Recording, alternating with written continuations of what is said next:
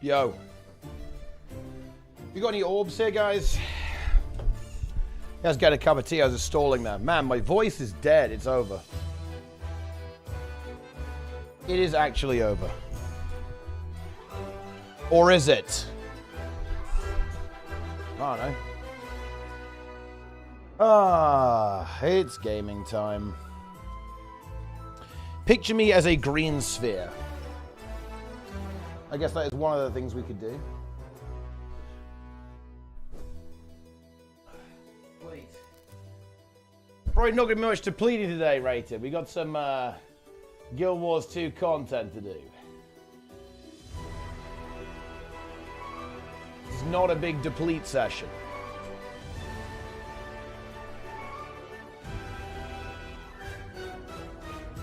In we go.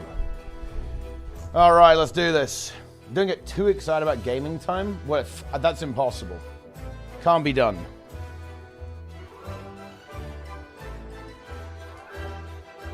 We will get excited about gaming time.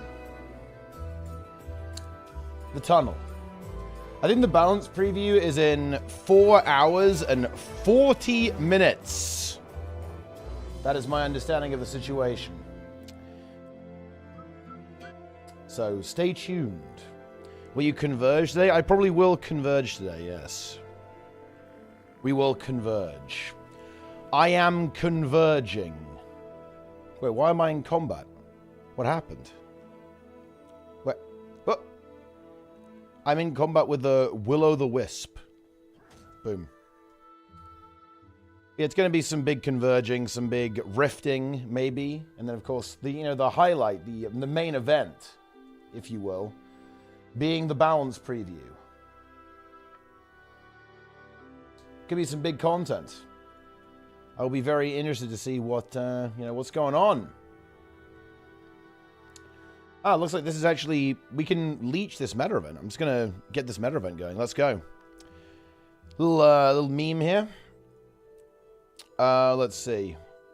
Meta. Okay, hey, Zakharos. Good. Zakharos meta. Big blasters. Speak freely. Let's go. Subs organized. Man, I actually love that is like a big advert, right? Like in Guild Wars 2, it's a big advert to say that you're actually organizing the subgroups. You know, this is, no joke, why it is quite good to add some of these meta events that actually have some HP to them, because it kind of forces people to do stuff like this. It forces people to actually think about how boons work and organize the subgroups correctly. So there is some part of this that actually is really good. If if they do actually add something that's got more health. It's a shame it doesn't have any mechanics. It doesn't really do anything, but just having a high health pool is quite good sometimes.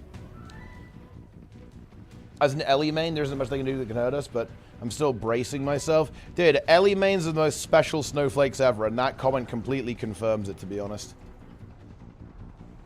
Yeah. Like, Ellie is really good right now. I guess it's not that good in PvP, I guess. But, yeah.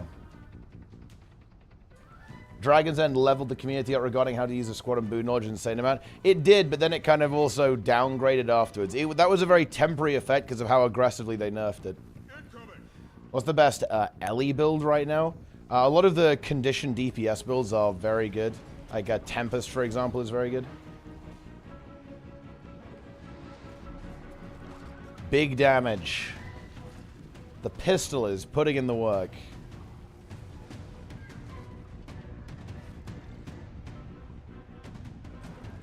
I want Guild Wars 3, so ANET can remove bad elements like the UI and elementalists. I mean, that seems like a good call. Fully remove elementalists from the game. Well, I got some essence.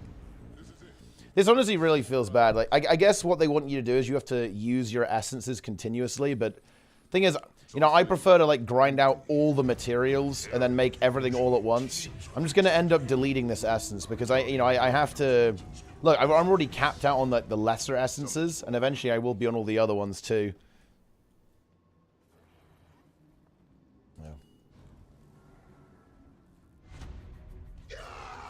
Whoa. No. No. Something's wrong. Whoa. Dude, this guy's got the Dolyak Guild Bank thing. What the hell? It's a wyvern.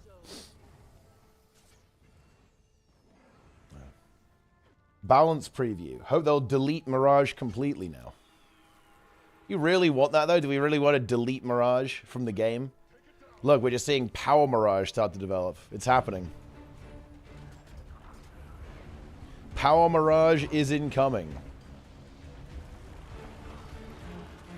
Let's CC.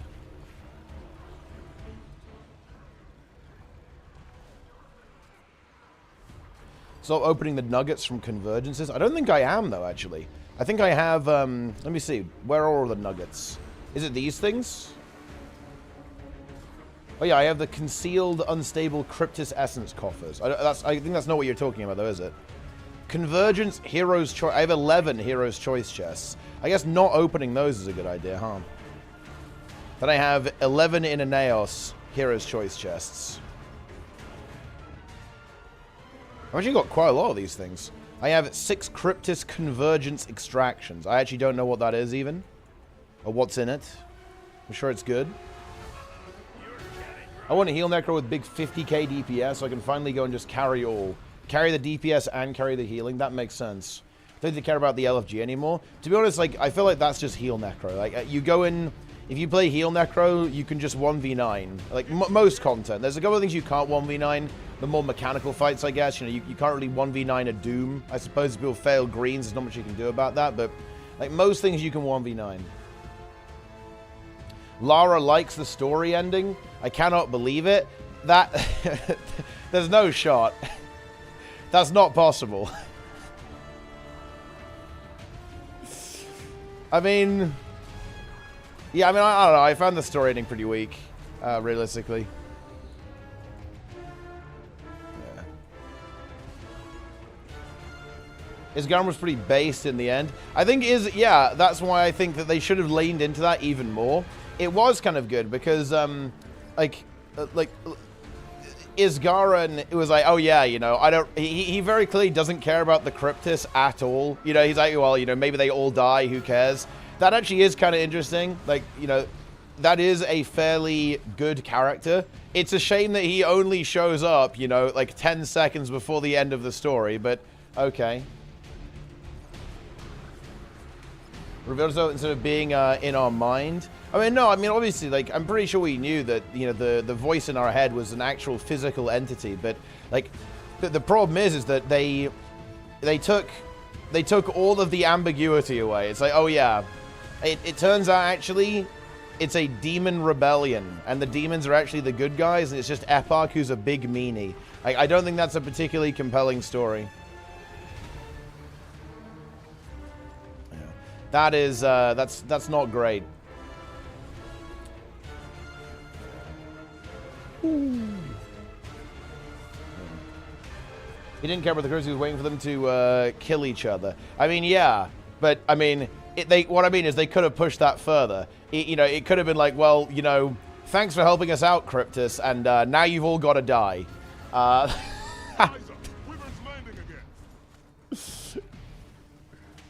That's what you can, you know, you can go a little further with that.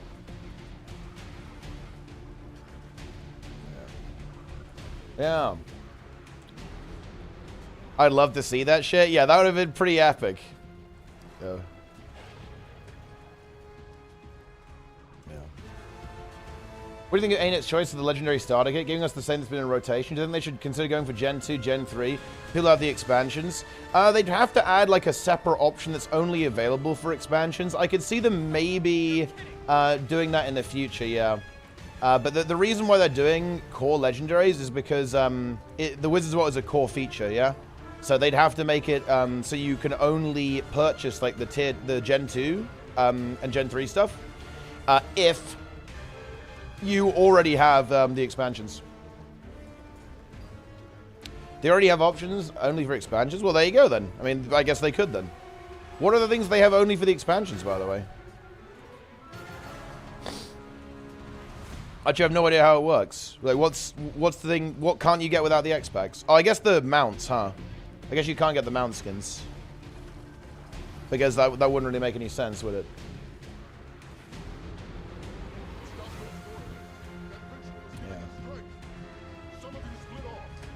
Yeah. They have the tasks. Starter kit is for expansion. Wait, you can't get this free to play, or like if you don't own the game. It's for Soto only. Wait, really? Wait, what? You need Soto for the... Wait, really? I actually didn't know that. You need Soto to buy the legendary kit. Wait, and tier 6. You need exactly Soto? Soto specifically. Wow, that's actually really interesting. I didn't know that. Okay, well, I mean, I guess it's because, technically speaking, the only legendary weapons that are in the Soto expansion are the core ones. So I guess that's why they do it that way, I suppose. But yeah, I think it would be a good idea to add stuff for other expansions too. I don't see why not. I don't see why not. The Wizard's Vault.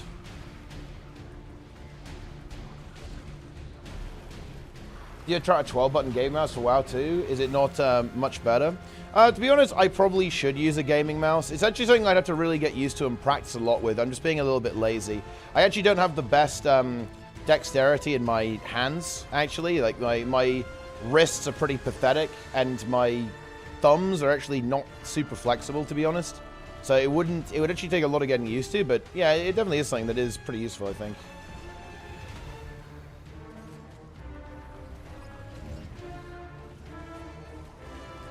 There you go. Yeah, tradable and require less currencies than Gen 3. Well, yeah, it certainly makes the most sense to start out with, for sure.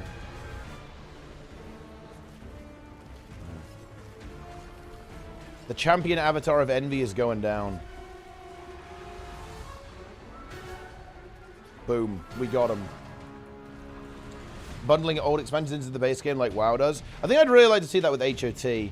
I think that all players who purchase any expansion should get at least one set of elite specs. I think that, yeah, it is super weird to me that you can spend money on Guild Wars 2, you can buy Guild Wars 2, yeah, you can buy Soto, or you can buy the next expansion, whatever it's going to be called, and not get elite specs. I'm not saying they even necessarily need to make it so that the HOT is free to play, but I think you should always get elite specializations when you buy Guild Wars 2. Because if you don't, one, you just don't make any sense in the end game.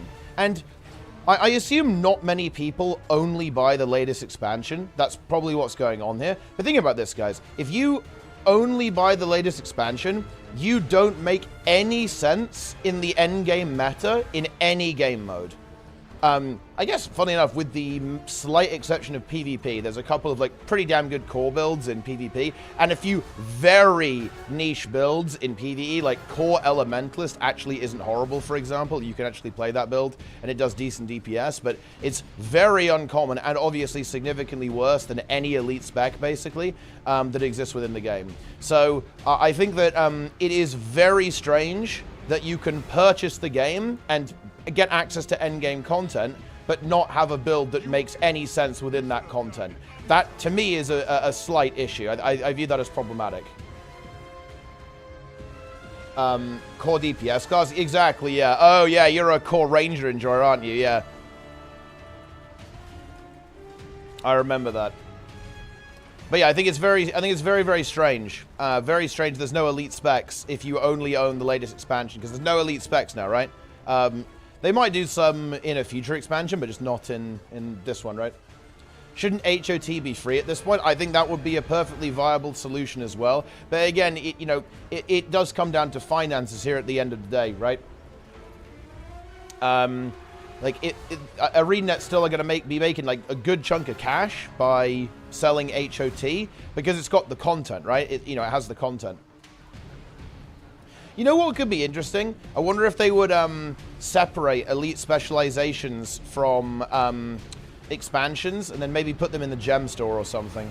I think that would maybe actually look a little bit bad, though. Because, well, no, I mean, like, that's basically what League of Legends does, right? Like, you just buy all the new champions, you can, like, grind it out with IP. I actually have no idea how League works. Back when I played, it was like, you could grind IP influence points or buy it with Riot points, or whatever. You could pick which one you wanted to do that, and it could be like that, like with gems, right? Wouldn't you struggle with hero points without the expansions? Well, I guess you would with Soto, because there just aren't any, right? Like, there's just no hero points here, but I mean, they could fix that. Like, that's something they could address. Sprudel, chills, tier 1, 36 months, actual 3 years, very nice. Is this the perfect game for a battle pass? No, seeing as there is no perfect game for a battle pass, seeing as the battle pass is a disease that has infected the video game industry and is a fucking terrible system. There you have it. Also, Trig in the chat. Here are hero points in the gem store. Yeah, but I mean, wait, do those actually? I guess. Wait, do those work if you buy them for an expansion you don't have, Trig? That's actually a really good question. Does that work? Has anyone tried that? It can do map completion on maps that you don't have. Well, actually, I guess, why wouldn't it work? Because why wouldn't it work? Can you get map completion for maps that you don't have access to? I actually have no idea. That's a really interesting point, though.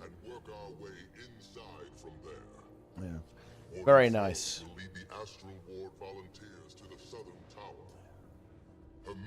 Nice.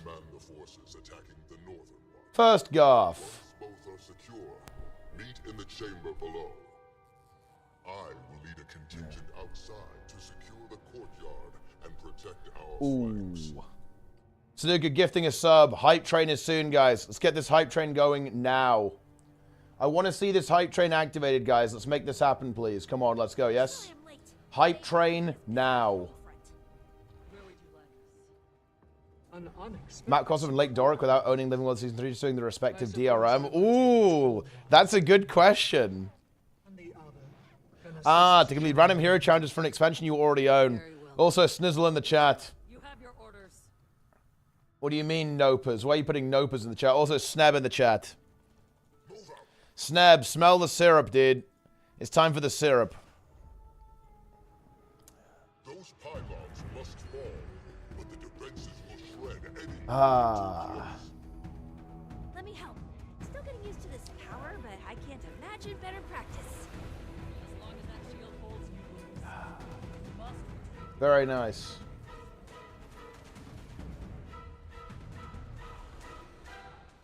Incredible. 100 bits. Scam train begins from Alka. 101 bits, in fact. Very nice. I will fight the elite avatar of rage. A good start. Do not relent. Sneb, when are you releasing the Secrets of the Obscure roast? Sneb was inspired by, I think, a conversation he saw on Discord the other day. That was basically a Soto roast. I believe Sneb will also be releasing a Soto roast of his own. Trying to repair the Guild Wars 2 client, but the repair tool crashed. Well, I mean, that's unfortunate. Like, maybe the repair tool needs to repair itself.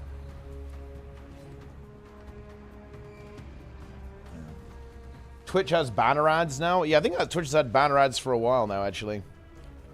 But hey, at least it's not interrupting the stream. I have an admission. Let's see, what's the admission? Yo, Plenix in the chat, Plengar. Soto was the cleansing nuke. Okay. I was doing this meta and we got to the split phase. Literally everyone left the circle but me. Nice. I like that. Okay. Make sure to leave a lengthy, unhinged quality of life request. Okay, here we go. Let's see what we've got. So I stepped out of it on purpose and failed it. Wow, ANET dev actually griefing. There are so many things that need quality of life improvements. Right now there's a major one. Tying in and nails map completion is story repetition. Don't do that. Worst design choice in history. Did you learn literally nothing from trying to force story repeats on EOD Elite Spec weapon skins? Wait, what do they mean by this? It's a story repetition? You have to, wait, you have to do the story? You have to do the story to get map completion, do you though? Oh, wait, oh, do they mean like the meta event? Is that what they're talking about here? Like the fact that you have to do the meta to get map completion? That must be what they're talking about. Yeah, I guess that is a little bit annoying, huh? So you can't just like fly over there on your mount. You have to actually do the thing. But wait, the last POI is locked behind story? Bro, are you serious? That's actually so troll. Like,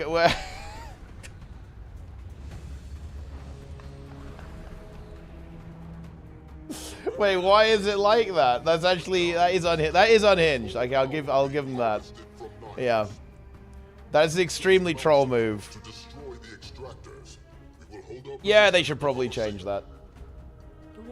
They should fix that.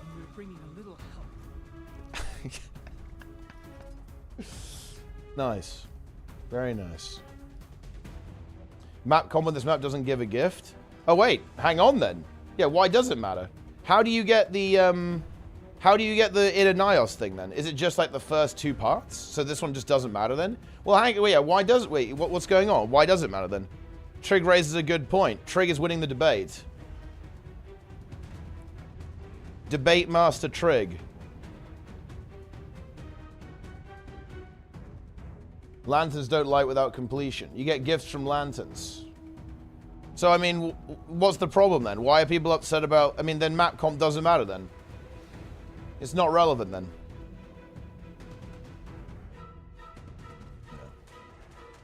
Fine. Who cares? Whoa, there's an eye. Black Lion Key. I guess people like farming it. Yeah, I guess for farming, it's whatever. Blish. I haven't done map completion on this map even once, and it feels insanely good.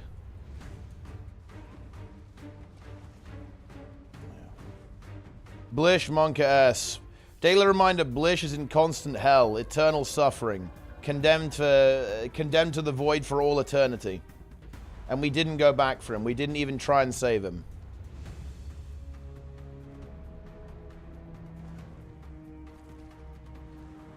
Nice. What are the other quality of life requests? Making research note items purchasable for research notes and tradable on the TP. Hide the reticle. Okay. FPS. Please optimize this. Making new content and areas only add to another area where FPS drops by half for no reason. Like the throne room in Epoch. I'd rather a nice view with max FPS than the super effects particle with half FPS. You proved you could do that in HOT POF. It's like we're moving backwards with this. It ruins everything. And don't get me started on the hopeless setup point ads. I mean, Adams is pretty laggy. He's not wrong here. It is pretty laggy. Yeah, that is true. Graphics, settings, profiles. That actually would be quite nice. Settings, profiles. Honestly, dynamically adjusting settings per game mode would actually be really nice. That would be super cool if they did that. Gatekeeper Vile Goss, aka Gatekeeper Sneb. They say this is Sneb's true form. Let's go.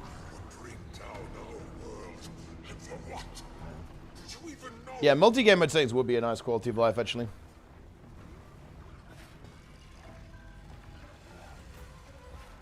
Yeah, we could have made it back of it. That's true, actually. He's an AI, you know, or he's a robo. So we could have just duplicated him, like saved a copy to a hard drive, but we didn't do that. We actively just left him to die. But everyone's feeding. What the hell's going on here, guys? Actual feeding frenzy. Oh yeah, daily reminder that New World took slices and added them to their game and it wasn't good. Nice. Wow, dude, this guy's actually farming everyone. Look. You guys seeing this? It's actual demolition. We're getting gatekept. We're actually getting gatekept right now. From being able to actually do the meta event. Everyone is feeding. Okay. 17.3k healing per second, guys. It's not enough, though.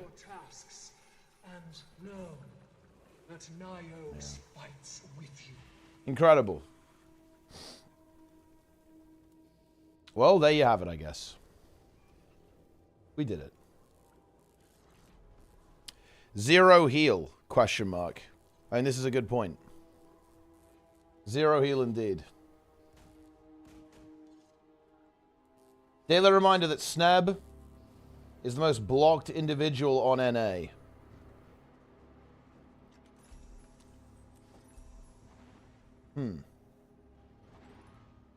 That probably is true. I always do find it slightly amusing that Sneb often says, I literally cannot raid on my ults. He can't raid on his ults because almost everyone on the NA server has blocked him. He advertises for his guild on his ults. They're all so mass blocked that he cannot get into groups or make his own group. It's unplayable for him. Yeah. Big. I'm a great fan of yours from Spain. I think you do a great job. I wish you health and prosperity. Yo! This is a great start to a conversation. I like this. That is very, very kind of you.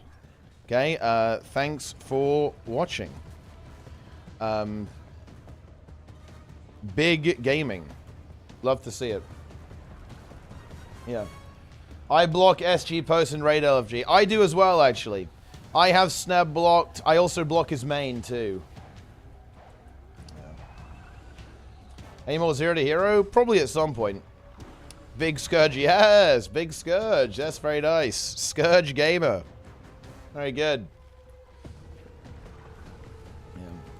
I advertise for the statics. He advertises for statics, he gets mass blocked. Yeah.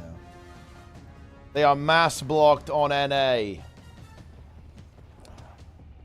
People should block everyone who advertises in LFG in any form. I mean, honestly, I just block everyone who's on the LFG. That's why I like to see a nice, clean LFG on my my window. Good afternoon, Kozlovthar. Yeah.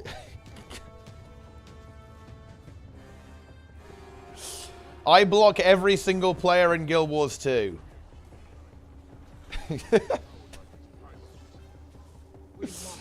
Oh, man. Hey, God Lizard. It's been a while, hasn't it? Hello. I only block Sneb. Make your own, yeah, turn the game into a single player experience. Block every single player you encounter. Balance preview, I think, is in, it's about 4 hours and 15 minutes, if I think I'm correct. People blocking all these little stats trying to recruit members, the most ridiculous anti-community thing I've ever seen. You're punishing people for making their own groups. Back on the Guild 2 grind. Ah, very good. Welcome back. Yeah. Yeah. I mean, it would be nice if, it would be actually very nice if ArenaNet did actually improve the social features, right? And so there was like proper guild functionality and stuff like that. But I think that's pretty unlikely to happen. It's pretty major. It'll be a pretty major rework. Do you see the prices of unit CM Saras? It's probably quite a lot. Although, actually, I feel like for CM Saras, it shouldn't be that high. Honestly, I feel like selling regular CM Saras is actually not that hard. Selling Legendary, on the other hand, I think that's a little spicy. 10k for the purple title. 10k! Yo, that's a good deal, to be honest. I mean, for unit, anyway. That's some big money right there. 10,000 gold. Feels good. A lot of people are going to buy that, by the way, guys. And they'll swipe for it, too. They'll enjoy swiping for it. Where's all that money come from, guys? You know where that comes, right? It comes right from the credit card. People aren't farming that. They're swiping that. Was 10k before the Deadeye nerf? Is it even possible now? Oh, it is, yeah. I mean, again, I don't know exactly how it's done, but I know there is a way you can do it. That's not hard. But yeah, I'm obviously not going to talk about that on stream. I don't know how Unit's doing it, but I know that some groups are doing it in another way. Yeah, my voice is actually a little bit rough. It's actually starting to die. But it'll warm up. We'll be good in a bit. Yeah. Yes. Very nice. Yeah. What? Wait, what is this?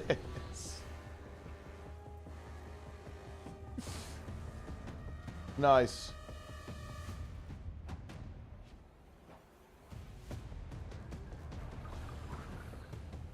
Wait, what is this message? Yo, there's a sheep there with the prime. Very nice. It's cringe, not a single group as the fight is intended. Yeah, it's kind of weird, right? Because there's a lot of weird things that are going on right now. Like, the jumping the beam thing is weird. You can exploit the malices by outranging them as well. There's a lot of quite strange things that happen. There. Like, I don't know. It's weird. Pearl to legendary Ceres, yeah. How much worse is Zakros Relic versus Thief Relic? Well, 5%, right? You're trading 5% damage for 4% lifesteal, which in open world, by the way, is probably an insanely good deal.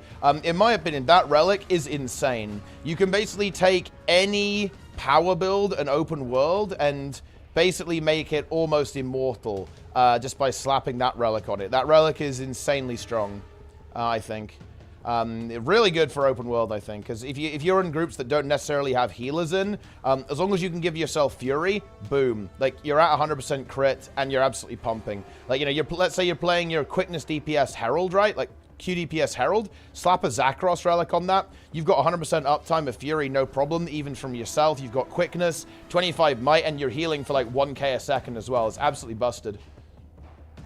Power Harbinger Pylon Kite on that. Yeah, also good for stuff like that, right? If you have, you know, some kind of kiting roll where you're not near the healer, you can then go ahead and heal yourself massively using that relic as well.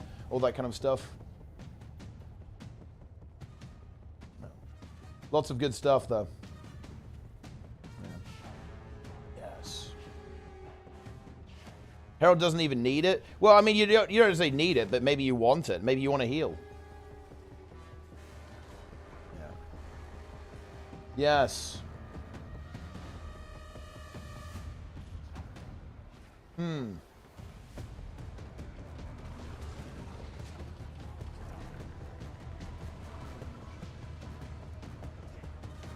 Incredible.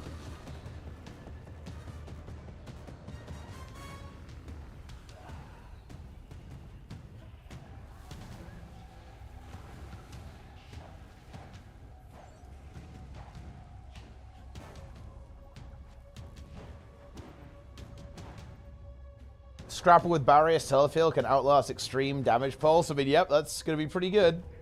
It's going to be years before I get into CMs. I mean, you know, there's no rush. I'm not going anywhere. What relic are you talking about? I'm talking about Relic of Zakros.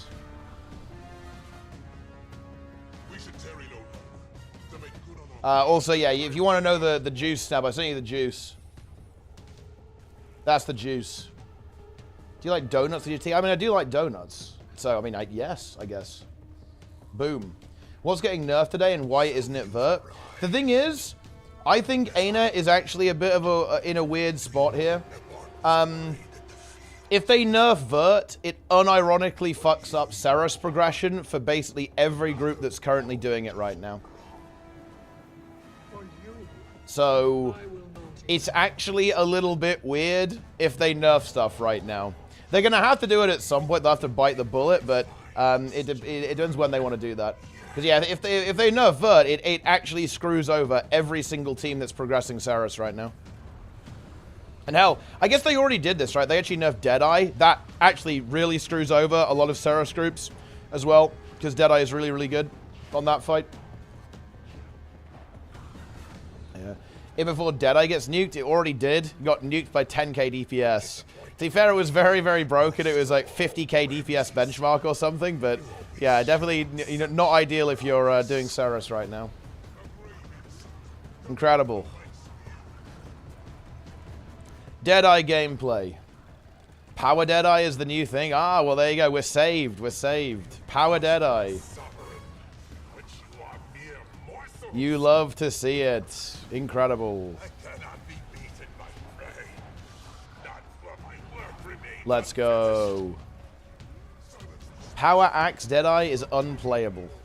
I mean, everything is unplayable. Every build is terrible. Like, this is known. We all already know this. Power Deadeye does 50k DPS. I mean, you know, that seems like a decent number. Ceres groups will go to Scourge. Honestly, Scourge strat, like, I think doing Scourge strat Ceres is actually insanely good. I'm kind of surprised to see people haven't really tried it, to be honest. Because the thing is that Scourge is just so tanky. It's much tankier than Virtuoso. 15% damage reduction is pretty good. Good morning, Worm. I'm gonna try it. I'm trying it on Legendary. Yeah, I think it's definitely a very solid strategy. And the Epidemic makes managing the ads pretty easy as well. You just basically do like the embodiment of sin strategy, and then boom, away you go. Should be fine. We must hurry. It's too dark in here. Easy. I can't see where Oh I'm my going. god. Daily reminder, Plenix is actually doing Ceres CM training. It's over. And he's doing greens as well. I don't believe this. Don't do greens, Plenix. Don't save yourself. Do not do greens.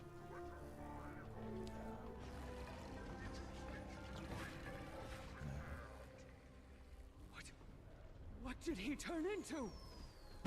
Greens. He always was. Ooh. Understand nothing. I alone am fit to rule. What if they fix the wall?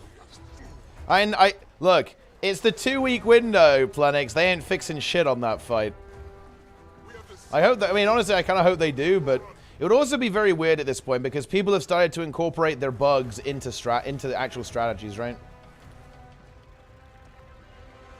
Dude, people are standing in the AoEs. Is this what Guild Wars 2 is, guys? The frogmen are just permanently standing in AoEs. Like they're tadpoles. This is tadpole gameplay, guys. Actual tadpole gameplay. I just want to point this out, guys. 3 players, one of who has every legendary in the game. Wait, it's this guy. What? Okay. They are dead and they are AFK and they are just not participating in any way. Okay. Yeah. Nice. Full AFK, chat. Imagine if they fixed HTCM now. I mean, most of the HTCM bugs aren't helpful, though, I think. So maybe that wouldn't be bad. Yeah. Sounds like a regular gameplay experience. Leeches. Yeah. Leech. Close those rifts now.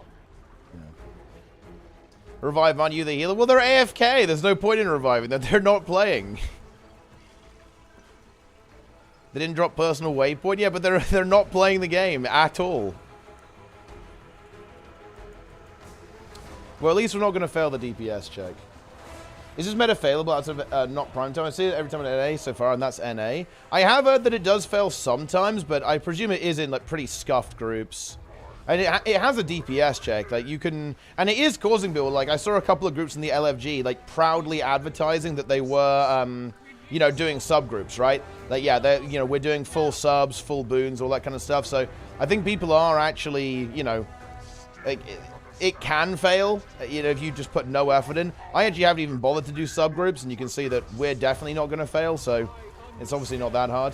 There's multiple AFK players. This player is now fully AFK. It's kind of crazy how many people with, like, max masteries, people who clearly play the game, just do not participate in content. It's pretty wild stuff. Full AFK. What do you think of doing no walls, small despair over 1 green, and gluttony? And I think, wait, hang on. So wait, what are you empowering there? So you're empowering green and gluttony? I mean, I think empowering gluttony is insane. I think that mechanic, there's no way you can do that, to be honest, on Legendary. Absolutely no way.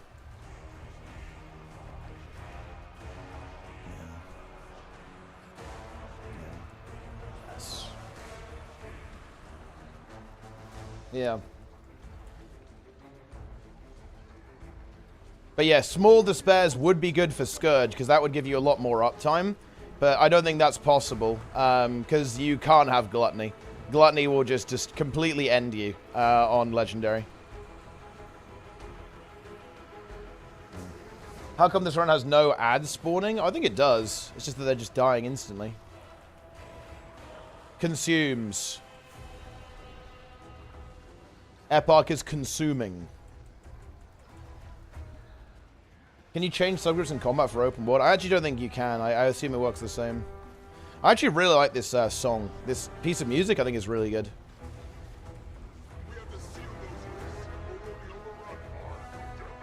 Adding another mode which flips the side of ads come up so you can actually skip despairs. I mean, yeah, that could be pretty interesting for sure, yeah.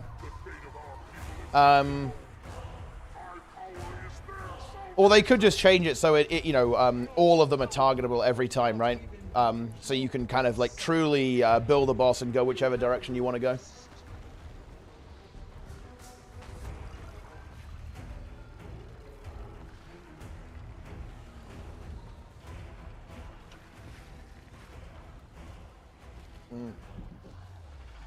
Ah, yes.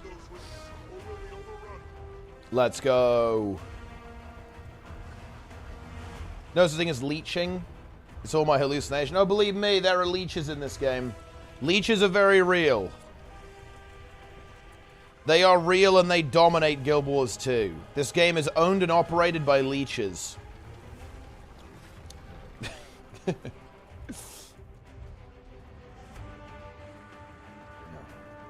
Incredible.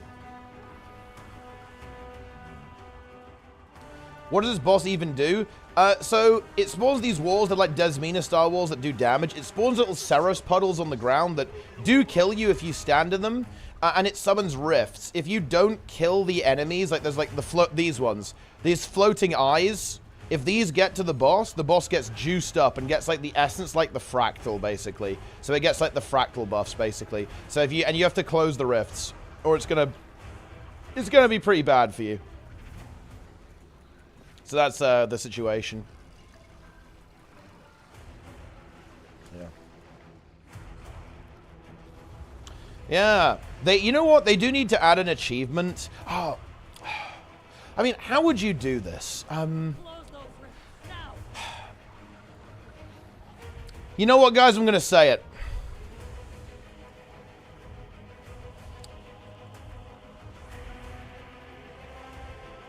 Nerfing the Defiance Bar break was a mistake. I know I said it made sense at the time, because it did make sense at the time for fractals, because fractal bosses were dying in literally like 5 seconds. And I thought it was a fractal-oriented change. But I really think that the Defiance Bar basically not doing anything when you break it, or there's like not enough of a reward for doing it, like players don't get like tuned in on it. Or maybe they need to telegraph it more. Maybe they need to telegraph that breaking the Defiance Bar is a good thing. Because I just think so many players just don't realize that it's good. Or they don't realize that you're supposed to do it. I guess on this boss, it's not obvious what it does. In fact, I don't think it really does anything. I'm pretty sure it just gives you exposed for a little bit and nothing else. It doesn't actually do anything mechanically. But I don't know. It's a little bit like on Su 1. I feel like people on Su 1 know that it's really good, because on Su 1, Expose is giga strong, right? It does 100% extra damage, I think, or something like that. It's really, really good on Su 1. So people know that you really want to break the bar on Dragon's End, but I feel like that's because you get, like, a really good payoff. Oh, it removes its stacks. Ah, yeah, that makes sense. Yeah, I guess it hasn't even got any stacks, but, yeah. What else is there to telegraph more? I mean, I feel like the boss should probably do something when you break it, like a different animation for a start, like on Su 1. And also, oh shit, the boss actually got stacks. It's over. It's actually over. Deplete, deplete, deplete. Deplete, deplete, deplete. I think that it would be good if there was like an actual note, like an audio cue or something. But that's how you can do it. I think audio cues are really good. Some big text could pop up in the screen, like, you know, the Defiance is broken, burst now, right? Or like, you know, strike now, or like an NPC says that. Like, you know, hit her hard. Except that doesn't happen, that doesn't happen when you break the bar. It actually is like, you know, when the break bar spawns, but, you know. Yeah. Nice. I'm just reviving, guys. Just spamming res is like everyone AFKs in the AoEs. Snap in the chat. Yeah. Boom. Epoch is friendly to us. We did it. Okay. Look, here we go, guys. Are you ready for the Chak? This is Chak Infusion incoming. Never mind. It's Bone Engraved Totem Venom Sac. Instead, unfortunate. You hate to see it. Yeah. It's never the Chuck. Chuck.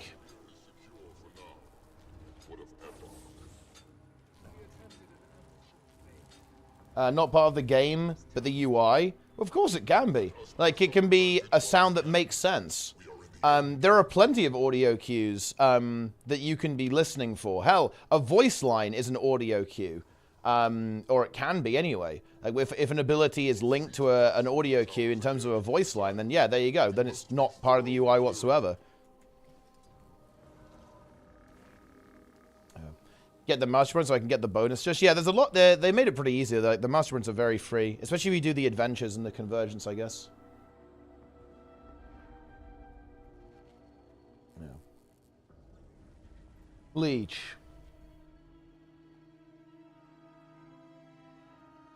Who here leeches meta events? Do any of you guys leech meta events? What's going on?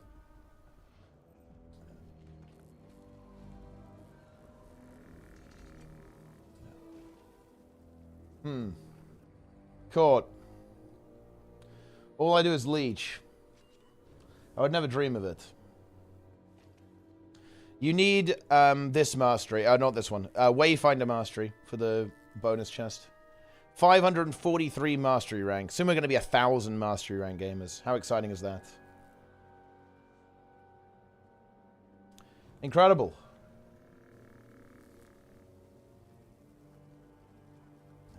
Big leech mastery.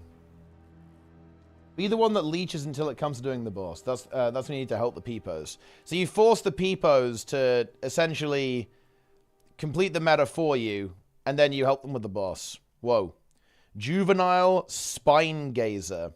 I heard this pet is actually pretty interesting. It does some good DPS, I think. And it can corrupt boons too, which is kind of fun. So Ranger now actually has the ability to swap in some boon corruption utility. Yeah. Are you missing any master points? No, I think I'm maxed. We're maxed out. Look at that. You love to see it. Even Mechanist 111 is better than leeching. I mean, that is objectively true, yes. Leech. I play the game. No gameplay. Rewards only. They would add it as a pet. Well, I mean, I guess I assume... Yeah, I guess that is actually a little bit weird if you think about it. You're just like... You're just bringing around like an actual sentient entity with you now. It's not even, you know, like a dog or something. Like, this is actually a, you know, I guess, a person, right? And it's just like your pet now. That is a little bit weird if you think about it. And it is a Cryptus, though. Like, you know, it's clearly a Cryptus. It's a spine gazer. It's got a lot of eyes, hasn't it? It can see, I mean, look at this. It can see everywhere. It's got 360-degree vision. It's clearly not a dog, guys. Like, what kind of dog looks like that? I don't know what dogs you guys have got in real life, but that is not one. That is not a dog. What's more impactful? A herald providing full boons, but full-on leeching? Or someone in full soldier's gear with no build doing 1k DPS? It's actually, I mean, it's the herald, right? The herald is obviously way higher impact than that. Like, you will be contributing far more to a meta event, AFK on herald, than someone doing 1k DPS. That's true. But I mean, how many people do 1k DPS in open world? Like, how many people do that? Maybe some of you guys do. Maybe some of you just do 1k DPS. Well, I'm actually only missing 2 POIs. What POIs am I missing? I guess I need these vistas. But there's like some random... I don't know if this one. And maybe I'm missing one... Well, yeah, I'm missing that one too. So I could do map completion, guys. I don't think I will, though. Show arc. Mechanist, 1k DPS. Druid, 3k DPS. We actually did have a couple. We did have a couple of like 3k DPS players. I was healing 4k DPS. But yeah, there was definitely some, you know, sub 10k DPS players here. Yeah. When is the balance preview stream? I think in, well, just under 4 hours. Average in my meta right now is 5k DPS and 5 people actually pushing buttons at the top. And that really is all what it comes down to. It is all about just pressing buttons, realistically. That's what it comes down to. Yeah.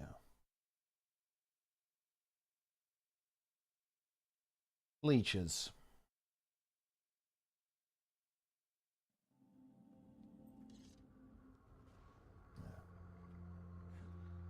Oh, guys, the Soto retrospective is confirmed for next week, by the way. Check this out. Next week, we will be publishing the development retrospective blog. This will talk in depth about what we learned during the development of Soto and how we're taking those lessons forward into our next expansion. Please keep an eye for that. That is actually Giga content, guys. Giga content is coming. Very, very nice. Very, very nice. So nothing, because Soto kind of proves you learn nothing. Oh my god. This guy is just slamming. Brutal stuff. Absolutely brutal stuff.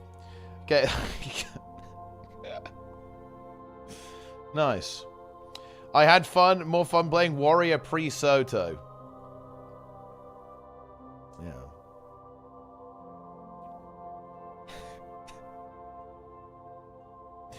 My friend's counter is at least they're not standing there doing nothing at all in their mount. They might as well be standing there. The mounts don't do any damage. It may mow down low health open world mobs in larger boss fight. They're scaling the boss to make it longer for everyone else to go by merely being present. Holy shit. This guy, he knows. He's actually 100% true. It does some damage, minimal as it may be. It's not nothing diddly squat at all. Yes, autoing is higher in damage, I can see, but it's still something. The scaling is annoying, but it's more annoying when people are just standing there having tagged once and chose not to die, not waypoint. Yeah, but like, I feel like the people who are AFKing aren't going to just like spam 1 on the sky scale. They're just going to continue AFKing. Yeah. It doesn't do enough damage to compensate for the scaling by any size. That actually is true, to be honest. Like, if you just auto-attack on the sky scale, you actually, in theory, are doing negative DPS. Like, you do less than no DPS because you scale the boss up. That kind of is true. Man, the forums are completely savage, aren't they? Oh, this guy's going for a full review. Drip-fed content. I like that I have new activities every 3 months. Thank you, dev team. Wow. Incredible. Yeah. Very, very nice.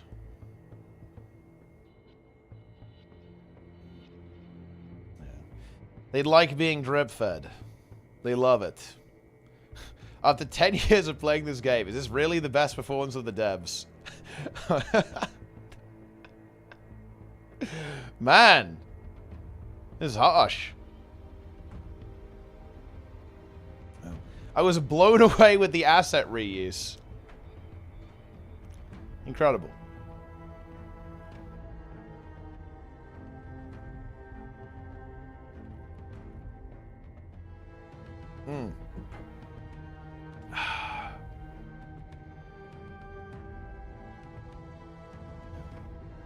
Convergences. CM. The fractal sucks. Well, I mean, there you go. Unlucky. I would give the expansion 5 out of 10, which would be an IGN 7 out of 10. Okay. Nice.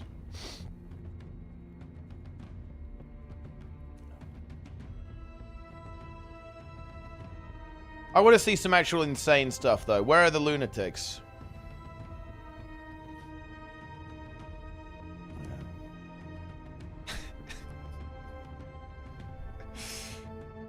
Where's the unhinged content? Wow. Honestly, all these people are far too sane. I don't like that. Gem store requests. Cash shop. I miss meta events in terms of story. The good things about Soto. Shortest story ever. Return. What is this? If you die full during the final boss, it's a long trek to get back. It kind of is, actually. It is a pretty long way to get back to it. Ah. Yeah. Nice. Ah, yes, the Jade Bot personal waypoint. Very nice. Don't die. This is good advice, actually. Number 3, don't die. Huge.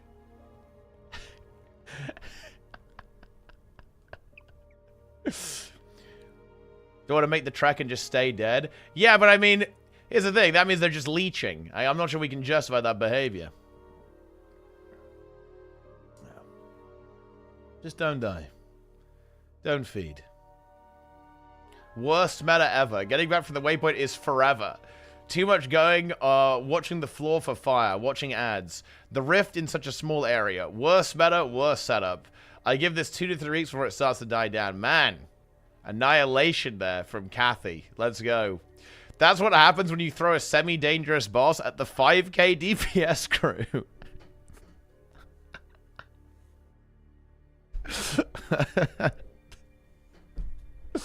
Let's go. Nice. Yeah.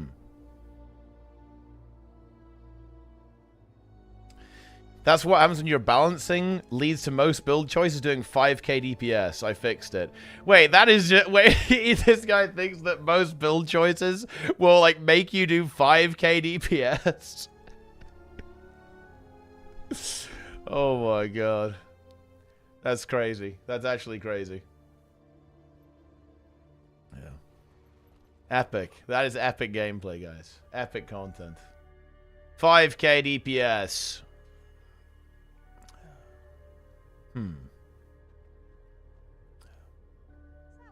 Sure. That's why the 5k crowd exists. It's actually very interesting. Like, this guy is saying it's the game's fault people do 5k DPS. It's not the fact that people just don't, you know, don't attack. Yeah. Yes. Balance the content meant for pretty much everyone, and the effectiveness that only a small minority of players achieve, it gets even worse. Well, I mean, I don't know. Maybe people should learn the game. Maybe people should press buttons. It's time. This power grid affects maybe the upper 5% of the game's population. Average players remain pretty much completely unaffected by it. You know, the thing is that actually true? I feel like it isn't. Because boons are just so much more prevalent that you get a lot of damage. I think power creep does actually disproportionately affect people who play good builds. But no, not good builds, but builds that make sense. That is true, actually. But I do think that, seeing as they've buffed pretty much every single weapon in the game, it is very difficult to have a bad build. Like, maybe if you pick weapons that make no sense, like you try and be like a Staff Guardian, full DPS. But I think overall damage has gone like way higher.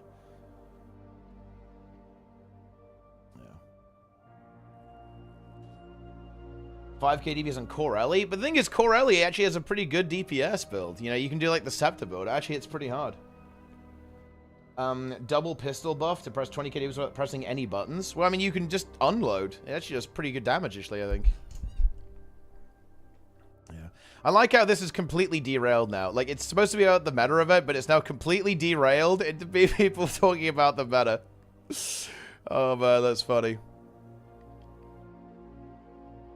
You love to see it. See, now it's just getting toxic. Yeah. Blood Red Arachnid. The average player of this game interfaces with it on a low intellectual level.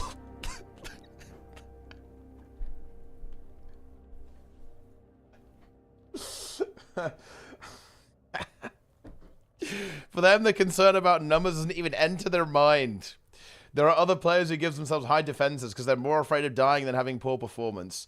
There are other players who mix a lot of gear and defense traits, utilities around use the conventions of other games where having a well-rounded character is a necessity, and a polarized character is certain failure. You know, the weird thing is that actually a thing in other games? I feel like that's not true. Like in MMOs, and I think in a lot of RPGs, like specializing your character a lot of the time is the way to go to actually get a lot of value. I feel like it's kind of interesting. There are players who look at random drops they acquire with no cohesive gear prefix at all, the RNG build. There are players who decide that yellow quality gear is good enough for them, never want to get expensive exotics. There are players who run role builds, not fulfill function, and frequently use contradictory weapon sets and gear sets. I mean, 100%. This is true, but that's not really what Dan is saying here. He's basically saying, is this the norm that people do not engage with the game systems at all? He's saying that he finds that a dismal state of affairs. He's not saying it doesn't happen. He's just saying that you should not design your game assuming that people refuse to interact with the game systems in any way. Or just don't interact with the game systems in any way. And to be honest, I'm inclined to agree with Dan here. I think it is really weird to assume that people won't engage mechanically at all. That's very strange. But, yeah.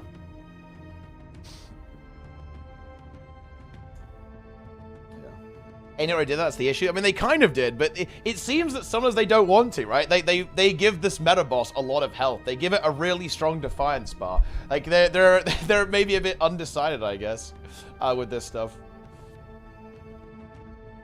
Yeah. Have you ever thought of the reason why the bleb only does +1 instead of doubling every iteration? Perhaps a new method. Yeah. Yes. Don't want to switch it. All the people got used to it for 11 years of Madge. A little bit, yeah. Yeah. Do we need to teach people that bigger number equals better? That's the one that we don't need to teach. And that's until you teach players how to increase the number, just telling them it's not big enough is meaningless. I actually do agree with that. Like, the game should give you feedback, to be honest. Like, the game does not give you enough feedback. That's why I actually think open world metas having, like, a score at the end, like, you get a rank for how well the meta went, I think would actually be really cool, because I think it would spark some curiosity. Like, if you do a Dragon's End, and it says, hey, you got, you know, an A rank, and you improve to get an S rank, you know, like, if you can do it another couple of minutes quicker, then you get an S rank or something. I mean, they wouldn't do that, because that would be very anti-roleplay, but you know what I mean, right? You could have some kind of ranking system, you could have, you know, like a timer as well.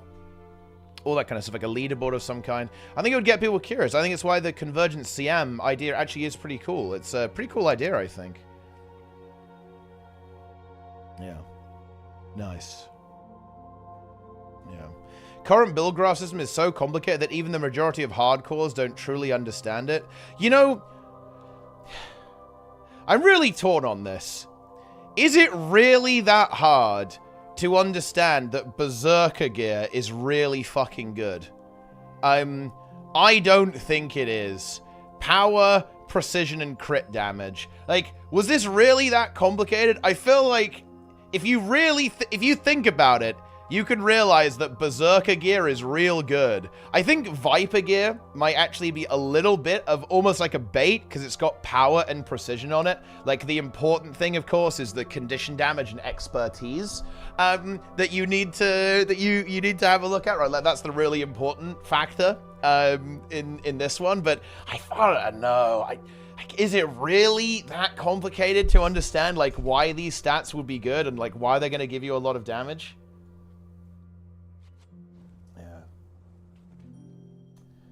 Doesn't mean the player knows how to calculate the optimum combination. Yeah, but the thing is, though, if it's the...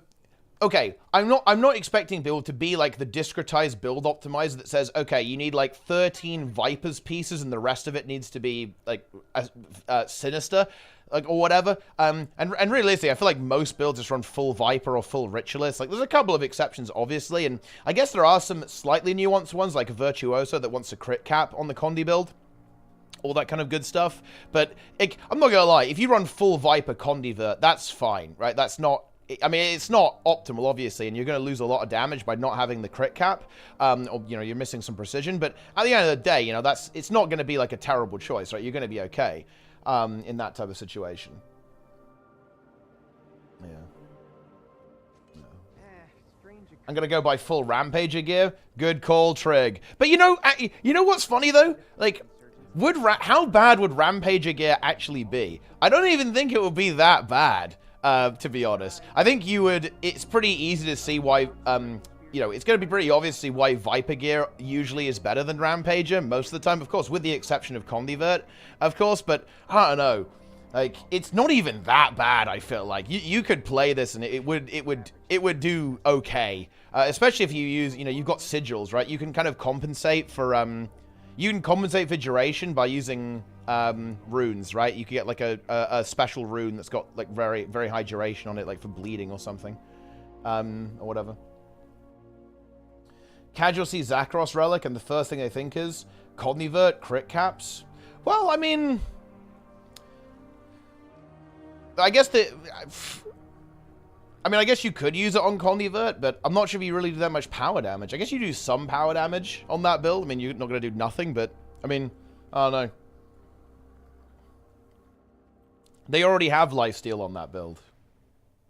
I mean, it's 25% power. You're doing, what, like 10k power DPS then?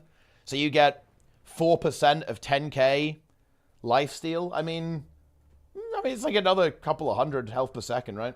What's the best comp for 100 fractal? Right now, you want any super speed source. It's probably going to be a scrapper, to be honest. And then it doesn't really matter on what DPS you play, in my opinion. I think there's always going to be some like good choices with stuff like Scourge. Scourges are always going to be really good. Virtuoso is obviously also going to be really good, but I think it actually doesn't matter that much. In terms of healer, I actually do think Scourge is very good. I think Heal Scourge is very strong there because Barrier is very good on that encounter, and being able to revive people is very good on that encounter.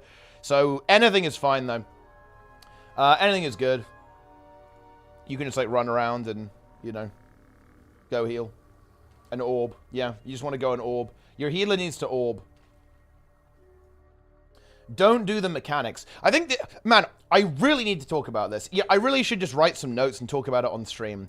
I thought about what's wrong with Epoch. Okay, I thought about this. I thought about what's wrong with the encounter design in Guild Wars 2. And I've come to the conclusion, and I'm curious if you guys agree with me. To me, it's intentionality. Like, when... what is a PvE encounter? What is a raid boss? What is a boss? A boss is a puzzle, right? The developer has created a puzzle for you. They've gone, aha, I want you to do this. I think this is very obvious in Final Fantasy XIV, right? It's like, aha, you've got to solve the puzzle. You've got to stand here and do that and this at the same time, right? Like, that to me is what's missing with Epoch. What do they want you to do on that fight? Like, what's their goal? What's the design of that encounter? How did they want you to solve that? And I don't know. I don't know, actually. The way they seem to want you to solve it is, like, camp at ranged and, like, tickle it to death while collecting orbs, right? And that's assuming, by the way, that, I know... I don't think the intended way is ignore everything in DPS, because that assumes that the arrow attack is not supposed to hit you in the hitbox, which I think is unlikely. It's suggesting that the pull attack is supposed to do no damage, which I also think is unlikely at the same time, right? It's very, very strange, I think, the way it is. Like, there's a really big lack of intentionality in the design of that fractal. Same with Demos hand-kiting. Why design a mechanic like that? Well, to be fair, in their defense, actually, I think ArenaNet actually did have a plan for that wasn't actually hand-kiting. I think it was actually more akin to the speedrun strat. In the speedrun strat, you actually have your druid hand-kite, essentially, and it's much more of like a hybrid role. It's not like a dedicated thing. It's like essentially your healer doing it and handling it. Talking about fractal Epoch here.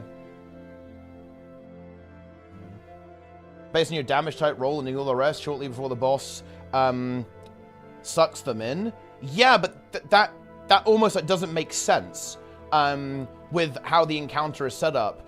You're getting constantly pulled in. That means if you have to kind of spread out and collect the orbs, means you can't really stack. You can't really apply boons to your you can't really apply boons correctly.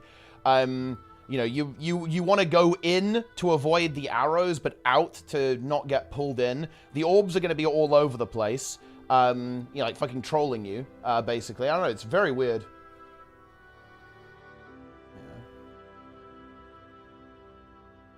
Yeah, it's very strange. I don't see the intention. I don't see the intention of how you're supposed to solve Epoch whatsoever. That's the issue.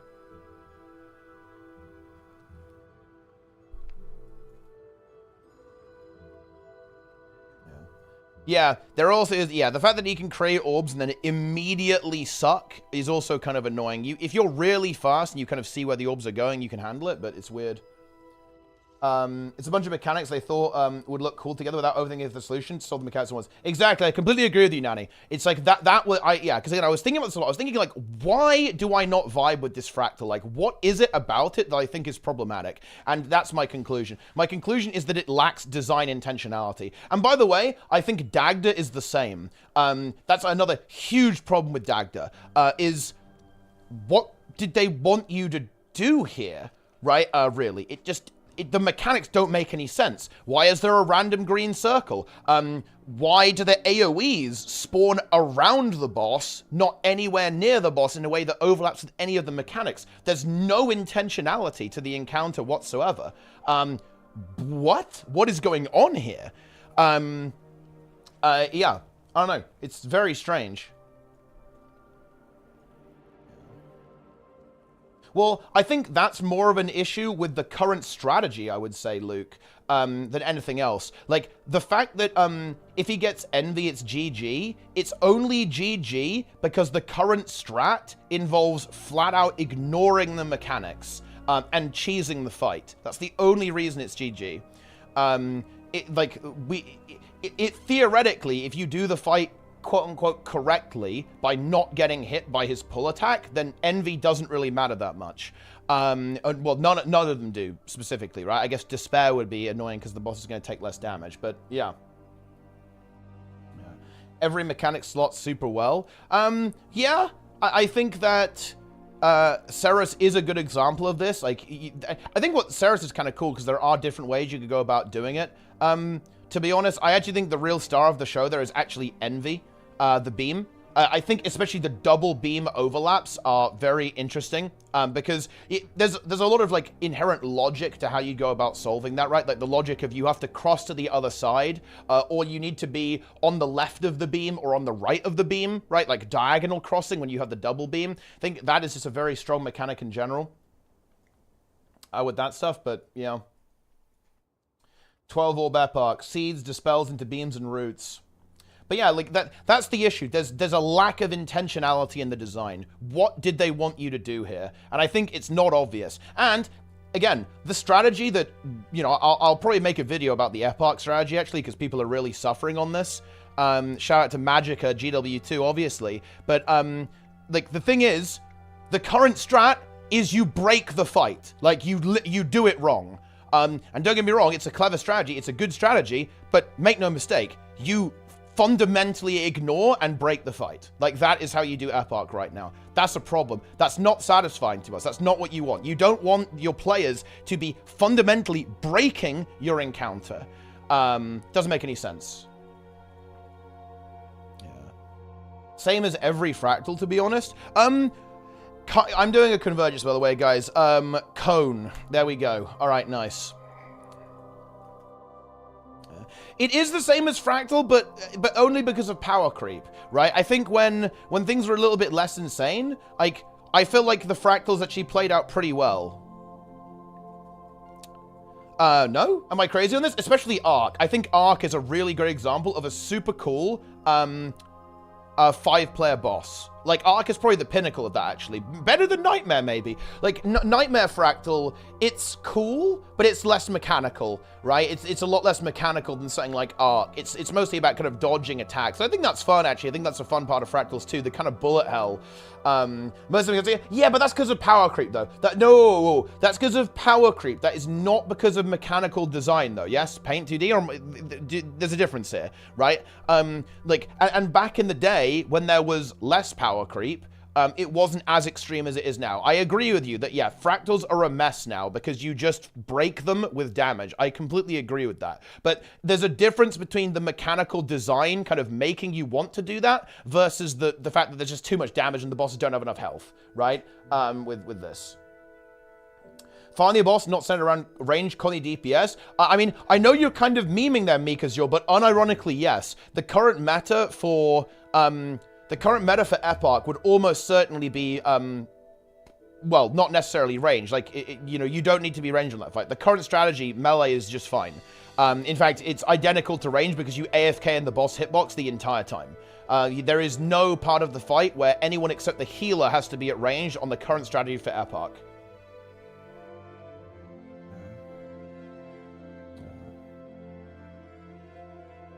Yeah, of course, CM, yeah. CM, Blast, Umbriel, the Breaker. Okay, I'm going in. Boom. Zakros? Yeah, I think Zakros Relic is really strong. I think if you're basically playing a DPS build, I think it's fantastic for open world. I think it's fantastic if you're maybe in a pug group in raids and things are a little bit iffy. You know what I mean? Things are a little sus going on. I think that Relic is insane, to be honest, for any kind of DPS or support build. Like, if you're in a scuffed pug group, guys, I mean, oh no, I'm joking. Let's say you're in kind of a scuffed Veil Guardian group or something. Just have all your DPS put on Zakros Relic, power DPS, obviously. And all of a sudden, boom, healing problems completely gone. Because you're just going to be healing for like 1k a second on every single DPS build. And yeah, sure, you lose 5% damage, which isn't good. But who cares? You know, there's no DPS check on that fight. On any fight that doesn't have a DPS check, that Relic is just kind of broken, to be honest. And again, if you're in open world and you're just kind of in like a pug group, you're immortal if you're playing a power DPS build. Because you're just going to be healing for, you know, 1,000 a second ish on, you know, on everything. There's also a chance of them actually only designing the CM and the NM being an afterthought, where they removed important mechanics and made the fight fit together. But yeah, that doesn't make it better, though, does it? Like, I can grant you that. Maybe that is the case. In fact, I almost suspect it might be the case, actually, Nanny, because I feel that one of the reasons why these new fractals they're designing are so kind of boss-oriented, or feel that way, is because all of their dev time is going into the CM, because the CM is obviously quite, you know, intensive development-wise in order to create something like that. You know, you have to put a lot of effort, a lot of testing, a lot of QA, and, you know, a lot of just development hours, bug testing, and so on. Yeah, that might be an issue. Are they able to actually deliver a good normal mode and challenge mode experience with the development resources they actually have access to regarding, you know, that type of situation? I don't know. You know, I'm not doing fucking Glenna duty, dude, Zoja duty. I'm just forcing other people to do it. I don't know. We'll have to see. Yeah. And it might be the case. It might be the case.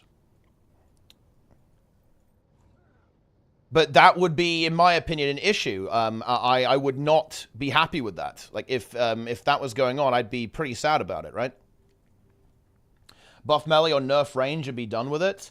To be honest, I would love to have like a podcast talking with Roy and Trig and CMC about that type of conversation. I think it's actually really complex, very nuanced discussion, because they have to consider how range builds feel in places like Fractals, Open World, and Raid content, not just new content. Because the issue is that there are kind of two design paradigms in Guild Wars 2 right now that coexist.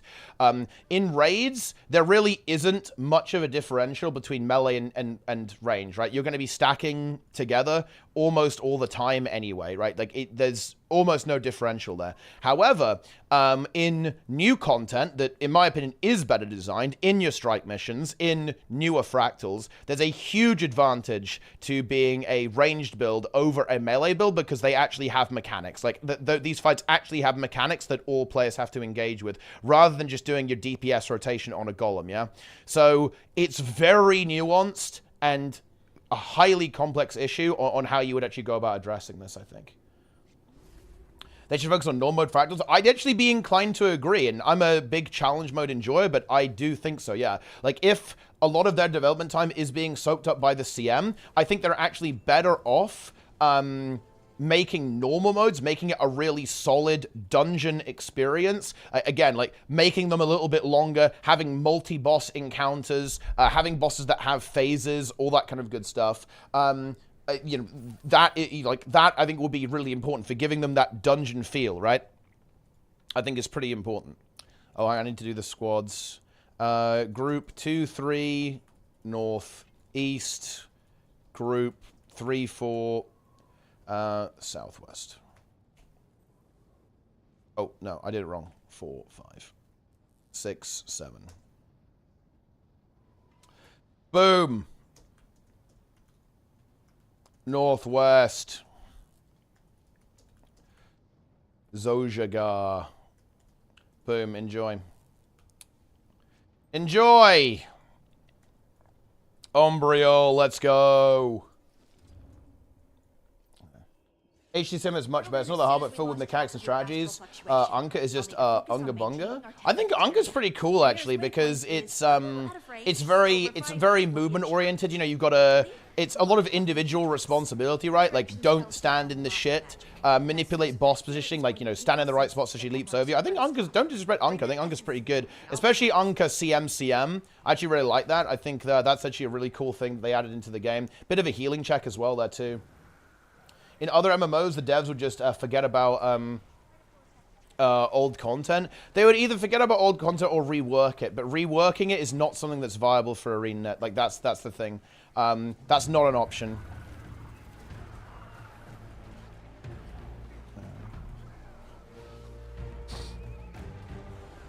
I also think if it was me, I would just adapt everything to the new standard. But again, that's my perspective from someone who I care more about balance than kind of old and kind of irrelevant content, to be honest. I think HDM is more fun, full of things to overcome. I mean, I think HD Sim is more fun because it's harder, but like, I mean, Unka Sim's pretty fun too. I mean, HDM is definitely harder though, for sure. I do think there is some like more variety there. It's a longer encounter. It's got a lot more to it, but I think there are some pretty big design issues with it. For example, I've played HTCM as DPS. You do nothing as a DPS player. I mean, literally nothing. You AFK on the boss the entire time and do nothing, right? That to me is an issue. That's a big issue. Yeah. Yeah, Ceres does this much better because every player actually has to do stuff. You all have to hit the dodge rolls on the despairs. You all have to do the beam movement correctly. If you're doing greens, you all have to do greens and engage with that mechanic as well. Yeah, Ceres is much better in this regard. Whereas, you know, on a fight like Ceres on HTCM, some players just do nothing, right? Like, literally nothing.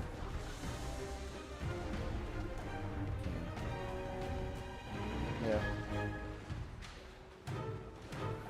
Bonk Bonk Enjoyer with the Prime. Very nice. Buff melee, you can give them more invulns, mobility, tankiness, or attacks with a larger range. I think that would be one way of doing it. Like, if you make melee builds, the tankier builds, and range builds, the squishier builds, I think that's good.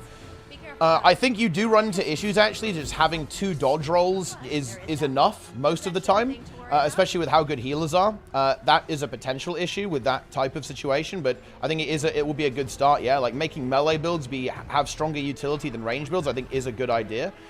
It's a bit tricky when you think about core classes, though, like something like Virtuoso.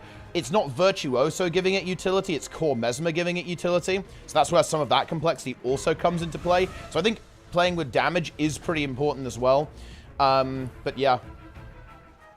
Like, for example, this would be a very unpopular change, but just flat out removing the lifesteal trait on Virtuoso would probably be a good thing. If we're being honest here, should that trait exist? Probably not. I'm not gonna lie, it probably shouldn't exist. And just change it to something else. But Yeah, or make it a really big DPS loss. I guess, actually, that's unfair. I guess that is actually a little bit unfair. Spread out to defeat them. Because you've also got to think about the fact, guys, that the problem with that trait, Bloodsong or whatever, is that it's not just really good for sustain.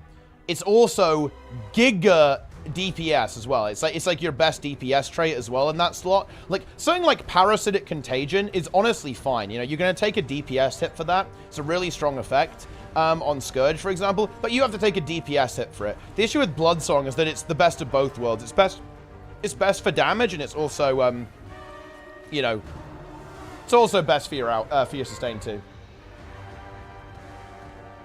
Yeah. Yo, hashtag podcast mode, hashtag Mr. Trending, hashtag 1 year WoW Guild, hashtag let's talk encounter design. Yes, that's what I'm talking about. And actually, I completely agree, Trig, by the way. It's not that simple, because as Trig very correctly brings up here, we're just talking about PvE here, guys. We've also got to make sure the game doesn't get completely fucked up in those other two game modes at the same time. And you could say, well, nobody cares about PvP in World vs. World. Well, I'd say, fuck you. You know, that's what I would say. I'll say what the devs can't say. And yeah, that's why I really would, you know, at some point, I'd love to have a chat with the devs about this, because I think we could actually really get into some of that nuance and communicate to players why this is so complex. I think people think this is simple, and I think they are wrong on this. And I think that communicating that to the player would, I mean, I don't know. People aren't going to fucking listen, so maybe I'm just wrong. It doesn't matter what the devs say. Like, people are never going to be happy with balance, but I don't know. I would find that conversation fun. I think it would be good. I think it would be useful for people to help understand, like, the complexity of what's going on here and raise some kind of, like, key issues on like, the strategy and this kind of stuff, but I don't know. It is what it is. Yeah. Yeah. Bosses in Guild Wars 2 deal, like, no damage also. This actually is a pretty interesting problem. I would actually level this criticism at Ceres a little bit. The weird thing about Ceres is that the damage is either nothing is happening or everything is happening. And that's kind of an issue that Guild Wars 2 has just because of the way dodges work in general. But I think they do need to add more attacks, a little bit like Doom, where you're just gonna take a hit, right? I think that was something that was quite revolutionary, actually, in the design of Doom, in that you cannot dodge his soul rip attack. You must be topped off when this is going to happen. It just has to be the case that you need to be topped. You can't have taken damage before that, or you're going to end up being dead. It's a little bit less so now because, you know, healing is pretty good. So if you eat a couple of attacks, it's whatever. And your healer can restore you. But yeah, stuff like that I think is actually pretty good. Like, having just damage that's going out, I think, is pretty important. And it is something that is a little bit lacking in Ceres, I think. And that's why I think the 10% phase is so cool, because there's just damage going out and the healers have to heal. Like, but the issue is that on Ceres right now, you are a boon bot on your healer until essentially 10%. That's not quite right. But I think we are seeing the development, right? We're kind of seeing the development of Guild Wars 2 encounter design here. I think Ceres was actually a big step forward in terms of Guild Wars 2 encounter design. It's far better than HTCM from a design perspective. It's not even close, actually. They are light years apart, to be honest, in terms of the quality of the design in these two encounters. So I think, you know, we're getting there, right? I think we're seeing some really big improvements in the encounter design in the game, and I think they can take that and iterate on that with the next ones, for sure, right? Yeah. Hashtag triggers goon maxing. What the fuck is wrong with you people? Yeah. Got the meta with 10 seconds remaining. Oh shit, a bit sweaty though. More damage over time from bosses would be good. Like, you can't, then you got like heal every 1 minute. Yeah, I think just pressure in general is good. Like, I think pressure is important. Look, Ceres CM has a DPS check. Should have healing checks as well. Like, healing checks and DPS checks are the same thing, just, you know, from a different perspective, right? Like, they're good, yeah. Like, heal checks should exist. There should be, like, damage events that happen, and healers have to respond to that and do something about it, yeah. I think it's a good direction, moving away from blockable things, maybe things not dodgeable. Even Ceres has a lot of attacks that can't be blocked. Yes, I think that's good. I mean, I think Ceres does this well, no?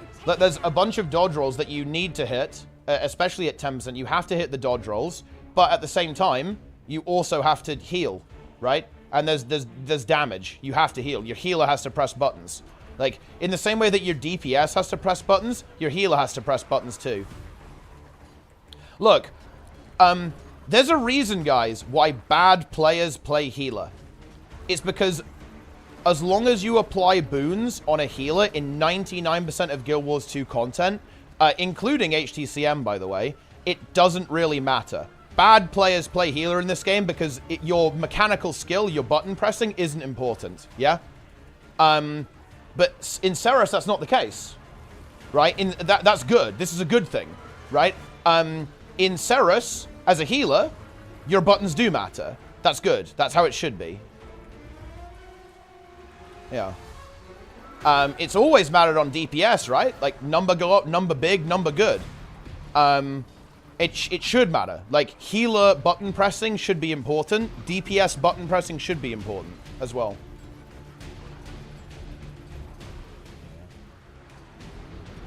Yeah.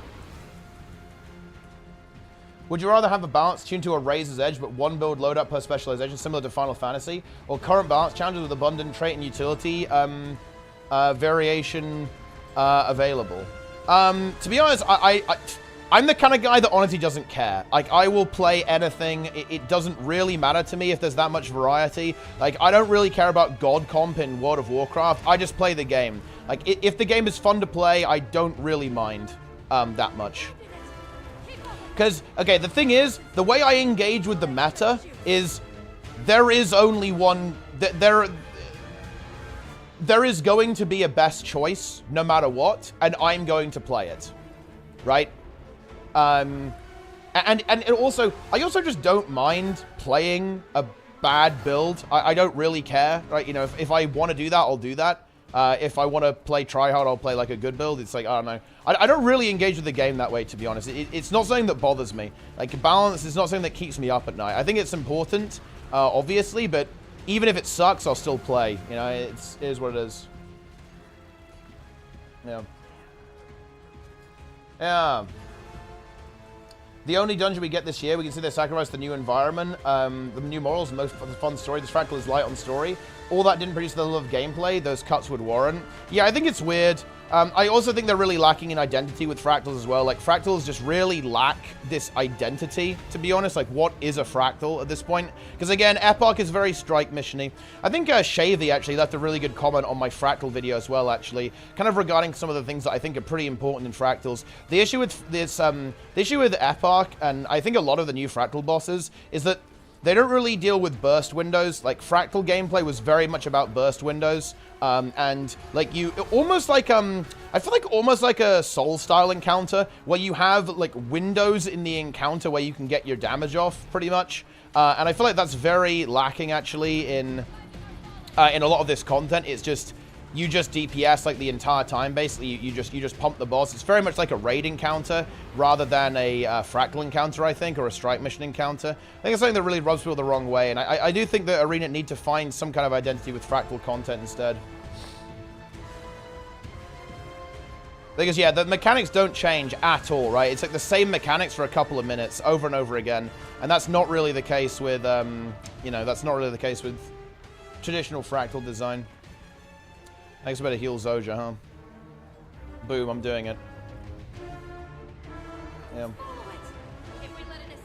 Doesn't care about the meta. Adheres to meta. Clown.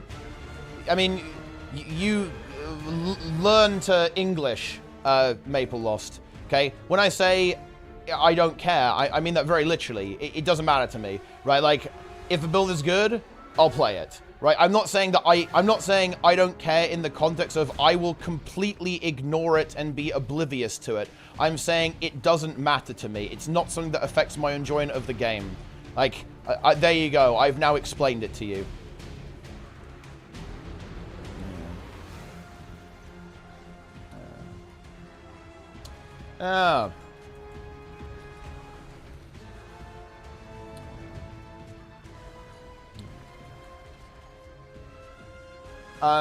We don't have any utility in Final Fantasy XIV. I mean, honestly, look, I hate to say it, guys, like, a really good thing to look at here is actually WoW. WoW is a game that does have this type of mechanical design. Dude, people are literally fucking AFK in the AoEs here. That's maybe not the play, to be honest. But you also are very high utility. Like, you are absolutely packed with utility in that game. Like, every class has, like, special things that it can do.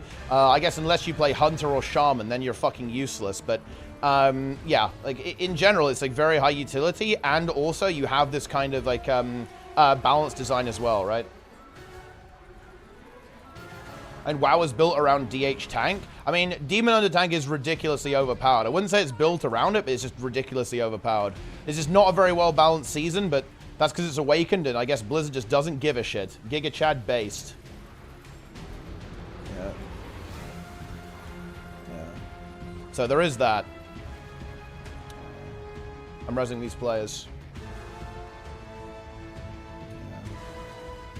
Incredible.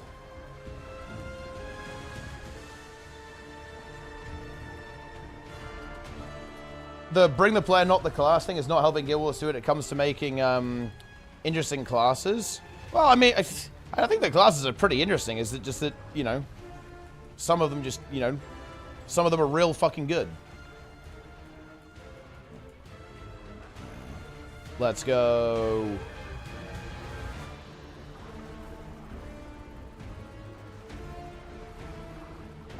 Lacks utility compared to other tanks. I think that's definitely true to an extent as well. Like, I think that one of the reasons why VDH is so abusive right now is that you're also running basically three hybrid DPS at the same time. Like, VDH is pretty selfish. It doesn't really help the group that much outside of crowd control. Like, other tanks have stuff like, you know, you can heal people on Paladin and Druid quite a lot. You have Innovate, you can do Typhoon, you can do Vortex, right? All that kind of stuff. On Druid, Paladin obviously has Sack, it has Bop, it has Spell Warding, right? All this kind of stuff. Like VDH is pretty selfish. It's just that, like, right now you run hybrids that don't really need a lot of external support. Like, you have Vampiric on, you have Vampiric, obviously, on your Priest. Mage has Mass Barrier and is obviously incredibly tanky as well. I think Aug is a huge problem, actually. Augmentation is a really big issue, realistically, in Mythic Plus right now, because it's just so high utility that it can kind of carry the utility for the group, and it makes your tank tankier, and it makes your DPS tankier, and it makes your healer healier at the same time. Like, Augmentation is just, like, not good at all, to be honest. It's very unhealthy for the game with the way that it works. And it's kind of, like, the reason... I think Aug is a huge reason why the meta is so fucked up, to be honest. A big part of it is because it enables VDH. Like, a lot of Vengeance Demon Hunter's, like, potential weaknesses are essentially entirely covered by basically everything else in the God Comp. It's the God Comp for a reason. But, yeah. Aug. Dogmentation Evoker.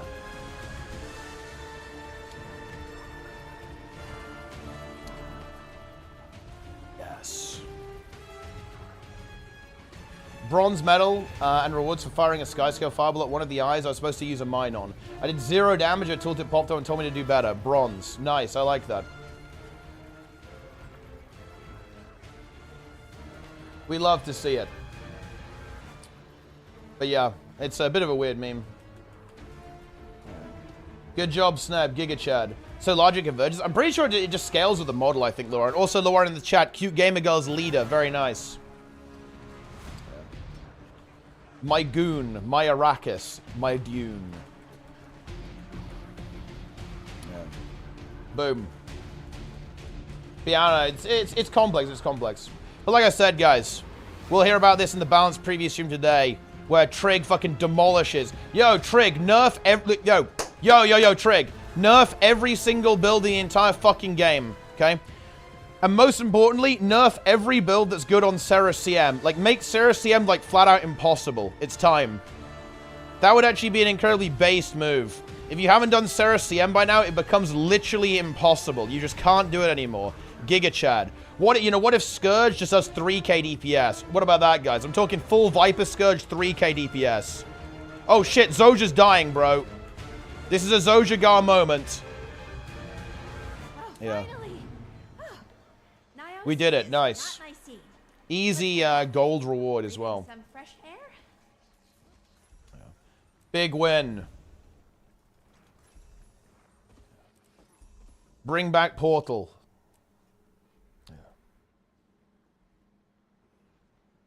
We love to see it. Wow. Oh, look, we're rank 1 for today, guys. Look at that. Rank 1. Very nice. Very good. Balance stream is in 3 hours, I believe. Players to replay the entire story to spot it. Ah, yes. Zojja Gar. We love to see it. Yeah, no, I don't think so, Miragon. I think we were just scuffed with healing it. But, yeah. Remove reinforced armor from the game. I mean, I guess it's kind of irrelevant now. But, I mean, yeah, it is a little bit of, like, unnecessary bloat.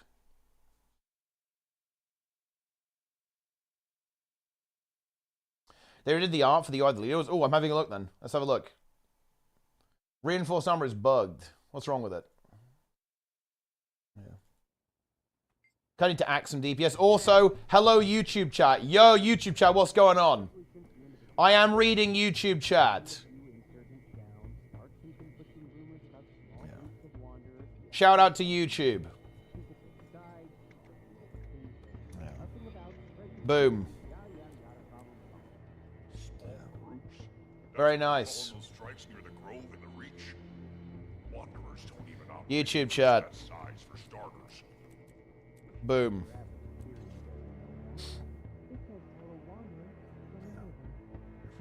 A boba. If nothing else, I think they A must boba. have something happened. They just don't know who the criminals are. Yeah, I see you, YouTube chat. I'm posting insane takes. We need X-Pack for free outfit? I don't think so, actually. You probably just need a Twitch account to get the free outfit. Alright, there we go. We've converged now, guys. We've successfully converged. Full SOTA review. I really want to. I actually did start writing a script for it, but I kind of just lost interest and got very disillusioned. But yeah, I will do my absolute best to drop the full SOTA review. And, by the way, guys, it might be a bit brutal. I'm not going to hold back. Trust me. Buy the game using my referral link, guys. Buy SOTA Ultimate Edition now. Do it now.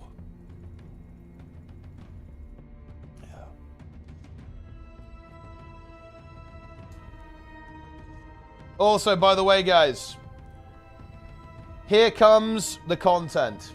500 subs, I will do Sarah CM training. No, I won't. Okay, no. I can't even say that with a straight face. We're not doing that. I will never do Sarah CM training ever. Actually, guys, 500 sub goal. I will buy 1,000 Unix shells and DDoS Plenix whenever he even thinks about doing Sarah CM training. Let's go. That's an actual good donation goal there.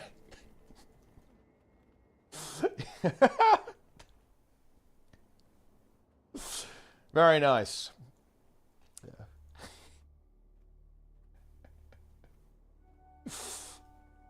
It's time.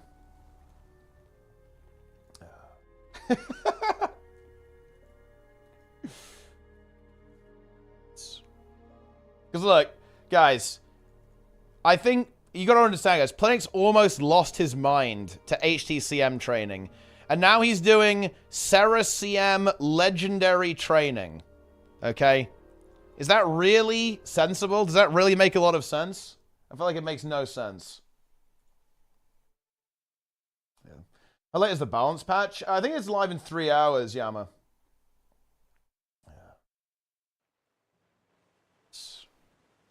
Embodiment of sin trading? That's a good question. It's a very good question. Yeah, 3 hours. It's a little while. I know. I mean, Plenix is... I mean, yo, dude, Nubproof is back with another 10 gifted subs. Really appreciate that. Thank you very much, Nubproof. Yeah. And you like the willpower and the vision? To be honest, I admit it. I do like the willpower. And yes, Plenix is the Giga Chad. When I think of ideal male performance, I think of Plenix. When I think of God, I think of Plenix.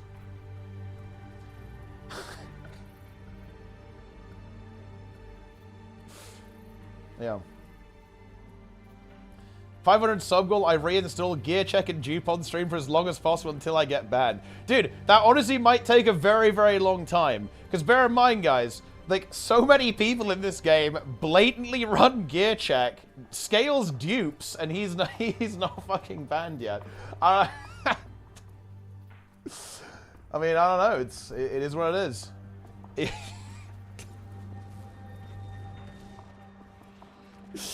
Yeah. It might take a while.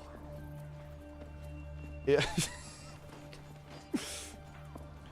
Well, look, Angels knows what I'm talking about, but there are some people who have been unbanned who, well, you know, honestly, if they're getting unbanned, then honestly, I feel like anyone can get unbanned.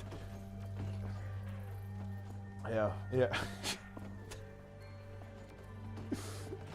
Yeah. Ratga. Let's talk PvP scene lunatics.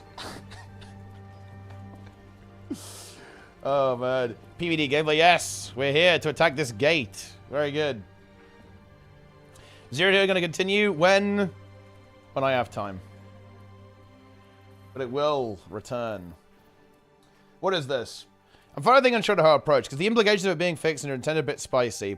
Reinforced does more damage reduction than it claims. When you have reinforced armor, the armor stat value displayed in your hero panel is complete bogus. It supposedly increases defense by 5%, which is what it does for the armor displayed in the hero panel. When you test actual damage while changing your toughness with reinforced, you easily notice something is off in the calculations. Turns out, during damage calculations, that 5% from reinforced armor is applied to all of your armor stat, so defense and toughness. Oh, that's very... Wait, oh, whoa! That is weird. So it gives you 5% toughness, and then it's multiplied again in the armor? Wow, that is really weird. That is very interesting, actually. Yeah. Huh. Okay.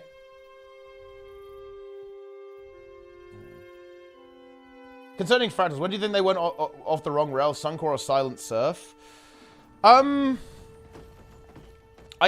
You know, this might be an unpopular take, but I would say arguably Sunquar Peak was when things started to get a little bit weird for fractals. That was when we shifted away from multi-boss dungeon-style design, and the end boss, Eyekeeper of the Peak. I would say Eyekeeper of the Peak is still very much a fractal boss. Like, you do have this burst window, this important defiance bars, and you have your burst window for both power and Condi bosses, by the way. Condi bosses, by the way. Like, if you play power on, you know, I mean, you typically play Condi there because you need, being range is really good, obviously, and it's a continuous encounter, right? There's no, like, hard phasing. Well, I guess there is, actually, but, well, you know, whatever.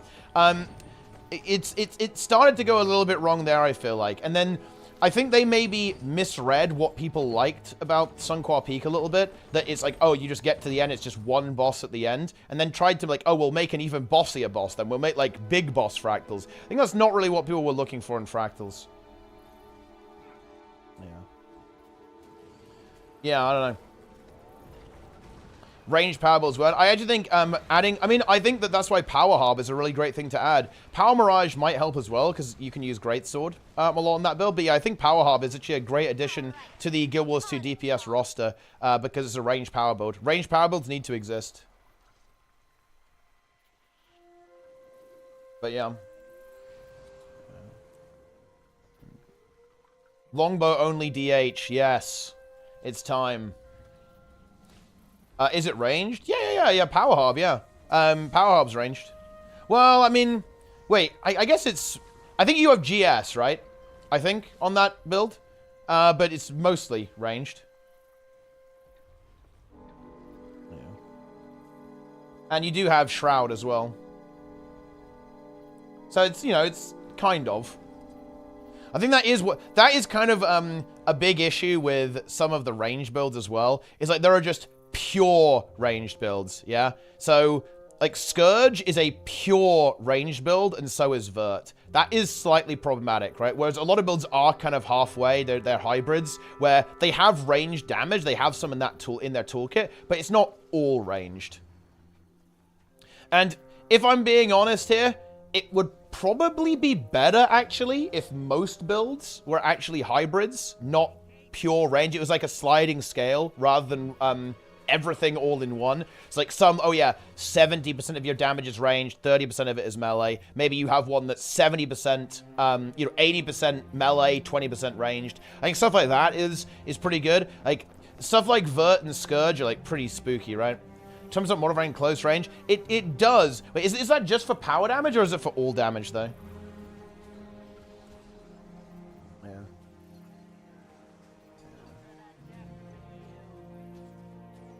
It's power, yeah. I actually do think that stuff like that could be pretty interesting, actually. If they made it so Scourge had a modifier that made it do more. I think this would actually be quite a clever... I think Nike brought this up, and I think this might be something the devs want to think about, okay? If the devs added a lot of stuff to the range builds that say you do more damage while in melee, and then nerf the builds, basically, so you do the same amount of DPS in melee but less when you're at range, that would actually be a way you could address this and make it still work in old content. Like, when you're stacking in melee, you're still fine, and when you're at ranged, you basically take a DPS penalty. Because you're not getting these bonuses from being close up. That would be a pretty interesting way that you could maybe go about solving it. Might be worth some experimentation there to see if people actually like that, see if people enjoy that. I think it's really important that you get rewarded for being close rather than punished for being at ranged. Solar found this. The God Emperor. I'm sorry, I need to use his appropriate title, actually. The God Emperor found this out when he said, oh yeah, let's make it so that if you take quickness on Catalyst, you just have a flat negative 10% damage mod. Not really that much fun to interact with whatsoever, but yeah. Yeah. It has to be, doing something gives you a bonus rather than something takes it away, right? Like, even though it's basically the same thing, it just inherently doesn't feel good, right? Yeah. More damage if you're in your shade. Yeah, that would be something you could do, yeah. I think that would probably be a pretty brutal nerf, to be honest, because even in melee, that might be a little bit annoying to actually maintain, but yeah, you could definitely try it for sure. Vulnerability making it only work for melee. I feel like that would be really janky because, like you have to be close to get the full effect of because you'd have to make it so that you still get full value out of vulnerability if you're in melee with a ranged build. And I think that's when it starts to get very jank. I don't think you want conditions to be that complex in their functionality, to be honest. I think you're leading into jank territory there a little bit, but I mean, obviously that would work.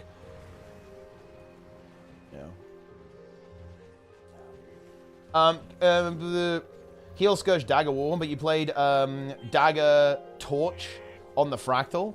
I think it should have both. And also, the weapons are a little bit, there's some variety, Lyra Kupo, to be honest, when it comes to, like, weapons on Heal Scourge. A lot of stuff is actually good. Like, Sword is good, Staff is actually pretty good as well. Like, Dagger Warhorn is good, Dagger Torch is good. In general, I'd always say you want Dagger Torch. Like, Dagger Torch, Dagger Warhorn is, like, a pretty good setup. You can actually have Pistol main hand there as well if you want, for a little bit of extra CC. Sword main hand is also good for mobility. I think the hard stuff doesn't talk about Sword right now. It's very niche, so maybe it'll be like a little addendum at the bottom. But yeah, weapons on Heal Scourge are actually... I wouldn't say it's personal preference. There's obviously, like, some situations where, like, having Immobilize on Dagger, for example, is really strong. And, not exactly, like, a personal preference thing. It's like, yeah, you want Immobilize on this fight. But in general, you can be very flexible with the weapons. Like, they're all actually pretty good on Scourge. Thanks for the Prime. Nice. Love to see it. Yeah, exactly. Like, all of your healing comes from your traits, right? Like, that's where all of the heal scourginess. Not a lot of it is on your weapons. All of it is on your traits, pretty much. You can say Dragon Slash has a lower maximum charge level and consumes more flow per charge, but its damage to charge is increased. Exactly, yeah. Like, you can do that. Yes. And then you end up at the same place. they're all bad. But that's not true, though. They're not all bad. Dagger is a very strong weapon. The Immobilize is great. Life Siphon is amazing for personal sustain. And the Life Force generation on the auto attack is also incredibly strong. In terms of the offhands, Warhorn is actually quite a nice heal, especially if you're in a multi-target scenario. If you're hitting multiple people, you're actually healing quite a lot there. And of course, Warhorn 4 is good CC. And Torch 5 is good might generation and good CC. Staff gives you more regeneration access. Don't really need that, but it can actually help. Like, regen uptime on Scourge can be a little bit iffy sometimes if people miss your healing well, or if they miss your snake, for example, unless you're landing dodge rolls on people. So I think there's some value there, too. And you obviously have the fear and, well, Condi transfer, I guess, if that's your jam. And then when it comes to Sword, the Sword has some, like, mobility on it. And mobility is important on a healer, right? Like, especially on Scourge when you want to be running around reviving people. So I think that's actually not really an accurate statement. It's just that the weapons on Scourge are more utility-focused rather than throughput-focused. All of your throughput is coming from your profession mechanics and your traits rather than your weapons, right? Which I agree is not always the case. Like on Druid, for example, your weapons are really good for your throughput and in terms of utility as well. But I mean, Scourge's kit is very heavily loaded with value on its shade abilities and traits. Whereas Druid, a lot of its value is in its profession mechanic and its weapons. Like the traits are obviously really, really good, but they're not as like giga hyper loaded as, the profession mechanic of Scourge and the traits of Scourge. Yeah.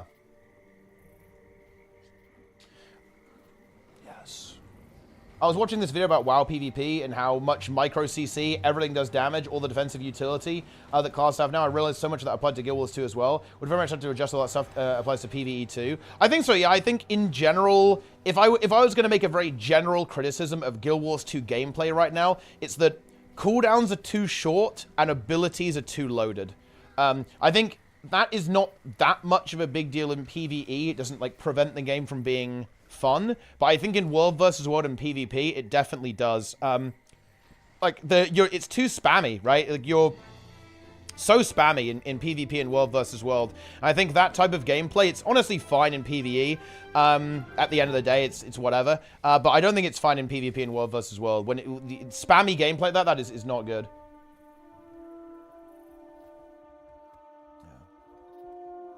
Yeah. Balance preview is in 3 hours. That's correct. WoW has way more buttons in Guild Wars 2, so they can be more specialized.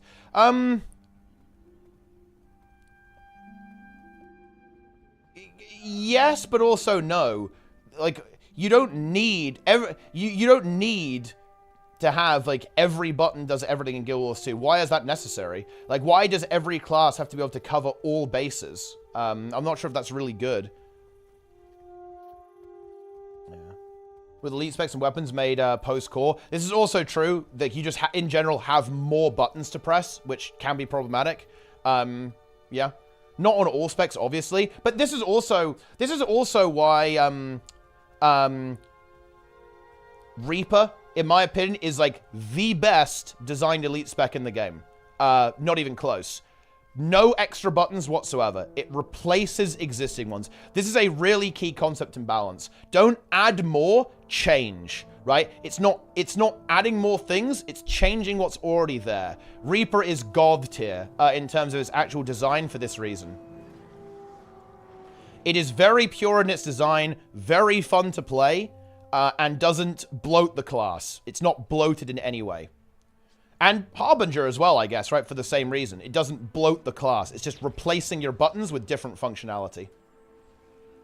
I think Harbinger is maybe a little bit less inspired, a little bit less fun than Reaper, to be fair. But that's because Reaper is Reaper, you know? Like, Reaper's pretty fucking good. Yeah. Every button has to do damage on a weapon or else PvE players call it useless. You know, it's actually really interesting. Because if I was you, Trig, I would actually Giga Chad and say, so, I do not like that every button in PvE does damage, to be honest. I am not a big fan of this.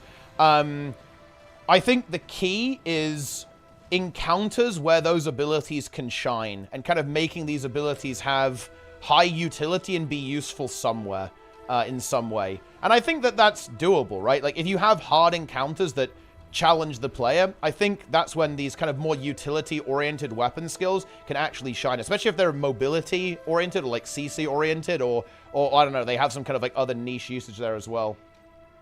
So yeah, I don't like that. I don't like the every button does damage, to be honest. It's one of my least favorite things about the game. So yeah, yeah. I know people would complain about it, but I would just fucking giga chat. I'd say, you know what? Fuck it. Doesn't matter. Enjoy. Is there a badly designed HOT Elite spec? Let's think about this. You know, I would... Man, Herald is so much fun, but Herald is so problematic in PvE right now. So, I don't know. Herald is honestly one of the most fun specs to play in the game, but it has some issues. Although they're kind of not to do with Herald, it's more to do with the fact that Herald gives quickness now has made it very oppressive, to be honest. Yeah, Daredevil is trash. I'm sorry, guys. Daredevil is trash. One of the most putrid specs in the game, in my opinion, especially from a PvP perspective. Like, not good. Not good at all. Yeah.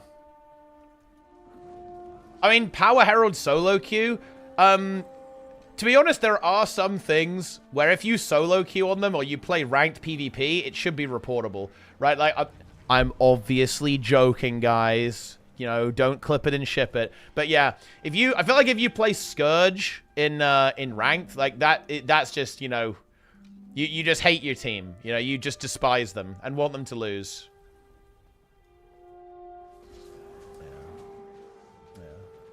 Yes. Incredible. Should I switch from Celestial to Viper? For Berserker on my Scrapper? Or should I focus on that one first? What would you switch? I mean, yeah, for Scrapper, Zerker is great. Really, really good. If you're feeling squishy on Scrapper, just get that new Zakharos relic. Then you're going to be a god. Because then you get 5% lifesteal into barrier from being a Scrapper. Then another 4% into actual healing. So while you get barrier from your Scrapper bonus, you also heal up under that barrier as well. Giving you like a total of 9% lifesteal when you're on your Scrapper on Berserker gear. So you're basically going to be a god.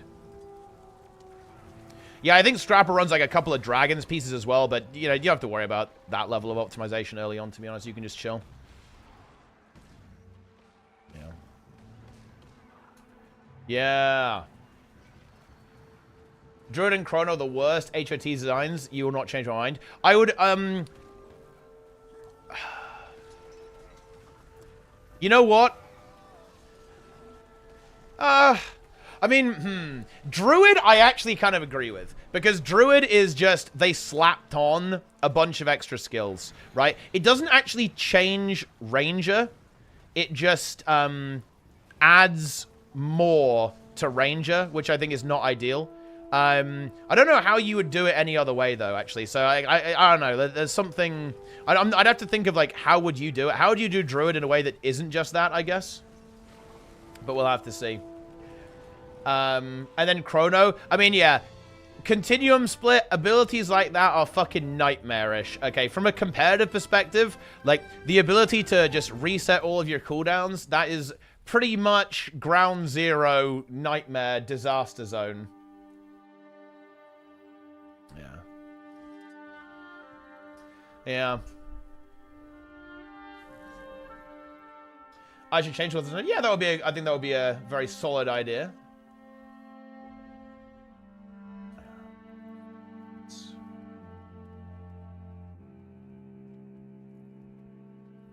Very nice. Continuum shift. I think Alacrity being in the game probably wasn't good. I think if you could go back in time, adding Alacrity was a mistake. If you could Continuum split back to HOT, you don't add Alacrity. And you probably don't make permanent quickness and permanent Alacrity a thing ever. Yeah. Yeah, making them boons was maybe not the play. That was, maybe not ideal.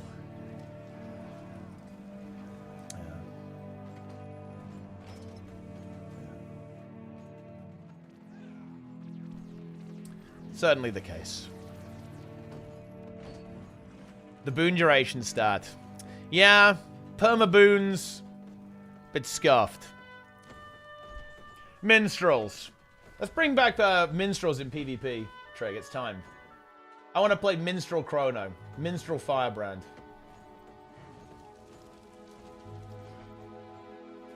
It's time. Ah, yes. Mercenary Amulet. Mercenary Amulet, Signet Reaper, and Condi Herald. The good times. Yes. Some HUD layout control. A little bit of moving things. Yes. UI customers will be so sick in this game. Moving the squad UI, moving your ability bar up. Being able to move. Honestly, fuck the ability bar. I think the ability bar is not that much of a big deal. You should memorize your keybinds. Like, you shouldn't need to look at them. You shouldn't really need to be looking at abilities that much whatsoever, other than a quick glance. Maybe like a longer cooldown or something like that. But holy shit, why can't I resize my boon window? Why can't I resize my status bar window as well? Or even filter this window? Why can't I filter this to see, like, the important debuffs, like gluttony stacks, for example, or any of the other debuffs that exist, like sapper bombs and whatever? Because here's the thing, you get a little buff here when you have a Sabbather bomb, right? But nobody's looking at that. Like, it's supposed to be telegraphing stuff to you here in the status bar, but it's just unusable pretty much. If they remove Alacrity from the game tomorrow, would it have that much of an effect? I feel like we a win for the entire game with 0 side effects. And it would fuck up all the rotations, and people wouldn't like that. Yes. And you basically get weak auras. Yeah, you do get weak auras, but people need to realize they shouldn't fear weak auras.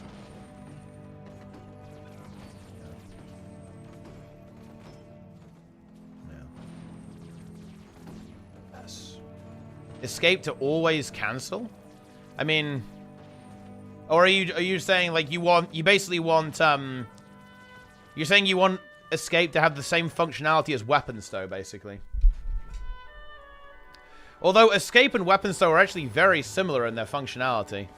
It's just that if you weapon... actually, to be honest, this also shouldn't be a thing. Do you know the problem with weapon stow, guys? Oh, man, there are so many things like this in the game that are just, like, complete fucking hell from a new player perspective, right? Like, weapon stow is weird because it doesn't cancel the animations. If you hit escape, it will cancel the animation of an ability, but it won't if you weapon stow, right? So what I mean by that is, like, look at this. If you stow this, the spell effect still goes off, right, on Chilled to the Bone. I think if you cancel it, it doesn't go off, right? Yeah, see? It cancels the effect there as well.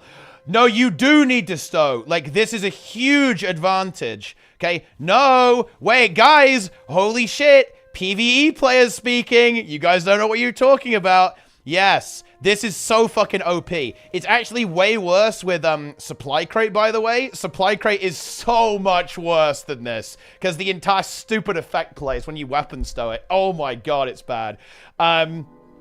Yeah, it's a fake out. This actually probably shouldn't work, by the way. This is kind of dumb, I think. That it does this, because the entire effect will still play, even though you're going to have it back in 4 seconds. But, yeah. There are some skills that say, yes, and this is another...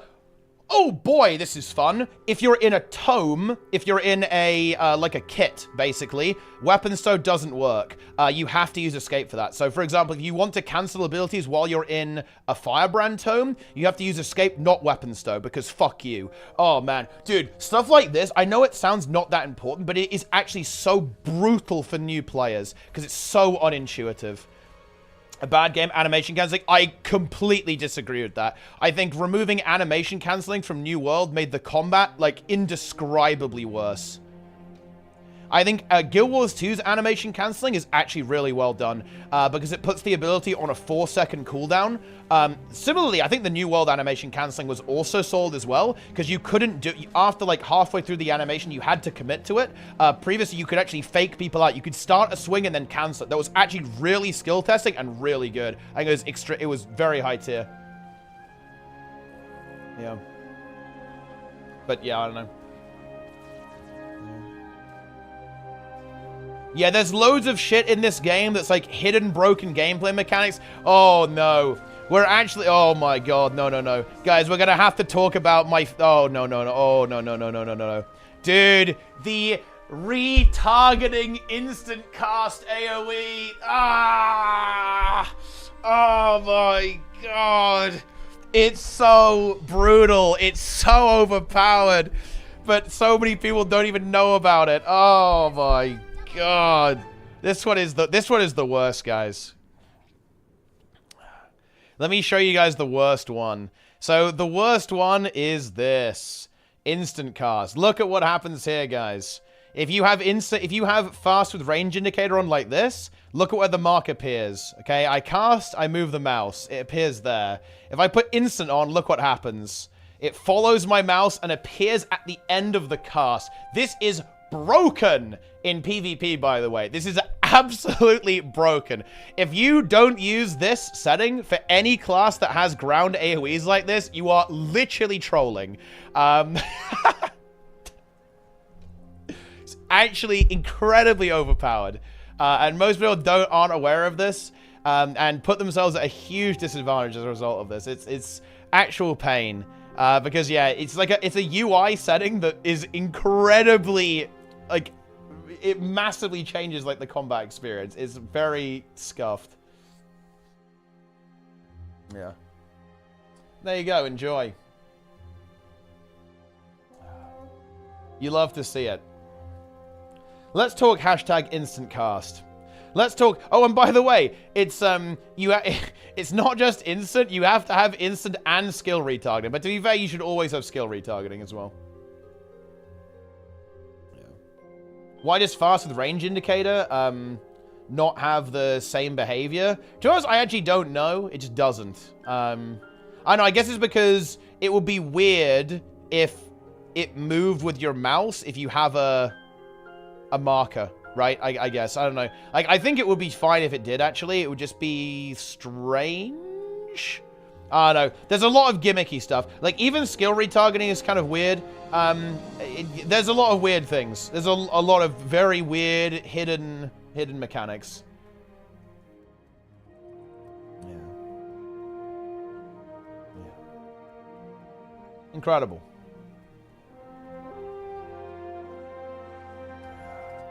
Let's talk deplete. Let's talk depleting keys, guys.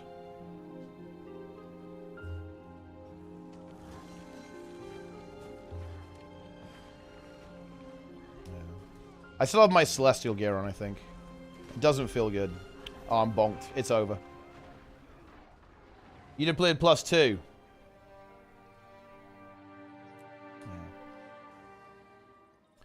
Will only start if both those are done. Yeah, it's kind of annoying. Yeah. I misplaced them no matter how I set that saying. I need to think about where my mouse is in any other game. Well, I mean, keys ended so early. I mean, everyone was pretty tired. Everyone was drained. Everyone was drained of all life. So that's why. Use code PLENGA for a discount.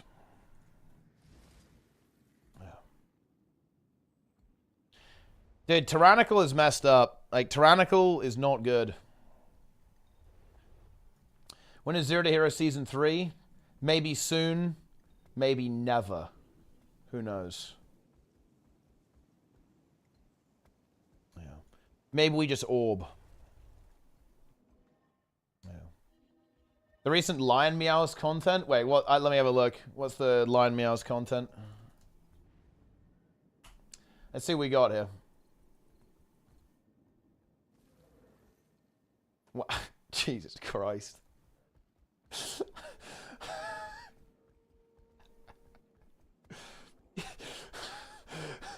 I almost want to watch this, but I probably shouldn't on stream. Oh my god. Those on level 17 Veximus orbs. I mean, I'm pretty sure what I'm going to be going for is just soaking them all on tank. Or 3 at them at least. I think that's the way, because that, yeah, especially with the overlap, it's going to be pain. The orbs are going to fuck people up. I think what you can do is the tank gets 3, gets dispelled, and then gets another one, or gets 2 dispelled, then gets another 2 or something, and then like the mage gets 1 because they're pretty tanky. Yeah, the title of the video is Review Bomb Guild Wars 2. Yeah.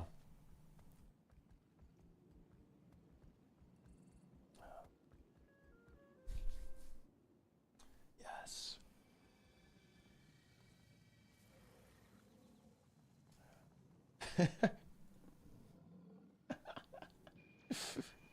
He wants to fight you too. I mean, the thing is with Limehouse, he is a troll at the end of the day, guys. He is trolling. I think Delta's right. Like, he is a bit like Bick, but he's kind of like a scuffed Bick. I think he's, like, too extreme. Like, Bick was insane, but in, like, the good way. I don't think Bick ever did anything as, like, fucking wild as this. Oh, man. Yeah. We stream weekly or towards when they arrive will be content. It actually might be overlapping with my WoW raid, so that might be a little bit tricky, but we'll see. Because it's on Sunday, and I have WoW raid on Sunday. Which is a bit tricky. Yeah. Ein Bick. Oh, man.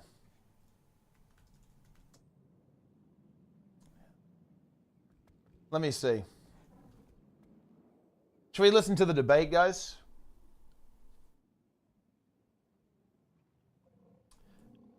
Bick was always right.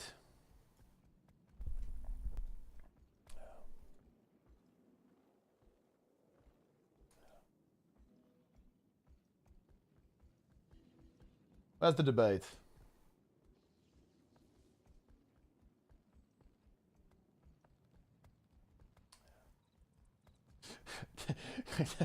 So many of these are so good.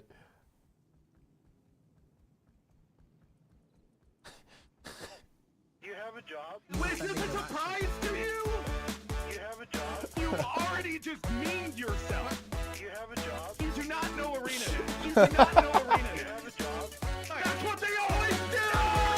You have a job? They're not gonna beta test anything! They haven't beta tested anything since HOT! Where have you been for the last 5 fucking years? They haven't beta tested anything since HOT! You know, did we know this was peak content, guys, when it was happening? Were we aware? Did we know? I'm a Meg. You are. PvP. It is the big beat in the job.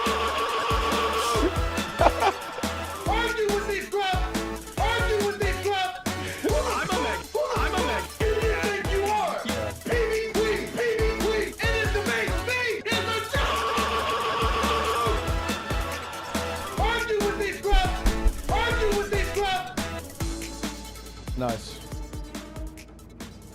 You never know when the good times are happening until you're out of them. I mean, yeah, maybe. Maybe you're right there. Did we really appreciate how good we had it back then, guys, in terms of content? And I feel like the game wasn't in a super good place, but man, the content was good. Like, you had the Snake, we had the raid tournaments going on at the same time. That, like, I mean, I guess Nemesis was a bit before that, but man, like, we had some good fucking content.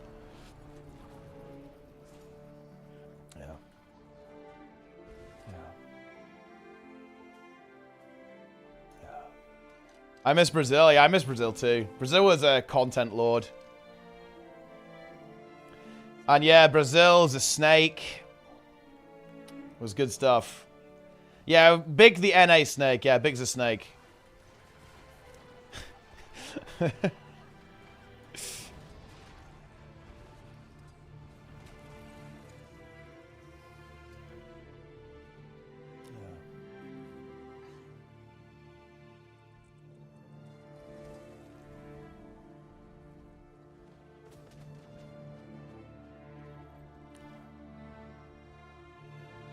Incredible. Snab Snake. Look at this emote, guys. Snab being devoured by the snake. Feasted. Incredible. Beautiful. Vor. Snab is into Vor big time. He's really into Vor. He loves it. Blistering emergency waypoint. Oh, shit. Let's go. Wait, why? Whoa, whoa, whoa, whoa, whoa, whoa. Guys, screen cap Sneb saying goon. He just randomly said goon.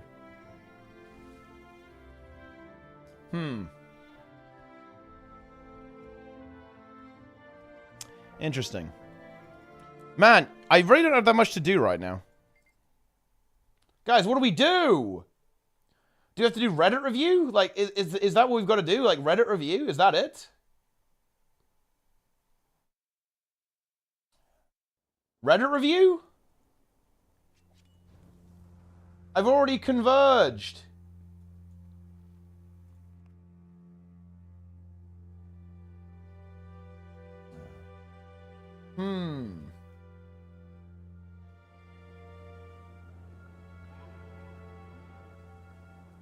Yes.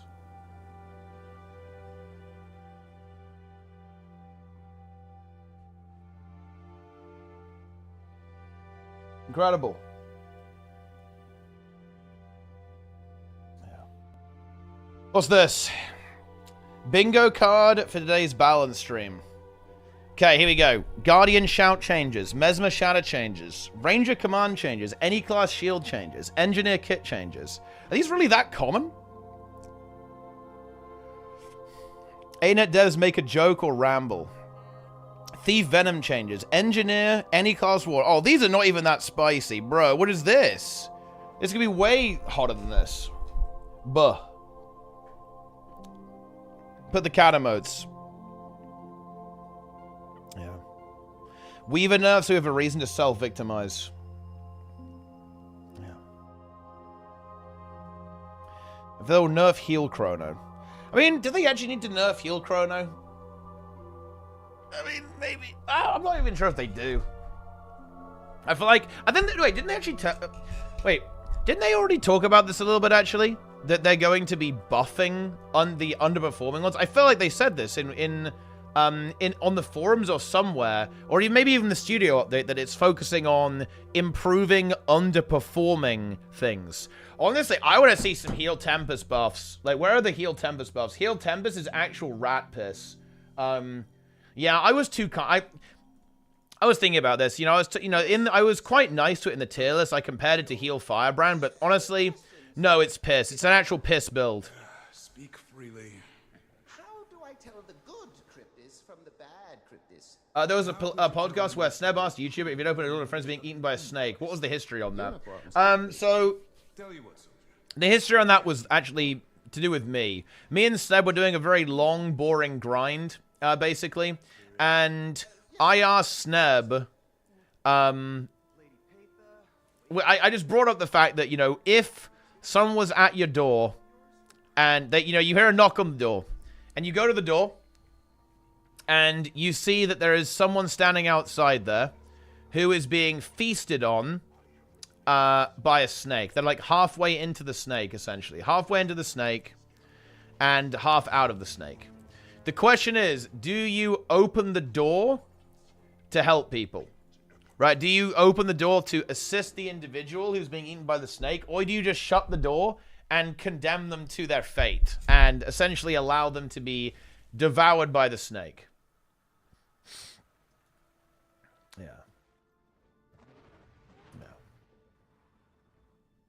Yeah.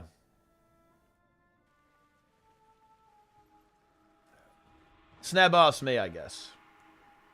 And I said, no, I wouldn't open the door. I'd say, you know, it's over. Like, it's too risky. The snake would, you know, the snake would just... I'd leave the snake to its business.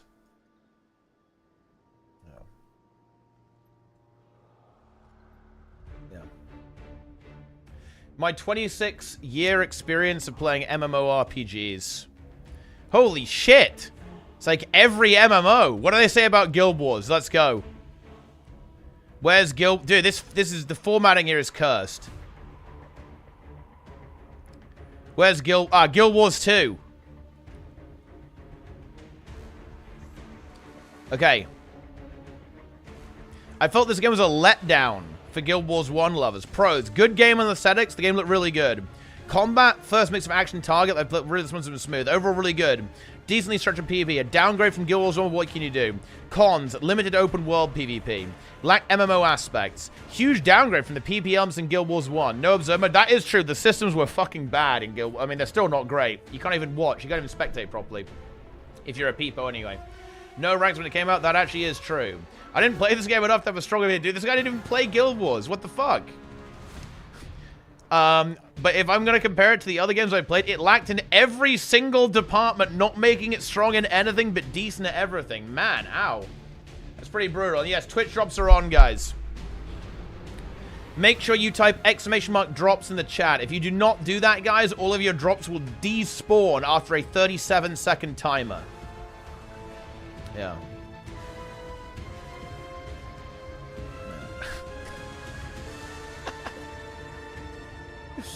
I actually got people with that. How does it feel to get baited?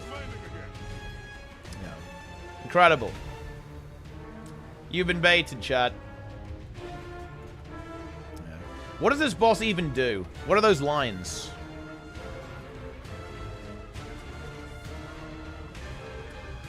It's a terror. Terrifying wyvern. I'm knocked over. It's over. It's actually over. It's burning. Drop.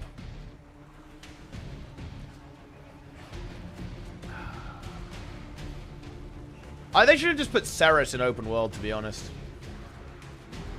Why don't they put Ceres in the open world? Should they not do that, guys? Am I crazy or what?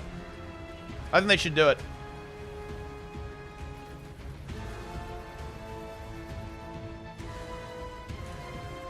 Make it happen. I want to see Demos Oils in open world. Oiler! Because he's dead? We'll just bring him back. It's a video game. He's not actually dead.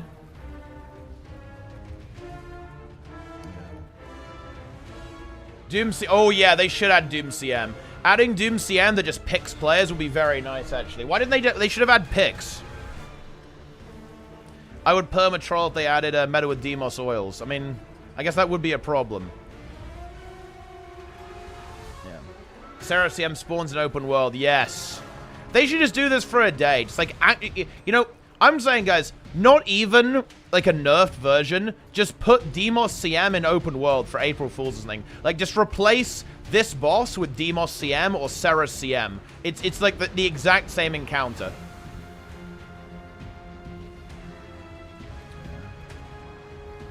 That's what needs to happen. Also, Guild Wars 2 needs to call one of their bosses the Breaker. You know, like the little text here, Swift inflicts torment? It should just be the Breaker. That would be good. Veil Guardian, the Breaker. Slothosaur, the Breaker.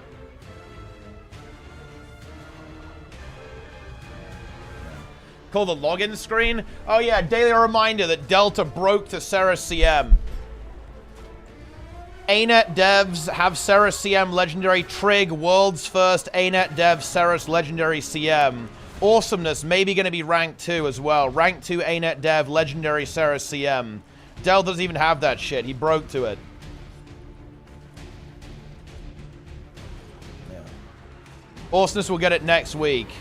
Make him pay for it, Sneb. Sell it to him. Sell the CM to Awesomeness. Charge him 10k.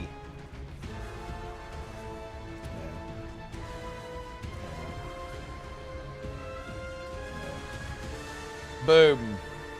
Wait, look, wait. Is Lauren actually broken to Ceres? What do you mean condolences? Ceres CM is actually incredibly based. I like Ceres CM. The only thing I didn't like about Ceres CM, Embodiment of Sin, honestly wasn't that much fun. Because it's kind of a shit show, but whatever. Did they complete it before they released? Definitely not, no. I'm almost certain they didn't. Well, I actually know they didn't beat HTCM. Cameron said that. So, definitely not for Ceres. Yeah.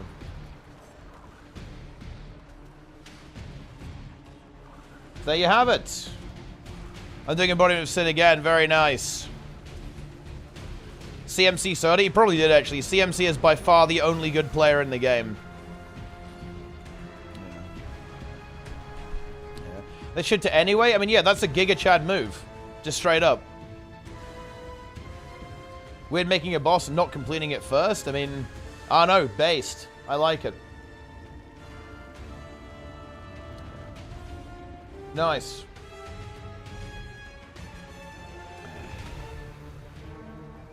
Ryan tomorrow, you better stream, Delta. You have to stream that content everywhere. Honestly, it should be illegal to do Sarah CM without streaming it. You should be forced to stream. All must see the gameplay. All must see Saras, the Breaker. Do you enjoy the credits? What do you mean the credits? You mean in the story? And I actually do like that. I do like credits in the story. I am a fan. I like it. I like a little roll credits moment. It was fun in Guild Wars 1. It's fun in Guild Wars 2. I like the title screen stuff as well when it's like Guild Wars 2 Secrets or the EOD kind of panorama at the start. I think stuff like that actually is it's very nice. I'm an enjoyer. It's good stuff. We CC.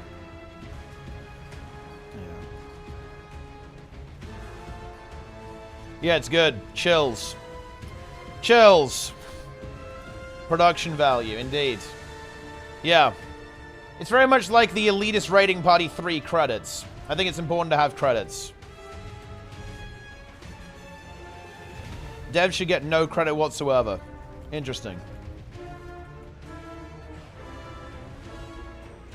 Maybe they should, maybe they shouldn't. Who knows?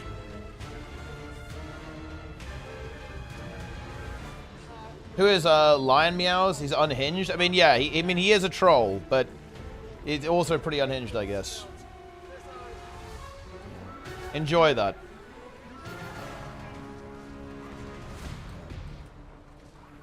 There are dragon hunters in this squad. There are. And it's fine. There are going to be massive dragon hunter buffs coming next patch. This patch is going to be revolutionary. It's going to be a game changer. It's going to be game breaking even. It's going to be too much.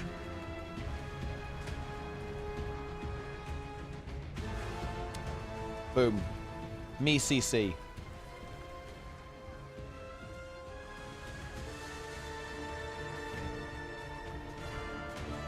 Virtuoso deleted from the game. I mean, it would be funny if they did ever make a balance change that radical, they just delete something from the game, but I think it's fairly unlikely.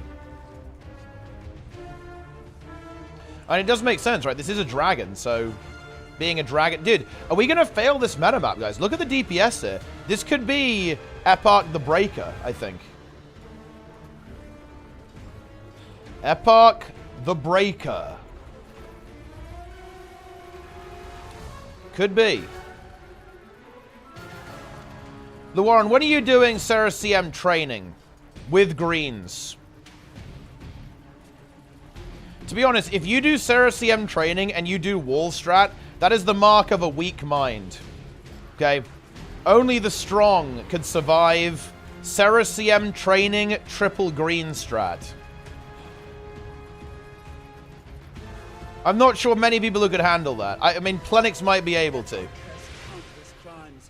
I would challenge Sneb to do it. I want to see Sneb do legendary Saras green strat training. And he will answer in the most painful manner we can devise. Epoch has countless crimes for which he must answer. We will make that happen. I would never do triple green. And he will answer in the most On NA, you'll always need fills. That's actually very interesting. Is that a very common experience of people in statics, by the way, guys? Like, to need fills? The thing is, I don't know. I guess it's because of the way I go about doing things. I would never tolerate a static where all 10 people aren't showing up. Like, that to me is... I would never play in any group that is like that. I would sooner uninstall, to be honest. Is this, like, common in statics?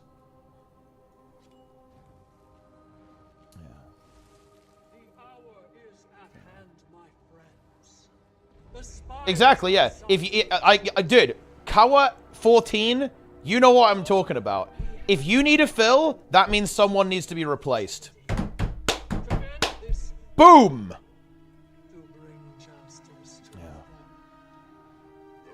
That is reality. I like that. The central is the most important.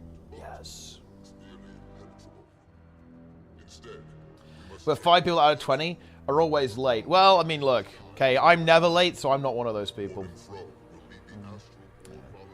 Oh, of course, yeah, no, yeah, I think it's always good to be flexible and when you can play, like, to have discussions. You don't just kick people for no reason. Kicking people for no reason is lame.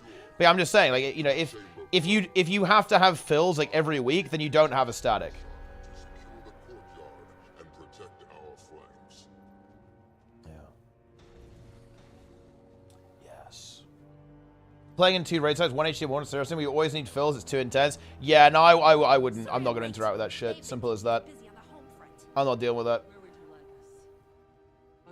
We have just failed public convergence. The group greeted the last 5%, forgot Zoja. That's unfortunate. All one with me. And the other can assist you. That isn't happening.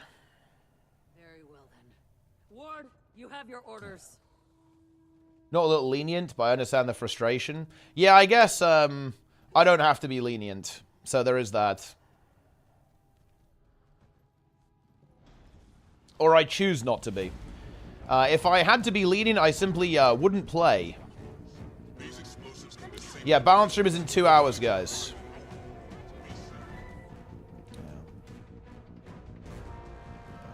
No, I mean, look, I could, look, I'm not expecting 100% attendance, like real life happens, right? You're not going to be able to show up every single time. That obviously makes sense to me, right? And then that's when you can, like, get some replacements, get some fills. That's fine. But if you have to replace someone, like, every week, that is unacceptable. That's not a static.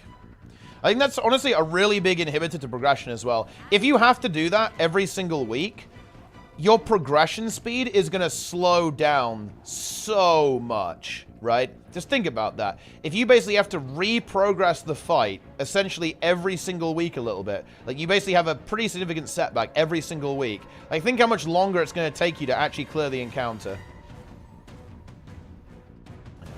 That's wild. A good start. Do not relent. Yes. Gotta go to the ER. You're kicked, bozo. You know, Mapleos, why do you watch this stream? Why do you watch this stream at all? Because, okay, there's 2 things that are either going on here. You either don't like me or you're pretending to not like me. Both of which, well, honestly, if you just don't like me, that's fair, but you shouldn't be watching the stream. It just doesn't make any sense. If you're pretending to not like me, look, look, you're not my type, I'm sorry. It's not you, it's me. I'm not into this, like, this weird shit, okay? I'm not about that life. So either way, you should probably go. But what's going on here?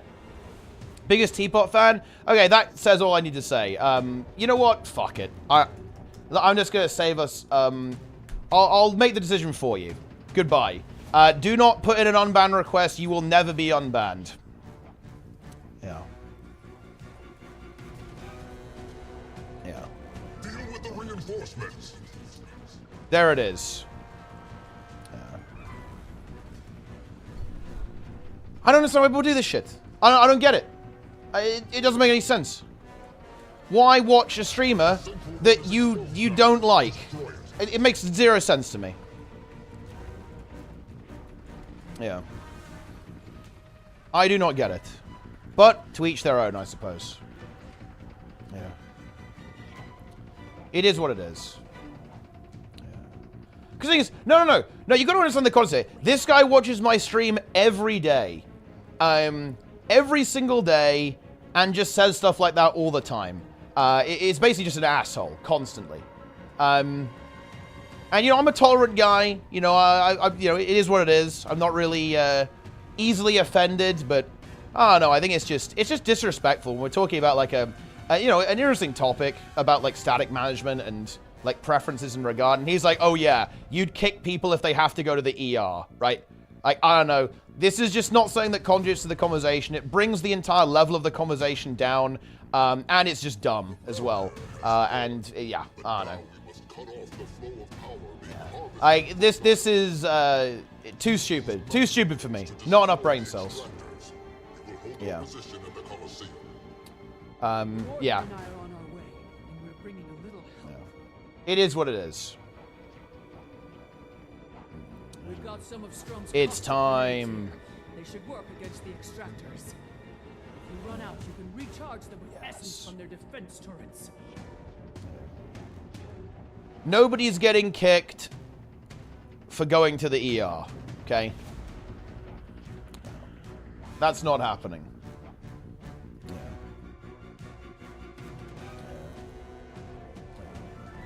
Is Avari's gonna get kicked? True. I actually agree with that. Like, you know, if you're sick, you're removed from the static. You know, we have only healthy gamers are allowed in our raid static.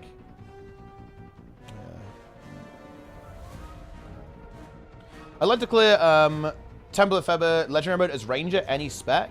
But I don't have much experience raiding squads, so I don't feel comfortable creating my own strike static. Any tips for finding a static that won't insist on full Virtuoso strat? Well, I mean, just play Druid. I think Druid is still played in some of the meta strats, right? I guess, like, some people are doing, like, double heal chrono, but, I mean, I don't know, just, like, you can probably do it with one heal chrono and then one Vert is doing Portal. That should be fine. Yeah. There's a variety of things you can do. Yeah, you can play Condutor as a DPS, I guess, too, actually. DPS Condutor will be fine. Heal Druid will be fine. Like, you probably won't find anyone who wants to do the dank power Soul Beast strat, and I guess it's probably significantly worse now that Mace has been nerfed, but, I mean, yeah, look at those options. Where do you get the grenades? It's when you go up the ley rift. You go up the ley line, there's an NPC over there, and you get the grenades. In how many hours is the stream? The stream is in, I think, 2 hours from now. Yeah, 2 hours. Stay tuned, gamers. It's on its way. Do you think it's bad design that the leaderboard's in-game? No. I think the leaderboard is incredibly scuffed. I was kind of worried that it was going to be the same one from the adventure. Well, I knew it was, because the way they were talking about it, like bronze, silver, gold, it was very clear the adventure system they were talking about. But the adventure system leaderboard is bad. Like, so... Oh my god. So, oh my god. ArenaNet are such a weird company because they are terrified. They genuinely are so afraid of anything that allows players to compare themselves to other players. So, the way leaderboards work with adventures, and it's almost true of PvP as well, but not quite. You can only really see the rating of people who you're friends with, basically, properly in PvP. You can't scroll all the way through the leaderboard in PvP. And it's the same in adventures. Like, you can only... It's only easy to see, like, your friends' rankings, not everyone's rankings. This is, like, such a hamstrung system that it makes it essentially pointless and unusable, to be perfectly honest with you, overall. And it's kind of born from this... Oh no. Oh, if the players can compare each other, then they'll be toxic. They're gonna get toxic about their clear speed on Fungus Among Us. Oh no. Oh dear. It's like, oh man. And they basically made the system bad because they didn't want players to do that. Like, it's not great. Yeah, the philosophy behind the system is fundamentally flawed. I'm not gonna lie. It is a fundamentally flawed system. Just from the very, very baseline, it's flawed. Yeah. It needs, you know, if you want to make it, it'd have to be like a full rework, in my opinion. Do you have GWAM and original goals? Yeah, I do. Yeah, I had it. 20 out of 27 elite specs. Let's see, actually. Which ones hasn't it been cleared by? Which ones are missing? Is there a way I can actually see?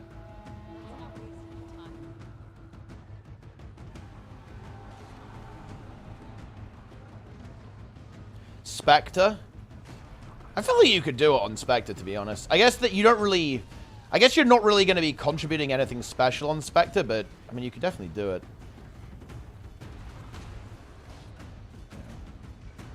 Yeah. Dragon Hunter and Daredevil. Yeah, those are... Yeah, yeah. Yeah, Dragon Hunter and Daredevil, that's not going to be great. Let's be honest. Yeah. Yeah. Do you think it's the idea of anti-competition some schools push where they don't keep score? I mean, I don't know, maybe. But, yeah, there's definitely a lot of anti-competition philosophy in Guild Wars 2. And I think that hurt the game. It's not... I think competition is good. Competition is healthy. Because I think the other thing is that competition kind of like is really good for social as well. Like I think competition like is really good at building social bonds and social groups. Tag down instead of building a new one for new leaderboards. I think maybe they'll go, ooh, I guess it depends like how well people respond to convergences and the CMs, I guess, and the idea of like pushing times. Like if it does really well, then maybe they'd consider putting a bit more dev hours into it.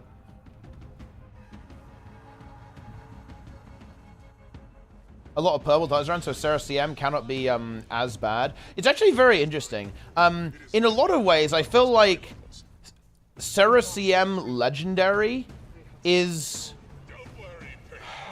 It's very interesting.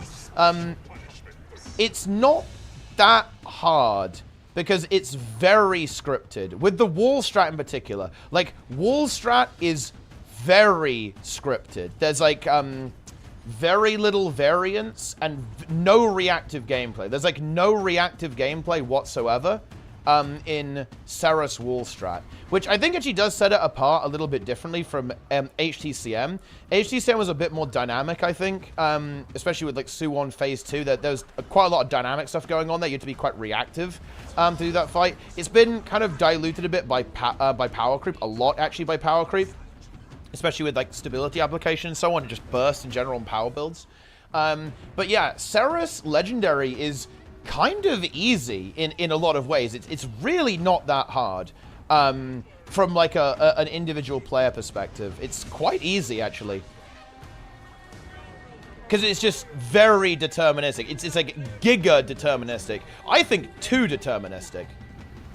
I think fights should always have a little bit of spice in them. I think Embodiment of Sin is probably a little bit too much. That's very high variance. It's like the other end of the extreme, I'd say, compared to regular Ceres Legendary mode right now. Yeah. Yes. I don't like the phasing, though. I mean, like the intermissions, or what? I really like this the same dance every time. Yeah, I'm actually not a fan of that.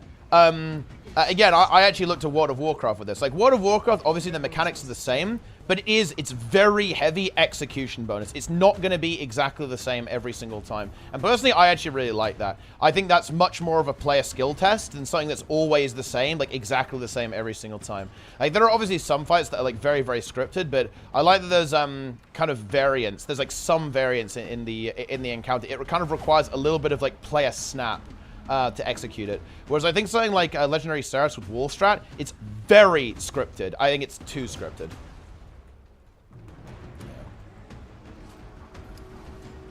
When you're watching Nart's progression, so it's too much work compared to doing triple greens, it certainly is the strat that is higher complexity, in a sense. It's like, it requires a more complex strategy. The strats that we were doing on progression were very much like brute force in a lot of ways. It was, we need to clear this as quick as possible. That's why we said that.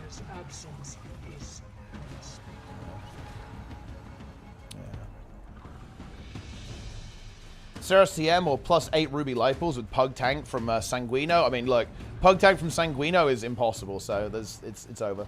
Is TOF CM clearable with Pugs or nil level of KO CM? I think with Wall Strat it is clearable, yeah. Like, you need to have people who know all the portals and stuff like that, but yeah, it's very clearable with Pugs, yeah. Like, that strat is very puggable, I think. Triple greens, less so.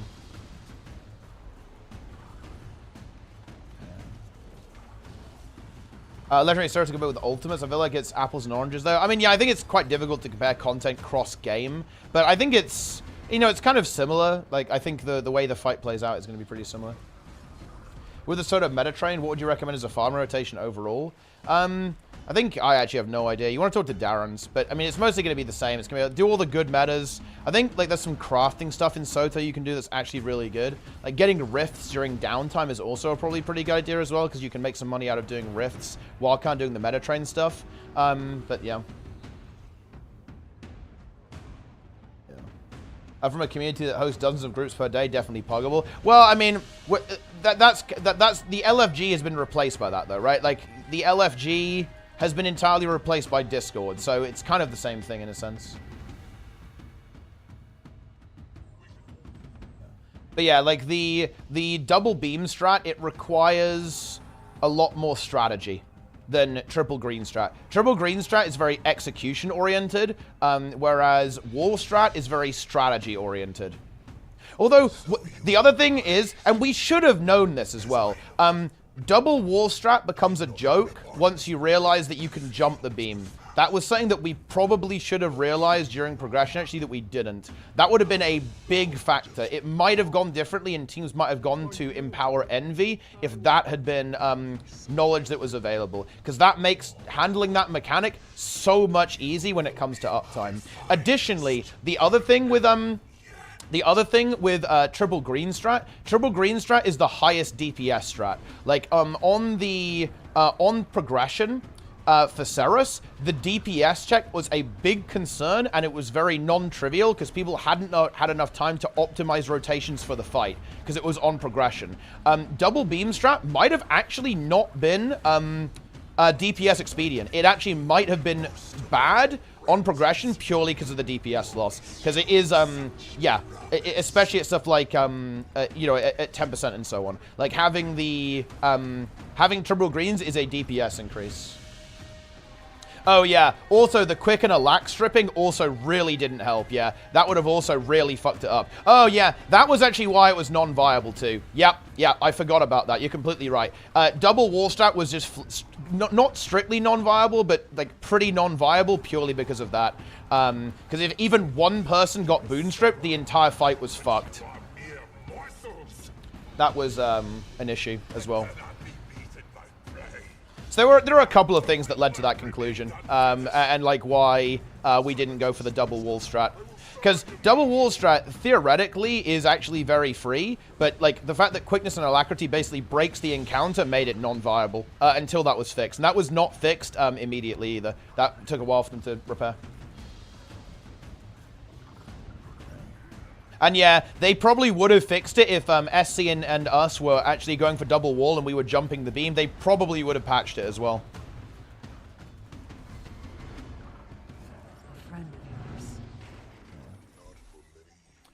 Probably crucial for the soul beast clear. Definitely, yeah, because it allows you to keep uptime with the single beam. Yeah. Yeah, you can jump the fast beam in particular.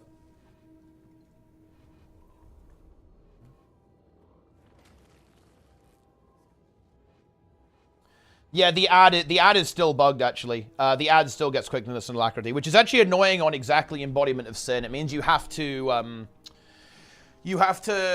teleport past it, right? On the first one, you can't jump both. You have to only jump the second one, not the first one. Because it's still bugged. Yeah, you are welcome. Oh, group 1 to 7 at boss. Group 8 and 10 rift. Nice. I'm in on group 7. Let's go. Yeah. Oh, you think you're free, Vivi? Let me tell you this. I'm just gonna go ahead and leak this now. I'm leaking this immediately. I'm gonna wait until after the drops until I've actually formulated my plans, but if you think you're free, then you clearly don't know about Fungo Discord. Fungo Discord is here. You will all be soon receiving invites to Fungo Discord for a top secret meeting. The throne room is atop the central tower. We must hurry. Yeah. Very nice. I can't see where I'm going at all. It is just ahead. Follow my voice. Storm. Fungo Discord. All of chat? No, chat is not allowed.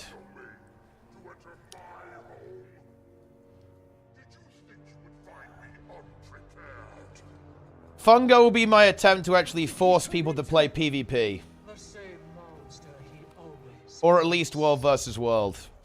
I have big plans.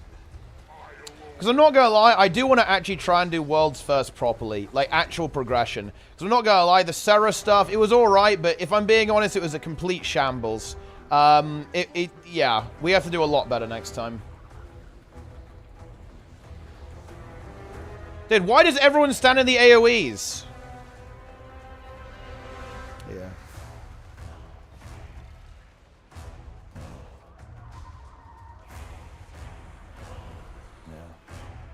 Nice.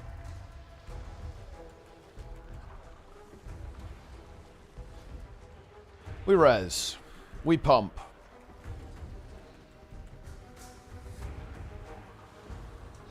Modifying Guild Wars 2 through any third-party tools is not supported by Arena or NCSoft. Do not contact support about game client issues while using this tool. There is no help or warranty. This is entirely your own risk. You assume all responsibility. Daily reminder, awesomeness. ArenaNet employee actually made a Blish HUD add-on for Saros that was so abusive, the dev, I think he was actually forced to stop. Feels good. ANET devs literally fucking playing the game for you, annihilating it with Saros.dll. Saros.dll, guys. Remember that.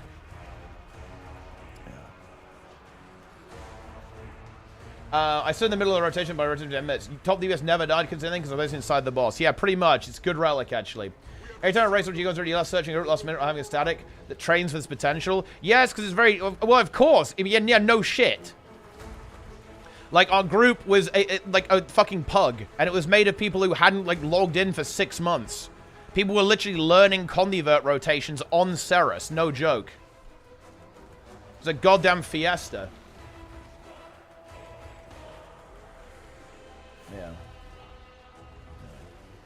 Yeah. Me streaming this Arc DBS? Is that what it was? No. To be clear, no. Arc is fine. Like, ANET, they're cool with Arc. You're allowed to use DPS meters. You're all good. Yeah. Very good.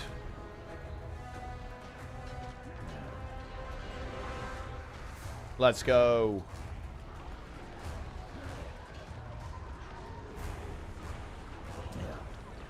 Ceres? I mean, you can just look up Ceres on YouTube.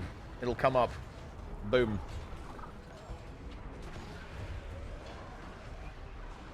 Is fashion.dll? No, you're not allowed to use gearcheck.dll. It would be funny, but that's highly illegal. I love gearcheck.dll. I don't use it, though. Can you read awesomeness' full message? I mean, I already did. I already did read it, I think. Guys, does anyone in chat use gear check? Quick check, actually, here. What, you failed the meta? Nah, Sneb, that's fucking bullshit. You had to either screenshot it or show a video of that right now, or I don't believe you. There's no way NA failed the meta.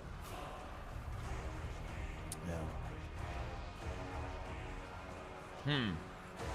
Okay. Guys, quick question. Anyone here using fastload.dll?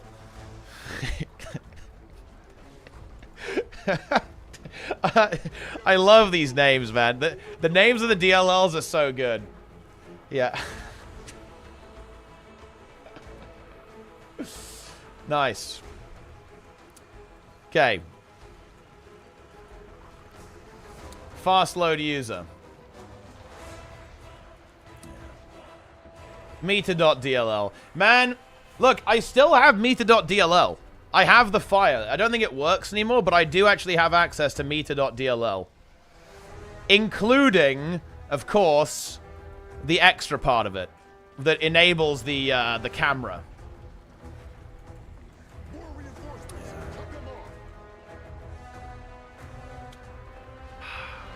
Honestly, those are the days, man. Those are the days. Do you guys remember when I used Flyhack in front of 17,000 people on the Twitch front page for Elitist Raiding Party 3? I remember that.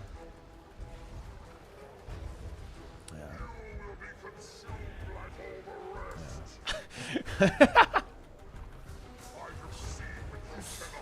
was good. That was a good time. It was a good time. Fast loading should be a basic human right. Is Machinima still available? It is, yeah. It does still get updated, too. Although we weren't using Machinima because the controls were not that good. We used Machinima for the trailer, though. It's actually much better now. We were using an incredibly jank version to get footage for ERP3. It actually has been significantly improved since then. It got fixed. Funny enough, Mike fixed it. Mike is the guy who actually maintains it at this point. Because he has development experience with fucking Electron. Right? And it's not something that I've worked with before, but Mike knows how to work Electron, basically. Which is not something I particularly like. I'm not an Electron enjoyer, to be honest, guys. I don't know why everyone's obsessed with Electron. I think even Discord's Electron.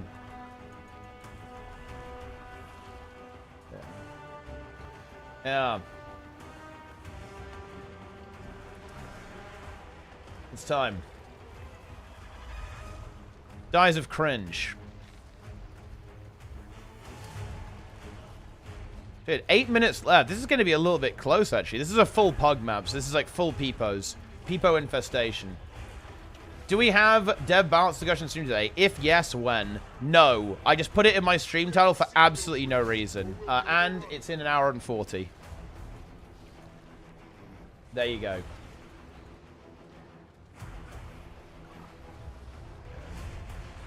I mean, JavaScript is fine. JavaScript gets a lot of unnecessary hate. It obviously has some jank about it. Like, let's be honest, it's, you know, a bit janky here and there. We love to see it, but JavaScript is fine. I'm a JavaScript enjoyer.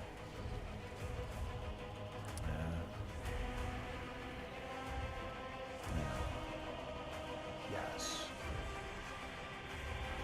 Just farm this medal on NA. NA casuals are better than Sneb confirmed. C#, I mean, yeah, C# is the most Giga Chad language of all, 100%. That is true, actually. Yes. Doom in Twitch chat. I am the Cryptus. Wow.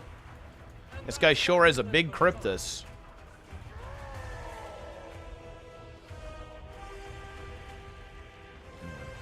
Reminded the EU failed to convergence. I mean, look, convergences are too hard, guys. They are far too hard. Yeah. I think Sneb griefed. What do you guys think? Maybe Sneb actively griefs meta events. Have we thought about this? Like, he's actually the problem. Like, he's just in there, causing people to int, causing people to feed. Could be. And 10k healing per second. It's actually funny because it counts revive healing as healing. That's why the number's so high. That's where it's all coming from. It's the revive healing.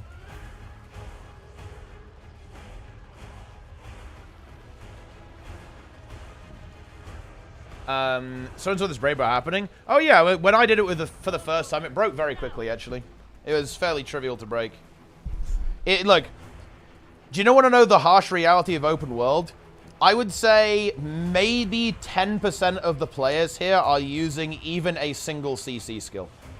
That is the cold, hard reality of this situation. Maybe 10%. Maybe.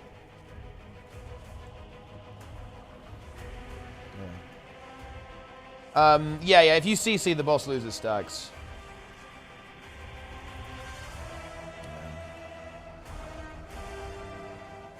If you look at the break bar meter on Su1 logs, for example, oh boy, it is not a pretty sight, let me tell you that. It really, really isn't.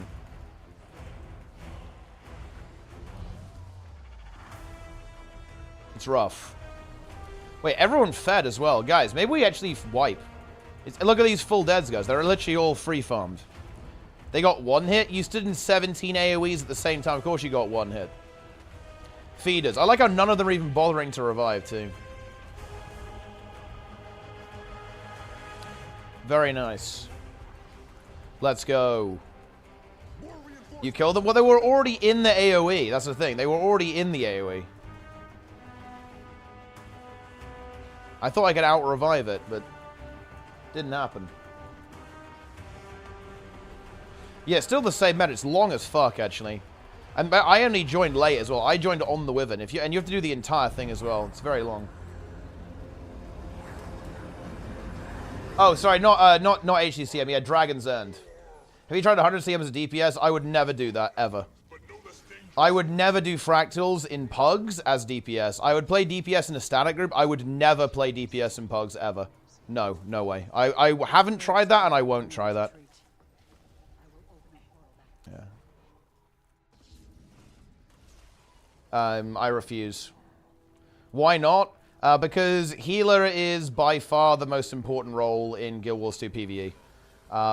It's basically the carry role that you can just 1v4 people. Or like 1v9 in raids and strikes.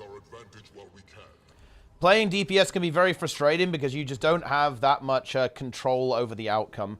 Like the healer, you pretty much have absolute control over if you win or not. Whereas as a DPS, you don't. And I'm not doing something if I can't guarantee victory. I'm an old man. All right, boom. Oh my god, I lost the Ecto Gamble. Okay, let's Ecto Gamble again, guys. Let's go ahead and get some Ecto Gambles here. Okay, nice. We actually bring it back. That's actually profit. Well, it's kind of not actually, because... No, that's actually still a loss, because Ecto prices are high. We didn't get all our Ectos back. Okay, big win. Oh, dude. Okay, we're going to get a big hit. Are you guys ready for a big hit? Okay, we actually got a decent size hit. Nice, nice. Let's go for another hit. We can actually get two. Let's double up. We've got more Ectos. Oh, are you serious, bro? I mean, how good are Ectos right now? What's Ecto prices looking like? Yeah. Ooh, actually, that's not even bad. Because we got 25 gold and... Oh, shit. Ectos are pretty juicy. We got a stack of Ectos profit. So that's barely... Yeah, I mean, it's barely a loss. Yeah, it's like just barely a loss, I think. Yeah, that one's not bad. Okay.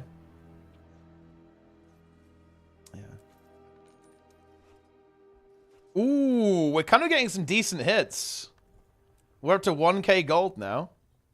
I can get 2 again. Yeah, Ectos are super expensive right now. Ooh, not the best. Not the best. Not the worst, though. Getting some gold, but we're losing Ectos. And Ectos are very valuable right now. Oh, 2 bro. Oh, no. I mean, that is... You just hate to see that. You really do. Okay, that one's okay. That one's also okay. All right, nice. We just need to get one big hit, guys. We need to get one big, really big hit. We need a 500. Oh, okay, that was rough. That was very... We're losing gold, guys. We're losing gold. Okay, I think that went pretty well.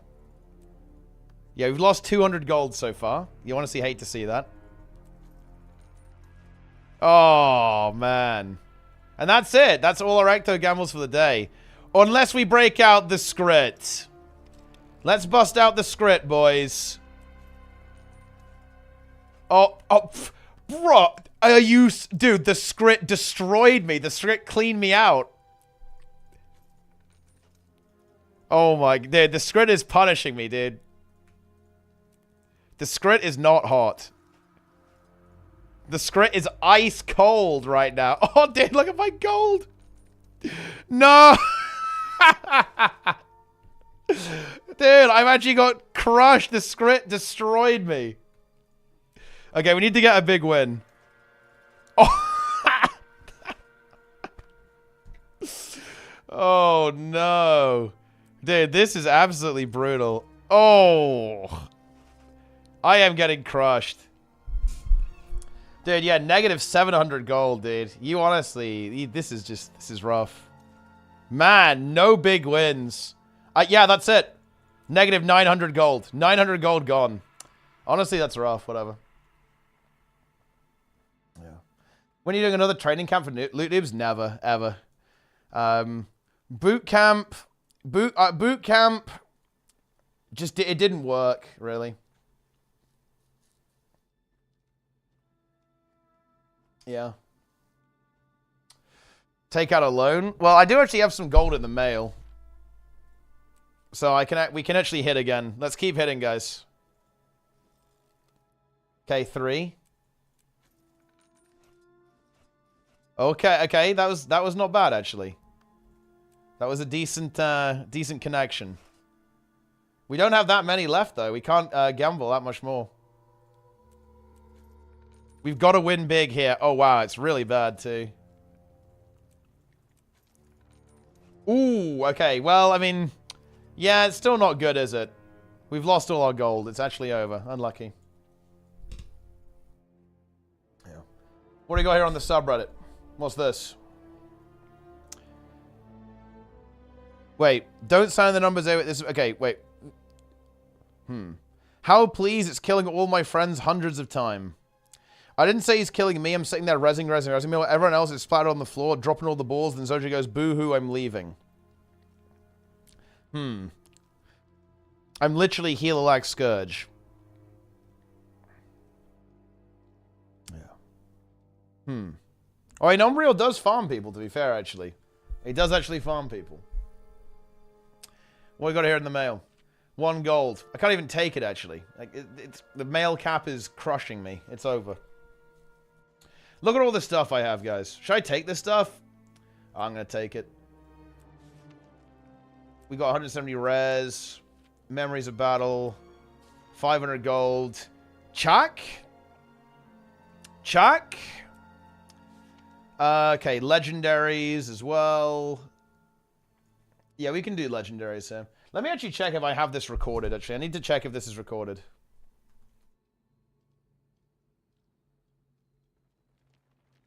Let me see if I can find this. I can't remember if I actually had recorded this in the Google Sheet.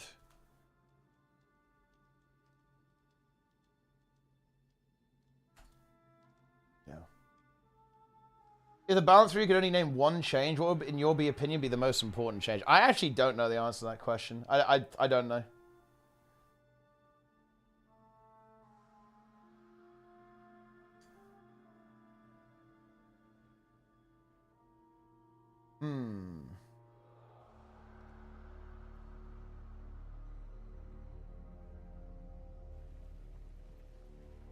Yeah, I need to put this in the spreadsheet. Hang on. Crimson Tree.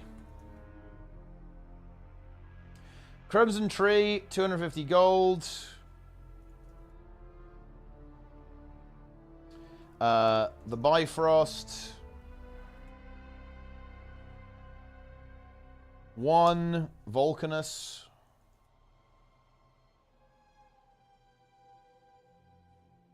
1 Ember Infusion. What is this one? Winter's Heart Infusion, right? Yep. Boom. You love to see it. And then Ghastly Grinning Shield.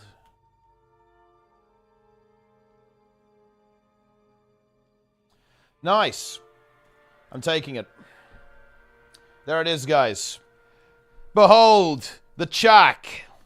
Should we insta-sell this Chak, guys? There's actually 10k gold, dude. We can get an instant 10k gold profit on this Chak.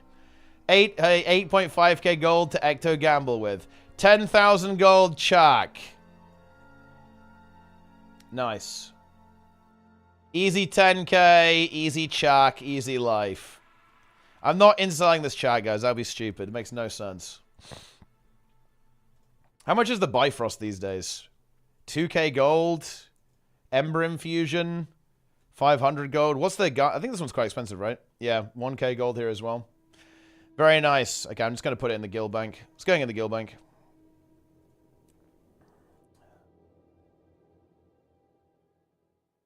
Very nice.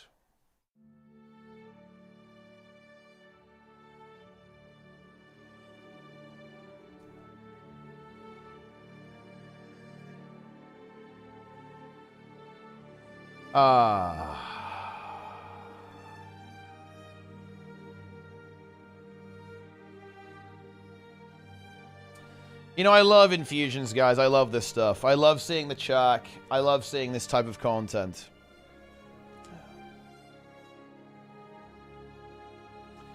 Tea or coffee drinker? Tea drinker. It really is great stuff, isn't it? You know, just getting a Chak like this. You'd insta-sell Chak? I mean, I can understand that. Like, getting the 8.5k gold is going to be pretty nice.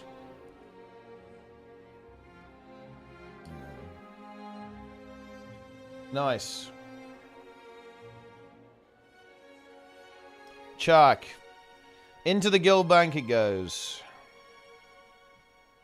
There we are. It took too long. I should have processed this stuff ages ago. It's been sitting in my mail for months now.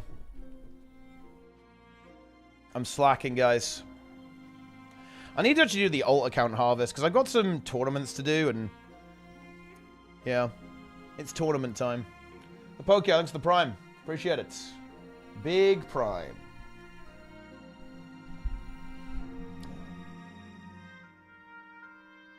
Hit Max Sword or Mystic Coins. Yeah, I got a lot of these things sitting around here. Wait, do we actually have... wait. Yeah, there's the Chak. Wait, don't we have two... do I have two Chaks now? Yeah, dude, we have two Chak in the guild bank. Oh, ho, ho, ho. Look at that, guys. We got some serious money here. Double Chak. Double Chak infusion. Bunch of... you got some legendaries in here. Mystic Coins. Ghostlies. Oh, actually, I can put this in here. Where do I... where are my infusions? I had some polyluminescent ones, I think. They might be on my elementalist, actually. I'm gonna go take a look. Wait, are they on this guy, maybe? I'm not sure. Do you do anything with alts as the Wizard of All? I don't. There is a way to do it, but I haven't needed gold in the game, so I haven't done it, because I'm not running tournaments, right? I do want to do tournaments, actually, but it would need to be, like, Patreon-backed stuff would be what we required. That would be required. So, yeah. Yeah, new guild slot is nice, actually. I kind of like that. I think it's on my elementalist. Must be on the Ellie. But yeah, I want to do the alt accounts thing. I mean, I would... I guess it really depends. I don't need to get the alt farming set up unless I need to do tournaments. Because otherwise I don't need gold. Like, gold isn't something I need. Ah, yeah, here we go. Yeah. Because Grim was helping us out with Embodiment of Sin on his alt, I bought him 18 of these infusions, colony damage infusions. Because obviously we needed to optimize every bit of DPS possible. So now we've got these things. I can use them to pay out in tournaments and stuff. Fractal tournament? I mean, I actually would like to do something like that, but I actually feel that the fractal scene just doesn't exist. Yeah, I don't know. You know what I mean? I think the fractal scene is completely withered away. And also, the other thing is, I think the fractal scene genuinely despises the game. And also don't really like ArenaNet, because ArenaNet kind of... ArenaNet did make some changes that kind of systemically made their favorite game mode worse in their eyes, which, you know, that's got to sting a little bit. So, you know, I can understand being a little bit alienated by the company. Yeah. And look, guys, does anyone remember who was responsible for that part of the game's history? Who basically said, hey, Fractal players, you guys are playing the game wrong. Remember that? Ah, yes. It was the God Emperor. Yeah.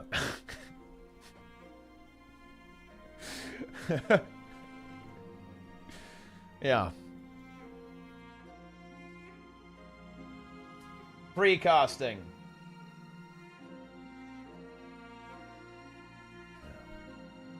What they do to fractals? So, there's actually a video. Hang on, let me see if I can find it. Let me see if I can find it for you. Where is the video? This. Man, this was a rush order video. I was up all night, actually. It took me like it was a massive grind to actually write this scripted video out and collect all the footage and actually get this done. So basically what happened is that Solar decided that you're not allowed to swap weapons out of combat anymore. Like, that's the big one.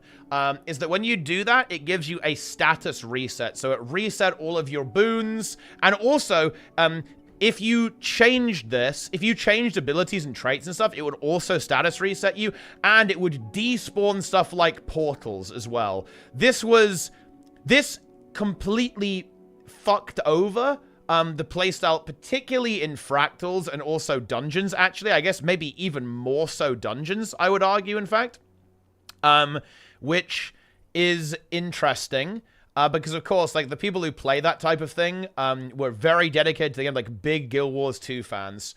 And essentially, it kind of made the game mode very much less fun for a very dedicated part of the player base. Like, some of the most engaged players, some of the most, like, Guild Wars 2 fucking ride or die, like, massive lovers, like, thick and thin, they got screwed.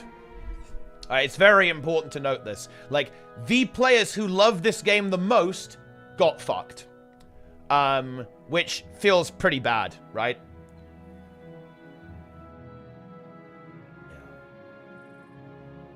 So, yeah. Why wasn't the games that just reverted back after Solar's departure? Because it's probably a lot of effort to do that, to be honest. Like, I imagine that the changes they made to the game to do this were non-trivial. Like, reverting it is also probably non-trivial. Nuking Powerbus from always a big meme until ANET fixed it recently. I mean, the exposed changes were... The exposed changes were arguably good in fractals, but in retrospect, probably not. I understand the goal of those changes, but it didn't really work out super hot, did it? I don't know. I mean, fractals are just weird, though, because fractals are just... Solar wanted to make Condi builds better in fractals, which is actually not a bad goal, if you ask me. But you should probably change the balance of the encounters rather than the... rather than a systemic change like that. The issue is that the bosses don't have enough health, so power builds are able to basically exist entirely in their burst window and never in the drop, right? Like the dip in their DPS profile, which is like whatever. Yep. Precast template is annoying. Yeah, it was. It wasn't a good change, but yeah.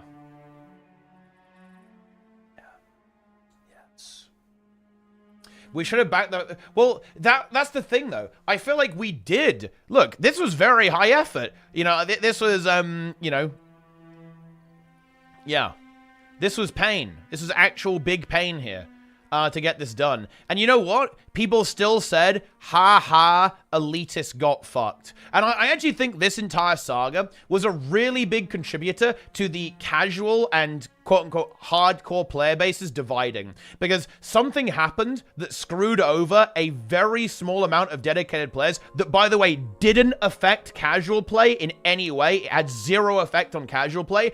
And the casual community said, ha ha, tryhards cry more.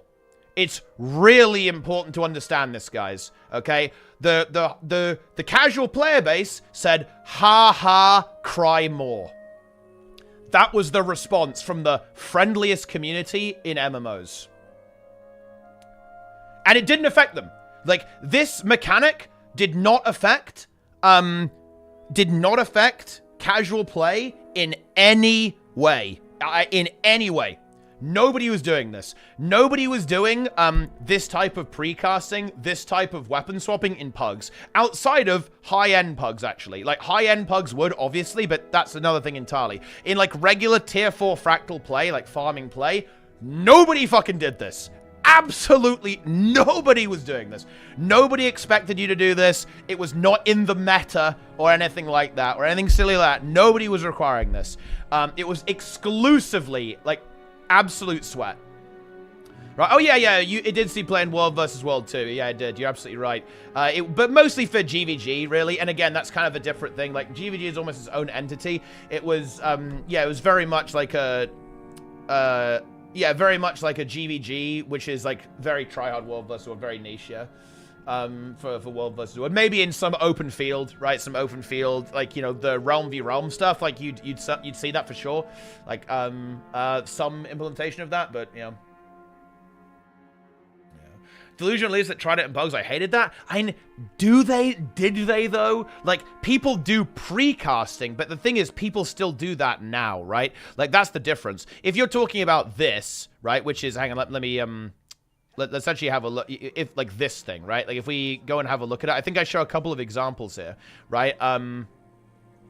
Let's see if we can find the footage. It's been a while since I made this video. I don't know exactly where this. If you mean this is not what changed. This still happens. Like, all of this stuff with the singularity, and then boom, you go to the boss fight. This was, one, this was in the Pug meta, and two, it was still in the Pug meta post changes. What changed was this. Like, what's going on here? You can see that an entire template is being used here, purely for the purposes of stacking boons and so on, and this template is going to be swapped when we actually get to combat, right? Like, that is an entirely different thing. Yeah. And this was the thing that got changed. This got changed. Not the boon stacking. Oh, yeah. I even showed this, right? Like, this thing. It's actually funny. There's actually a slight typo here, actually. A slight typo, in fact, in this particular text. I did 2 runs to test this back to back. We did 2 runs with the exact same group. One with boon precasting and one running directly in. The text here actually says that the one that was precasting was faster. That's actually not true. The precast was actually slower. By 30 seconds. And the funny thing is, the reason for this is because precasting basically makes the content slightly easier. And I think players enjoy it slightly more. It's kind of, you know, going in with full boons kind of makes the content a bit more fun to play through. In general, it kind of leads to a smoother experience. But it actually slows you down. It's not even optimal, actually. If you want to precast, precasting in like a speedrun context is completely different. It's done in between encounters rather than prior to encounters. Like, that's the big difference. Like, Pug precasting versus speedrun precasting is totally different. Pug precasting didn't get changed in any way. It was only speedrun precasting that got changed. You see this? Morgan Spurlock dead, supersize me? Wait, what the fuck? Oh shit, he's dead. Well, I mean, I guess he shouldn't have eaten all that McDonald's then. I don't think I've actually ever seen Super Size Me. I think I'm aware of it, but I don't think I've seen it. But, I mean, yeah, I mean, fast food probably isn't that good for you, I guess. But yeah. Yes. Incredible.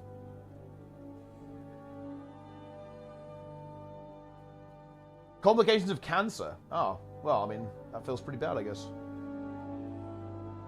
Yeah. There's an alcoholic. Oh, well, I mean, that sucks. Ah, yes. Precasting. I love precasting, guys. I love precasting. Listen, this is the rule, guys. In general, if something tastes good, it's probably bad for you. Enjoy. It's sad but true. Yeah.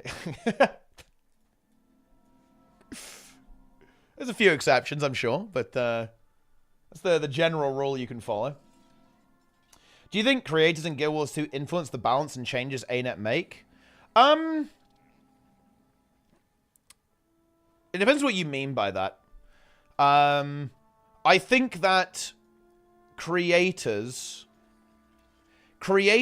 might point out problems, and it might be like, it might be an avenue that devs use to gauge community feeling or identify issues with the game. I don't think developers go, ooh, that was a good suggestion, I'll take that, right? They might think about it. They might go, okay, like, are there any solutions? Like, are there any ideas that people would like to see happen? Kind of like floating around. But I think their decisions are going to be largely informed by design constraints and their own data and analytics, rather than just like doing exactly what players think. Yeah. One dev that wasn't even management was able to fuck up the game so badly. No one in the company stopped him. Is so bizarre to me. Honestly, it's worth a video essay, to be honest. Like, the story of Solar is remarkable. Like, I'm not gonna lie, I'm not sure if ANET would be super happy about me making a video like that. And I think that's fair, by the way. You know, as an ArenaNet partner, should I be talking about how one of their developers, like, made unbelievably bad changes to the game? Maybe a bit weird, but actually, ANET don't give a fuck. They probably would let me, actually, I think. Especially seeing as they fired him. But man, it will be such a good video essay, honestly, about Solar. It really would be so good because it's a fascinating story, like of how much damage he really did to the game. Like in his relatively short time at the company, it was rough. Is anybody know that he got fired? Oh yeah. Like he self-reported. Like he was literally in Snowcrow's Discord. He showed the cease and desist they sent to him, right? Because of course he was leaking stuff in SC Discord, basically. He actually got sent a cease and desist by ArenaNet, and he posted it there as well. Yeah.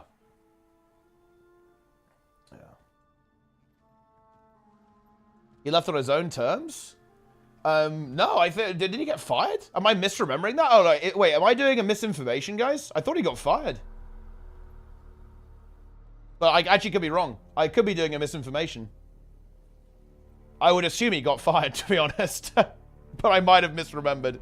Oh, you say he left his own... Oh, okay. All right, okay, I'm doing a misinformation. That's my bad. That's my bad.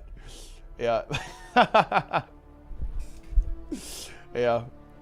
Ah, he got a better job. Okay, yeah. Yeah, that's my bad then. Yep.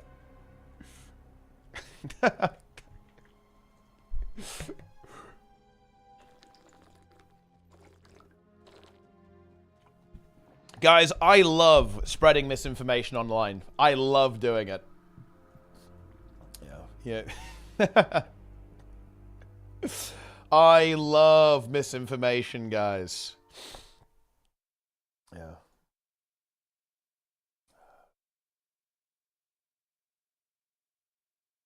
Balance stream. God, why can't we have the balance stream now? Okay. What was the worst thing he did? Ah, let's see. Honestly, the status reset was pretty rough. It was pretty rough, to be honest. Mechanist? You know, look. I know a lot of people hate mech. I'm actually not a mech hater. I don't have a problem with it. I think mech can be a bit problematic if it's very oppressive. But honestly, as long as mech isn't like giga OP, it's not too much of an issue.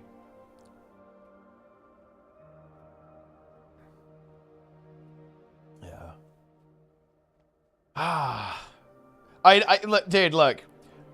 I think the July... When was it July, guys? When HTCM dropped? That patch was an absolute fucking nuke. Holy shit. Oh my god. Like, it was an absolute nuke. Like, when that dropped at the same time.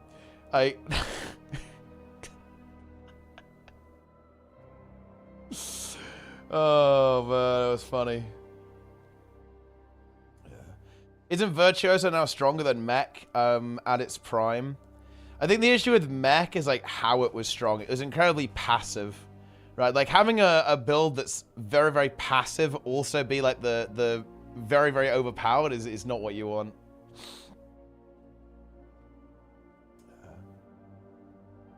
Saying he nerfed Axe Mirage because I don't like it.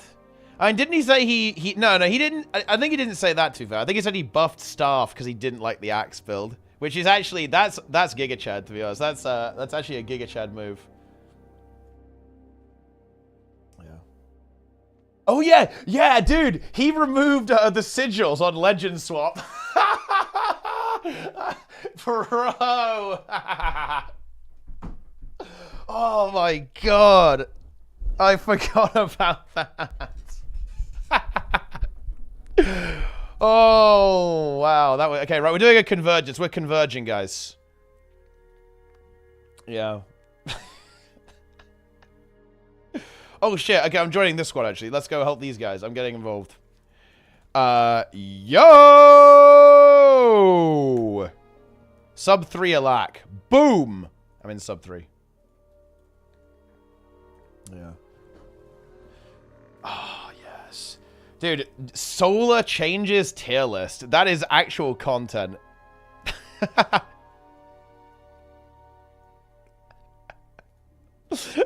Someone has to make that. Someone has to make a, like, all of Solar's changes he made to the game, like, put it in a tier list, and then we'll actually rank them. I think he'd give an interview. He kind of is, honestly, the kind of guy who would. I actually did speak to Solar directly, once on Discord, about a couple of things. I feel like I probably shouldn't say what we talk about. Like, I think... I don't, you know, obviously I don't agree with Solar, but I don't really want to leak private conversations, to be honest. I think that's inappropriate, even given the circumstances. Yeah. Yes. So, yeah. Wait, what was this? Power for open world clearing, Condi for boss busting, with a build-up with slightly higher damage ceiling. The encounter mechanics can favor one of these for blocks, protection, resolution. Funny enough, the bosses that take more power damage directly, like KCCA and Dragonwood, are unintended. It's actually unknown why they take more, and it's something related to there being a prop boss rather than a normal creature. Oh my fucking god. That is such a Guild Wars 2 moment, bro. Oh my god. That is such a Guild Wars 2 moment right there. We don't know. Yeah. Yeah.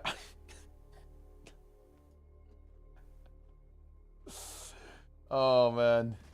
That is gaming. That is some gaming right there. If you were to make a video game, what kind of game would you go for? I think it would be... I'd want to make an MMO. That's the thing. If I could make any game I wanted, it would definitely be an MMO. I think it would be a lot like New World. If I'm being honest, it would be like a lot like New World. Because I like New World. Balance previews in an hour and 4 minutes.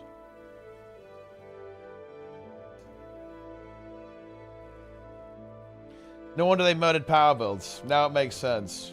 Here's a new one. Wait, oh yeah. There's some kind of bug with the train, but yeah, it's just a web browser. How about that, right? Kind of interesting.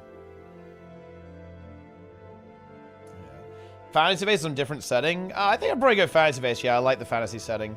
Although, you know, I did play a little bit. I have been playing EVE Online a little bit, and man, it kind of reignited my my enjoyment of the sci-fi setting as well. That kind of alongside the Dune films too. It's like, man, sci-fi is good. Like, when sci-fi is good, it's actually so cool. It's so sick, actually.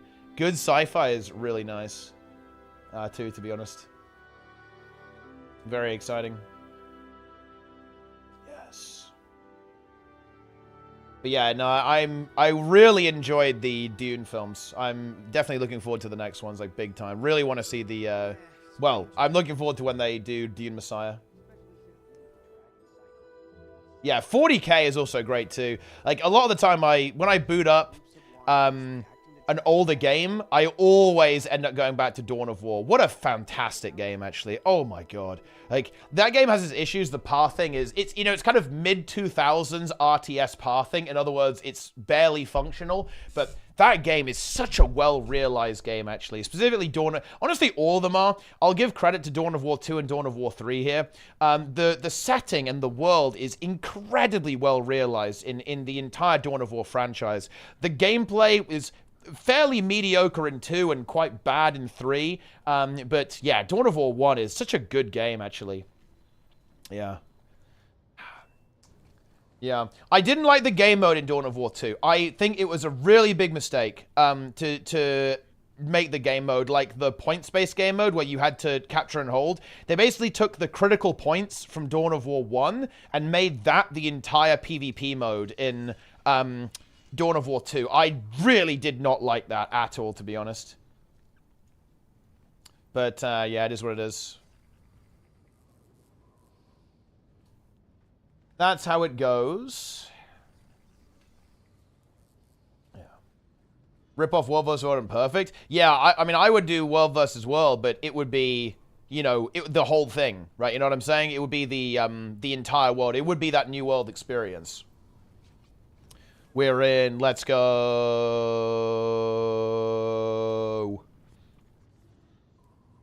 It is time to game.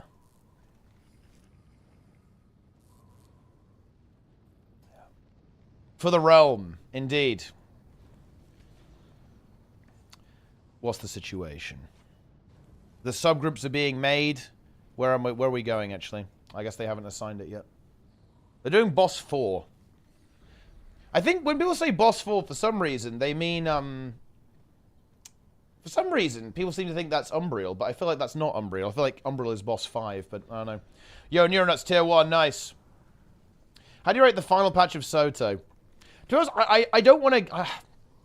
I almost want to stop answering this question. I answered this question, I say I didn't like it that much, because that is true. But I almost don't want to do it, because I really want to give, like, an actual proper review of the expansion. I've got to do it soon before I kind of stop wanting to do it, I guess, because, you know, like, these things are quite temporal, but I want to have a video I can link you to where you can watch, like, half an hour of me talking about it, because I think it's almost, like, a little unfair to give a really simple answer to what is actually quite a complex question with... There's a lot going on there. Thoughts on Bill craving to be milked. Do I even want to click on this? Okay, CM. Boom. I'm voting. Aina, I would pay expansion price again just to buy all mastery points in it. What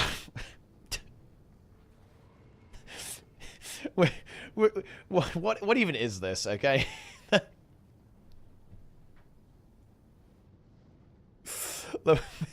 He just doesn't want to play the game.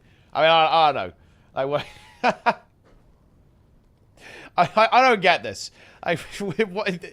Whatever. Okay. Wait, what? Wait, why is it Hell Sister? Oh, boss 3. Oh, okay, they want to do boss 3. Yeah, that makes sense. 1, 2, 3. I thought the LFG said boss 4, but I guess not.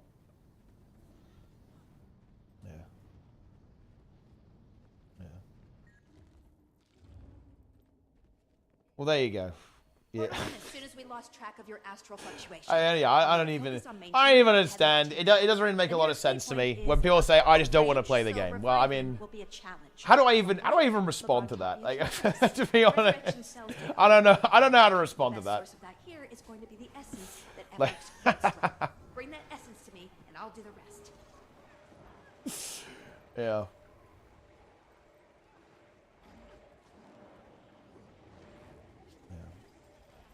Incredible. What does penis music mean?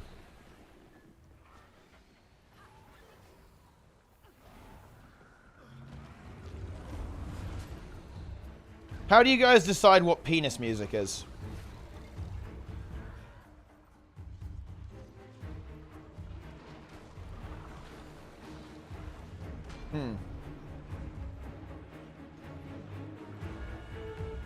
What doesn't it mean? And I guess that's a good question.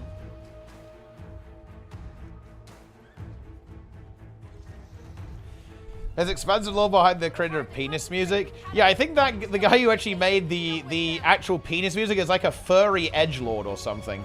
It's okay. That's something, I guess. Yeah. What's new, Roy Jake? Wait. Are you asking for material 1 hour before the stream, Trig? Are you out of your depth? Like, without CMC? Is that what this is? This could be a potential expose. He needs Daddy Trig to, Daddy CMC to, you know, make the content happen.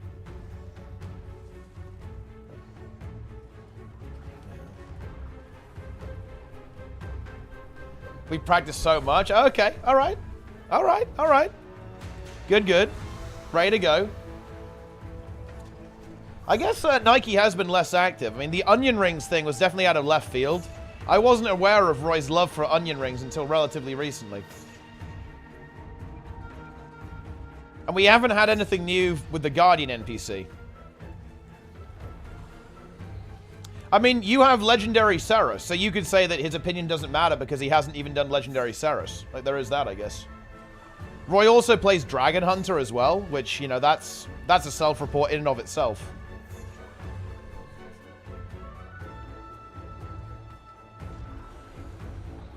I can feel the demonic essence in those high cryptids. Take them down, and I can throw that power back in their face. Nice. Collect enough, and I might even be able to catch What's his favorite dipping source in the Sonic drive-thru?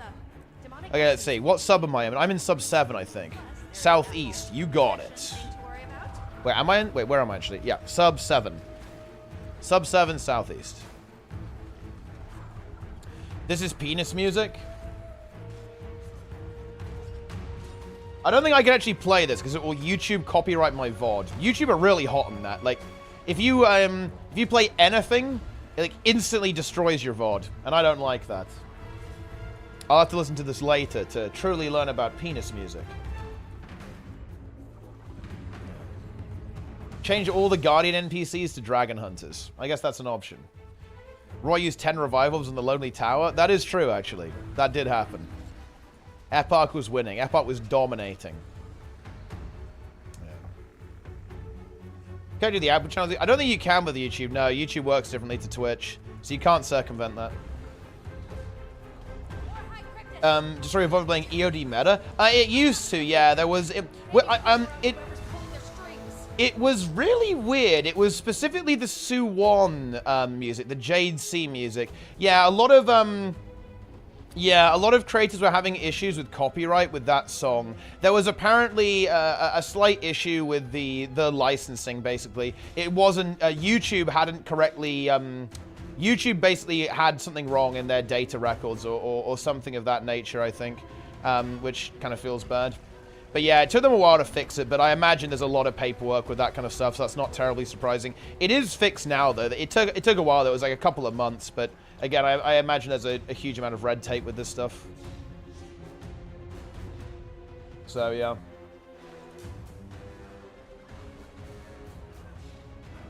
Seb, I think basically everyone had it. I was very lucky. I skipped it. It did actually eventually happen. I think, unironically, because I talk so much, the recognition system was struggling to actually get it, because whenever I was in Dragon's End, I would always be yelling, constantly telling people what to do, right? So I think it actually struggled to recognize the music in the background, but it did eventually get me at some point, I think, actually, and like one of my VODs got deleted on Twitch because of that.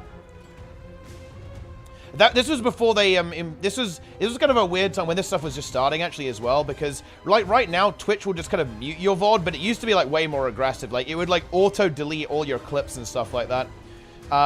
Yeah. Because that was what was going on, right? Because I lost... It was actually kind of annoying. It feels pretty bad, actually. Like, almost all of my clips basically got purged from Twitch. Because they had... I used to play music on stream, like song requests and stuff. And all of my clips just got cleansed because of copyright. This is kind of when Twitch started cracking down on it. Which, honestly, I kind of respect it. Like, Twitch was the Wild West. Like, you could literally stream someone else's music and just make money off that pretty much indefinitely. Like, you could just be... you could be a radio station, basically, and just, you know, get subs for that, which is a bit like, oh, okay, yeah, that's probably not good. But yes, they started cracking down on that. He's going to nerf regular Temple of Febit. Did it EOS yesterday without Deadeye, and now that it's dead, it was pain. I feel like there isn't much difference between CM and LCM. It's weird that the purple title is easier to get. I mean...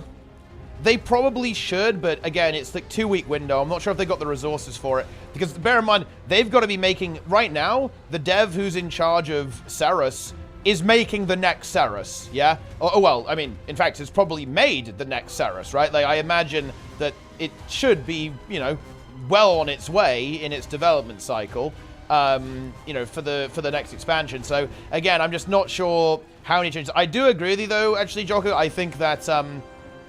It 100%, there is not enough of a difference between regular CM and legendary. The difficulty curve of this, I think, is a huge issue. In particular, I think, and and I would definitely talk about this in my Soto review.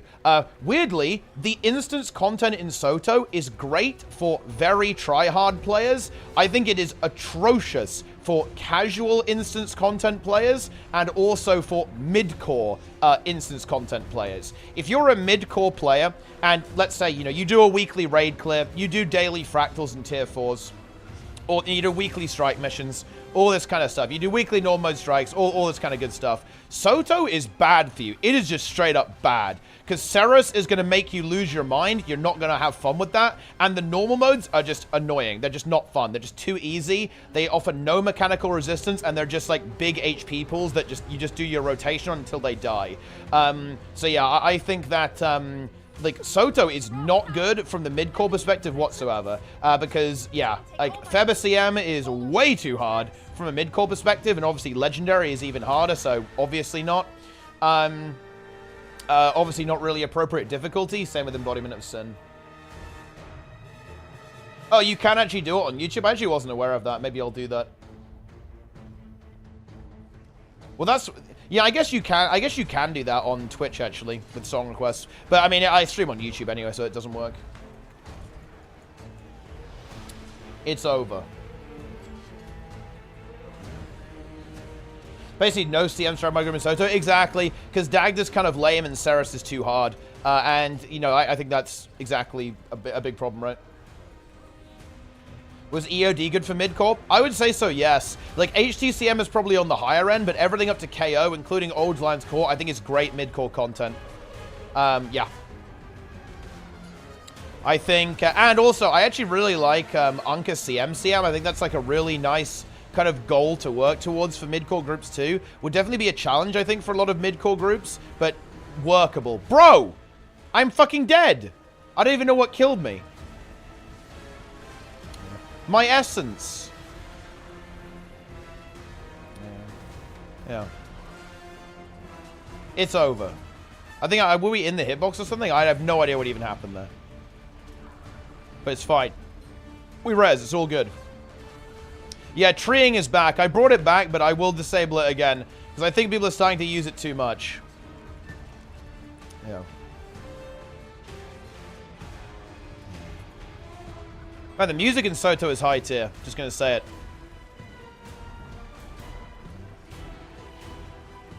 Yes.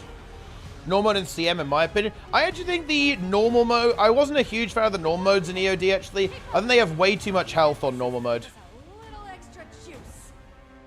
I think the normal mode ones are actually, like, arguably just a bit too slow, I think. Especially for newer players who aren't going to be doing big DPS and they just take too long. The tree was the first gooner here. Wait, wait, you think the tree is gooning? Trig, that's what you think? Should Migraine be recycled into a strike mission with a CM?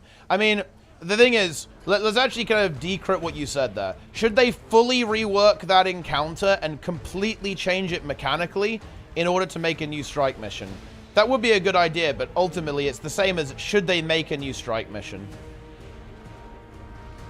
I do think it actually would be a pretty good idea if every expansion finished with a strike mission. I think that would be really cool. I think it will be a good idea to straight up have part of the story step be in the strike mission with like an auto group finder. So you actually have to do the strike mission as part of the story. I think that would actually be really cool. But they'd have to have an auto group finder for that, in my opinion.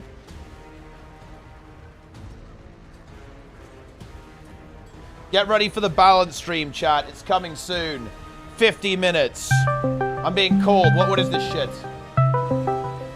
Sneb's calling me. What's going on, Sneb? Hello. What's going on? There is no way that they keep the damage, or sorry, the HP where it is at that final meta. There is no way. Oh, you think there's no way? Why is there no way? No way. Because as soon as all the blasters stop doing that meta, it will never, ever pass. So you think it will be just permanent failure? Like, absolute no hope? Dude, I mean, I just went in with a squad. So I failed one. Yeah. Somebody else was tagged up, and I also tagged up, but I just put like 10 blasters in my group. And before we started, I said, hey, You guys cover the rifts. I'm just gonna blast with 10 people. Yeah. And we got to 15% and failed because they just couldn't do the rifts. I don't know.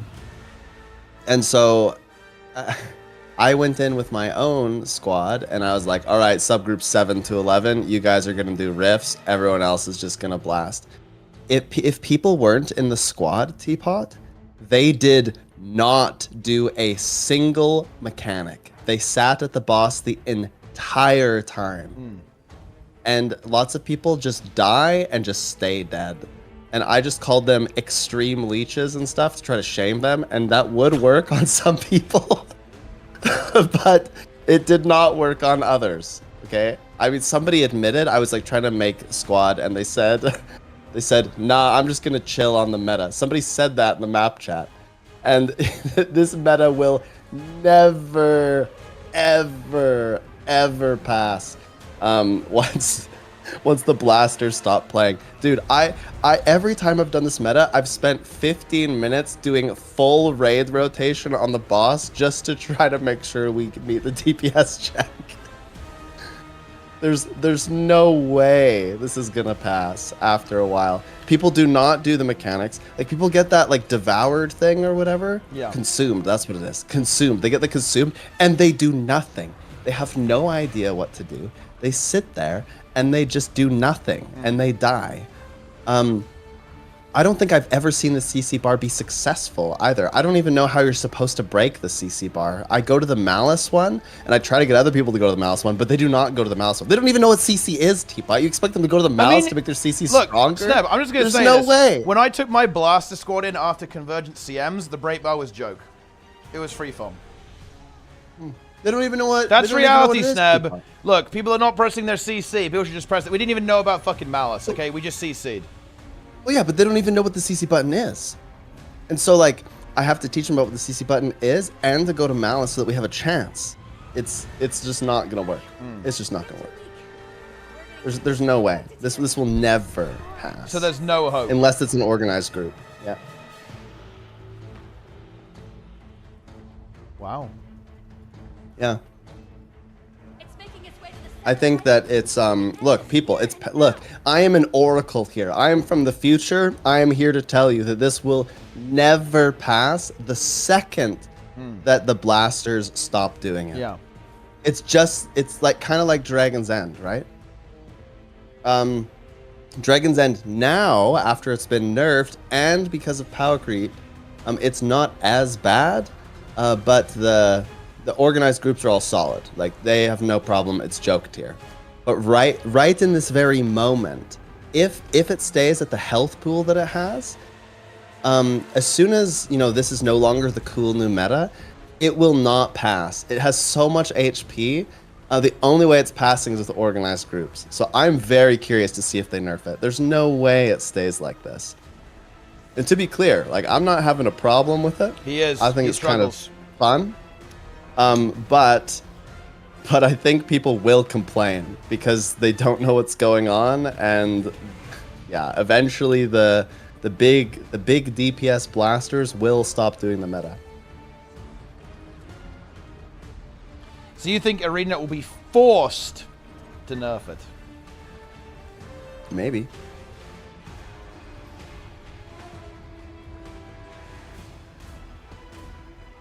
My name is Pickle Also, Prime. Mayo Snazzle also, the if Prime. Yeah, what's up? If Trig doesn't say that Roy's a goon, then then Trig has failed us all. Okay. Wow. It's a high standard. Let's get a hype train going, guys. Want to see subs now? If he does that, I will cackle. I will die of laughter. Like that will be hilarious. Wow. Yeah. I think the HP should stay. Because you know what? Yeah. Do you know what I saw on the LFG today, Snub? What? I saw the following. Zakaros meta doing subgroups. And that to me is a sign of progress. Because it Oh means, yeah, I did subgroups. Well, what I mean though is that it's forcing people to actually engage with the game systems. They're forced to do it. They have no choice, right? They have to. What happened Let's do a little history lesson. What happened last time something like this occurred? Well, I mean, people mentally broke, and ANET nerfed it. But that was What do you think is gonna happen but that's this because of the time, turtle. There's no excuse this time. There's no excuse this time. Oh no, there's a huge excuse. The box. Wait, the bonus box of goods. Yeah, but you're never getting the the one check. that has all the You're inclusions. literally never getting the check. No, but it doesn't matter. It's the idea that they could have gotten the check. Oh yeah, the Sneb fishing arc. I remember when Sneb was the dredge strat. The fishing map, dredge maps on Dragon's End. Man, that was good content. You know what I remember? I remember when people would infest my map, and then they would say Teapot's doing a giveaway in Lion's Arch to try to get people to leave, and I would beg them not to. Yeah. You remember that? You remember? But they would do it anyway. They would do it anyway because it worked. Do you remember Apparently, you were giving away legendaries at Lion's Arch daily. Bro, oh my god, that drama was actually wild, to be honest. That was some crazy shit. Honestly, though, you know, shout out to those other gamers because they, they leapt in front of you. You know, they took the bullet for you. Like, people wanted blood. They were coming for you because of the fishing maps, but the giveaway maps, right? Like that was the big one, right? That was the big one. Well, there's nothing wrong with the. Okay, I stand by this. He's trying to justify. He's trying to justify that shit. No, people still do this to this day. There's nothing wrong. They like create a new instance to get their whole squad in. That's essentially what we were doing. Okay. Yeah. Nothing wrong with that. Look, people begged me. People DM'd me. They're like, please tell me when you're going to do it. Please, please, please. I need the turtle. I need it. Yeah. And I was like, okay. No problem. Yeah, no, I think it was all about the turtle. I think the turtle was how they were forced to nerf it. I want to do some convergent speedruns to get like actual good rank 1 time snub. Because I don't have rank 1 on all of them, and I kind of want to have rank 1 on all of them. No. There was another really good team that was playing, actually. It was like QT and SC team going for it. They had some big blasters.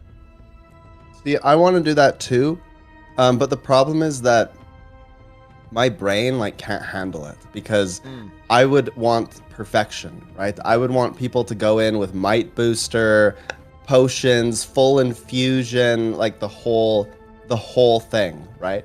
Like full try hard. Dude, holy shit. You know what we should do? Oh my, I need to do this. We need to get like a squad of only legendary Saros players, and they all have the title on. Let's go. You're feeding from a pool of 800 people across NA and the EU? Yeah. Isn't it like 800? Dude, that's like insane. You could do it. Yeah, I mean, we should do it. Like, you don't need 50, right? Like, it's not that many. We could do it. We could have only Saros gamers. That'd be pretty epic, I think. You kind of go full blast with so much skill lag. The mobs are one-shotting us and the server's catching up. Nice. I like that. That's good. Buyers. Snap, what are your thoughts on the fact that eventually there will be more people who bought Legendary Saros than people who got it legitimately? Thoughts on that? Admittedly, I'm extremely disappointed by that. I mean, somebody flamed me today after we failed. And their flame was like, you probably got carried through that Legendary Saros title. Bread maker And before, I could have been like, no, it's impossible, bro. But now I can't fight back. I can just say, you're bad, right? Like, I don't know. There's nothing to do. It sucks. Do ANET know about the thing? Oh, surely they do. I don't know if they do.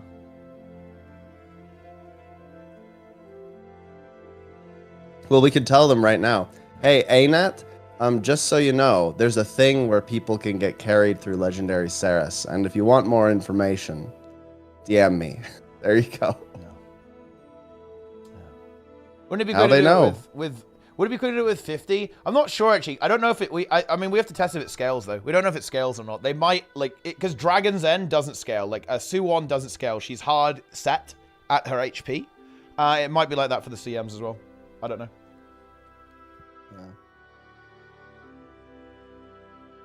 Yeah.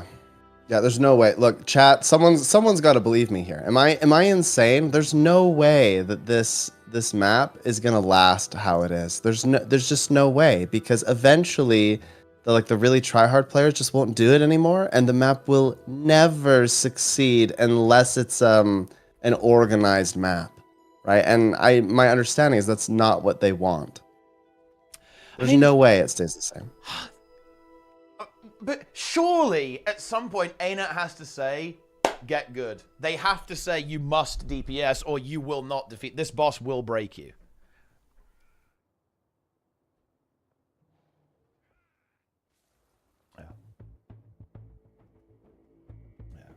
Why doesn't the CM for Guild Wars 2 passing the info to the devs?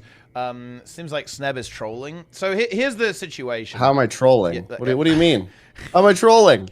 This is like a non-stupid way to tell them. Like, there's 2,000 people in here, and there was literally a dev in here before. This is a non-trolling way to communicate with the devs. So, I mean, this is the thing. Like, there isn't an employee at ArenaNet who watches all the streams, right, and kind of gets involved in the community in that way. They have a community manager, but that's just not the style of community management that ArenaNet is currently employing. There are devs who watch streams. Like, Trig watches every single Guild Wars 2 stream. I have no idea how he gets any work done. Same with Awesomeness, actually, as well.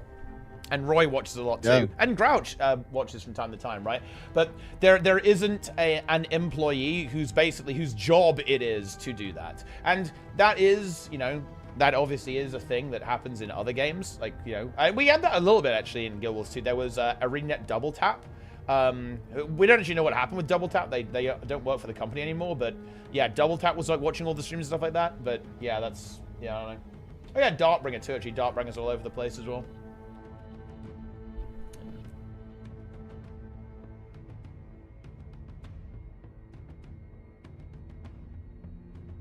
Oh, dude, Ben. I miss ANET Ben P, dude.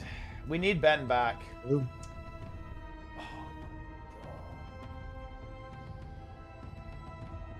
Did you have any predictions? I have a couple predictions. What are the predictions? I have some Inferno predictions. Do it. They nerf Mesmer in some way. Mesmer is too powerful now. It's too good. The ability to change one trait and provide a different boon is just too powerful. They cannot contain it. So something will happen. The ability to portal, feedback, and distort is just too much. And then suddenly the rifle and all the healing, it's just too good. Something is gonna happen to Mesmer. Would you say it's going to be demolition? What if they go for a demolition on Mesmer? What if they nerf Deadeye? I thought they already nerfed Deadeye. They did. What if they do it again? They just make it so Deadeye just I like... think they are doing buffs, though. I actually think it's not going to be nerfs. I think we're going to see buffs today. That's my prediction. You think they're going to go even further beyond? They talked about this a little bit in the studio update. They said the patch is focused around improving underperforming skills and utilities. Weapons and utilities, rather. Holy crap. Okay, then what if this? What if they're like turrets? And and minions. They make turrets and minions even stronger. And then the AFK farmers take over the game. Yeah. I mean, that would be content, I guess. I mean, dude, isn't Herald the ultimate AFK farm build, though? No? Isn't it actually just it's true. Yeah, it 100% AFK? is. I don't think you can get any better than that. What could be better than Herald AFK farming? It's unstoppable. Yeah. I mean... if I'm not playing Herald in open world, I feel like I'm trolling myself because I could be getting way more loot by just like running around. Yeah.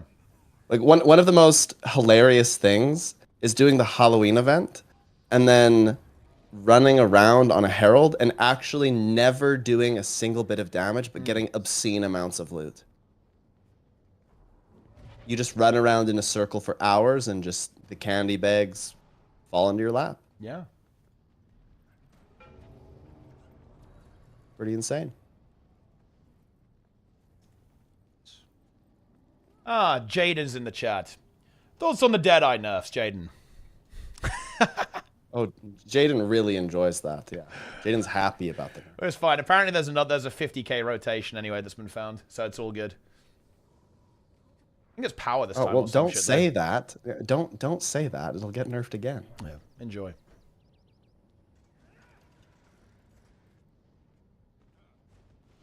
Maybe they should nerf it. Maybe Deadeye doesn't deserve to be good.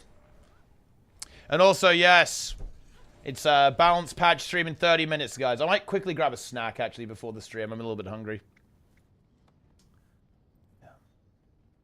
Previously unlisted 60k rotation. By the way, guys, you might just be go ahead and saying this stuff, like, oh yeah, players are sandbagging. This is actually extremely common in other games too. Like warlocks in World of Warcraft, they are extremely well known for sandbagging. Rogues also sandbagged hard. At the start of season 3 in Dragonflight, people were saying, Rogue, bro, Rogue is over. Rogue's career doesn't exist. There's no point even playing this. Rogue was absolutely busted and was like insane Giga Chad DPS in Yggdrasil. People sandbag hard in MMOs. This is just a fact, right? People love to sandbag. They enjoy sandbagging. We all know it. Bring that essence to me, and I'll do the rest. There you go.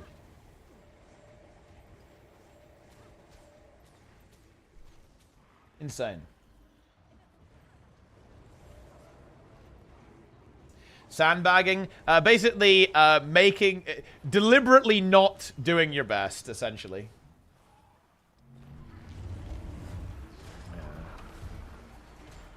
So if you were sandbagging an elementalist, you would say the top DPS rotation for elementalist is 30k, even though it's obviously a lot higher than that. And you would essentially attempt to make it appear worse than it actually is. Yeah.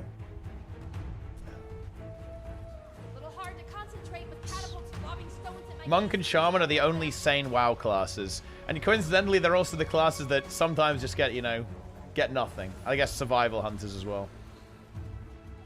But wait, you want to see the Bhagawan debate? Sneb, have you seen the Bhagawan debate?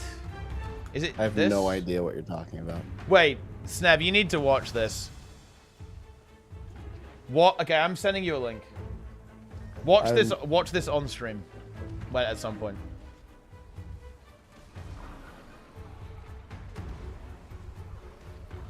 Oh my gosh. What? They're just the 4 people in here. It can only mean.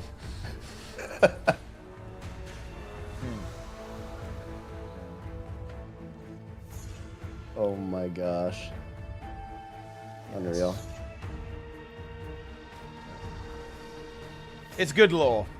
Chat, quick, actually, hang on. I'm doing a poll.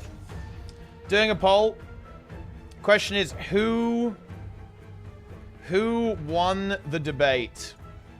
Brazil or Bhagawan? That's actually, I'm going to get that up there. 1 minute vote, guys. Vote quickly. Here we go. Who won the debate? I can feel the Democritus. Take them down, and I can throw that power back. You should get Rose on Tea Time. Yeah. Yeah, Rose is funny. Yeah. Ah, Revelation. Hashtag Revelation is here. Are you familiar with Revelation 1992? Snub? Only in myths and legends. What are your thoughts on Internet Cafe MMO gaming? I mean, that's pretty good. Yeah. Gotta pay per hour.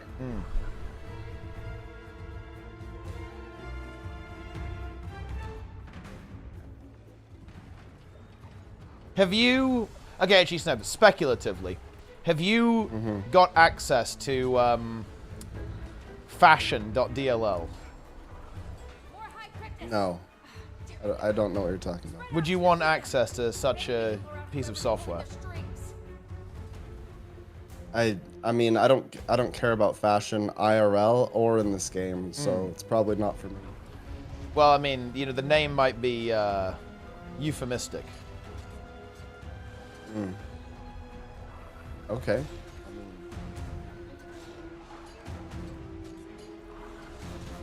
Okay. What do I say? What does it mean? It might allow you to see. Oh my gosh.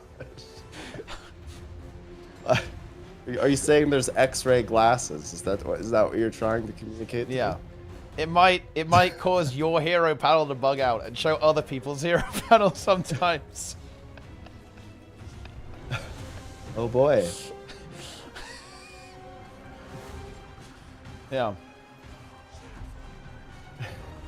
Fascinating. Quite the bug. Yeah. You hate to see it when it happens. Yeah. I love the terminology, how indirect it is, because basically there's this entire thing, it's like sub-community called like Arc DPS optional extras, and by that they mean hacks. So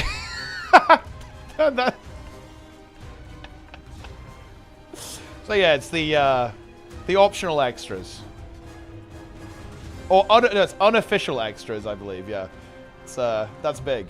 I like it. It's a good euphemism. It's a good euphemism for what it actually is.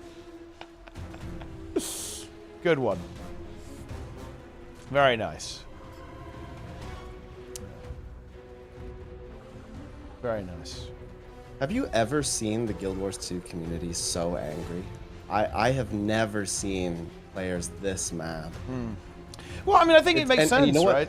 I mean, it makes sense. Well, but the funniest part is it's not that it's the end game players are just like they're just chilling, right? Like the raids, the strikers, they just don't care anymore, right? Like they're in the acceptance phase. But the story players, whoa, they are that's the bulk far of the from players. the acceptance That's the phase. bulk of the players. And Yeah. I mean, you saw that Discord conversation, right? Like, it's fucking hot, right? It's fucking getting crazy. Yeah. Yeah. It's really getting crazy out there. It's not a surprise, though, is it? If you think about it, it's really not a surprise. Like, at the end of the day, that's the bulk They're of the angry. players. It's the vast majority of the player base is the story and open world players. And Soto, I feel like, has not been particularly good if you're a story and open world player at the end of the day, right? In terms of gameplay. So it's been rough. I mean, I think you said this earlier in chat, right? That it was a cleansing nuke. I think I don't think it's the cleansing nuke. I think if the next expansion doesn't improve on some of the factors that players are upset with, then it could be a potential cleansing nuke. The tunnel was very much the veteran player cleansing nuke, but when it comes to the story players, Soto is not. It's not on that level yet. It's not the cleansing nuke yet.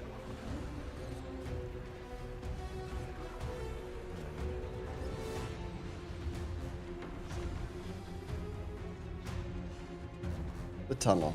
I mean, look, if you think about it, the tunnel just drove people mad, right? That was the dawn of the trees. Yeah. Oh, unofficial extras is clean, apparently. But then, like, the other stuff after that, that's when things get a little bit exciting.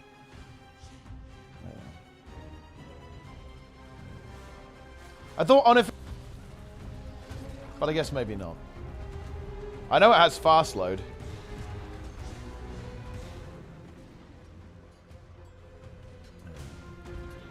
Nice. Oh, it doesn't have gear check? Oh, those are separate. Ah, okay, that's my bad then. Oh, no, I still like the idea of something unofficial extras just being like flat out hacks, but I guess it's not. Unlucky.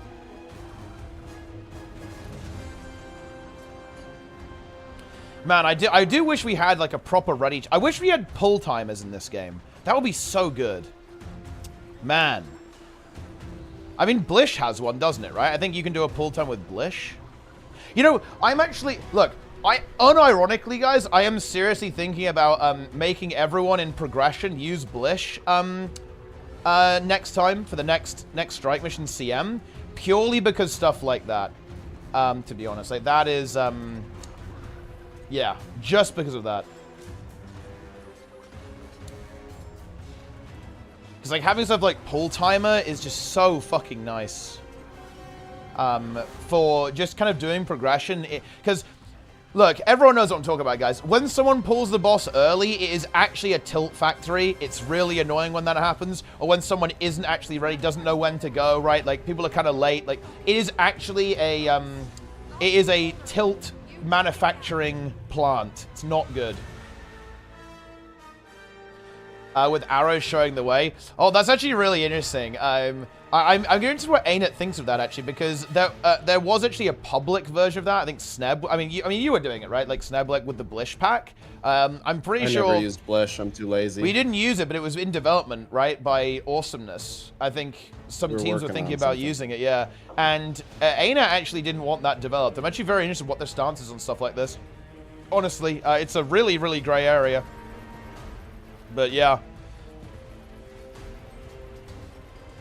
It's very interesting. Like, I do legitimately think that Ainut need to answer that question, because if you're going to do raid progression correctly, you are going to make a Blish pack. You are flat out trolling if you don't make a Blish pack for progression. But the thing is, I'm not totally sure if you're really allowed to do that. Why wouldn't you be allowed to do it? Because it's a very strict advantage. Like, you can create packs with Blish that give you a strict gameplay advantage. There's like no ifs, no buts. It is advantageous to have it. Well, I mean, it would also be advantageous to have somebody next to you with a stopwatch who's telling you, counting every 5 seconds, telling you when something's going to spawn. Well, I mean, right? we're talking specifically about software, right? Yeah, I don't know. You know, I don't think they would care enough, because just so few people would engage with it anyway. Well, they cared enough to prevent Awesomeness from doing his pack. I don't know if they did or not. I thought they Maybe did. He just got busy. I have no idea. We never talked about it. Yeah. I mean, if I were Awesomeness, I probably wouldn't do that, because he's so close to the game, right, as a dev. But I think it would blur the lines of what's like official and what's not. Yeah. But yeah. Weak auras. Dog auras. Watch What the color shovel. of shirt do you think Roy's going to be wearing? He's going to be, I think, apparently, I heard this from Nike, he's going to be wearing Sonic Drive-Thru t-shirt, actually, because he loves the onion rings, though. He's into that stuff. Really? Yeah. Do you think they'd let him do that? Because, I mean, that's like free advertising for Sonic. Yeah. I voluntarily stopped? Wait, hang on then. Wait, didn't you tell me that Ainut didn't like it? Maybe I've been fed. What's all the misinformation news today? Yeah, what is all this you know? misinfo, dude? Like, this is some fake news ass shit. I know someone for absolute definite told me that the add-on is a no-go. Yeah. Someone told me, because I was actually really interested in its development. I was following its development. I was like seeing previews and stuff like that. Like, oh yeah, this is like pretty interesting actually, like how powerful it can be with Ceres. And then I know with absolute certainty, someone told me like, no, it's not okay. Awesomeness just got busy. He's working on some story stuff. Is there actually a stream? Yes, there is a stream today, Silamau. It's in 19 minutes. It should be going live, I guess, any second now, actually, huh? I need to go. I'm gonna go get a snack after this convergence, I think, and then we'll watch the stream, and then we'll do the patch notes. We will read the patch notes. It's gonna be great. Guys, if the entire chat is filled with treeing, I will actively spread more misinformation.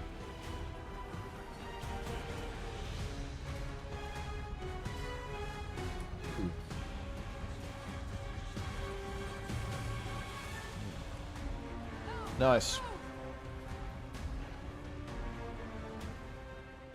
I think you got your wish. I mean, there's a lot of them. But they haven't managed to fully fill it, though. Trees? Wait, what? When you see so many trees in the chat, does it spark joy? It kind of does. Because I think that treeing is very expressive. I think many players who play Guild Wars 2 have been driven to absolute insanity. And treeing is the perfect representation of that, I think. Like, treeing is the ultimate emote for showing that you have completely lost your mind. And there's no possible way of getting it back.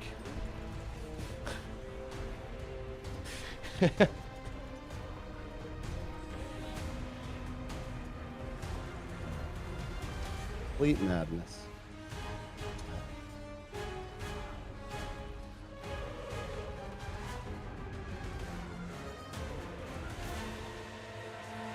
Very nice.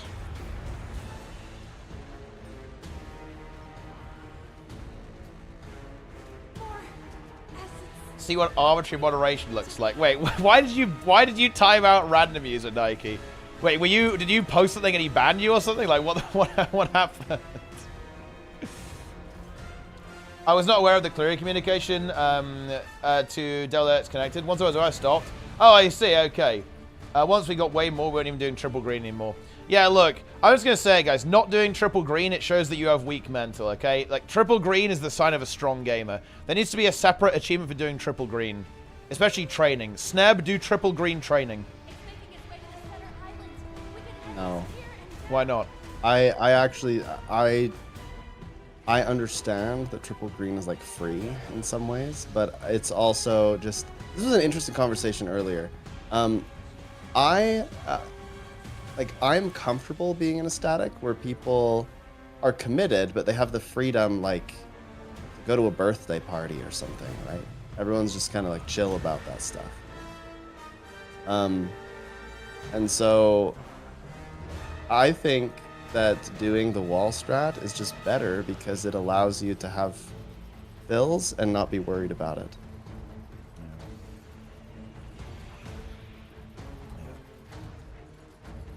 And I do agree with that. I think it's definitely a really good pug strat. I'm just memeing. I don't think you actually should, you should be forced to do green strat. Planix is apparently going to do green strat training, which is pretty epic, to be honest. I would never do that. Yeah, I mean, on the static thing, yeah, I don't know. I guess I just engage with it differently, right? Like, I'm very much like, I want people who are fully committed, right? Like, who are actually going to prioritize the hobby over certain things. Like, I'm not going to say, like, you can't go to a fucking birthday party or, or whatever, like, 100%, but if I would be extremely unhappy if we did not pretty reliably have the same 10 people. Like, I'm like, no, I'm not. Yeah. I don't. Well, I think everybody feels that way, though. I mean, it sucks when you have a static and, like, every week 5 people are missing. It's not really a static. I mean, that's why in SG there's, like, different rules about, like, look, if you're not there at least 80% of the time, then, I mean, are you really a part of the team? And this is especially true of when a team first starts. Like, if somebody's like, yeah, I want to join, but I'm not going to be there the first 3 weeks. I'm like, oh, I just joined a different team in 3 weeks. Yeah. Right? Yeah. But yeah, it's actually very common to have fills. It's why in SG we've structured it such that people are encouraged to get fills from other teams and, like, within the Discord, because it helps spread knowledge and, like, share knowledge about different encounters and stuff. And you'll therefore probably also have some more reliable people. Yeah. Yeah.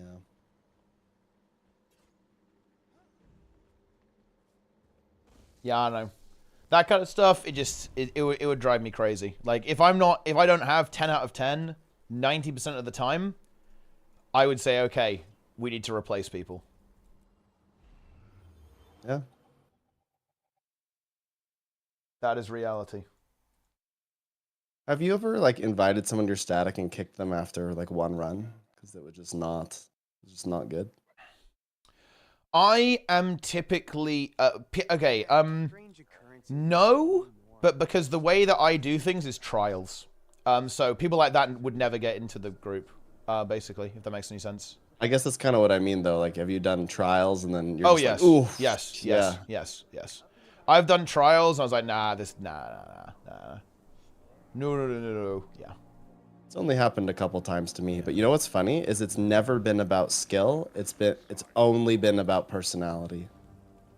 It's usually the more important factor, I think. Yeah. Yeah. But yeah. Usually people self like remove if they don't feel like they're up to par with the skill. I think the best way to do it is to set pretty high requirements, right? I think Fungus Among Us being the trial for Fungus was actually just a move of sheer brilliance. That's ego right there, ego emote. That was sheer brilliance because the amount of people who are willing to leech, they want to leech and they don't want to actually improve, but they're also willing to do sub 1 minute Fungus Among Us is incredibly low. So it was pretty effective. Fungus. All right, well, I'll head out because you probably got to prepare for Yes. the watching of the stream. Yep. So I'm actually gonna quickly. let's just Oh yeah. let's hope for full buff to AFK Core Guardian. That would be good. Hammer 1. Come on, like double the damage so that it's more viable. Let's go. Yeah.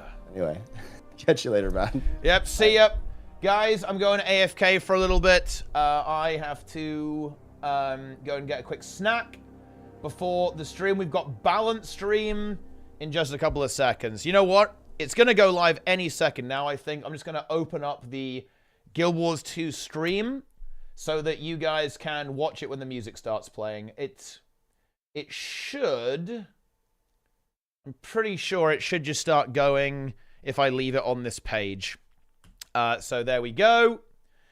Is it all new? Any info? Well, I mean, we're about to find out, right? We're about to see what the hell's going on. But we do know a little bit about it. It's apparently buffs, I think. In the studio update, I think they said the next update is going to be about buffs. But, I mean, I guess it always is. So I guess it's not super surprising, but it is what it is. Oh, yeah, I have to click go to chat, don't I? Because then it will actually... Yeah, there we go. It will actually open the stream properly now. There we go. All right, so we're on the stream. Okay, good. I'm going to be right back, guys. And there we go. It should go live in a couple minutes.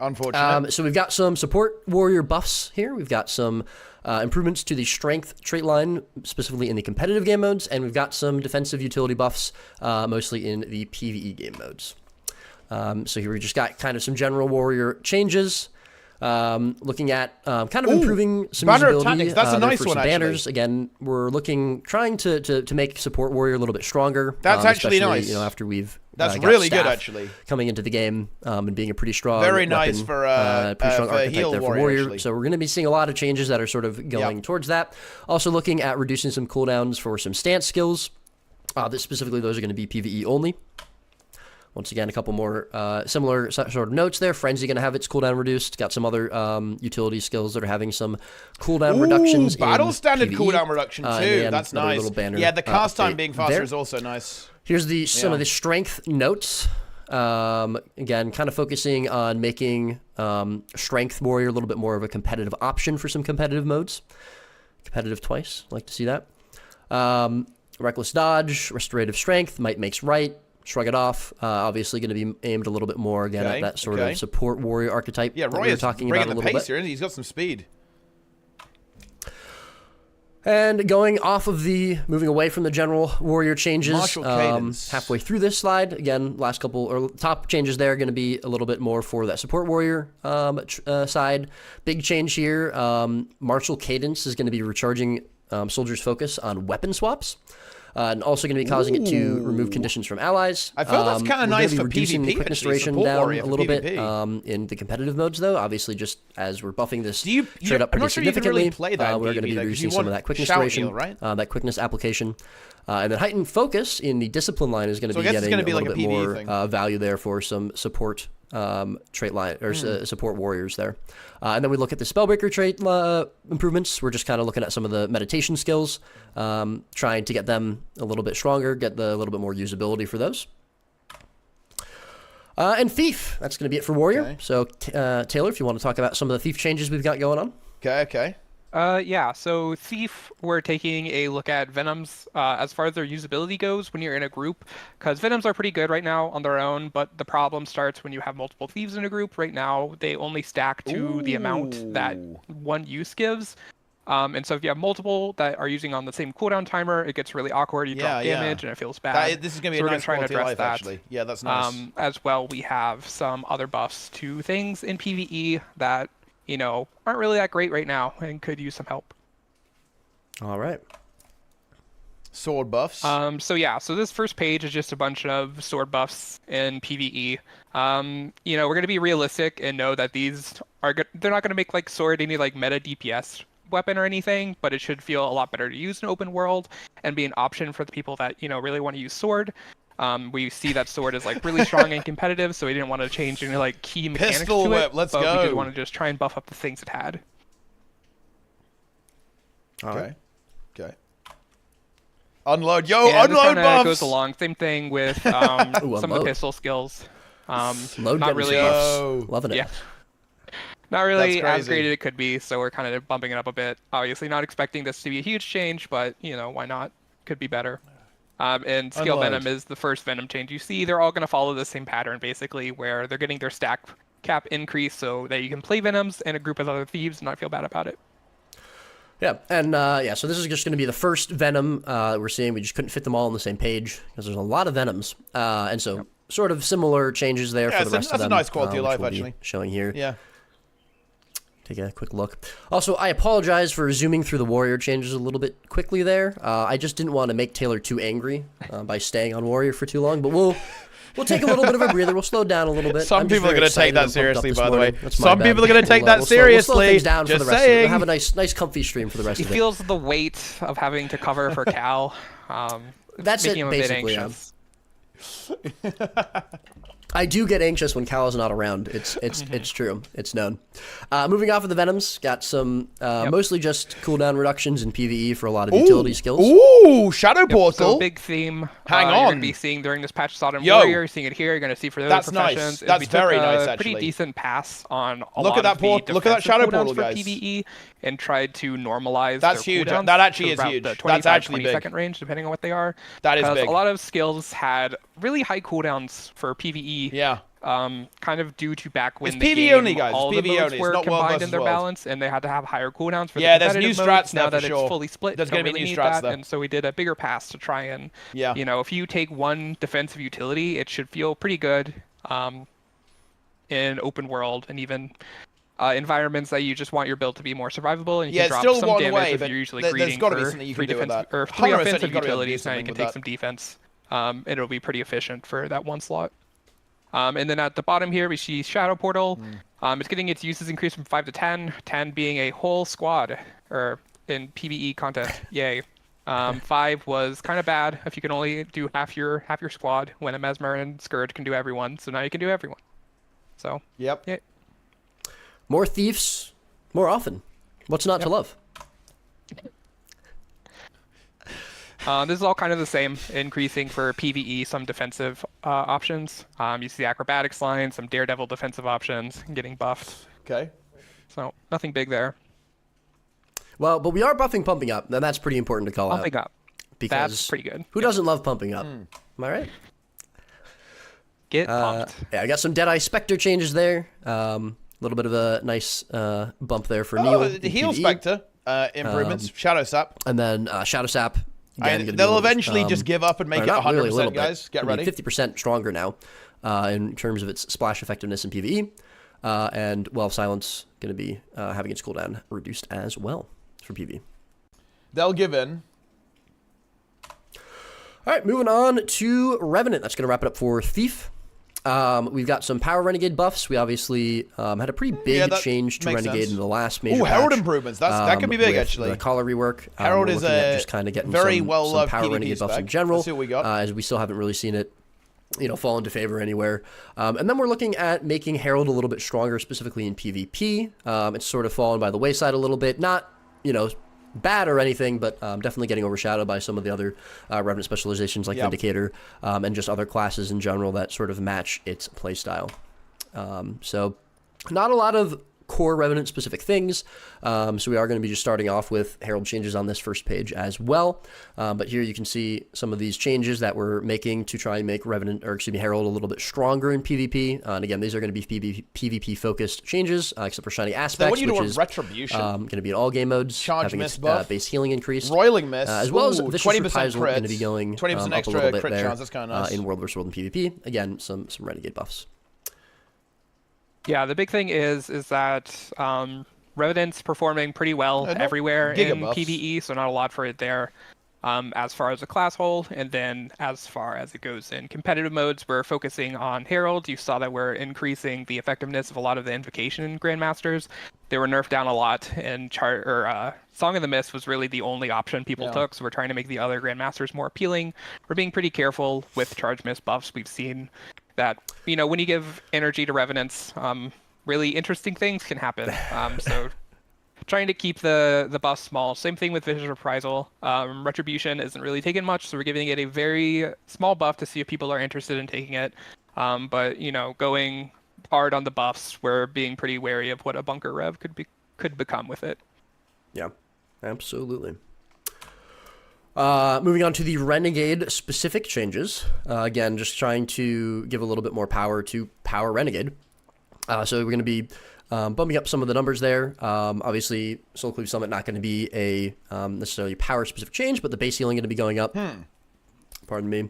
Energy cost going to be going down for Ice Razor's Ire for PvP only.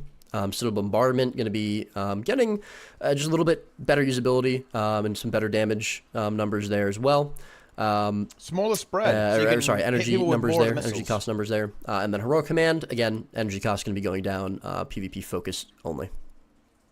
Yeah, Citadel Bombardment change is going to be pretty decent for everywhere.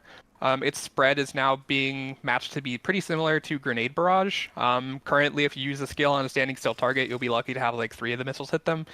But now with this spread, basically all of them will hit it. Like if you use it on a standing golem, you get pretty much all of them. That's why the damage is reduced so much in competitive modes. We didn't touch it in PvE because, some of the hitboxes can get so big, they're hitting all of it anyways, but this should make the skill a lot more consistent. And so we'll be keeping our eye on it, but hopefully it feels a lot better to use. Absolutely. A couple more Renegade specific changes here. Yeah. So the bigger one for PvE is All for One is becoming a power damage trait. Basically, it's going to give you a damage bonus buff for a bit of time when you use a Renegade skill. So the idea is that you want to be swapping through your Renegade and your Shiro or whatever your other stance is going to be, and try and keep that up to try and get a bit more sustained damage. We know that Renegade's burst is pretty decent, as well as the Citadel Bombardment will also help it. Dude, so we wanted Vindication this to be more of a is gonna sustained be damage trait to busted. help it outside of Fractals, where we know that's like the one part. What is this trait? And also Vindication, we're changing its bonus. It kind of had to get gutted out of existence for PvP, where it was like getting you might for each Call of Fervor, and Kala's Fervor just like falls off a tree, so it's like 25 might Heal perma. 4% of their outgoing for each stack of Kala's Fervor. Yo, something dude, that's not gonna useless. be It's going to give you some outgoing lifesteal, basically. So if you want a more sustainy trait, then this is one you take. Well, there you go. You take Vindication. There we go. All right, moving on to Taylor's favorite class. Ranger. Certainly his favorite green class anyways, Ranger. So we're looking at some skills that we're not really seeing a lot of use in any real game modes across the whole game. You know what's really funny? I saw a video claiming that the devs love Ranger, and they're not beating the specifically short they're not beating the accusations with that comment. A couple of updates, a couple of buffs there. Yep. The bows were falling behind, huge flavor fail, unacceptable. So we need to buff them. So we're seeing short bows being tweaked a bit more towards competitive. It's not really ever seen, never seen use, but competitive. And so we're trying to buff it up there. For PvE, the one that might be interesting is crippling shot that bleeds inflicted by your pet now that you use your condition damage. So its use on like an untamed or a druid will be the same as if you're a soul beast. And we're also seeing long range shot and rapid fire be increased in their damage to be more sustained damage. The only time people really used longbow in like instance PvE content was like a precast or to set up their burst with barrage. So now hopefully the damage from it just sustain wise should be pretty decent. Absolutely. Couple of the utility skills we mentioned, getting some usability improvements, or not Whoa, really dude! improvements, Signet of Stone, that's actually a big buff for Saras. Holy shit! Giga buff for Saras, actually. Most of these are going to be PvE only. Strength of the pack, getting a little bit of a bump up there for its might duration in Wilderness World and PvP. Mostly just to try and give Rangers a little bit more options of supporting allies with might, or potentially just booting themselves up there. That is a some might big for any Saras builds that we're moment seeing there on pop Signet up of Stone. in World vs. World and PvP. Yeah, hand kite buffs, true. And then this slide, Lead the Winds is getting a like mini rework where it's going to change how it gives you the boons. Before it would only give you the boons if you strike a target beyond 1200 range, which is like really rare in a lot of cases, and it felt inconsistent. So now it gives you quickness and swiftness when you use point blank shot, which feels a lot better. You can combo point blank shot into rapid fire or barrage or channels, so you have quickness for them. That could actually be a maybe bit of a this trait combo you can sees set up for use PvP. have a lot of competition with the other two Nox. slots, but if you want to be a bow ranger, then hopefully this feels better. And then Juvenile Aether Hunter, these are a lot of words to say we hopefully made it feel better to use. It had some pretty long aftercasts and weirdness to it, so we're shifting it and maybe also hopefully making the Soul Beast version of it feel better, kind of increasing that Leyline Vortex to feel more like a fire overload where you hit them a lot of times. So hopefully pet feels better to use. There you go. Absolutely. I do want to summon my Air Shark. And got some Soul Beast changes here. Going to be fixing issues for a couple of pet skills. And then a little bit of a nerf to Prelude Lash in the competitive game mode, just lowering that power coefficient down. And another usability or utility skill that we're not really seeing used quite as often in PvE, having its cooldown reduced. Dolyak Stance is kind of a sick skill, honestly, in PvE now. 25-second cooldown, and you can stance share it. Untamed. So these are some untamed things. The Unleash Pet. We got a lot of feedback that people don't like seeing their pet be green all the time when they play Untamed. And so we are changing it so Unleash Pet's visual effect will now fade over time, kind of like it does on you. So it'll become green and then back to normal. So if you like having your pet unleashed, but don't like it being green, big change. Hooray. Toxic Shot, this kind of rolls back into Shortbow, how we were talking about. It's Untamed Ambush was kind of holding it back a decent amount from use. So we're increasing its usability and also a bit of its damage. Not by a whole lot, but hopefully its skill feels a lot better to use. Could I get maybe like a little bit more of an enthusiastic hooray, Taylor? Yay! That was yay, not hooray. I want the whole word. Take what you can get, man. Where's Cal? All right. Moving off of Taylor's favorite green class to my favorite green class, Necromancer. We're looking at World versus World. I love Necro. I never had any issues with Necro. Here it comes. Looking at World versus World buffs for Sword specifically. We've touched it a little bit since the initial launch of the Sword for Necro, but we're still not really seeing it have the success that we want it to in World versus World. So we're going to be hopefully bumping it up to a place where it's going to be a little bit more competitive with things like Scepter, things like Axe. Depending on what sort of build you're playing. And then we're also looking at some survivability improvements for Harbinger in this patch as well. That could be interesting. But here, of course, we've got some of these sword skills. Gormandize, what a great name that skill Gormandize. is. Yo! I wonder who named it. So that's just going to have its power coefficient going up. They nerfed it in PvE. And then we're going to be changing how the leap skill, the free skill, shit. Path of Gluttony works a little bit. So it's the initial hit is now going to corrupt a boon instead of having to wait for that flip over, the second charge of that leap to get the boon removal. So you have a little bit more boon removal up front. Again, hopefully to try to make that a little bit more competitive with things like Axe 3, which is already going to be corrupting boons. Yes, you can use it as a corrupt in World vs. World now. And leaping then, people, right? of course, lowering the number of boons to reflect that for PvE and PvP, where it's going to be matching the number that already was there for World vs. World. So getting some more boon rip up front for players, especially in World vs. World, is going to be pretty important. And Scepter that's 3, obviously something that Necromancer plays around a lot. That's actually pretty significant, by the way. Hopefully seeing that feel a lot better. And then, of course, power coefficient up for Satiate in World vs. World. Like pistol these days. Feast of Corruption is going to have a little bit of a buff for PvP as well. Just getting Scepter hopefully feeling a little bit better for some Necro builds in PvP. So boons up from boons corrupted up from 1 to 2, and of course the cooldown is going to be going up a little bit alongside that as well, since it'll be a lot stronger. Yep. Okay. We wanted to see Scepter get buffed a bit after Weapon Master training. Pistol kind of overshadowed everything. Yeah. And so we're trying to increase what Scepter wants to do. Hit that big 3 skill, get 2 corrupts. Increasing the cooldown just a tad. Obviously, this isn't like a super big cooldown increase, but we wanted to, since it's 2, if you want to use it twice per Scepter loop, probably have to wait a bit on the weapon. All right.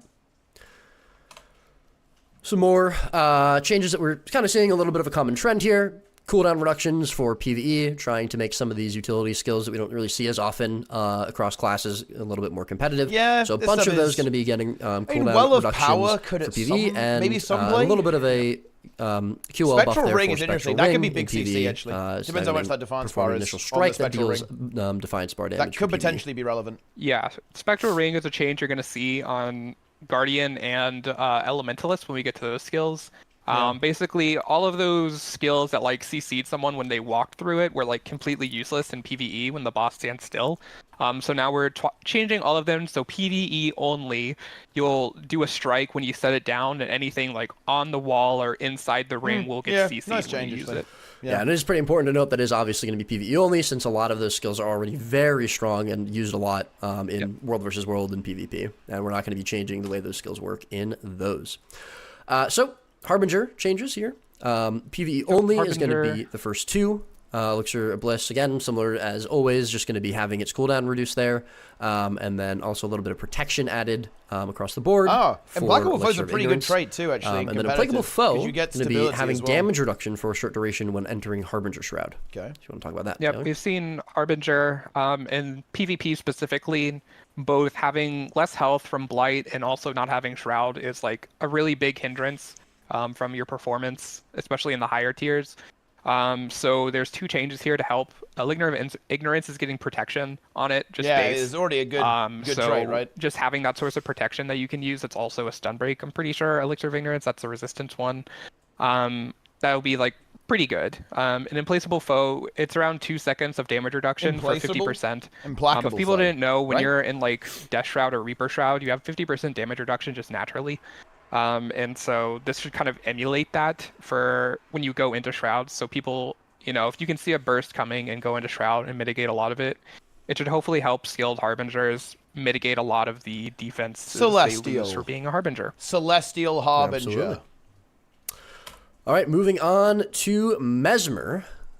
we're going to be looking at some utility buffs for PvE PvE, specifically defensive buffs. skills, PvE as well as Power improvements. Virtuoso. Going to be getting some improvements this patch, specifically for PvE. Imagine if Powervert also is busted. We want like, to see bumped up a little you bit have there. 2 giga busted range builds on the Power and Condi. Yep. These Mesmer changes, the first 2 are axes for PvP.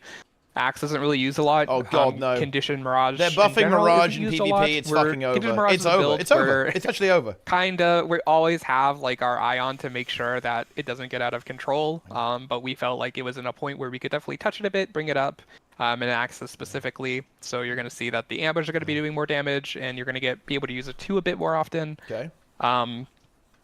Then also, this is a game-wide change, but really helpful for competitive. Ether Feast is a heal that a lot of people don't take anymore.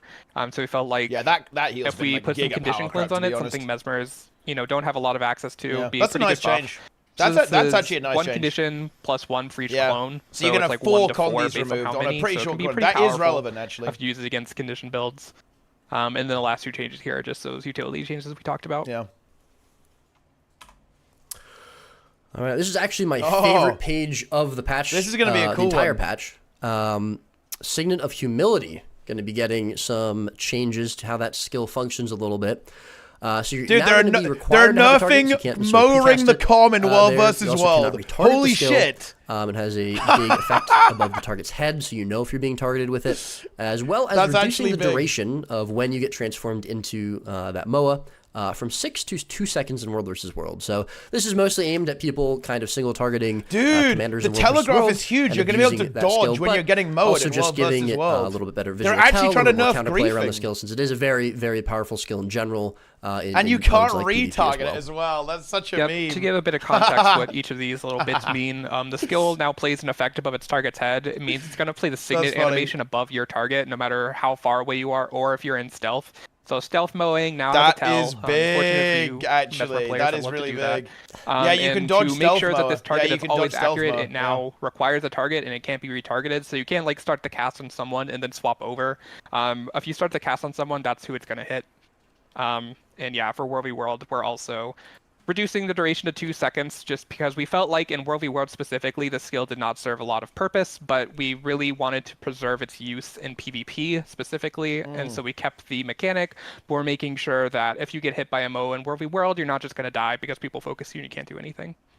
Yeah, absolutely. And then, as we've seen, a bit of a common trend, a lot of cooldown reductions for a couple of skills that we're not really seeing being used very much. Massive Viz, Signet of Midnight, Veil, Mental Gymnastics, as well as number of Vuln stacks going up for Illusion of Vulnerability from 3 to 6, so doubling that there for PvE. All right, moving on to the Mirage and Vert changes. If you want to. Yep. So the bigger one here is Infinite Forge is now going to give blade attacks damage bonus. So all those effects that are named blade are going to get a strike damage bonus. That should hopefully be the bump that Power Vert gives to be gets to be a competitive build. Okay. Absolutely. Oh, Deadly Blades buffed as well. What?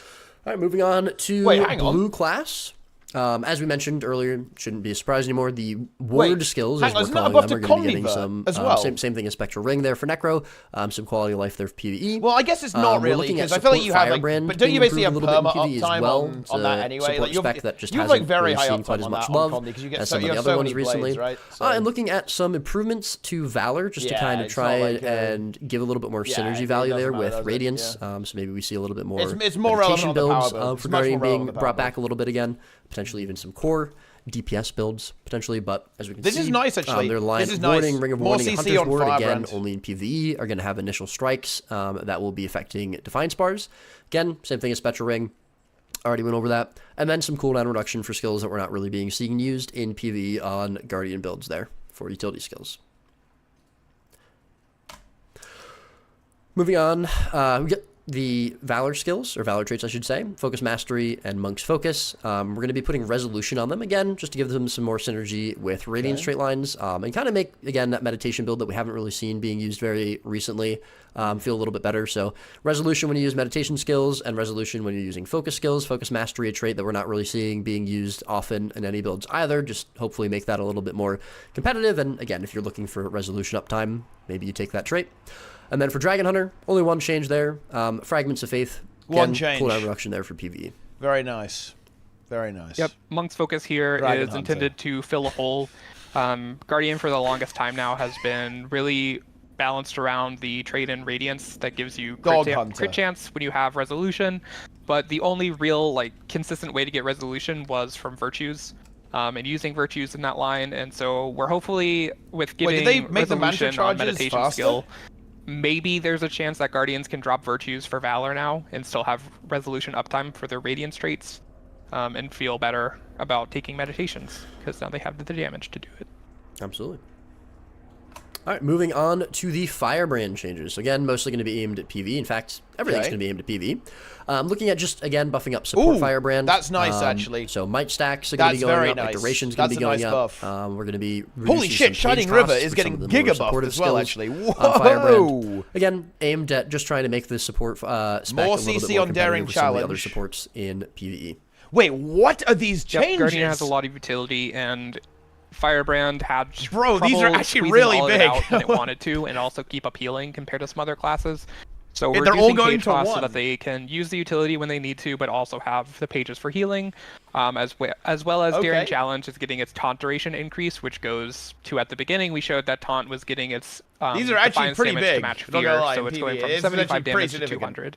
So and it still has the issue with the boon application. As well, Maybe they Loremaster changed the mantras is getting though. its page generation interval lowered to match PvP. Loremaster, that's with, quite a nice if you change want too, more actually. pages, Loremaster helps you get more pages even more now. Yeah.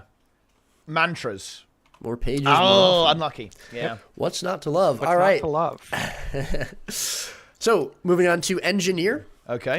We've got alchemy improvements, we've Power. got PvE, Power power mech. adjustments, and we've got Elixir X. Power which mech, is, its own guys. node, apparently. Power mech. Ooh. Very big Elixir X fans in the chat, I'm sure.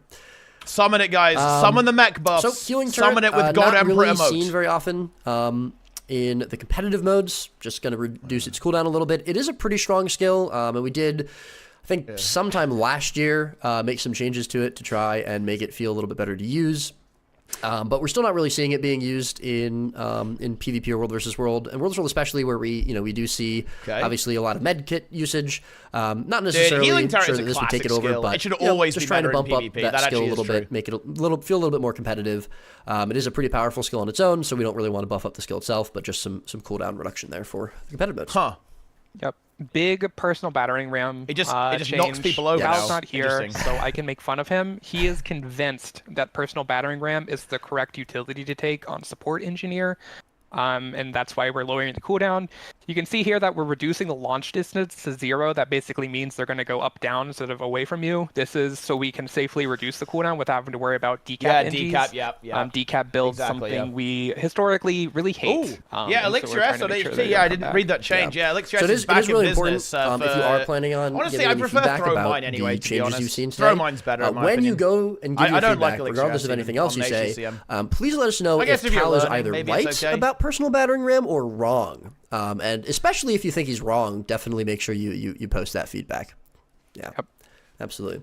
I got some cooldown reduction there for Elixir S as well as for Elixir U. Some cooldown reduction as well for Elixir U in the competitive mode. Just going to be having a little bit less of that cooldown reduction. And then we've got some of the boon durations to reflect that. Yeah, it's just duration down, cooldown. In versus general, world. this Obviously, makes abilities stability better, being a by the little way, bit more guys. important. In general, In this World makes versus them World better. specifically, you're going to have that duration. Always going remember down that. If in you that mode if only. you scale a skill down, but you can use it more often, it's usually a bit better. More in my utility opinion. skill changes here, as well as some tool belt skills. Toolkit skills. Huh. Cooldown reduction there for utility. Utility goggles, detection pulse is now going to inflict vulnerability on enemies. This is obviously a skill that doesn't really do much. Dude, they're in PvE PvE the magnet pull, the so, scuffed it's a visual. little harder Dude, to this is take literally the utility goggles. It anti-world has a very versus world niche grief use, patch. What? Well, not necessarily niche use, but it has some use in some of the more competitive modes. If you're playing against players who can utilize stealth. And, so we do see it used sometimes there, but we're not really seeing it used in PvE, so now maybe inflicting vulnerability will allow you to feel a little bit better about taking utility goggles, especially with the cooldown reduction, as it is a pretty strong skill, just in general. And then, again, some toolkit buffs. Yep, toolkit hopefully pretty good. Magnet is getting a similar treatment to MOA, just because it had the same kind of problems that MOA did in World v World. that this is a long-range CC and can really be used to pull people out of position. It didn't have a great tell, so now we're playing the full visual effect over its channel, and then it also can't be retargeted. But to also buff it in PvE, because it's CC, it was a pretty long cast. That's pretty a very bad CC, so it's gonna deliberate do some bonus change fire there. damage. So hopefully Toolkit is looking pretty good as a kit. You know, have a pretty big hit from Prybar, throw wrench also pretty good. Have a block on it, always great, and now Magnet gives you pretty good CC. So pretty well-rounded kit, I would say. Absolutely. All right.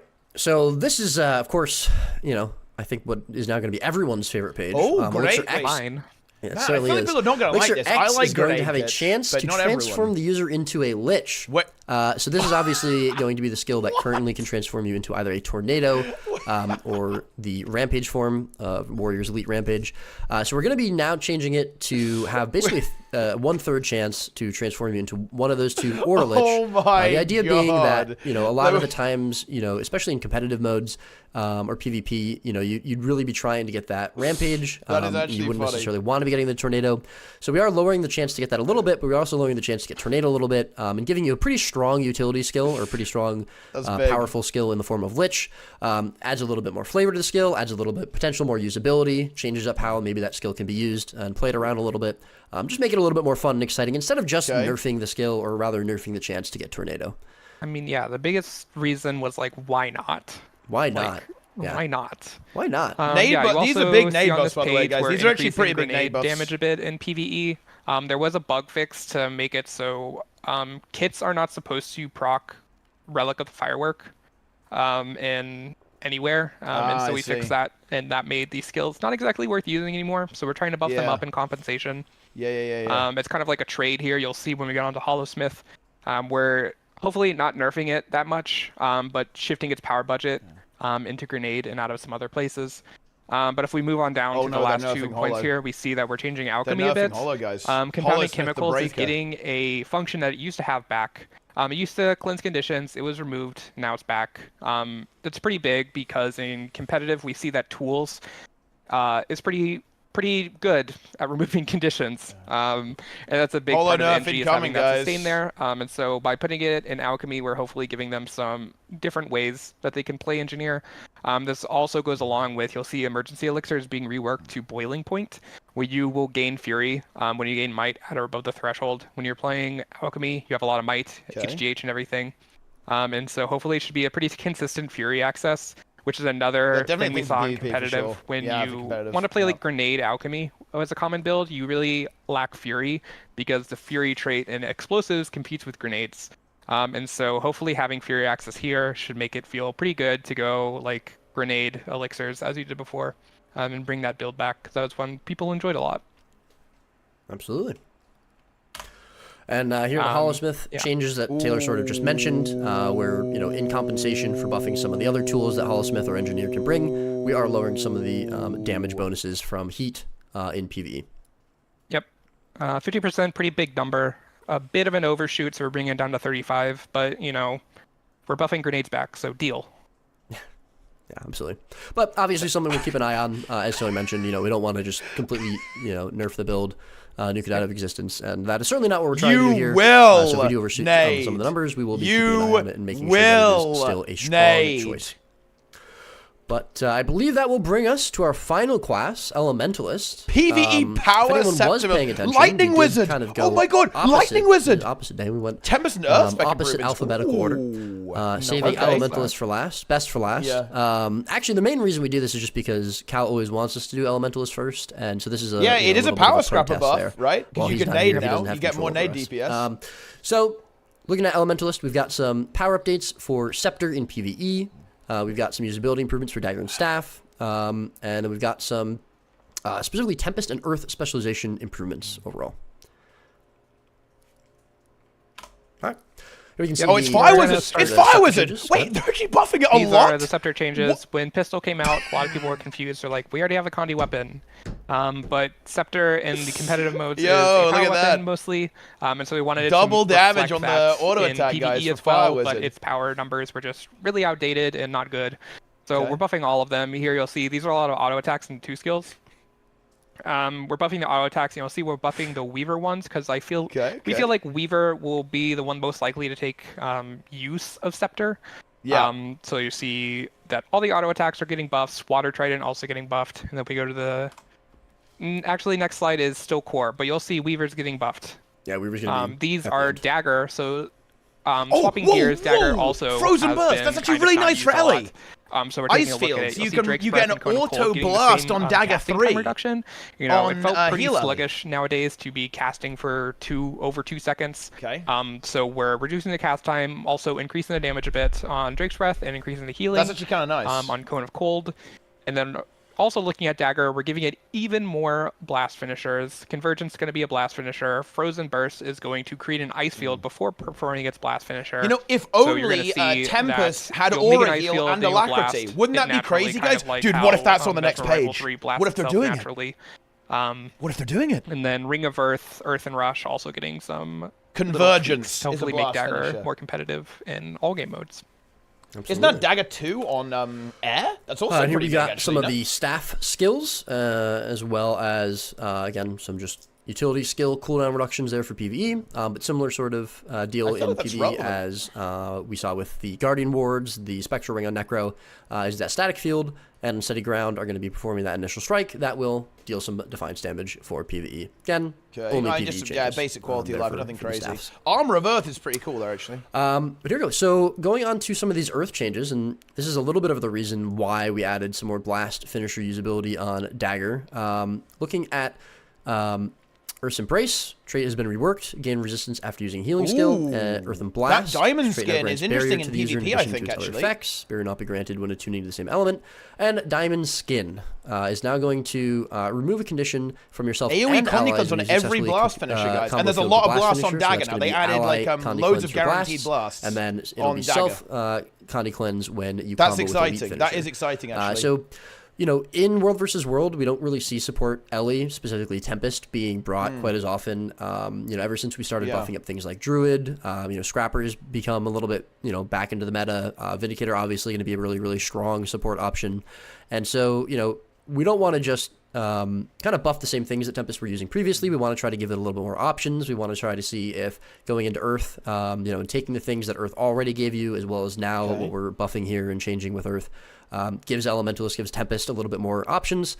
Cleanse obviously being something that Tempest, you know, was competitive with before and now has fallen behind a little bit. So this will give you more cleanse, especially if you combo, you know, with the Dagger updates, the Dagger changes we're doing, the Dagger buffs we're doing for World versus World. Could be a pretty strong build. We're going to see how that plays out. Yep. Tempest. Some water trait line updates there, if you want to take those. Yep. Soothing Ice should be a pretty good change. It's Soothing passive, Power, 300 vitality. Trigger made it so we had to put a pretty decent That's a good ice trait in on it, PvE. but Makes now that heal it Tempest is tankier. not passive, we can reduce it and increase usability a lot. And having that aura on heal, especially with Tempest, should feel pretty good.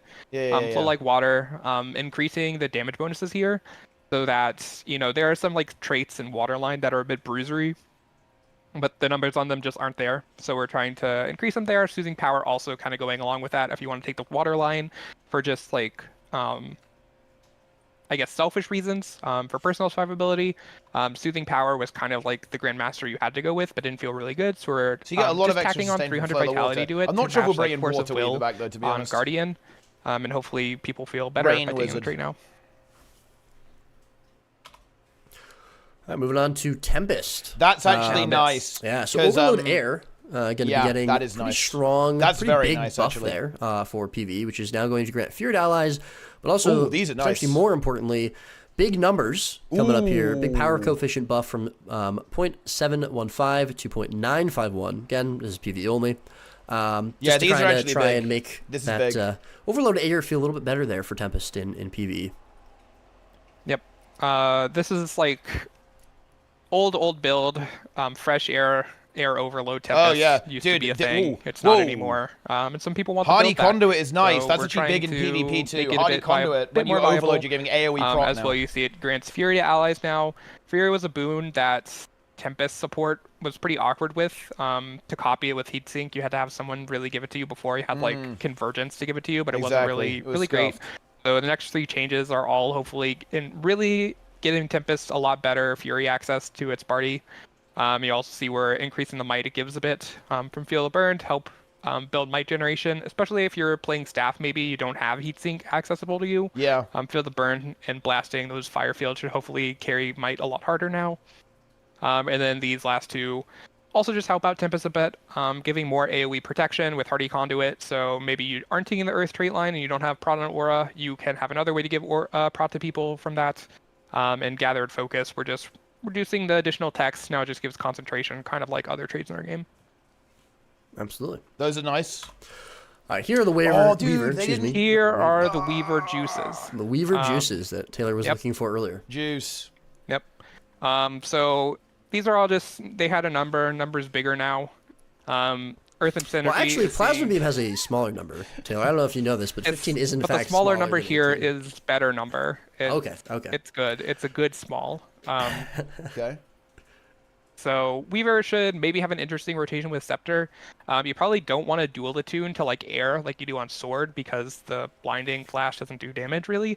But Water has Water Trident, pretty good skill. So maybe you want to like dual attune on Water if you want to dual attune to it.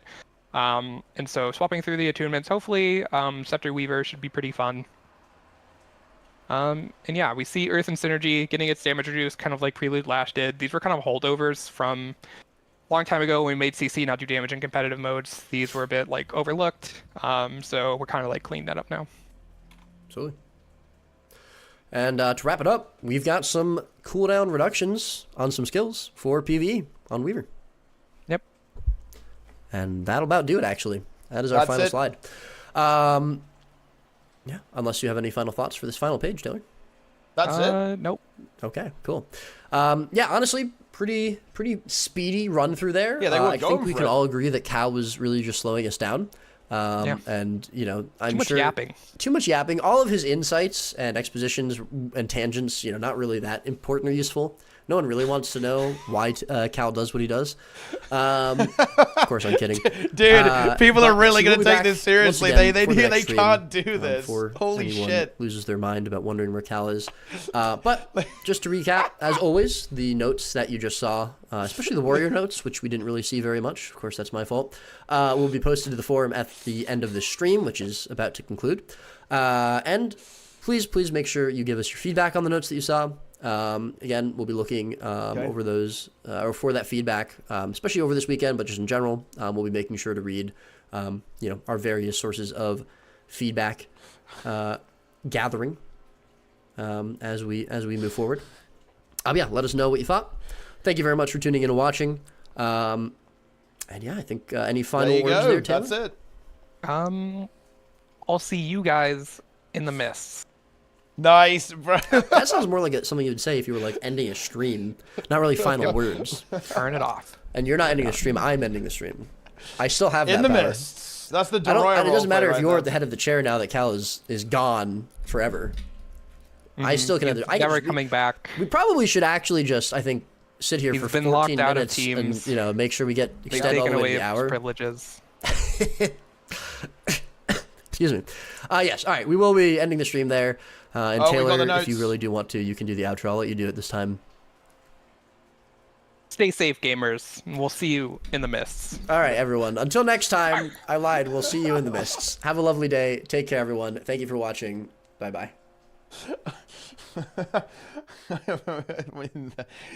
There you go, I guess.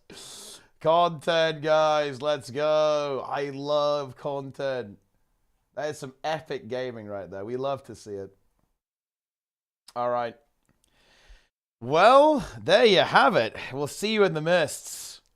Okay, interesting. A smaller patch. There's a couple of things that are kind of missing. I'm going to go over there. It's pretty quick. I don't want to stall too much because I'm actually a little bit tired today. I don't want to actually go like mega. I don't want to go too crazy and stall for and do these notes at like 2 a.m. That's not what I want. Man, my voice is still fucked up.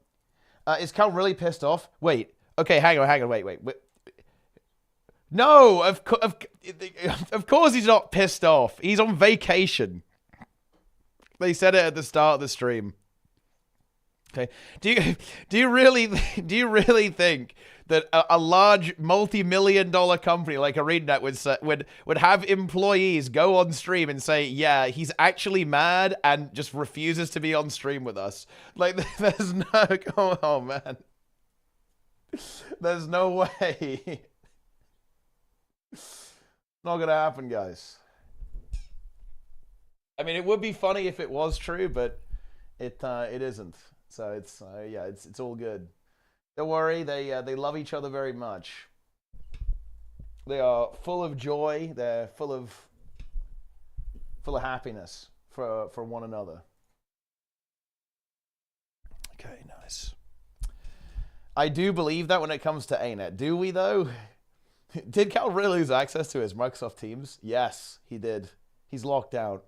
So, and there's a couple of interesting things here, actually. I think some of these changes are actually really hype. I don't know. I'm not sure what I was expecting, to be honest. I really don't know what I was expecting. But, you know, I think some of these are really fun. Like, some of these are really interesting, I think. Like, for a couple of different game modes. That's for sure. Yeah. Why do the devs hate Warrior? I actually think some of the Warrior changes are really cool for Heal Warrior in PvE, actually, I think. So if we go to the Warrior stuff, I think what's really exciting is actually cooldown, cast time reductions on Banner of Tactics. And it's also 5 stacks of stability instead of 1, and a much faster cast time, 0.8 to 0.3. So bear in mind with quickness, that's going to be almost instant, yeah? And the aftercast goes down as well. Same with Banner of Defense at the same time, right? So I actually think some of these changes are really, really cool for Warrior, I think. With that one. Fire Wizard Scepter buff. Yeah, this is a very solid buff, I think. And also, Inspiring Whirl. That's the final chain of the auto attack, right? On Warrior Staff, I think. That heals now, instead of granting regen. That also just gives you passive sustain by finishing your auto attack chains on Warrior. It's actually really nice, I think. Yeah. Very, very nice indeed. Banner buff. Yeah, I mean, I guess the cast time reduction is going to be really nice in PvP as well, right? You're going to be able to land that much more consistently. Also, the War Banner buff here too, actually. With this. Yeah, stun break players with tactics. Yeah, exactly, because it's like an AoE stun break. So this is like a really, really powerful ability. You can be much more reactive now with that. Battle standard cooldown reduction in PvE is also actually pretty relevant, I think, on your heal Berserker. You do have to give up CC, but now you have your revive on a significantly shorter cooldown. So, honestly, I think that definitely some parts of Warrior have definitely, you know, pretty happy days, honestly, right? Endure Pain on Sloth. I mean, yeah, this is a much more powerful ability in PvE now, right? You just have that immunity there, and you could ignore the shake, right? You could soak the shake, pretty much. What is this page? This is actually a version... It's like a... It's something that I made, basically. It's not perfect. I do... Maybe if Renorb is feeling really, really generous to the Guild Wars 2 community, we actually might... I would like to have a version of this that's publicly available on hardstuck.gg with our brand new, shiny tooltip engine. I'm in the process of fixing the site. The hardstuck.gg is a bit scuffed right now, but don't worry, I will unscuff it at some point. But yeah, I actually would like to have a version of this that everyone can have a look at as well. Always wait for the wiki. Well, I like this because you actually just have the tooltips. You can just mouse over them. Whereas the wiki one doesn't really have that. You can't really see the tooltips quite as well. Yeah, I know it shows like a scuff tooltip. It doesn't show you like the full tooltip. But yeah, I don't know. For poor Red over my head. Yo, Roy is here. By the way, look, Roy, you misspelled usurper on Trig's nameplate there. So, you're exposed. Also, this is very important for you to know this, Roy. Multiple people in my chat now believe that you and CMC actually have, like, actual beef, and that you and Trig also don't like each other. So, that is really good news. Mission accomplished, I guess, in that regard. Yeah.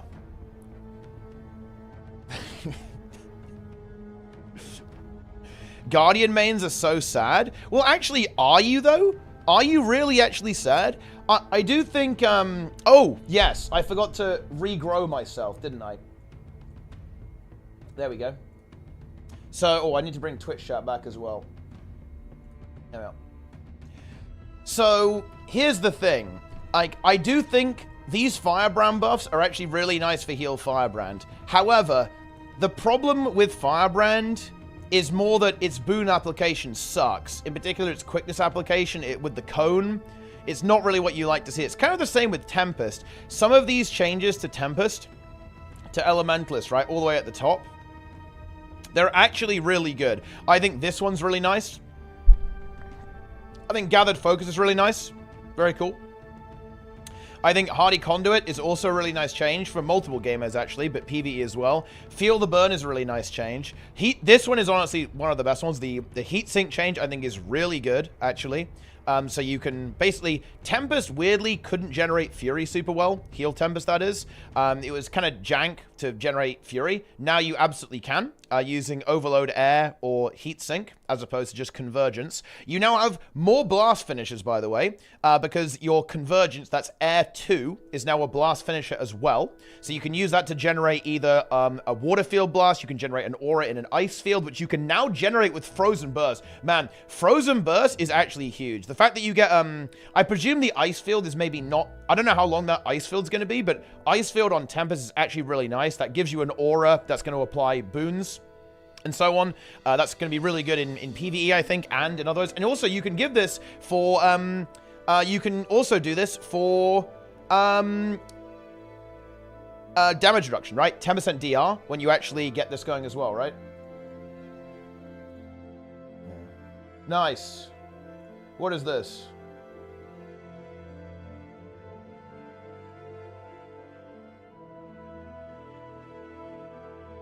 You love to see it.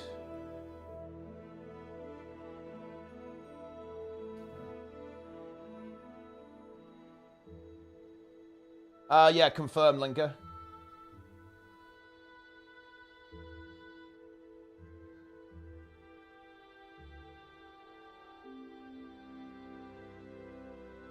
I'm a little disappointed that Thief Axe didn't get any usability changes. I mean, they can't do everything all in one go, right? They can't do it all in one. Yes. Frozen Burst for heal finisher. Yeah, I guess that you... Well, this is a thing, though. Like, the only reason why you can't do Frozen Burst for a heal finisher now is, is because you can't take the heal trait and the alacrity trait. I do think they may want to consider that. That's the change here that is kind of absent from this, right? Like, why are they still stuck on having to pick between healing on aura and alacrity at the same time? Like, that's where things are kind of problematic, because, like, for example, Feel the Burn, this is a really cool change in PvE. You give Fury in PvE, you give loads of my 8 stacks for 15 seconds. It's very good on like a staff build in particular, but it feels super bad to basically, this is almost like a dead utility skill, right? Because you don't heal whatsoever. It's like just a button that you apply boons with, and that's just not very compelling in the current state of the game. Like, you kind of, they almost are forced to do that. And yeah, you can always do healing with Caracosa, right? And now Ellie is going to have a billion blasts on Dagger, because you're going to have Frozen Burst, you're going to have Convergence, you're then going to have Warhorn 4 Sand Squall at the same time. You're going to be the Blast Lord on this weapon set, right? So, pretty good. Yeah. Yes. With Caracosa. Well, I mean, you know, you can still blast your Warhorn 5, just not with Frozen Burst, because you're going to get an Ice Field. And I think Ice Field is good, because you can do Frost Aura as well. Druid also has to choose between more better heals and a lack. Yeah, but the difference is that Druid's healing is godlike without it. That trait is just overkill. Tempest has to choose between your utility skills and your aura application is just way worse, or give alacrity. Like, it's scuffed. That's the big difference. Druid doesn't need that trait. That trait is not relevant in PvE. Yeah. Wouldn't it prior the Warhorn 5 before the Icefield because the Warhorn 5 was placed first? I mean, I don't know, fuck, maybe.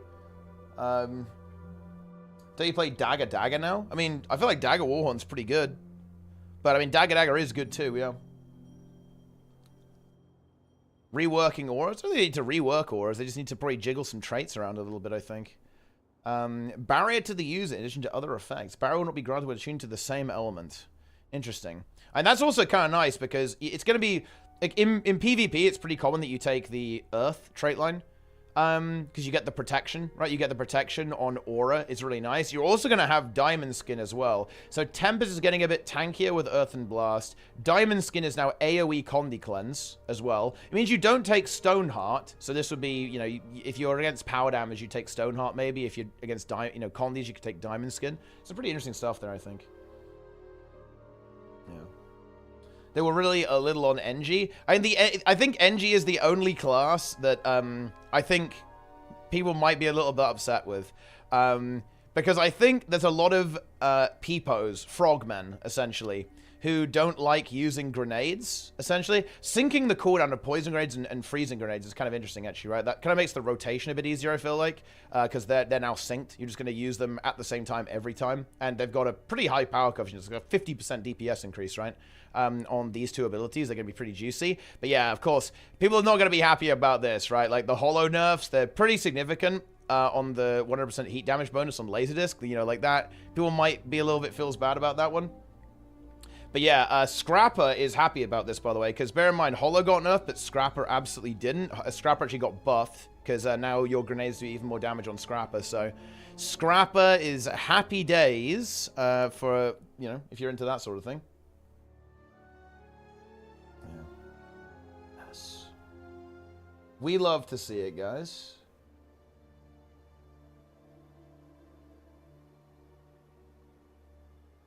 We do indeed.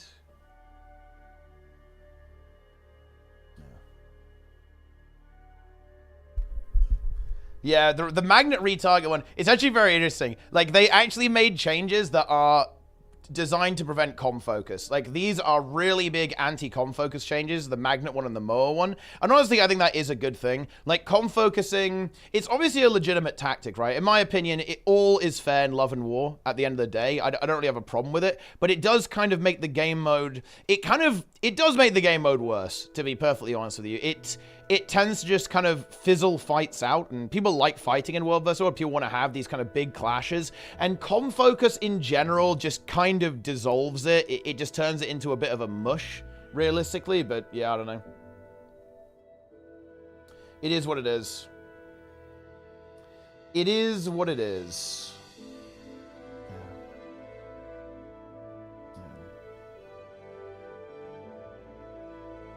Well, it's not the numbers, guys. Like, yeah, like I'm sure they're not really like, reducing the DPS of Holo. It's just that people don't really like using nades, you know? People don't want the nade playstyle. I think people prefer the kitless playstyle for Holo. It's not about the numbers. Like, I actually think that Trig and CMC are really on the numbers. They, you know, obviously it doesn't always go correctly, but I don't think they would like actually nerf Holo and actually just, you know, destroy it or anything.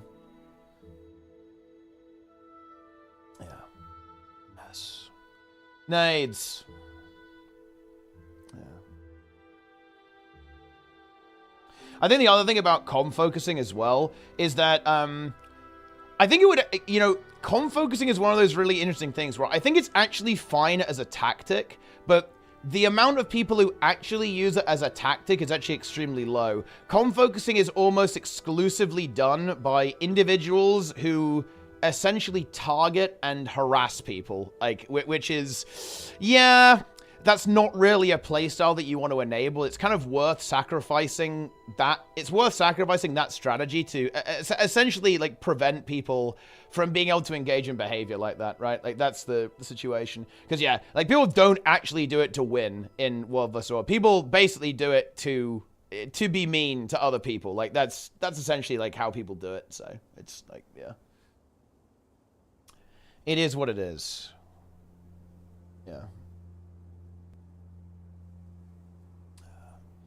Which is, you know, not ideal. Lich, you can be a lich on Elixir X now. Let's go. Let's go. We love to see it. We love to see it. The Dragon Hunter CC buffs, crazy. Yeah.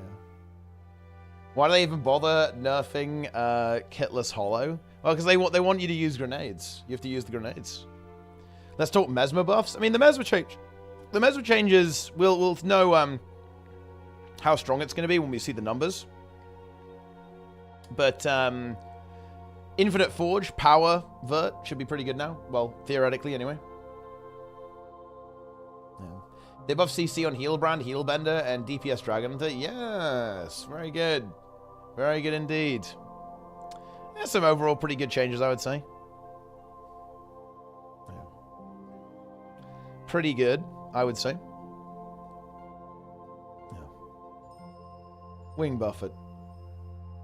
What about Ranger? I feel like Ranger, not really a lot going on with Ranger, in my opinion.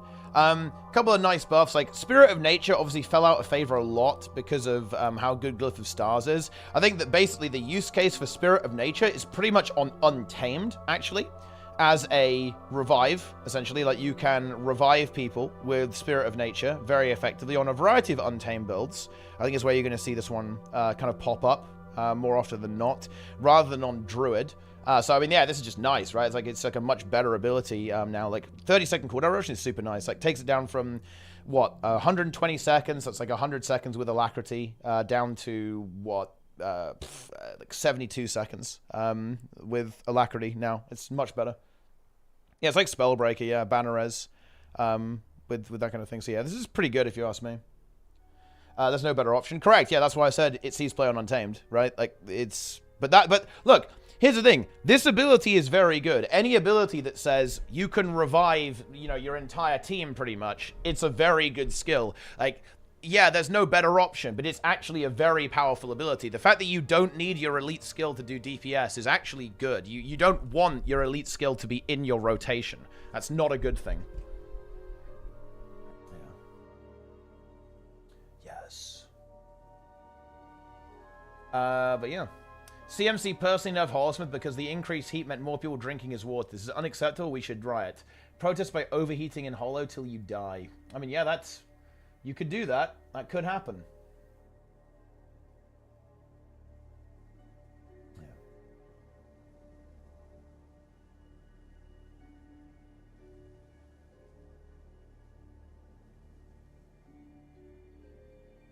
Yeah.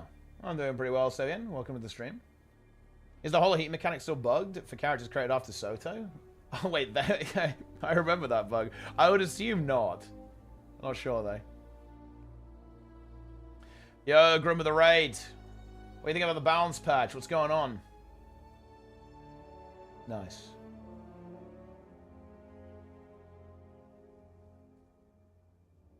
Incredible.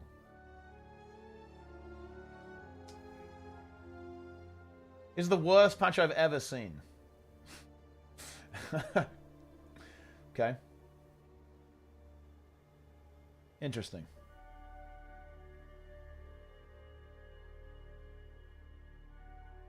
Yeah. They ain't happy.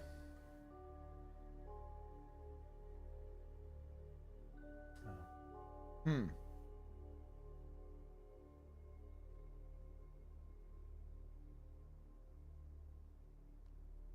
Yeah, there's definitely not a lot for PvP in World vs. World. It's very PvE-oriented patch. I think a lot of it is the cooldown reduction as well, right? That's where the bulk of the changes are coming through. I think definitely a smaller patch, I think. I think a smaller patch than some of the previous ones in terms of what's going on there. For sure.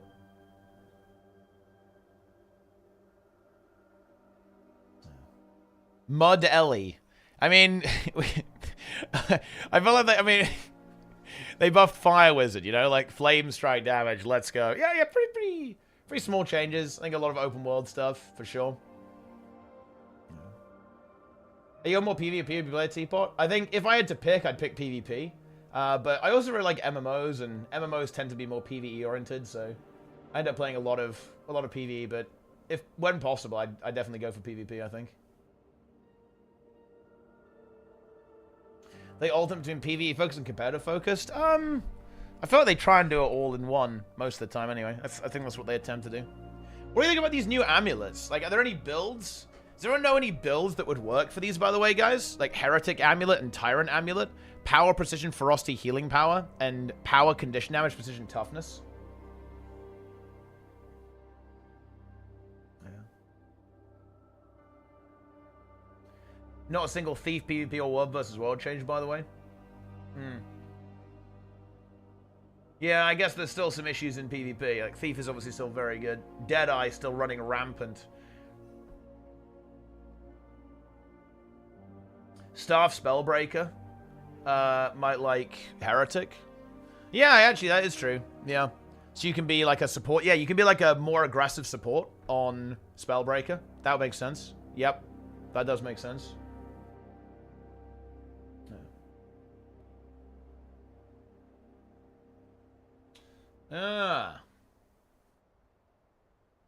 Tyrant Amulet. Power, Condition, Precision, Toughness. I wonder why you couldn't get that into a build. Maybe maybe, I don't know, maybe a Mesmer build or something, like with a lot of hybrid damage? Mirage or something? I feel like you can't really run Tyrant on Firebrand. You got no HP. You can't have any Vitality. I feel like for that build. Yes. Yeah.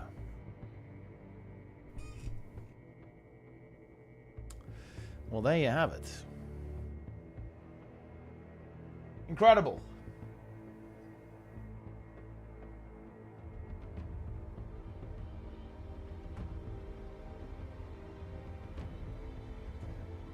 Why is PvE boring to them? I wouldn't say it's boring.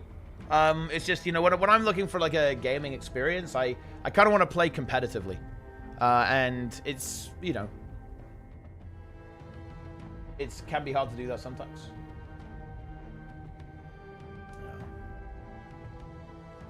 Heretic on Ellie, maybe. Give it to water from also. I mean, yeah, if you took the extra vitality, but I don't know. I feel like you're not going to take that. It's going to be Avatar on Ellie, I feel like. Isn't Scepter really going to be an insane hybrid damage dealer with those buffs? Well, you know, like, I mean, this is just PvE, though, right? Like, a lot of these changes are PvE. Like, there's a couple of Scepter builds you can play in PvP with Scepter Elementalist, but they've kind of fallen a little bit out of the meta, to be honest. Like, you used to play, like, Scepter Catalyst, and, I mean, Fresh Air Weaver, that's a thing, but kind of like a ranked build, I would say, rather than a proper build, right?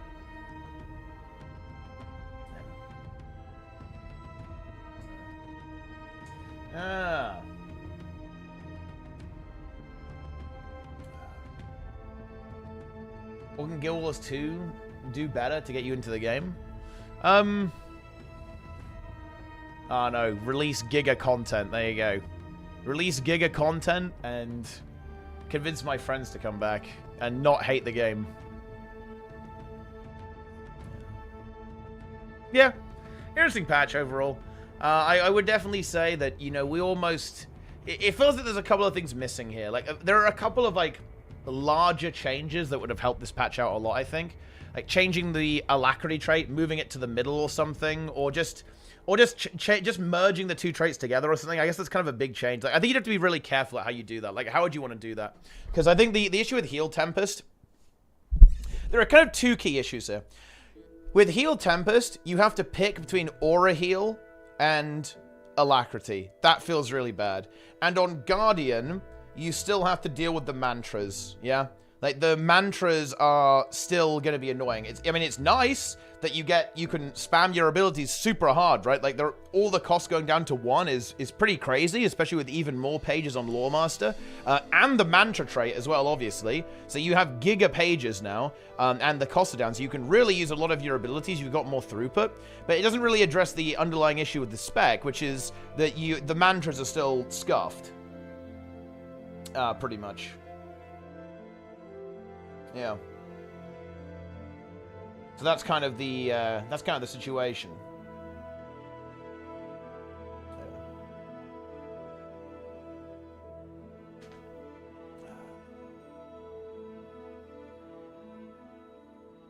More might generation is pretty good on this one as well.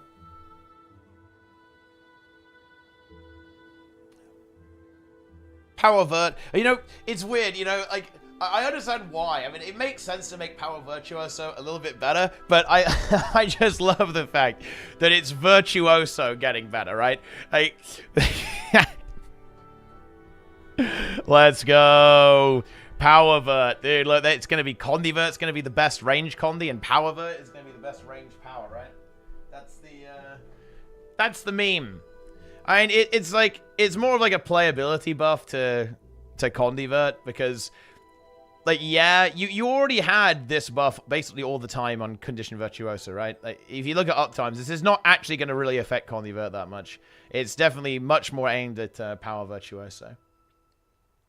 I actually do really like that they are... I do actually really like the cooldown reduction changes, to be honest, on these abilities, a lot of these utility skills. I think stuff like that makes it way better to take that skill. Because, like, what they're thinking about here is, if you're playing in open world, one of the things that's really nice that you can do is take, like, one defensive utility. Like, drop one of your damaging offensive utilities and take a defensive one. It's like, it makes a really big difference when you're just out in the world, I think. And then by making all of those, like, significantly lower cooldown, I think that's actually going to help a lot. I think that's going to make taking that skill feel way better, I think. Yeah. There you go! Yeah. NG got cleansing tools and in alchemy before Ellie got it in air. Yeah, I mean, I think they wanted to really get... I think they really wanted to get NG away from, like, alchemy, right? Because you'd run alchemy just all over the place on this. Compounding chemicals. Now, whenever whenever you use an elixir, you also remove a Condi as well.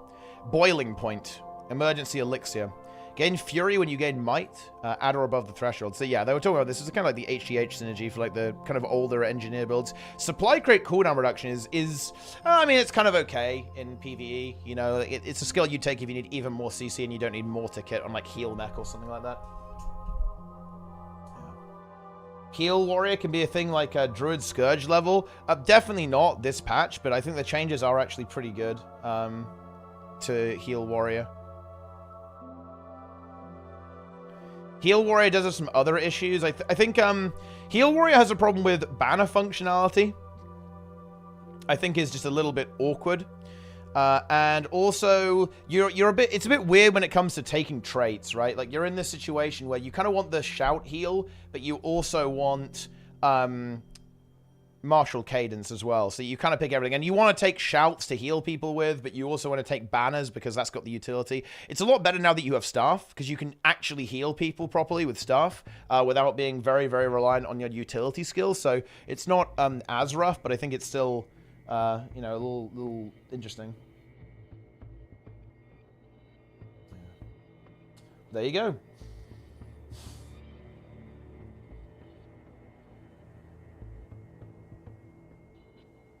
Enjoy. I don't like the idea of utility skills not being available between the encounters. It'd be nice if you have everything available in each fight you do, like every single skill. Well, that's not really how Guild Wars 2 works, though. Guild Wars 2 almost has that like deck building element with your build. Shout Heal will not be default after the patch. Yeah, because I guess you get your soldier's focus back again, so it gives you more healing output.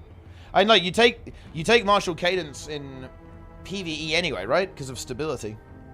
I actually don't know exactly what you run on Heal Berserker, but I felt like you would take this one, especially now, actually after the patch.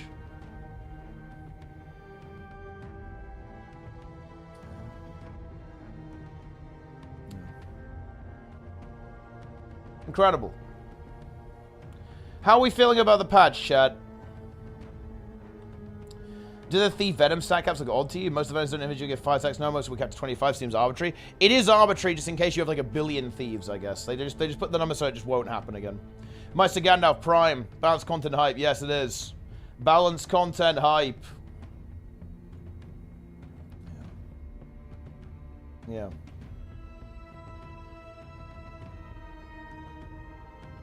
Incredible.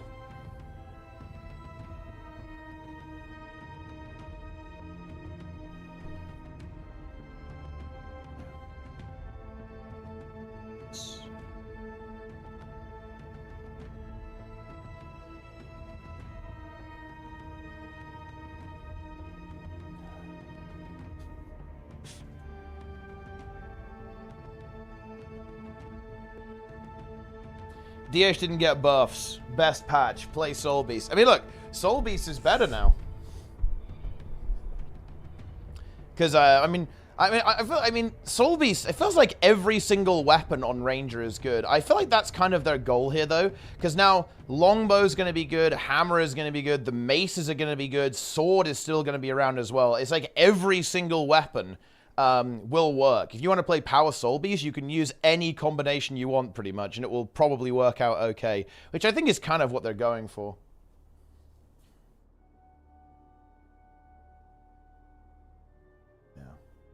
Yeah, it is a little bit like Reaper, yeah.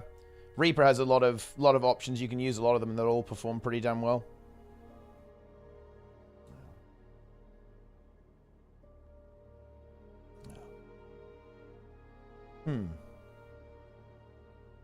Huh. The unblockable shot from this skill will now pierce targets if the deadly aim trait is equipped. Increase the power coefficient in PvE only.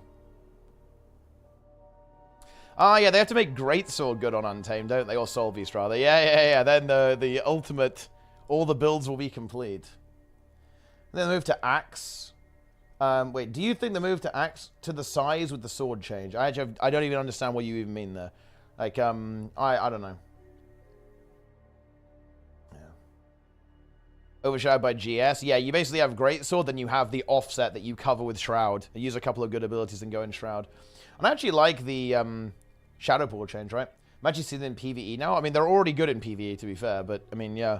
Like, Shadow Portal is also quite nice, actually. I'm sure there's going to be a couple of places where this is going to be really good. Like, you'll be able to use a Thief Shadow Portal instead of a Mesmer Portal or something like that.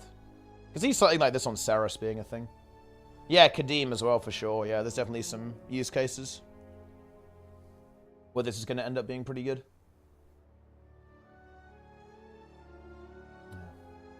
Nice.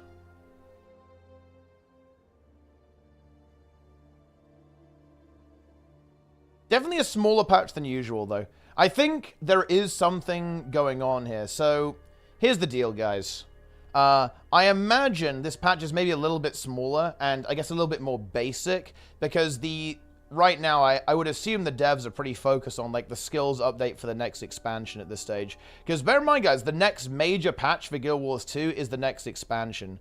So I think that there's kind of a lot of tweaks here. A lot of, like, you know, some tweaking stuff and, like, some slight reworks, like, simplistic reworks about the place. Is because I think their big focus is on the next expansion at this point.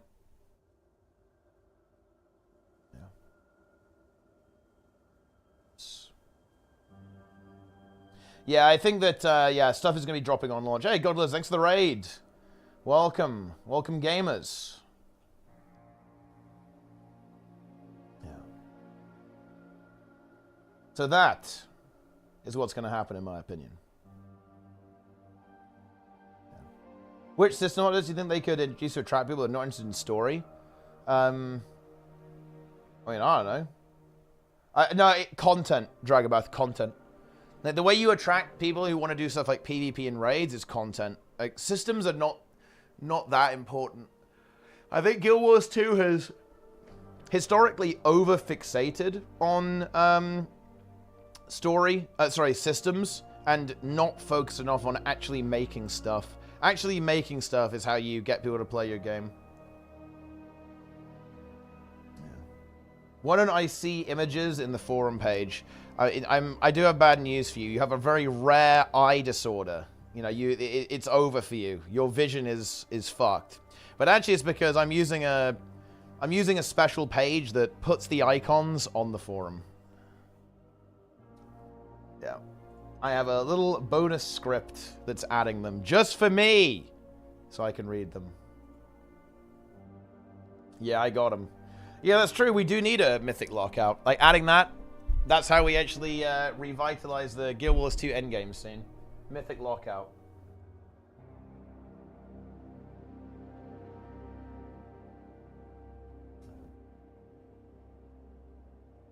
Assuming that they can't significantly streamline their content creation, how do you think ANET should deliver the story? Bigger but less story drops to keep the 1 to 2 hours, long story taps per release. I think there's a couple of solutions they could go for here. They could do multi-expansion storylines. They could, that would be the most extreme thing they could do. The other thing they could do is integrate the open world content into the story more. Players didn't like that, though. But they could do it better, though. Their implementation here was like, oh yeah, go do some events as part of the story. That's probably not the best way to do it, because that kind of feels very arbitrary and kind of boring. So integrating those two things, so basically the two content pieces become one, will be a way to do it. And I think another kind of halfway house way to do it would be, instead of having the expansion consist of two stories, the story on drop of the expansion, and then kind of a new follow-on story after the expansion in the follow-up patches, make it all one story instead. So in other words, instead of having the Ceres arc and the Epoch arc, either just have the Epoch arc or just have Ceres instead. So in other words, you kind of increase the amount of gameplay hours that you have to explore that one story, as opposed to actually trying to do two. So I think there's a couple of ways they could do it. Darren's actually does goon. It's not even a joke. He goons all the time. You mean like something like Dragon Stand? Yeah, but almost like making part of the experience, you have to go and do the meta, right? And having more story that exists in the open world. So NPCs that follow you around and kind of, you move through the world as part of the story, and you have the story instances as well. But yeah, it's interesting meme.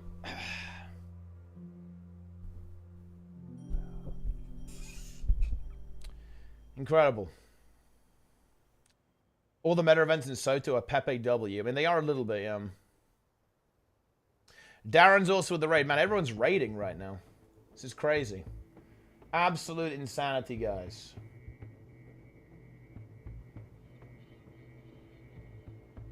Force your players to actually play the game.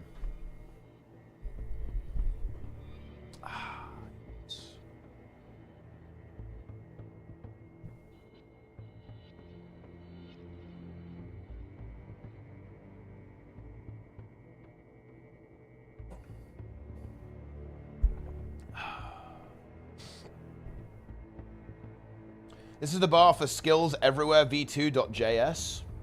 The hell is this? Oh shit, yeah. This is cool actually. Oh wait, so you want to do a plugin instead? Nah, I'm not fucking doing that. This is actually a really cool plugin though, actually. What the hell? Yeah, that is actually really nice.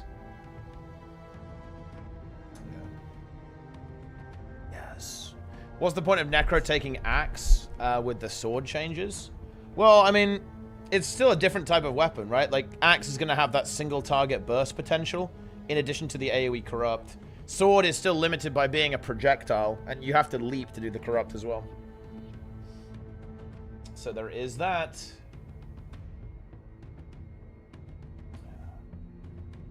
Nice.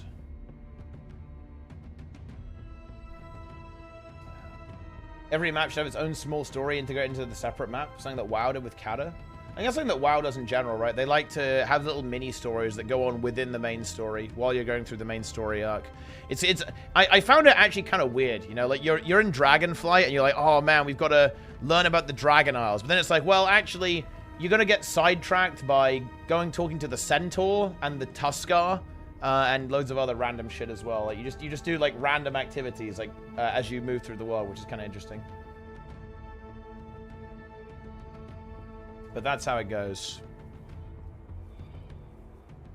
Play Shadowlands. Jester liked Shadowlands because his queen Sylvanas was basically the main character. Sylvanas Windrunner, Jester's queen. Guild Wars 2, Bay of Janther. It's not looking good, but don't Guild Wars 2, Plunger. That would be a good title for the expansion.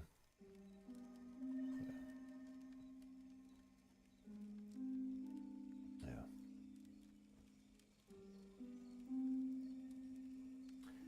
Incredible. There are Sylvanas simps. I mean, yeah, Jester is one of them. He is a giga simp.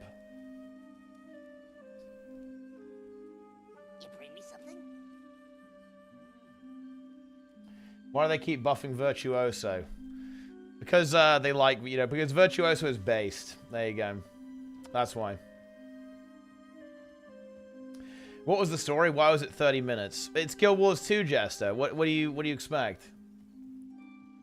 Who would you like to return the most from the people who mentioned I'd like my friends to return? Probably the World versus World gang. I guess if I was gonna say one person in particular, like there's a couple I could mention. Arcane is definitely one of them, that's for sure. But honestly, the World versus World gang. I think that my favorite time in the game's history was this guild. I'm repping it, okay?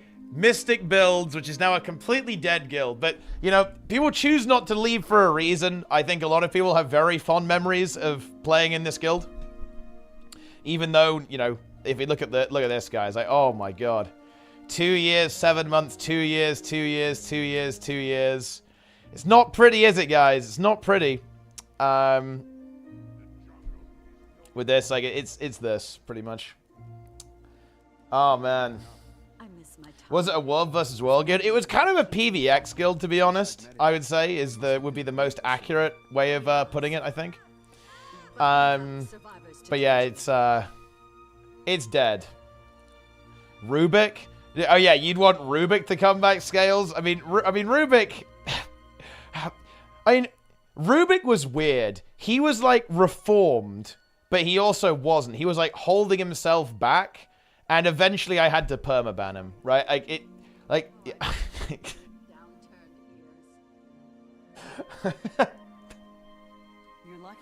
An inch more to either side and you'd be... Do you think changes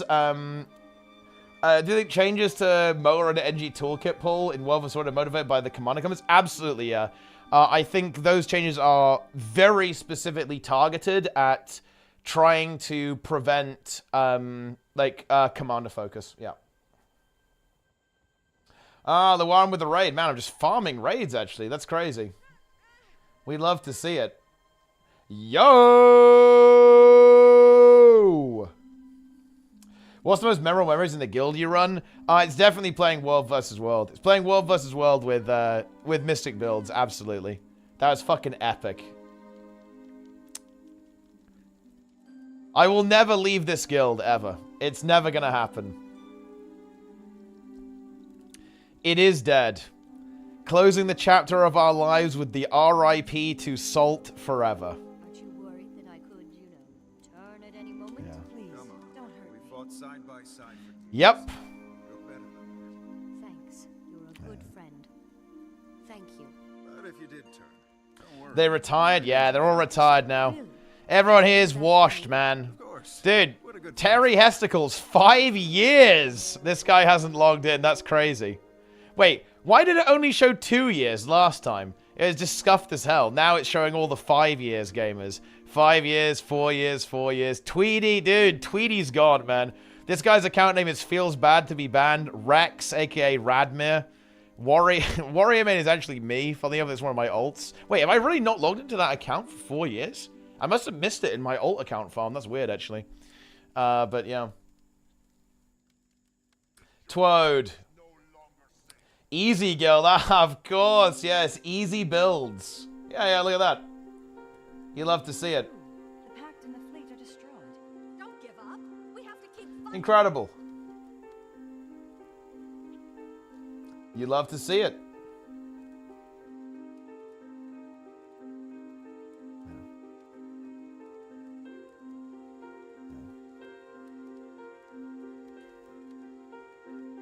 In Wolves sort of big boom blobs, not each of a group you can feel you can beat outright. This is our mag. Why nerf the underdog in a fight? If I can read between the lines here, I think it's actually just a target at reducing, ultimately harassment style behavior. I'd say. There are a bunch of guys who just go around and follow specific individuals and try to ruin their day, right? That's kind of the thing. It's kind of more. I wouldn't say griefing because I don't think it's exactly griefing, but it's just it's to nerf being an asshole behavior. I think rather than anything else. That's the reason for the change. There's a Karka in Siren's Reef. Yeah, you can see it in the ship. A little hatchling is there, yeah. Cute gamer girls. You know, should I invite this guy? Should I accept this invite to cute gamer girls? Is that what we need to do? The thing is, I kind of need my extra guild slot. I might need this to join other guilds on this account. Oh, actually, for example, I could actually join Hardstuck Financial on this account. That would actually be pretty good.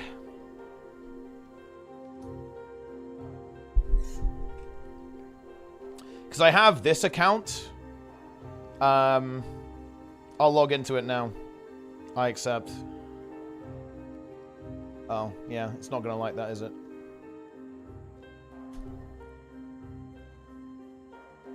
I can actually join this guild now. And I use this one for storing tournament prizes. This is the tournament prize one. Let's go. And also the alt account farm. You can see the alt account farming stuff going on here. And yeah, the guild hall. Hardstuck Finance. That character? Look, I actually can't believe you guys don't even remember this character. Like, this is High Energy Near. This is from my first ever 24-hour stream. I let the chat decide. Okay, I let the chat decide. What character they wanted. The chat wanted human female engineer. Because the chat are Kumas, obviously. But yeah, you can see here, guys. Wow, I actually have a bunch of stuff here. Look at this. So this is where all the alt account farming stuff ends up, guys. As you can see here in the guild bank. Yeah. Stay with me. I'll get you patched up. Enjoy. Behold. I love farming alt accounts. Let's compare guild banks. Yeah, show me your guild bank scales. Can you please show me your guild bank, by the way, bro? Yeah. Let's actually take a look at that. I want to see Scales' as guild bank. Do you guys want to see Scales' as guild bank? Yo, Roy, you might want to look at this, by the way, bro. This is going to be a good picture. Yeah. Yeah. Let's take a look. Hashtag guild bank. Let's see. It's going to link the image. Let's see what we got.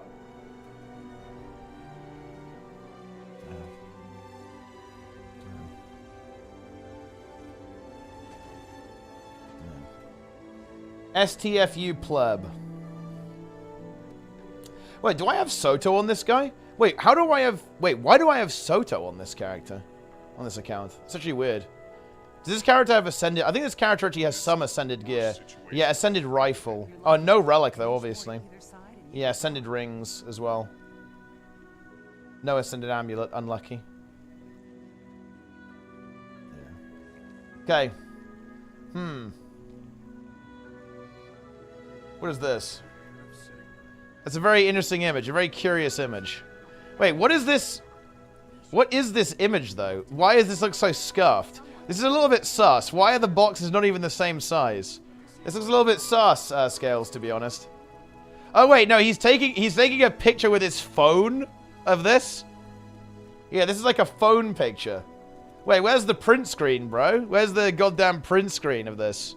250 Chaks, 250 Aureliums, 250 Carnors and Confettis. You're a bit exposed here, Scales. You're actually a bit exposed. But yeah, look. This is kind of what I need my extra guild for. Underwhelming. That's another good one. Holy shit. Look at that, guys. Indefinite suspension INS. Look at that. Dude, I'm pretty sure everyone in this guild has quit the game. Except for Nico, I think. And Patho. Yeah, Patho. Wait, I'm not even... Was Patho in this guild? I guess... Yeah, I think he was. But yeah, Nico still plays. Patho still plays. Still in this one. Indefinite suspension. Oh, I miss his big downturned ears. Oh, man, that's funny. Yeah. Incredible. Okay, we have a Zaza here. There's the Mystic Coins. Can you share a fun moment with your guildies? I can tell you a humorous one. We were playing World vs. World, and Basically, in World vs. World, before reset, commanders will have a little pre-meeting, basically, and decide who's going to go on what map to lead. And I think we were running late or something. I didn't go to the meeting. We just randomly picked one map. And, you know, we just like, okay, right, we're going to go to this map. And it turned out that this map was supposed to be commanded by a player known as Flex Tom, aka Dark Boy. That's the account name there.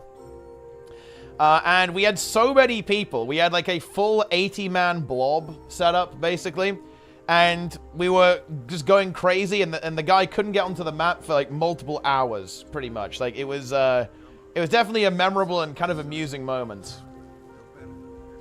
Yeah. Nice. What is this? What is this screenshot? Ah, gear check. Nice. Hashtag Zaza moments. Hashtag fun with guildies.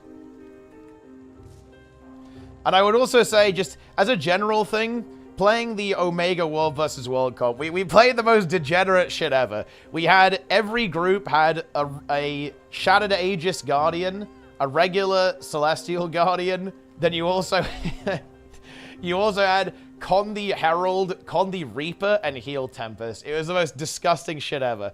Because the way it would work is that you had permanent retaliation, Aegis spam that would then explode and do AoE burning because of permeating wrath. You had Frost Aura from the Tempest, which would apply bleeding from the Reaper, chill from the Tempest, vulnerability from the Reaper, and then also Torment from the chilling isolation, right? Or whatever it's called, like the chill trait in Corruption on Rev. So you basically hit the group and you just get AIDS immediately. It's extremely funny. It was good. There's good memories. Good memories, guys. Scepter auto-attacking people to death with the Corrupt on Necro as well. That's also pretty good. Join a raid pug on this character for comedic value. I think this build still works. It's like the old NG build, but I think it would probably still do okay. It's I think I last played this very, very long time ago, obviously, but it still more or less works. Oh yeah, it's when Shrapnel was the only good choice in GM, so before Big Boomer even existed. Yeah, it's that rifle. It's the old rifle holo build. Is what this is. It's probably not terrible. Yeah. Very nice. Why are you walking down memory lane? Are you quitting the game? Is that the only reason you would ever reminisce or think about, you know, what came before, as if you're actually fully quitting? That's a very interesting way of thinking about it, I guess. Boom. Ah, Holosmith. He's delaying decline the guild invite. The thing is, though, I don't think I should accept the guild invite because I might have to leave. And then if I leave, I'm gonna get cyberbullied for leaving this. So I'm not sure if I can actually join. That's the problem. I might have to decline the guild invite. Let's see who's in the guild. Who's in the guild? This is the worst situation I've ever been in. Try to get comfortable. Why'd you ever leave? Because I might need the guild slot.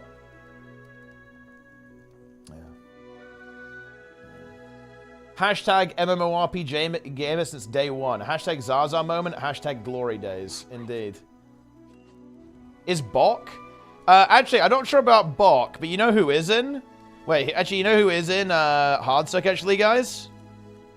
You fucking know. Yodo. Dude, look at Yodo. Still playing to this day, guys. I actually gave him a rank, so he will never be cleansed. He's uncleansable. Yodo is in the mix. Feels good.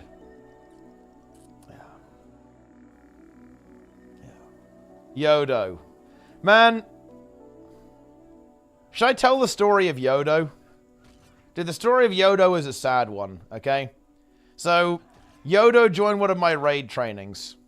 And look, we're gonna full confess here, okay? He joined one of my raid trainings. We were doing Sabbather. And he did almost no DPS. And he died to the first flamethrower every time, pretty much. And I mean, there was a little flame. Okay, there was a little bit of flame going on. I will admit that. I will admit that, guys. Okay, but here's the situation. Afterwards, I was like, man, you know, I got a little heated there. It is what it is. And he said, oh, you know, don't worry. I'm just happy to be involved in a guild. Every single guild I have ever joined has kicked me. I can't get into any guilds. They kick me because I don't play very well. And, basically the guy can't see very well. He can't see the screen, unfortunately. But he has a home in our guild. Feels good. But yeah, basically got kicked from every single guild he's ever been in except ours. Feels good. I did not kick him. I obviously didn't kick him.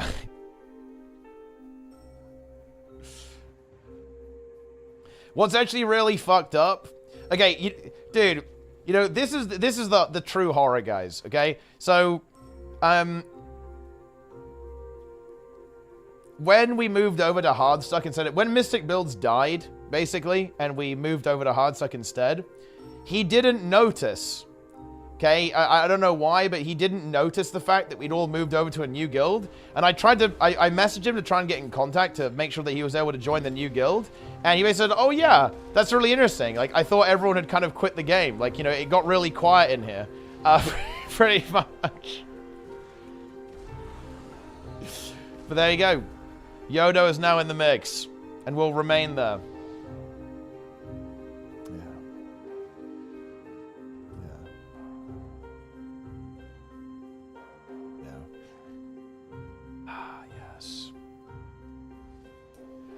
Matter probably did flame. I don't know. Matter is incredibly toxic.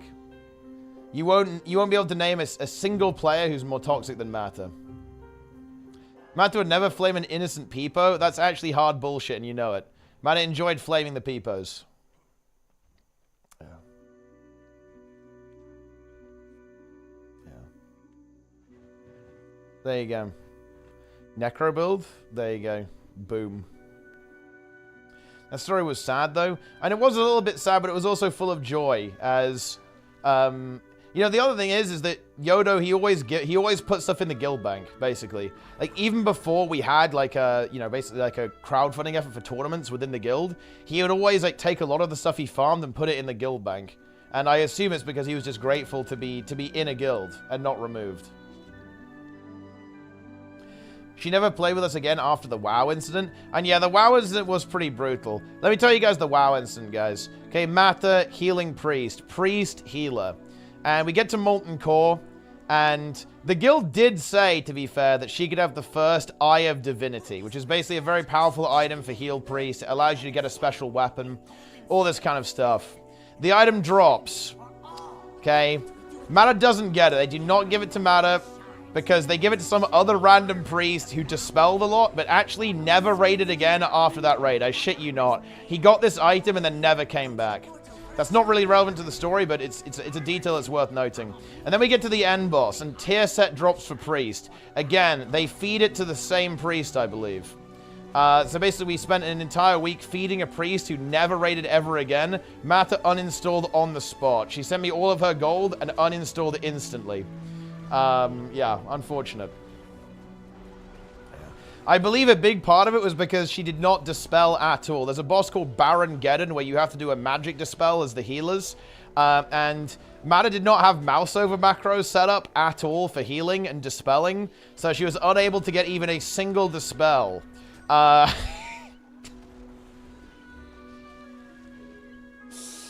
Nice.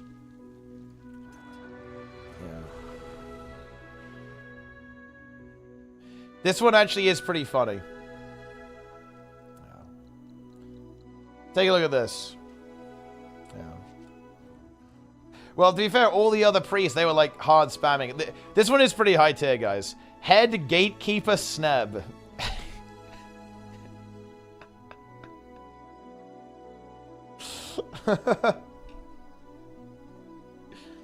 Gatekeeper Sneb.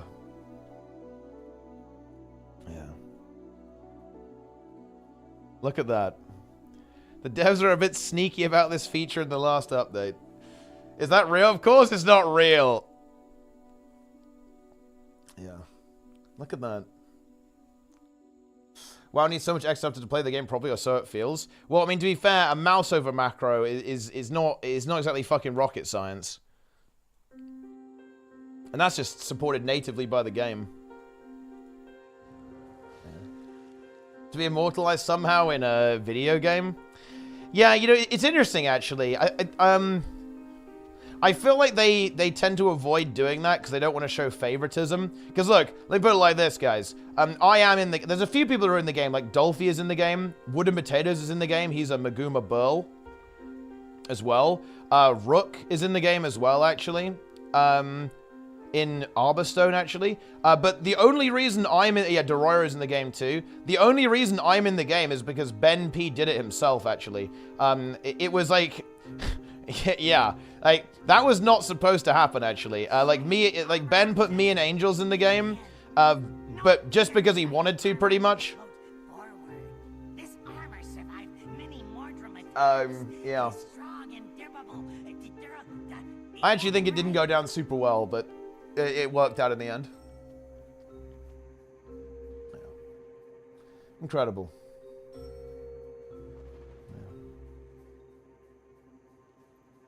There you have it. I guess I am the game now. Yeah, that's true. Awesomeness is in the game because he makes the game.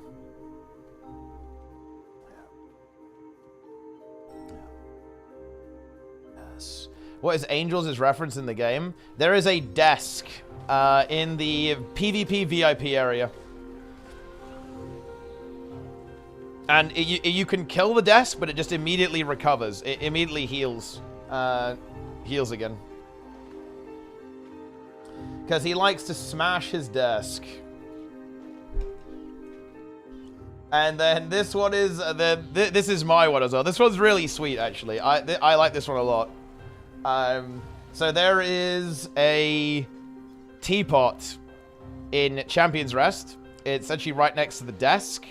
And if you interact with it, so you press F on it, you get a stack of might, which I think is very sweet. Very, very nicely thought out and then implemented. I can go and find it now. Okay, I'm going to go, I'll show the teapot and then we'll read the patch notes. We will read the patch notes together, guys. Yeah, it's very wholesome, very sweet, very thoughtful as well. It's very nice, very nice.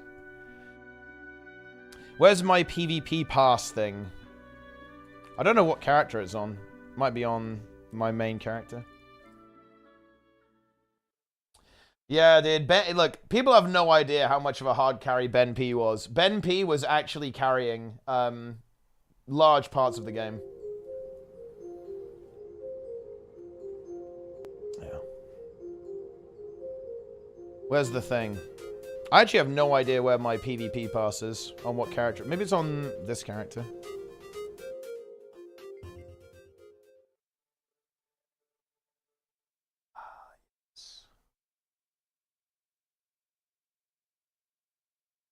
Search it on efficiency, but that requires me to open efficiency. That's the thing.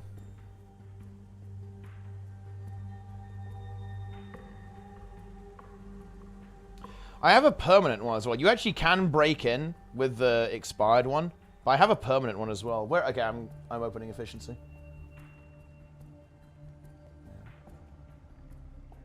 Yeah, dude, this is yes, that's from ERP3 credits. Very true. Weef, what are you... Yeah, I mean, I don't know what this guy's... The fucking trolling or some shit. Yeah. Will there be a tea time? I might do a tea time, yeah. Once reached like at Warcraft, like a third, and I turned it off because I couldn't understand it, by the way. What do you mean you couldn't understand? What didn't you understand about it? And I guess it is a... You know, it's a... video essay. I guess it goes into some detail.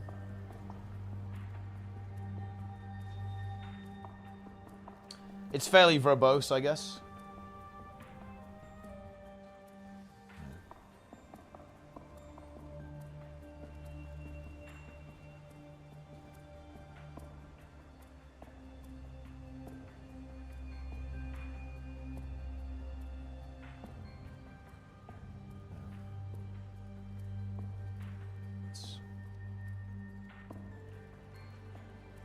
Huh.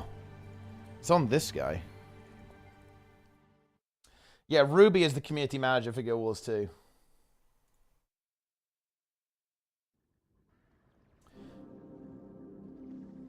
I think it's rude to suck at Warcraft. It's quite an odd statement when read literally. Well, I think that's kind of the point. It is an unusual social phenomena that happens in games like this.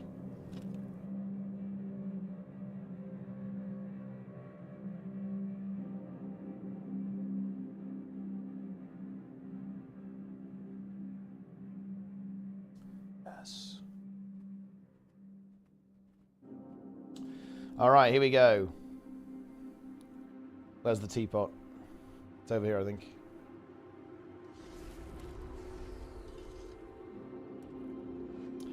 Ah, yes. Behold, the Angel's Desk, guys. Look at that. Oh, man, Mace 2 has ammo in PvP. I forgot about that. Look at that. The desk is being destroyed.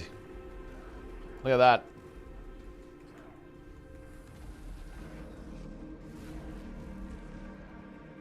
We love to see it.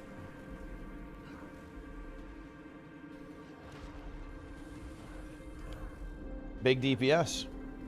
And look, here you go. Hang on, I'll turn the boons off. The teapot. You interact with it, look, you get 1 stack. You can only get 1 though. I never got the upgrade. Didn't get upgraded to 25 stacks. But yeah, just 1 stack. You love to see it. Little interactive item there. Yeah, source teapot. Yeah, it is quite out of the way, of course. Not many people are ever going to be able to even access this, funny enough. It's actually quite difficult to get here. Not many people are ever going to go out to get here. Because you can't pay to win in here, right? You can't buy this. You have to buy the monthly AT, but, yeah. Now grief the pit. No, I'm not griefing the pit, guys. Why would I do that? Yeah, the desk. Smash the desk. Got some swords here. Some, like, green... Wait, I feel like the grass texture has somehow just grown onto the swords here. Kind of interesting, isn't it? Let's pre-boon. Yeah. And what time does the balance patch start? It starts in 17 hours. Stay tuned. Yeah. Yeah. Stay tuned, my friend.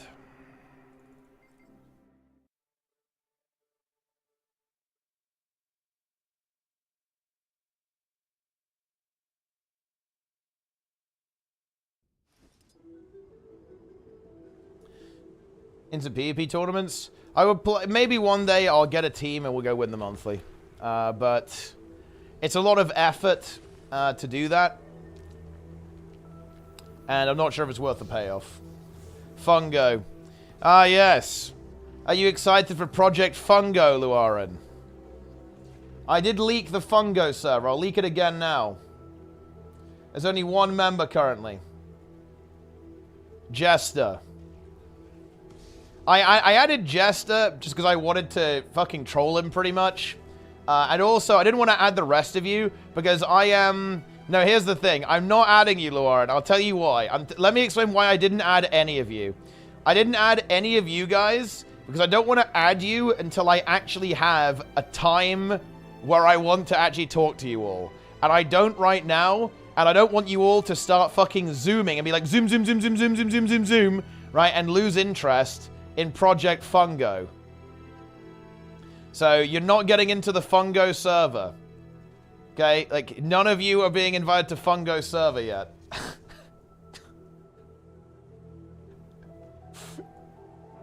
Enjoy. But yeah. Here you go. I'll leak Fungo server again. There you go. Fungo server is fully leaked. There's nothing in it. I just pinged Jester just to fuck with him. That was the only reason the server exists. There you have it. Project Fungo.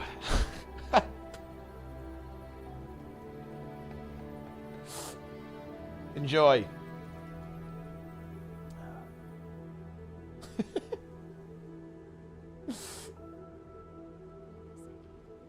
Fungus Among Us. What is Fungo for? I mean, I don't know. I have no idea, guys. How am I supposed to know, you know, what Project Fungo is?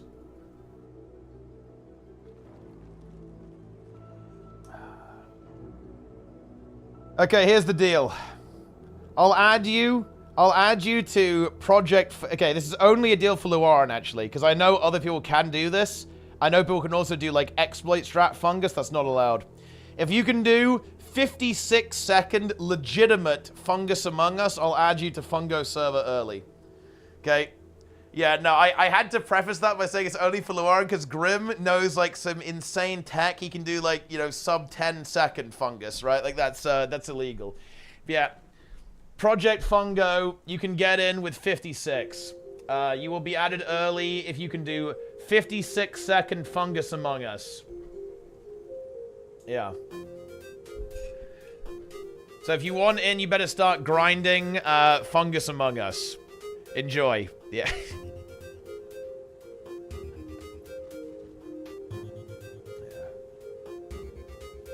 I think Jimmy actually has the best fungus, I think. Look at this shit.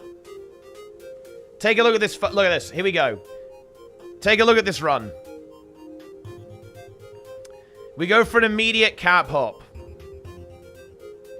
And here he goes for the leap. Gets over clean as well. Here we go. Gets the jump. Gets the leap. Into the leap again. Through the water, over the hill. Another leap, then we have a cap hop here. Big. This is actually a beast time. That one is kind of hard to time as well, actually. Huge leap here, big distance. Right through, right on the edge. Taking the corner tight.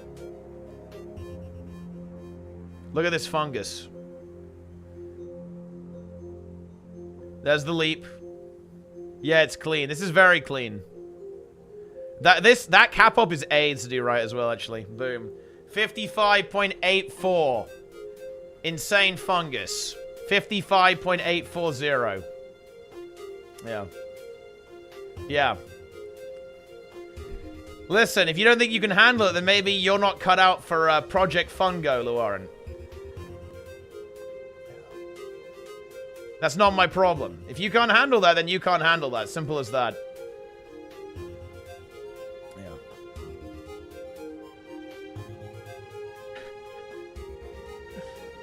Maybe I'll add everyone else except you. Exactly, it was all classic strats. It was all vanilla stuff. In the past, I was like, I get sub 1 minute. This is the first I've seen someone do it, and well, nah.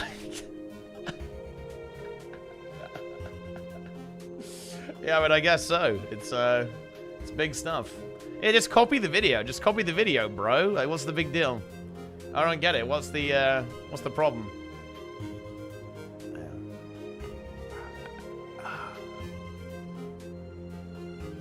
1K tries. Invite chat to Fungo. Look, chat is not getting invited to Project Fungo. That would make no sense. And look, the thing is, in probably less than a month, Project Fungo won't even exist. That server is getting deleted after I'm done with it. Because we already have Fungus Discord. It's, there's no reason for it to exist.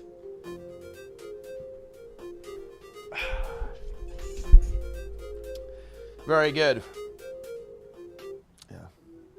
When was the last time there was a zero to hero stream? Is it dead? Well, it's not dead. It's just in a coma. I need to revive it, pretty much.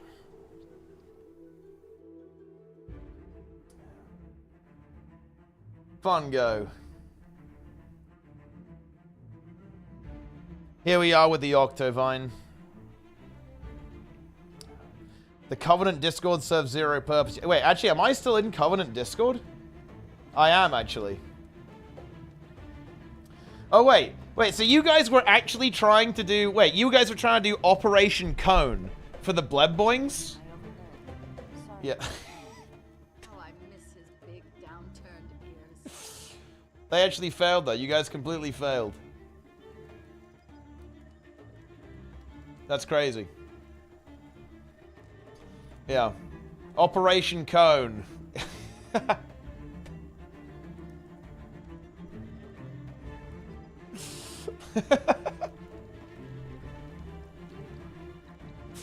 Alright, okay, here we go. We're doing the patch. I said I wouldn't install, but I mean, I didn't install that much. I only installed a little bit.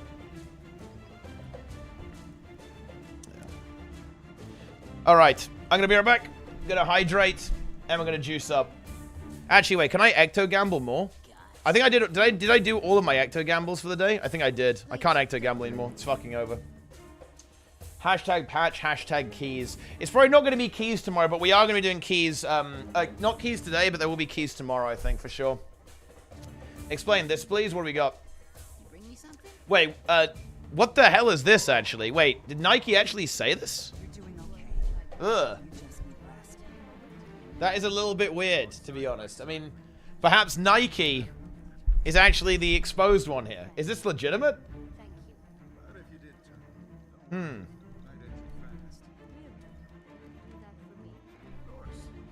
Very interesting. Sus.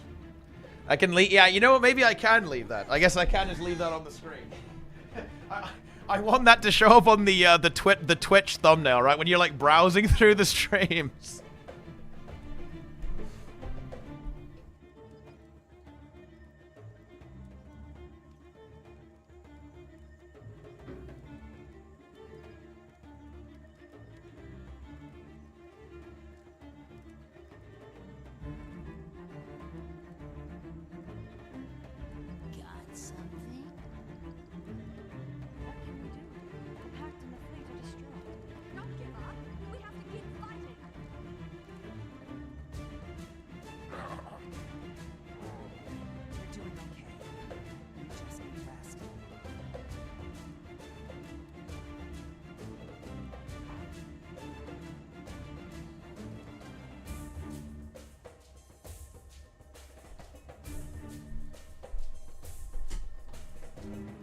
Nice.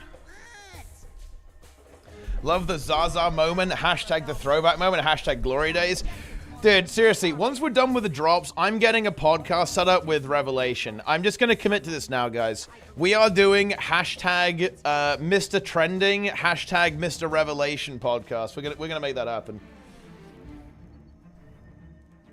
Yeah. It's going to happen.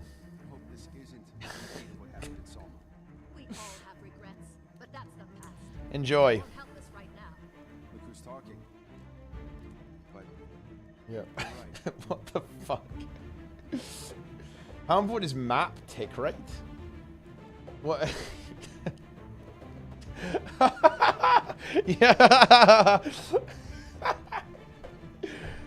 Lord is now mad. Enjoy. Yeah.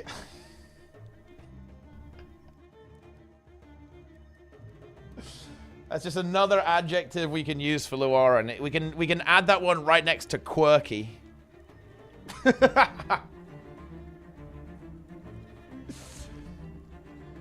Very nice. Let him cook. Wait, what's this? Like, wow, it's still exists and still massive in today's generation. Final Fantasy, right? World of Warcraft, yeah, and Guild Wars 2, it's still, I don't know, it's like around 400,000 player counts, but it's not accurate. So, yeah, Final Fantasy is successful because it's combined with West and Asia. People, they have Asia server, it's from Japan, right? Mm-hmm. Yeah, so that's why publisher trying to release it in Western because of the it's completely I'm not saying completely dead because like Korea, like they have own server like Throne of Liberty Korea, Black Desert Philippines, Black Desert Thailand, Black Desert Korea, right? So like you see like one of the MMORPG in China like Justice Online. Hashtag Zaza cast. That's the Zaza cast, guys. That's what that is. Yeah. Let's go. All right, then. I kind of don't want this music in the background, actually. Nah, don't worry about Real H. We understand, bro. It's all good. I want to... Let's see. What music do I want to go over this? Let's see. Let me think. What about Verdant Brink? What's Verdant Brink music like?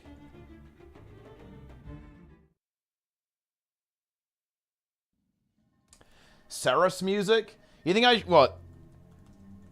You guys think I should be listening to this while going over the balance notes?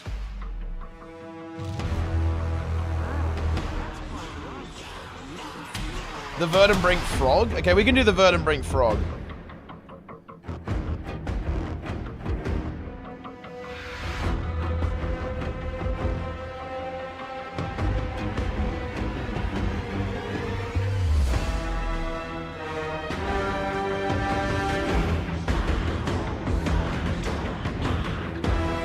Oh shit, we've got a contestant, guys. We've got a contestant. Oh, he's playing Reaper. That's a good call, to be fair, actually. He's got the stability. He's got big DPS. This frog's got no hope. I think this music is appropriate, actually. Here we go. Let's go in.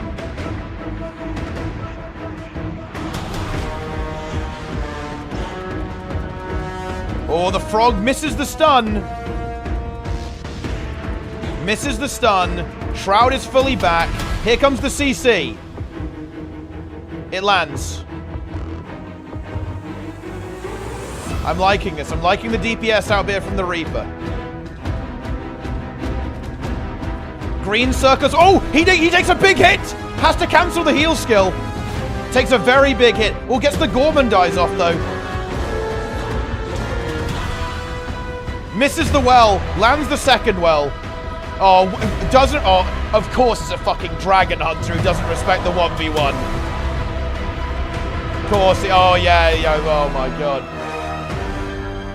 Yeah. This guy's role-playing as Arthas, by the way, too.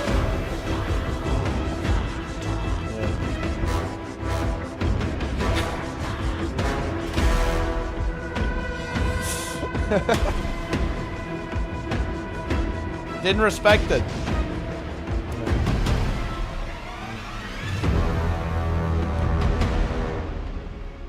Yeah.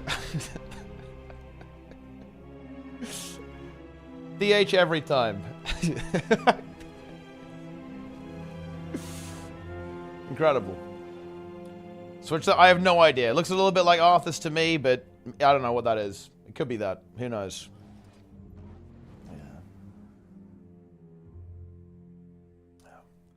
Incredible. That was a pretty big 1v1. I'm going to give that to the Reaper, though. The Reaper was going to win that 100%. Didn't need the help. Yeah. All right, then. I think it's time.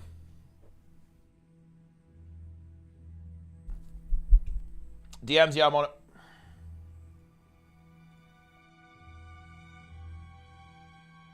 Wait, what? Wait, what? Oh, Jesus. Okay. What the fuck? Yeah, okay. Yeah.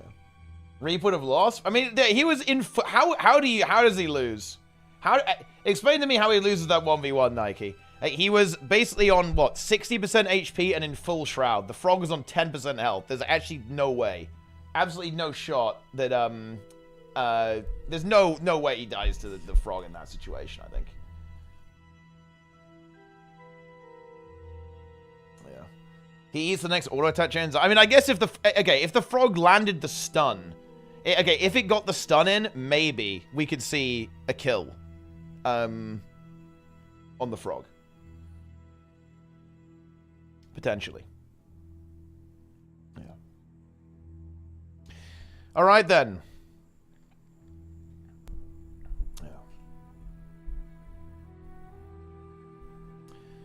I think it's about time to get into the balance notes.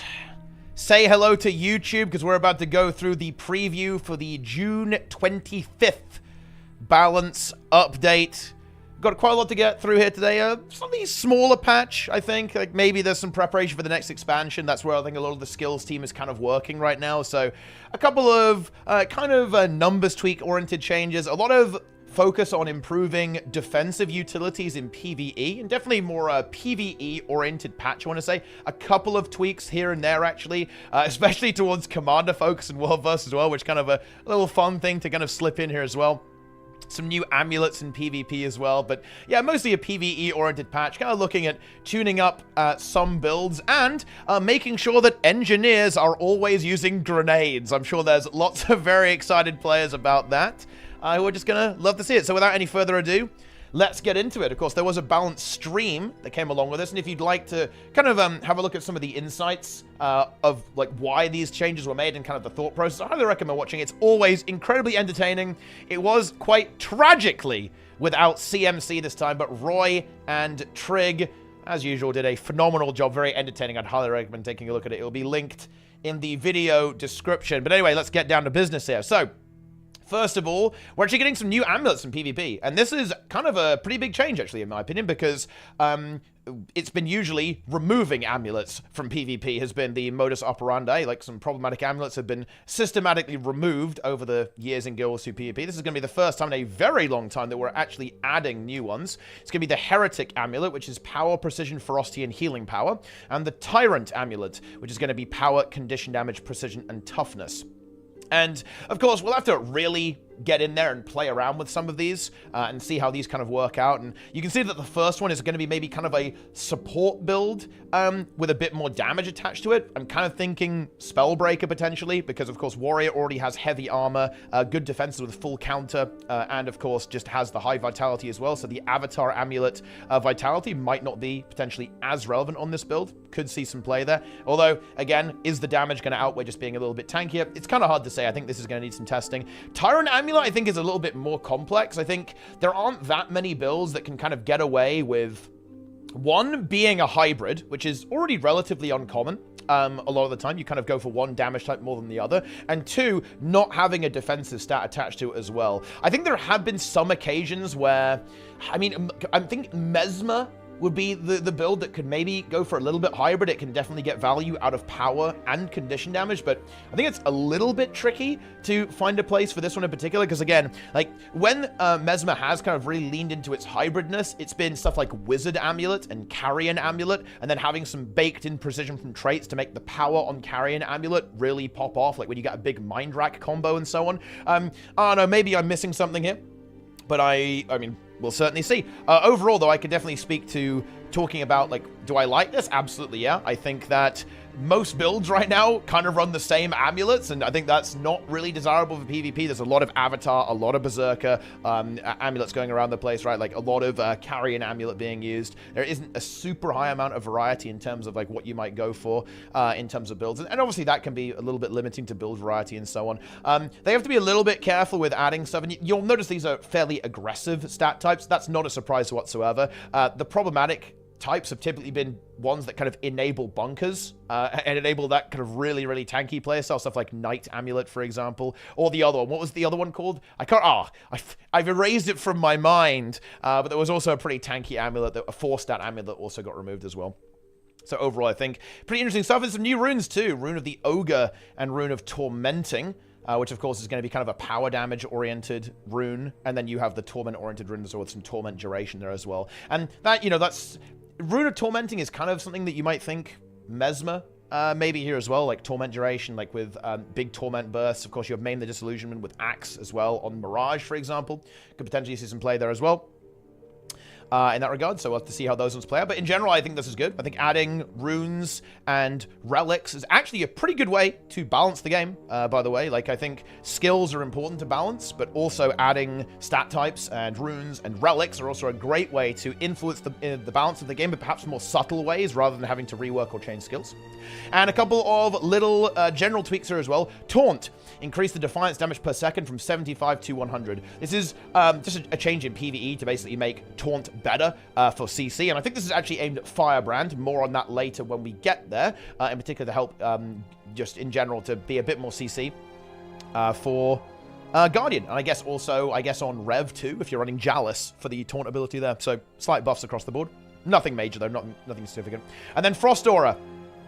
Chill duration on Frost Aura goes down from 2 seconds to 1 second in World versus World only. Yeah, this is not a surprise. We've seen a lot of changes trying to kind of tone down some of the condition application, just the amount of application, and also the strength of that application in general when it comes to these kind of snaring abilities and these slowing abilities. And Chill can be incredibly debilitating. If you get caught out of position, that it's not going to be fun. There's a lot of cleanse right now overall, so this is probably not going to be a change that's going to be super impactful, but I think it just follows on with the general philosophy of what ArenaNet is trying to do here, like with their direction world versus world, to just kind of reduce application down a little bit in general across the board. So, first up, and it's going to be Elementalist this time around. Wow, Elementalist. Like, brace yourselves to get nerfed. Ellie in a pretty decent spot right now. A lot of good builds that exist, at least in PvE anyway. Like, Ellie a little bit falling behind in the other game modes, I want to say, currently.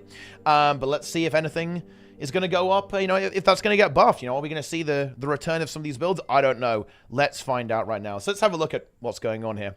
We've also made some usability improvements to Dagger and Staff by reducing the casting time of breath attacks and adding an initial Defiance damage dealing strike to the crowd control skills that require movement. That's another theme you're going to see here, by the way. A lot of skills, stuff like Guardian Staff Line, yeah, when you just put a line down, or the Necromancer Fear Ring, not super useful for breaking Defiance bars, even though you might think they are, right? They apply fear, they apply knockback, kind of an immob, you know, a thing that prevents enemies from crossing. You might think they're good for CC, but in general, bosses typically don't move over them super well, and that's going to be a theme here. Basically, all of those abilities have been updated to also initially do some CC in PvE only. That could actually potentially be quite relevant, actually. Like, packing on more CC onto certain builds is always going to be nice, right? Especially if you have pretty flexible utility skills as well. This update also includes improvements for support Tempest builds with more reliable Might and Fury sources in PvE, and additional defensive tools in the Earth specialization for competitive play. Overload Air also gets a significant power increase in PvE, as we look to improve power-based damage builds for Tempest.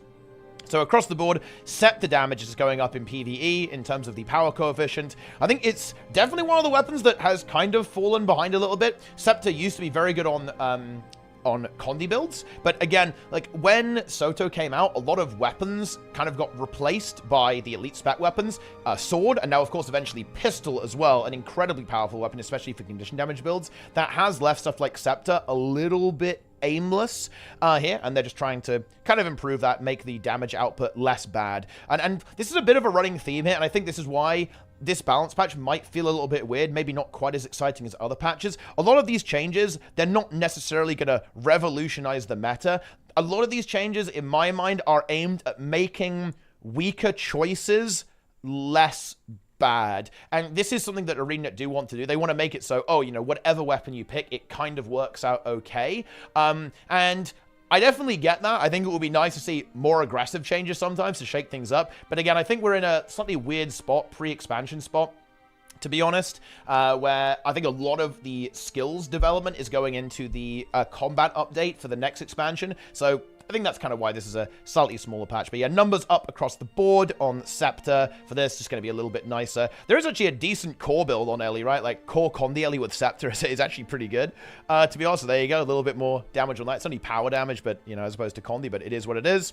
And then we have some slight quality of life improvements here, and just, I guess, just straight up buffs as well, right? You breathe your breath faster, so that's going to be cross game mode, and a couple of numbers tweaks in PvP and World vs. World, significant in PvP, and that is actually a focus here, by the way, with Tempest, is actually to improve it in PvP and World vs. World specifically. It is also being improved in PvE at the same time, but I think the main focus is actually competitive. Like, support Tempest is definitely a mainstay of competitive PvP over the years, but has certainly fallen behind, especially with the introduction of Chronomancer, with Chronomancer heal being really, really strong, even getting nerfed and still being really, really strong. So I think that's kind of the goal, is to nudge this build up and make it more competitive. And I think these changes are actually pretty damn solid in that regard, and we'll get into those right now. So the really fun stuff is Frozen Burst now creates an ice field before performing its blast finisher. This is going to give you a guaranteed ice finisher on Dagger 3 now. So you're able to get that AoE Frost Aura, which is of course going to lead into boon application,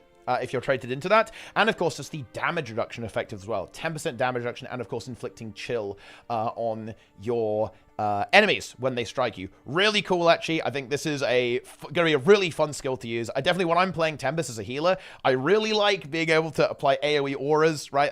You can have aura share, of course, and kind of do that a little bit, but here's another source of that now. which I think is really cool. Of course, this is going to be good synergy with Caracosa Relic in addition to this. It's a real shame we can't do Alacrity and Aura Heal, and that's going to be another unfortunate slight theme of this patch. Is like there's some really fun changes here, but maybe a kind of glaring issue isn't necessarily being addressed, unfortunately. We'll see that a little bit later on with Firebrand. There's some foreshadowing for you. And Convergence, this is Air Dagger 2, is now a blast finisher. And bear in mind, Ellie loves blast finishes. You have access to water fields. You're able to generate even more healing with that. And of course, if you have the Caracosa Relic, that's going to be even more healing when you're actually getting through those blast finishes and utilizing your water fields, utilizing your ice fields, whatever you're doing, fire fields too for might and so on. It's all going to be good. A couple of cooldown reductions and damage increases in PvP and World vs. World. Again, they just want to make the numbers a little bit better in this regard with this stuff. And then the other big changes that are kind of going to be aimed at kind of improving this in the competitive sense is going to be the big stuff here. Earthen Blast. You get Barrier when attuning to Earth, so Tempest is inherently a little bit tankier now. Get yourself some Barrier while you're attuning to Earth, and a rework to Diamond Skin. So if you want to deal with conditions, like there's kind of two options now. If you go Stoneheart, that's going to give you immunity to critical strikes when you attune and leave Earth attunement, so a bit of tankiness there. Diamond Skin is going to be the condition option, and this is going to be one also aimed at World versus World a lot, I think. Remove a Condi from yourself when you combo with a Leap finisher, and remove a condition from yourself and nearby allies when you do a blast finisher. We've already seen them setting up blast finishers with Frozen Burst and Convergence. That's going to go ahead and carry over into condition removal, which is obviously very highly prized in the support context in World versus World, but also in PvP as well. Like right now, in PvP, obviously things are still pretty power-oriented. A lot of the time, actually, there's a lot of power damage going out currently. But of course, this does mean that the Earth trait line, which has historically had some weakness when it comes to AoE cleansing, may actually have that weakness somewhat alleviated by Diamond Skin. Tempest used to be, not exactly awkward, but you had to either pick Fire for Condi Cleanse or Earth for resistance against power damage. That was kind of the difference, the design choice that you had to make there, or like the build choice you had to make there. Now, I would actually argue that's kind of good design. The only problem is, and this is actually, look, okay, oh my god. Oh no. I'm going to have to say something that the Ellie mains, they're going to like it, and I don't like doing this. Elementalist has actually had a bit of a problem historically, in all gamers actually, but I think especially in PvE actually, is that Elementalist, you have to pick and choose and make trade-offs with your build, but other classes don't. Like, Elementalist has been historically well-designed, I think, in this aspect. Actually, the rest of the game has kind of run away with it and become pretty power creepy, and you just kind of have everything in one go. So, do I think this is kind of going to lead to a somewhat inferior design? I kind of do, actually, but ultimately, it probably is better given the state of where the game is kind of at with that design. Like, Ellie was pretty much the only class that had to make trade-offs this way, like, you know, picking between defense against Condis, defense against power damage in PvP, in that PvP support context. So it's probably going to make a little bit more sense that you kind of can have both now utilizing the Earth trait line. You're going to be able to have that protection on your auras, you have a little bit more barrier on Earth and Blast, and then you can also, you know, you can have the Diamond Skin to deal with the Condis, right? You will have to sacrifice a Stoneheart for that, so there'll still be a little bit of a trade-off there, but it will be within the same trait line rather than having like an entirely different trait line there as well, in that regard. But yeah, there you have it. I think some good changes there, actually. You know, I think that support diversity is a weakness of Guild Wars 2's PvP balance, and you know, I really am looking forward to the day where Firebrand is good, Spellbreak is good, Tempest is good, and Mesmer is good. I think that will be really fun. Maybe we'll see a little bit of experimentation over the next couple of months in the automated and maybe even the weekly tournaments. Pretty cool stuff. And then I think this one's kind of a PvE one here as well. Over here with Soothing Power. Soothing Power now gives 300 Vitality to the Ellie. This is a really powerful sustain trait in the Water trait line. You very commonly take this as a Heal Tempest in PvE, and now it just makes you a bit tankier as well, just to kind of compensate for maybe having some slightly lower Vitality, just a straight buff pretty much to this trait.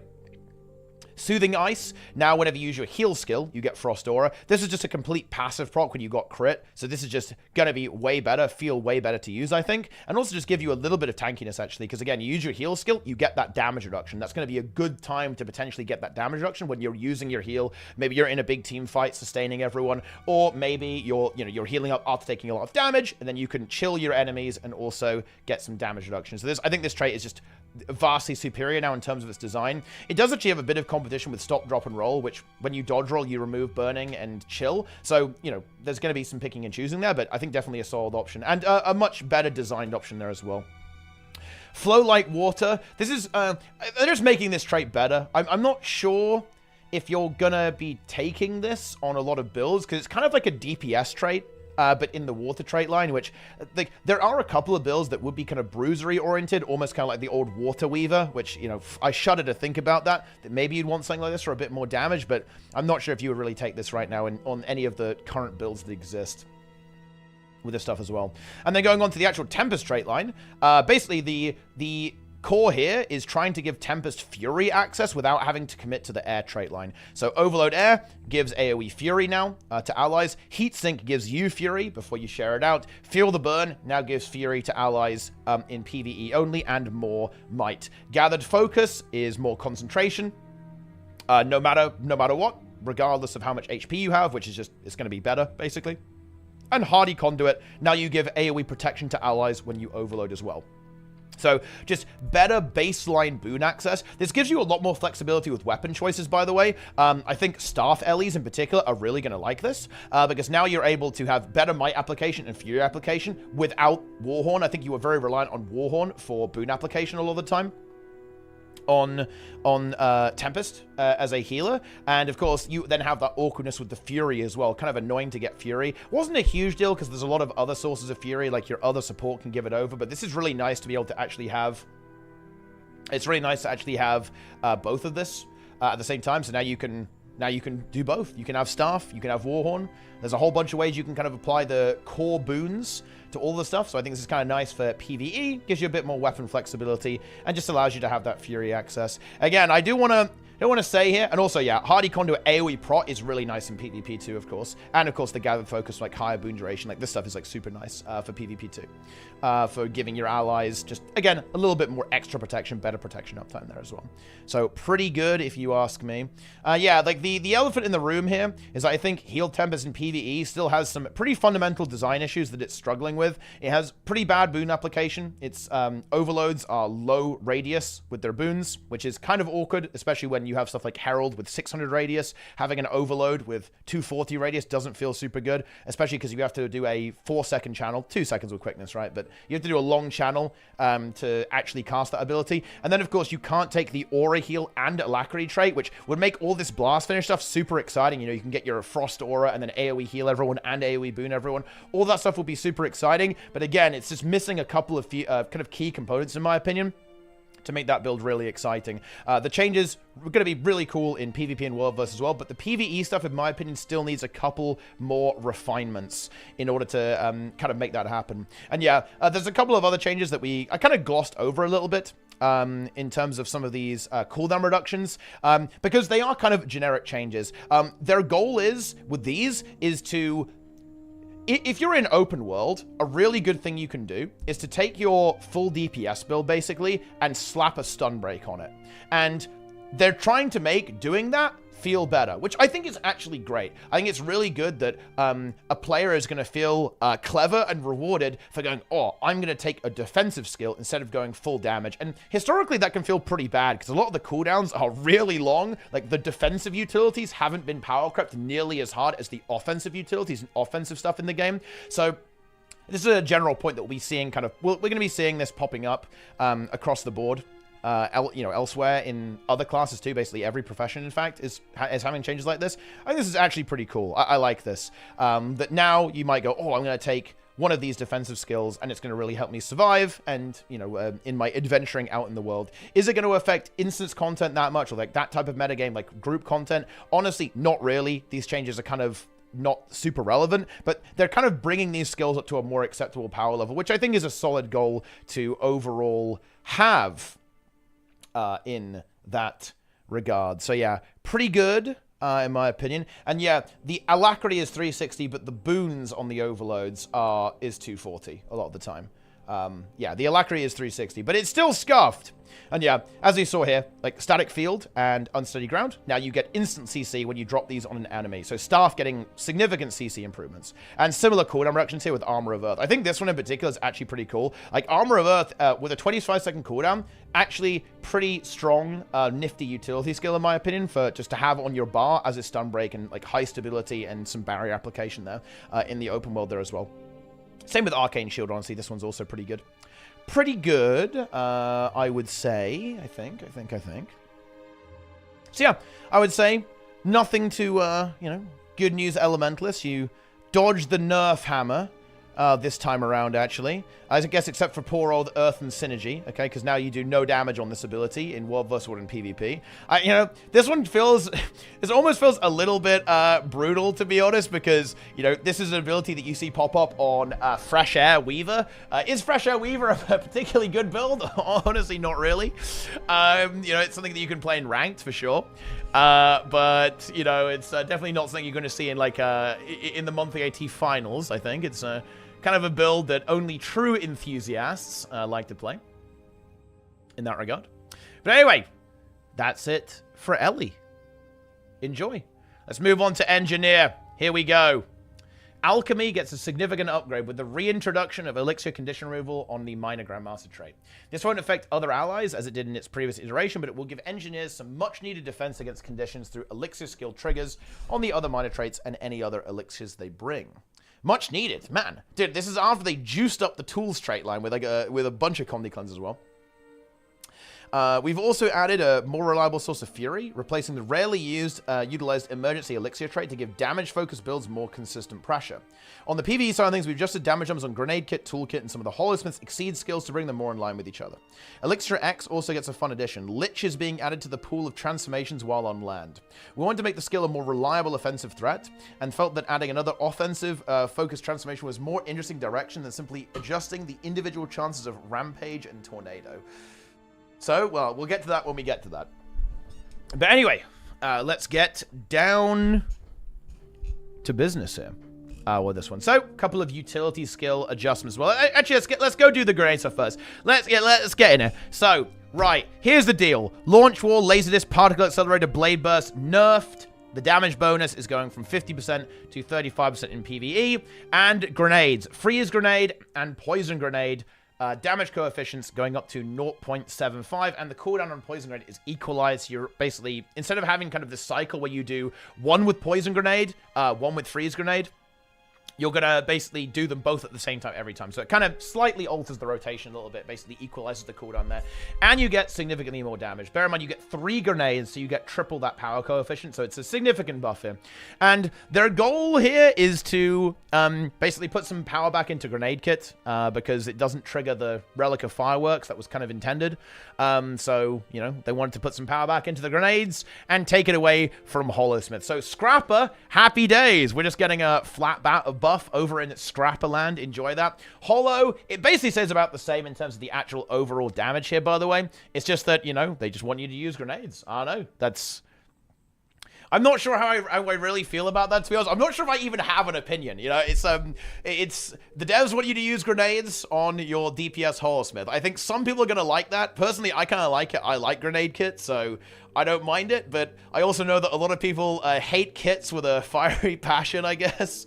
So I guess that's going to be an unpopular change there, I suppose. In general, I think grenades are good. Having some ranged damage is always going to be nice. And there's some nifty utility in there as well, with the blind in particular. I think can be quite useful to have with that one. And Grenade Barrage is just a fun ability to use, just overall. So, again, I'm not complaining about it too much in that regard. And then some changes over here. So healing turret getting buffed. This is probably because a lot of the other healing skills kind of got power crept for NG. So looking to kind of bring that back into the meta. I think I have very fond memories of healing turret. Probably my favorite NG heal skill to use. There's something just kind of quite satisfying about it. You drop it down, you get the heal, then you can blast the heal by detonating it. I think that's just like a really fun interaction. So I'm definitely a healing turret enjoyer. There's some strong options, though, actually. Like, in particular, the Holosmith heal is actually really good, especially with the tool belt skill, allowing you to remove a lot of condies from yourself. You have to burn yourself, but it's still pretty good in that regard. But yeah, there you go. Personal battering ram. Launch distance goes from 450 to 0. Ammunition charge goes down from 30 to 20 seconds. It's definitely not an ability that sees play in PvP, to be honest. Will it see play now? I'm not totally convinced on that, to be honest. And yeah, I guess they are a little bit worried about decap NG, and that's why it doesn't knock you back anymore. It basically just knocks you up in the air, and you know, you just kind of bounce, you flop around like a dead fish or something, or semi-dead fish, I guess, in PvP only. So it's going to work quite differently, actually, in PvE and World versus World compared to PvP, which is interesting. But yeah, in PvP, get your personal battering ram and CC someone. Of course, it is a launch, so it's a long duration CC that you could use to set up a combo, and it is also ammunition too, so pretty powerful CC, but engineer utility skills are relatively competitive, to be honest. It has to compete with stuff like Toolkit, which is pretty nifty in PvP right now, for that slot, which, of course, you know, is a kit, so it has not only CC options, but also some defensive stuff as well. Elixir S, cooldown goes from 60 to 30 in PvE only. Yeah, this was definitely one of those skills that got hurt a little bit by removing the Elixir cooldown trait from the game, basically. It just, you know, didn't reduce it anymore, so they had to, you know, now it's way shorter. Funnily enough, this actually does have one kind of minor effect in instance PvE, is that you'll be able to actually use Elixir S on Suwon Phase 2 for both of the shockwaves, for placing the red circle in that very common strategy. So that actually makes HTCM slightly easier if you're learning this role on Heal Mechanist. There you go. Kind of a little interesting meme there, I suppose. I mean, it's something. And Elixir U, reduce the cooldown from 32 to 20 seconds in PvE only. Reduce the cooldown from 32 to 25 in PvP and World versus World. Reduce the durations of the boons. In general, let me tell you something. This makes abilities slightly better in general when you do this. When you proportionally reduce cooldown and durations, that's usually better. So this skill, it's better now. This actually did used to get used in PvP, actually, on like really old Holosmith builds, actually. Will it return? Honestly, who knows? You know, it's hard to look at the numbers and go like, ah, yes, this is busted now. Especially when you're looking at it in a complete vacuum, right, without all of the builds. But anyway, let's continue. Utility goggles, yeah, cooldown's down. Detection pulse inflicts vulnerability on enemies. Okay, yeah, slight improvement there. Cooldown on slick shoes, yeah, it's down. Look, there's a lot of changes like this. They made the cooldowns lower on these abilities so you can use them a little bit more. You know, it is what it is. Not super consequential, I think. Pry bar and throw wrench damage is going up in PvE only. I'm not sure. Someone's gonna have to crunch the numbers on this. Like, is this gonna be good in PvE? I think this is one of those changes that, again, is more making a maybe not the best choice less bad, rather than trying to create something brand new meta, I suppose. But I think changes like that are in general good. Here's the fun one. Magna in Toolkit, of course. This skill now properly plays its visual effect during the full channel. The skill cannot be retargeted, and this skill now applies bonus defiance damage to targets with defiance bars. So the actual important thing here, this is a massive nerf to com focus, commander focus, and world versus world. This is why they did this. So the retarget means you can't precast this and go into range. It means that you can't swap to a target right as the ability is about to go off, making it harder to avoid. And the telegraph is always going to play, so it's going to be much easier to avoid or apply stability. This is actually a really big nerf to commander pulling in general in World vs. World, which is exactly what it's supposed to do. Like, the telegraph was just straight up bugged. The telegraph is really weird on this. It only plays at the start and then doesn't actually play at the end, which is very unusual to us, making this ability just kind of hard to avoid even in normal circumstances. You know, not even regarding like the actual kind of nefarious use of this. In general, I do think that com focus is probably not really good for the game overall. It's definitely funny, for sure. I think it doesn't make the game mode more fun, though. It typically is fun for the person pulling, and it kind of ruins the fight for everyone else involved. So, yeah, I think it's pretty lame. I don't hate it, you know. Like, I think all's fair. I'm not going to say you shouldn't do this. If the game lets you do it at the end of the day, I think it's fair game. But honestly, tactics like this being nerfed or removed, it's not something I'm going to really lose sleep over, I guess. You know, like, let's, that's how it is. Yeah, that's, it is what it is with Magnet, so not bad if you ask me. And then a couple of changes with compounding chemicals and emergency elixir in alchemy. Is boiling point. Gain fury when you gain might at or above the threshold. So basically you apply might to yourself with elixirs or HDH, and then you're going to get fury. You're going to have a good fury source here in the alchemy trait line, which is actually pretty good, right? Like having fury, especially in PvP, is really, really good to have. And this trait wasn't, it was kind of a scuffed one anyway, right? Because it was like, they tried to rework it from being passive on emergency elixir, but it was just weird, right? And now compounding chemicals just says, whenever you use an elixir skill, you're going to remove a condition from the user. So a lot of extra condition cleanse here actually as well. Bear in mind this would also apply to mortar kit elixirs and also elixir gun elixirs too when it comes to remove a condition from yourself in addition to your utility skills. So a lot going on there. But yeah, this does have to compete, of course, with tools. And tools also got a lot of extra condi cleanse. You got to bear that in mind. In some of the last patches, that was kind of the goal. You know, it's funny, actually. Their goal was to move engineers away from being locked into alchemy, and now they were like, well, maybe we want you to go back to alchemy, or at least try out alchemy once again, though, which is actually kind of interesting with this one. But yeah, the NG builds right now, they are pretty locked in there. With the explosive and tools setup. For PvP, so let's see if this is able to compete. Elixir X. This is an ability that I don't think is really seeing a lot of use right now. I think this is more of a fun change. This, you know, weirdly enough, I feel like this Elixir X is almost a nerf to prevent this ability from potentially being problematic. Because when you have an ability that has very high variance on it, it's not even a 50-50 now. It's like a 33% chance to get a specific transform. It's more of like a for fun ability now, I feel like, more than an actual ability. Because when it's 50-50, it's like, okay, you know, you can kind of get the one you want pretty frequently and kind of wreak havoc on your opponent and get some like really big value there. When it's a 1 in 3 to get the one that you're really looking for at that situation, I feel like there's too much variance here for this to actually see a lot of play, I think. To be honest, but yeah. It is what it is. And then for supply crate, you know, nice buff in PvE. In general, like, they're trying to... This is a theme you're going to see here. A lot of elite skill cooldowns just going down. And the reason for that is because they have high cooldowns. And they want you to press them more. And a lot of more modern elite skill design is oriented around shorter cooldowns so you can use your feel-good ultimate skill. And supply crate is good. You know, you can certainly see some play on a couple of options. You can play this on Scrapper. You can play this on Mechanist, Heal Mechanist, for example, if you don't need Mortar Kit. So there's actually plenty of places where you can actually get some decent value out of this from the perspective of a DPS or a healer. So there you have it. You know, some changes for NG. Again, not too much, nothing too super crazy. It's not going to blow your mind, that's for sure. You know, unless you really hate grenades, then I guess it might. But yeah, that's it for Engineer. Guardian.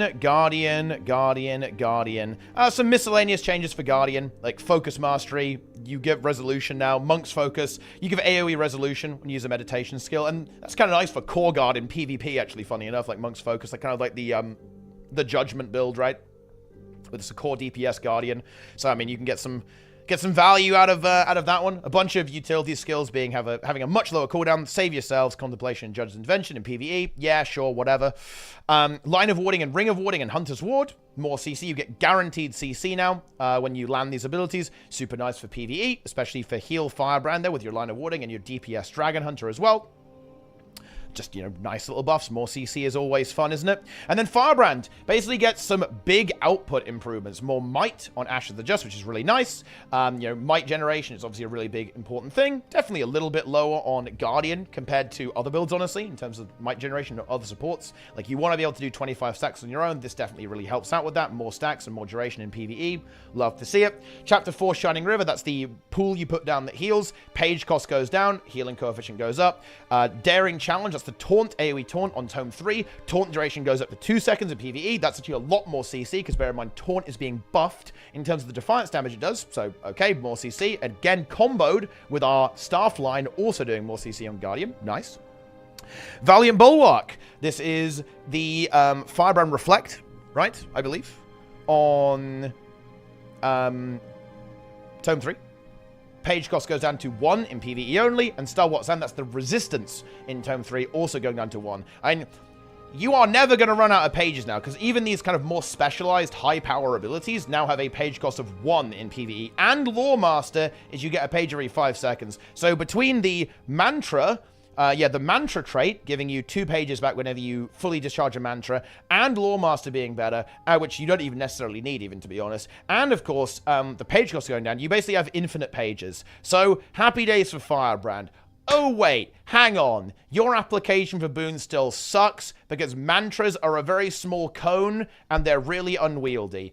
Ooh, yeah, that's a bit awkward, isn't it? Like, yeah, these changes are nice, but they don't really address the problem that Firebrand has. Like, Firebrand as a healer, and honestly as an offensive support, they are 100% underperforming right now in the meta, but it's not really because of page numbers, right? Like, you know, don't get me wrong, this is nice, and these changes are almost like kind of insane, actually, with like how powerful the utility is going to be on this class again. But that's not really the issue. The issue is the boon application being as mediocre as it is, particularly on the quickness.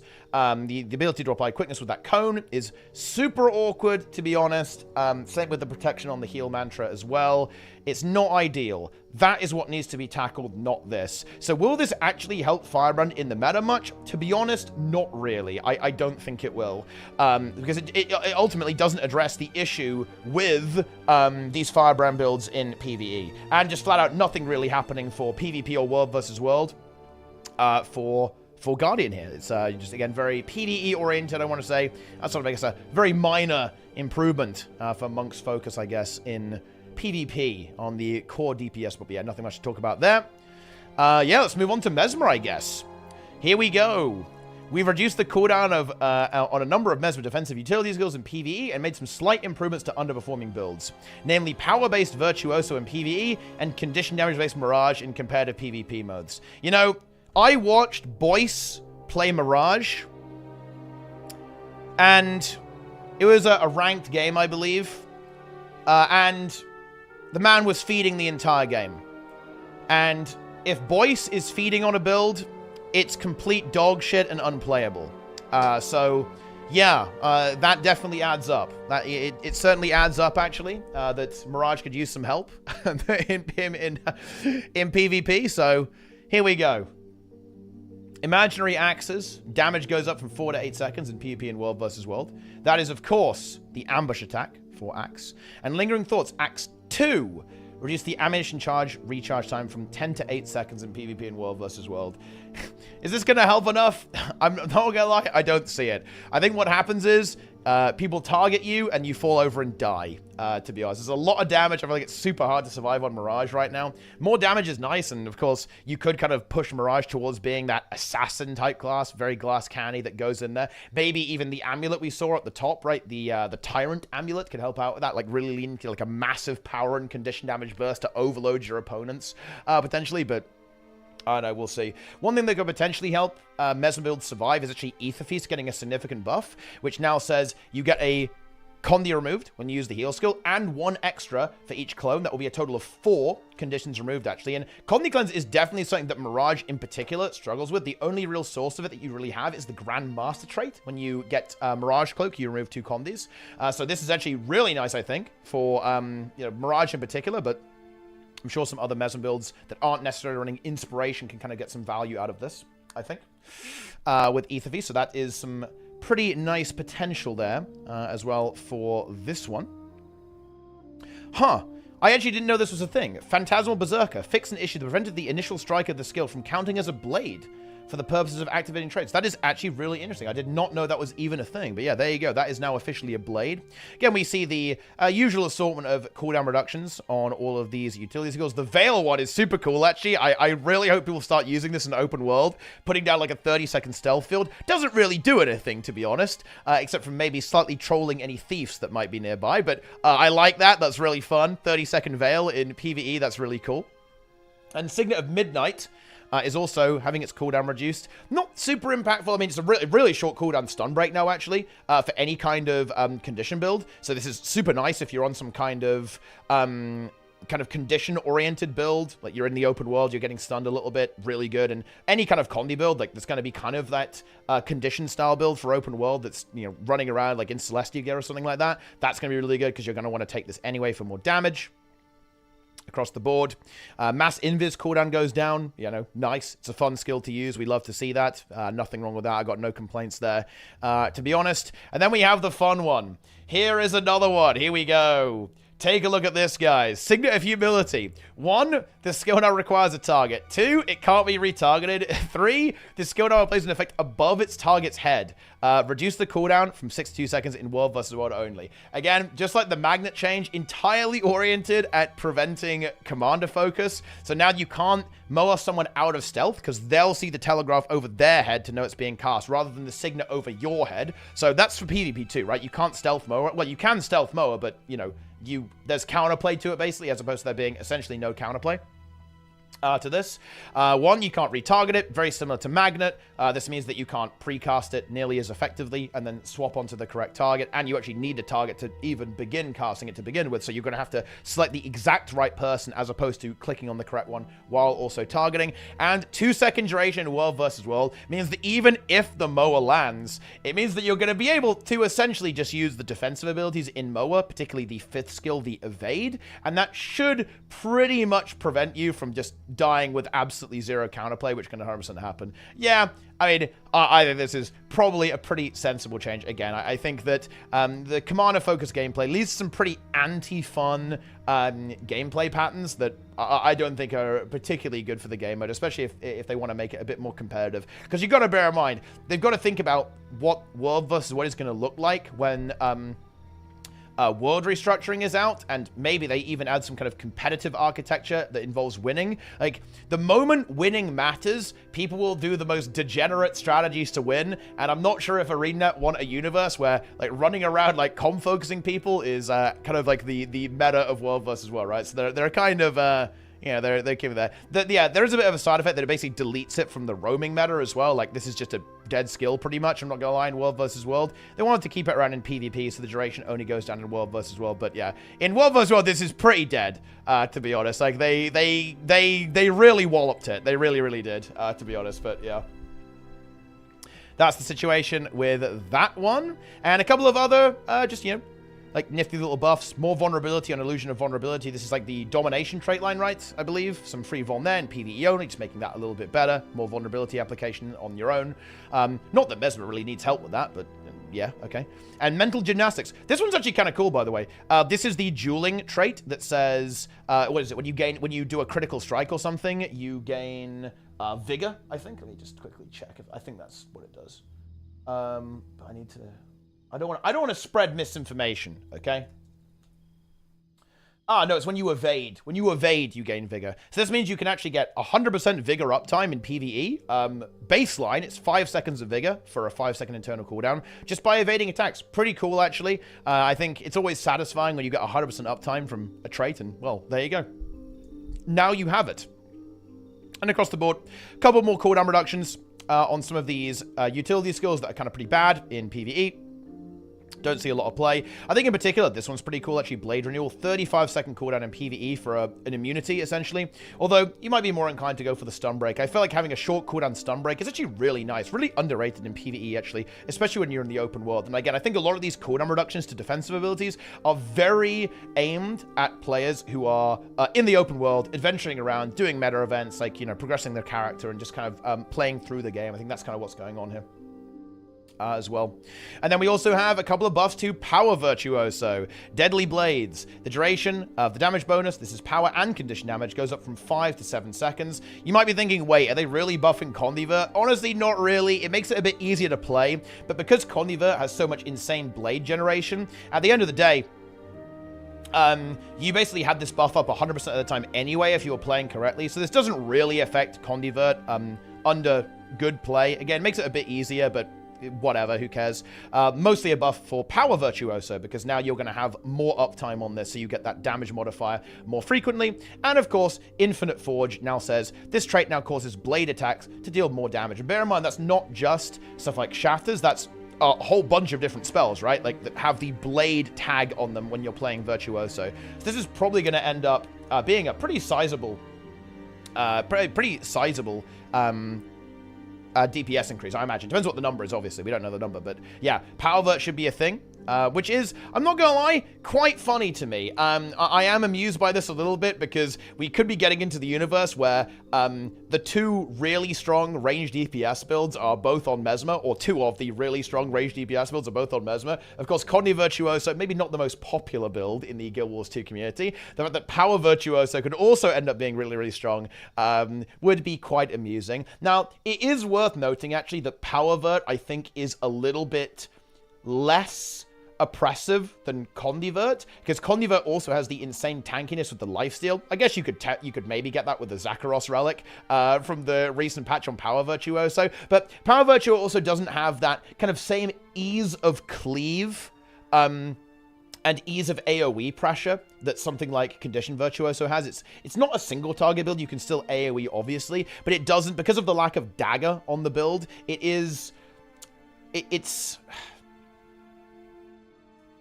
a little bit different, because you have the Greatsword and then you have Dagger Sword. You're like Dagger Sword and Greatsword on this. So it's not quite the same, I think, in terms of what Condi Virtuoso does compared to Power Virtuoso. Because, of course, on Condivert, you're always on Dagger, you're always cranking AoE the entire time, whereas Power Virtuoso does have this, not exactly single target, but kind of single target element to it. You have that burst combo you need to set up as well, so I think it's not going to be quite the same. Doesn't have quite the same intensity of utility that Condition Virtuoso does, I think. But I will say it's nice to see Arena try to make power builds ranged, but maybe they should work on that on some other classes that aren't just Mesmer and Necro, you know? Because it's funny, right? Like, they added range DPS to Harbinger. Power Harbinger is now a very solid range DPS option, and now Power Virtuoso. Well, we already had Scourge and Condivert, right? So, yeah, okay. But I'm not going to grumble too much. At the end of the day, I think it's good to actually add more DPS range builds, because that is something that is fairly lacking in the metagame, to be honest, overall, when it comes to this stuff. So, yep, again, not super crazy changes here for Mesmer overall. A couple of little tweaks, Power Vert going up a little bit, Com Focus trying to be nerfed in World versus World, and yeah, some just nice cooldown reductions for open world PvE, pretty much. All right. I hope you guys like some cooldown reductions, because here we go directly onto Necromancer. Sword didn't land where we wanted in World vs. World, so this update includes some improvements to its damage to make it a more viable option. We've also improved some defensive tools for Harbinger to give them some better survivability options, and tuned up a number of defensive skills in PvE. So, the other thing here, actually, is trying to bring Scepter back a little bit in PvP. In PvP, Pistol pretty much took over with weapon specialization, or weapon mastery, rather, because Pistol is a super nice weapon for damage output, and of course that stun is super juicy, especially when you can combo it with Torch. In the offset as well. And of course, Scepter got nerfed pretty hard over a couple of patches, right, in PvP, with the Boon Corruption going down from 3 all the way down to 1. That's going back up to 2 in PvP, which definitely makes it a much more compelling option. A double Boon Corrupt on a short cooldown is pretty damn nice when it comes to kind of busting through targets overall, and of course Scepter's damage output is still going to be respectable. I think this makes it a much more compelling option in the PvP context, I think. It does have that tough competition with Pistol, but honestly, I do think this has some potential, actually. Cooldown does go up to compensate for that, so you have to kind of delay. You're going to have a harder time kind of cycling between your weapon skills on cooldown, right? Like, you know, your weapon swap is 10 seconds, and one thing that was really nice about Scepter was that your weapon swap syncs up really nice, right? You can kind of cast it when you swap into the set, and then cast it when you swap out of the set as well, and you get 2 really efficient usages there, which is pretty nice on the Scepter. But anyway, on to the sword stuff. So, more damage output on sword. The big one is going to be this, Path of Gluttony.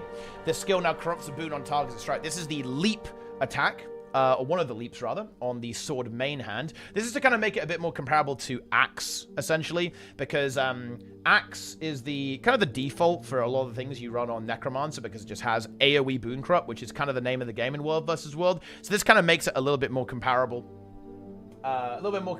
To this. It still functions differently, right? Like, the Axe is an AoE Boon Corrupt, and there is that differentiation. Axe has single target burst with Axe 2, and Sword is going to be a mobility-focused weapon, essentially, that will allow you to kind of leap around the battlefield a little bit. It's still going to be a bit limited, I feel like, because it has projectiles.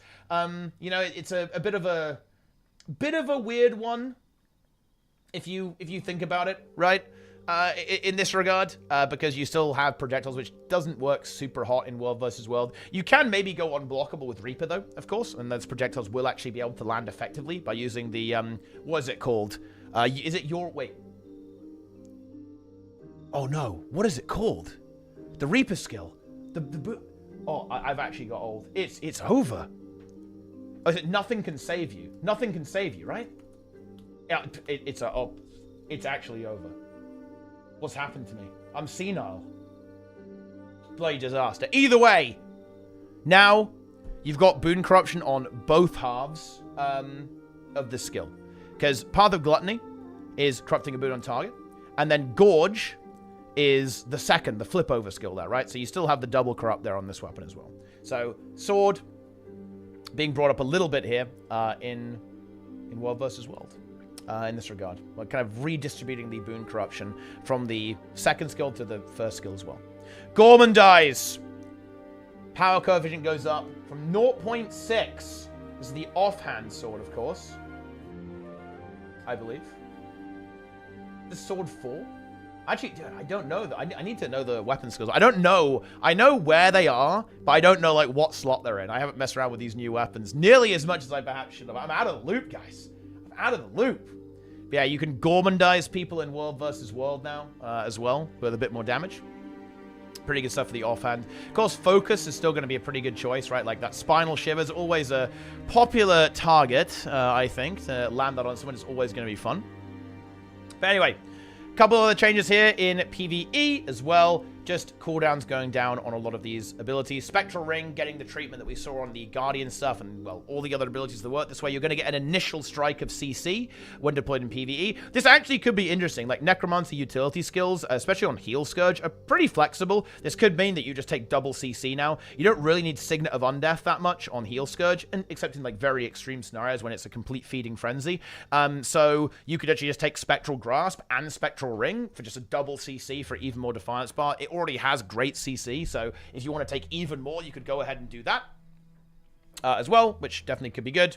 And a couple of buffs here. Spectral Armor, 20-second cooldown on this. Again, this is actually kind of a nice skill to have. What's fun about this, not many people know this, but if you use Spectral Armor and then you go in Shroud, you still keep gaining Shroud when you get hit. So this could actually be a really cool ability to use on Reaper, for example, because you can pop this, go into Shroud, get your stability up, your your Shroud 3. You're taking basically 0 damage, and attacks that are hitting you are refilling your Shroud while you're in Shroud. So this could honestly be a really cool skill to have in open world PvE, I think. It's quite powerful. It's historically been very powerful in PvP for that reason, right? Like giving you that sustain, giving you that life force back is actually super nice. In that regard. And consume conditions. Scourge heal, I mean, Necro heal skills are pretty damn good in PvE, and like having a condition management heal skill is not usually necessary in PvE, especially seeing as like if you're playing Scourge, you've got good Condi cleanse. You can pick a staff on Reaper, for example, and you can transfer Condis away. So I don't think you're going to see consume conditions very often in PvE, but can be a nifty utility pick. But stuff like Well of Blood and obviously Sand Flare and the Reaper heal skill, they're all really strong actually. So it's going to, whatever. Well, the power cooldown reduction, I mean, I don't know, maybe one day you'll use that, but it's pretty overkill. Not really worth the utility slot currently with this one. And then some Harbinger changes. Elixir of Ignorance. This is the stun break one. It gets protection in addition to its previous effects, which was resistance, by the way, with the stun break. Reduce the cooldown from 24 to 20 seconds in PvE only. Yeah, I'm not sure if you're really going to bother using that one that much, to be honest. And then Elixir of Bliss, reduce the cooldown from 20 to 25 seconds again. This is just like the Condi cleanse one, isn't it? Yeah, it's the Condi cleanse one. I mean, I guess that's nice. And this one is the fun one. I hope you guys like Celestial Harbingers. Enjoy this. The Strength now grants damage reduction for a short duration when entering Harbinger Shroud. I think they actually might make this quite weak in World versus World specifically, because for like Sully Harbinger, the Death Magic build, it's already a little bit of a menace, if we're being honest here, right? Is that, you know what I mean? It's not everyone's favorite build to play against, if you ask me. And yeah, that's something, because now you're gonna, I don't know, maybe get 10% damage reduction or 20% or 33%. In PvE, they might make it pretty crazy. They might make it quite significant. And honestly, making it higher in PvP could be good. Like Harbinger is, it's a build that just doesn't live, right? Like Necromancer in PvP is like very heavily reliant on using that Shroud mechanic to survive. So giving it a bit of tankiness with this actually might help it out a fair bit and make it something that's a little bit more competitive. Because right now you just get blown up in PvP. You are going to get nuked if you try and play Harbinger. There's just too much damage, too much mobility as well. Like you're too slow to really survive with the way Harbinger is. But yeah, and yeah, people coping about heal Harbinger. No, okay, that is a meme build. The only point of heal Harbinger is to transfuse people with the leap, and it looks kind of funny, but that's its only purpose. That's it for Necro. Again, a couple of little mini changes, nothing too crazy over there. Ranger. The Ranger changes for this update are focused on tuning up some underutilized skills with improvements to Shortbow, Longbow, and the juvenile Aether Hunter pet. We've also granted the Ranger more control over the trigger condition for Lead the Wind, reduced the cooldowns of a number of defensive utility skills, and updated the Unleash visual effect so it will fade out over time with the pet and the player. And look, there's the real important change. You're not going to be green forever now. Enjoy that. And yeah, I mean, you guys know the drill at this point. We're seeing a whole bunch of cooldown reduction across the board. I can point out a couple of notable ones. Signet of Stone. This is actually a really strong skill, by the way. This is really good. 30-second Endure Pain style effect, basically. That it basically says you take no damage from normal attacks, right, from strike attacks, basically, on a 30-second cooldown. Really powerful, makes hand kiting a whole lot easier. Actually, super good on Ceres challenge mode as well, actually, on any kind of Ranger build. Fun fact, by the way, the group on NA to clear this first actually utilized Signet of Stone and Soul Beast immunity skills like the Endure Pain style abilities to come up with a completely different strategy to the conventional strategy to clear Ceres CM for the first time. And hey, look, maybe this is getting buffed in honor of that. It was a really cool strategy to watch, some really interesting theory craft. And yeah, it was really funny. I like that kill in particular, because when Ceres CM came out, everyone was like crying boo-boo-hoo about Virtuoso and range Condi builds being so dominant in strikes. And this was actually a full melee strategy, actually. It was only melee Soul Beasts. It was abusing the totally broken maces as well. But hey, look, everyone else is using the totally broken Virtuoso, so it's fair game if you ask me. But yeah, I do think it is very, very funny, actually, because of course, Ranger, Ranger getting buffs and man, I feel like every Ranger weapon is good right now. If you want to play Power Soul Beast, because again, like Power Soul Beast is where you're going to see these longbow buffs come in there with a couple of coefficient improvements on rapid fire and long range shot, the auto attack. Like, where are you going to see this? It's going to be on Power Soul Beast a lot of the time. Man, Power Soul Beast is already so good. You've got Hammer being good, Sword is good, Longbow is good, Maces are good, right? Hell, the only thing that isn't super good is actually Greatsword, like a really diverse build. I actually look at Ranger and look, I think some people, might go, oh, look, all these builds, like the rich get richer, like Vert's getting better, Ranger's getting better right now. I actually think, don't look at stuff like Ranger with jealousy. Look at it kind of with excitement in a way, because I think Ranger, in a lot of ways, the current state of Ranger, particularly Soul Beast, is kind of the end state for what ArenaNet want the game to look like. And let me explain that. Like, you almost can't make a bad Power Soul Beast build at this point. Seriously. You almost can't do it. Like, I guess you could pick Shortbow. That probably wouldn't be that good. But, yeah. I don't think Dagger would be that good either. But you almost can't make a bad build for this setup. And I think that's actually kind of cool. It means if you want to play Hammer, you can 100% play Hammer. You want to play Longbow, you can 100% do that. You want to play Sword? Yep, sure thing. You want to play Axe? Excellent, do it, right? I think that's actually kind of cool. And I think that, and of course, you might think, well, that homogenizes stuff. Well, not really, though, because of course, each of those things are different. Like Axe is a little bit range, Longbow, of course, being longer range, Hammer being melee with some CC, some kind of brawlery components. If Greatsword got good, that would be another different thing. It's got a block on it, it's got mobility on it. It's, a different damage. These have different damage profiles as well, of course, right? Although Soul Beast does lean towards the bursty, but you know what I mean. We're kind of rambling here a little bit. I think it's kind of interesting that this could be the end stage for what a class is going to end up looking like. But yeah, Ranger gets there first because we all know it. Trig's a Ranger main. He loves this stuff. Okay, he loves it. He's all about it. So enjoy that one, I guess. And yeah, some improvements to Shortbow as well. Going to be kind of Condi Soul Beast stuff getting juiced up here a little bit. Crippling Shot, the bleeding inflicted by your pet. Basically, when you land this ability, your pet's next 3 attacks inflict bleeding. That's going to use your condition damage rather than your pet's condition damage. That's going to be kind of an untamed thing, more than Soul Beast, really, actually, because, of course, if you're an untamed, then, you know, you are your pet, of course. And Concussive Shot, cooldown is going down there as well, just, you know, better CC on this build as well. And, yeah, cooldown reduction as well in World vs. World and PvP, you know, like, you know, they're bringing Condi Druid back, I guess. Have fun with that, guys. Enjoy it. Did get nerfed very harsh, to be fair, so whatever. That's fine. And a couple of changes here as well. Just again, more cooldown reduction across the board. I think this one in particular for open world could be really fun. Quickening Zephyr 20-second cooldown, so quickness and super speed on a very short cooldown now, actually, in PvE. So some actually pretty damn strong mobility if you think about it, actually. And strength of the pack. This ability actually really fell out of favor because, well, kind of because of Untamed, honestly. Untamed is a really powerful, kind of similar elite skill in a way. They have some similarity with the way they work, actually. And that one is like a really, really powerful option. And of course, the Untamed elite skill as well for Incredible Burst. Strength of the back definitely fell off. This ability got nerfed, I think, as well. And that's kind of what fell us off. It's being brought back. It's being brought back into the mix here.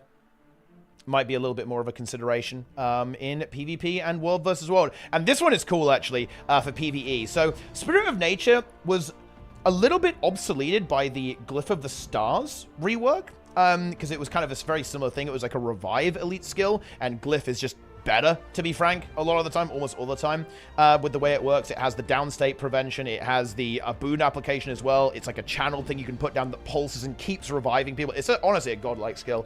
Really is. But Spirit of Nature is still there, and this ability sees play on Untamed, because, to be frank, in PvE, the other skills aren't really damage increases, so you just take some really nifty utility. And now this is actually better. So this is actually kind of a nice buff to builds like Quickness Untamed, which I think is actually really cool. I like it when elite skills aren't just for damage and they're for actual utility. So I kind of like this. I think this is really fun.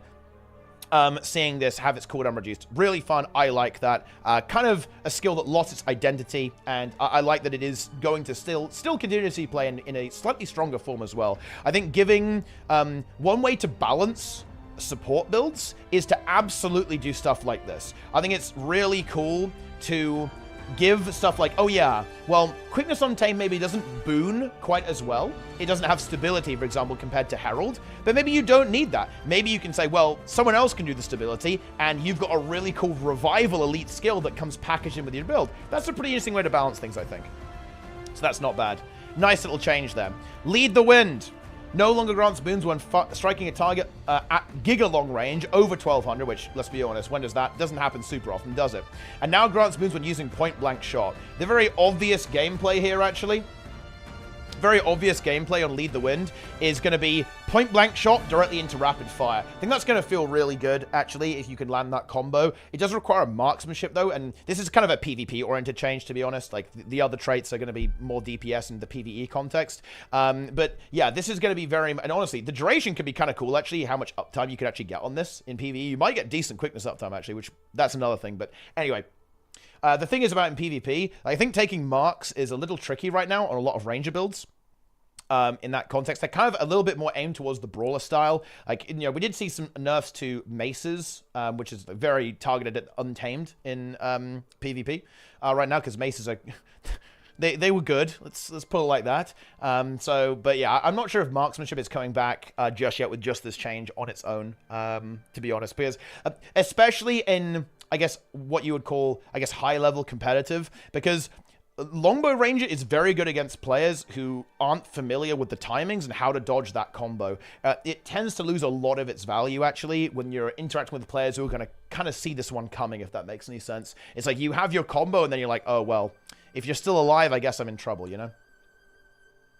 But anyway, and the juvenile Aether Hunter skills have been adjusted as follows. Lunge, bigger hitbox, and reduce the cripple duration from 8 to 3 seconds. Dimension Breach, aftercast reduced by 1 second. Okay.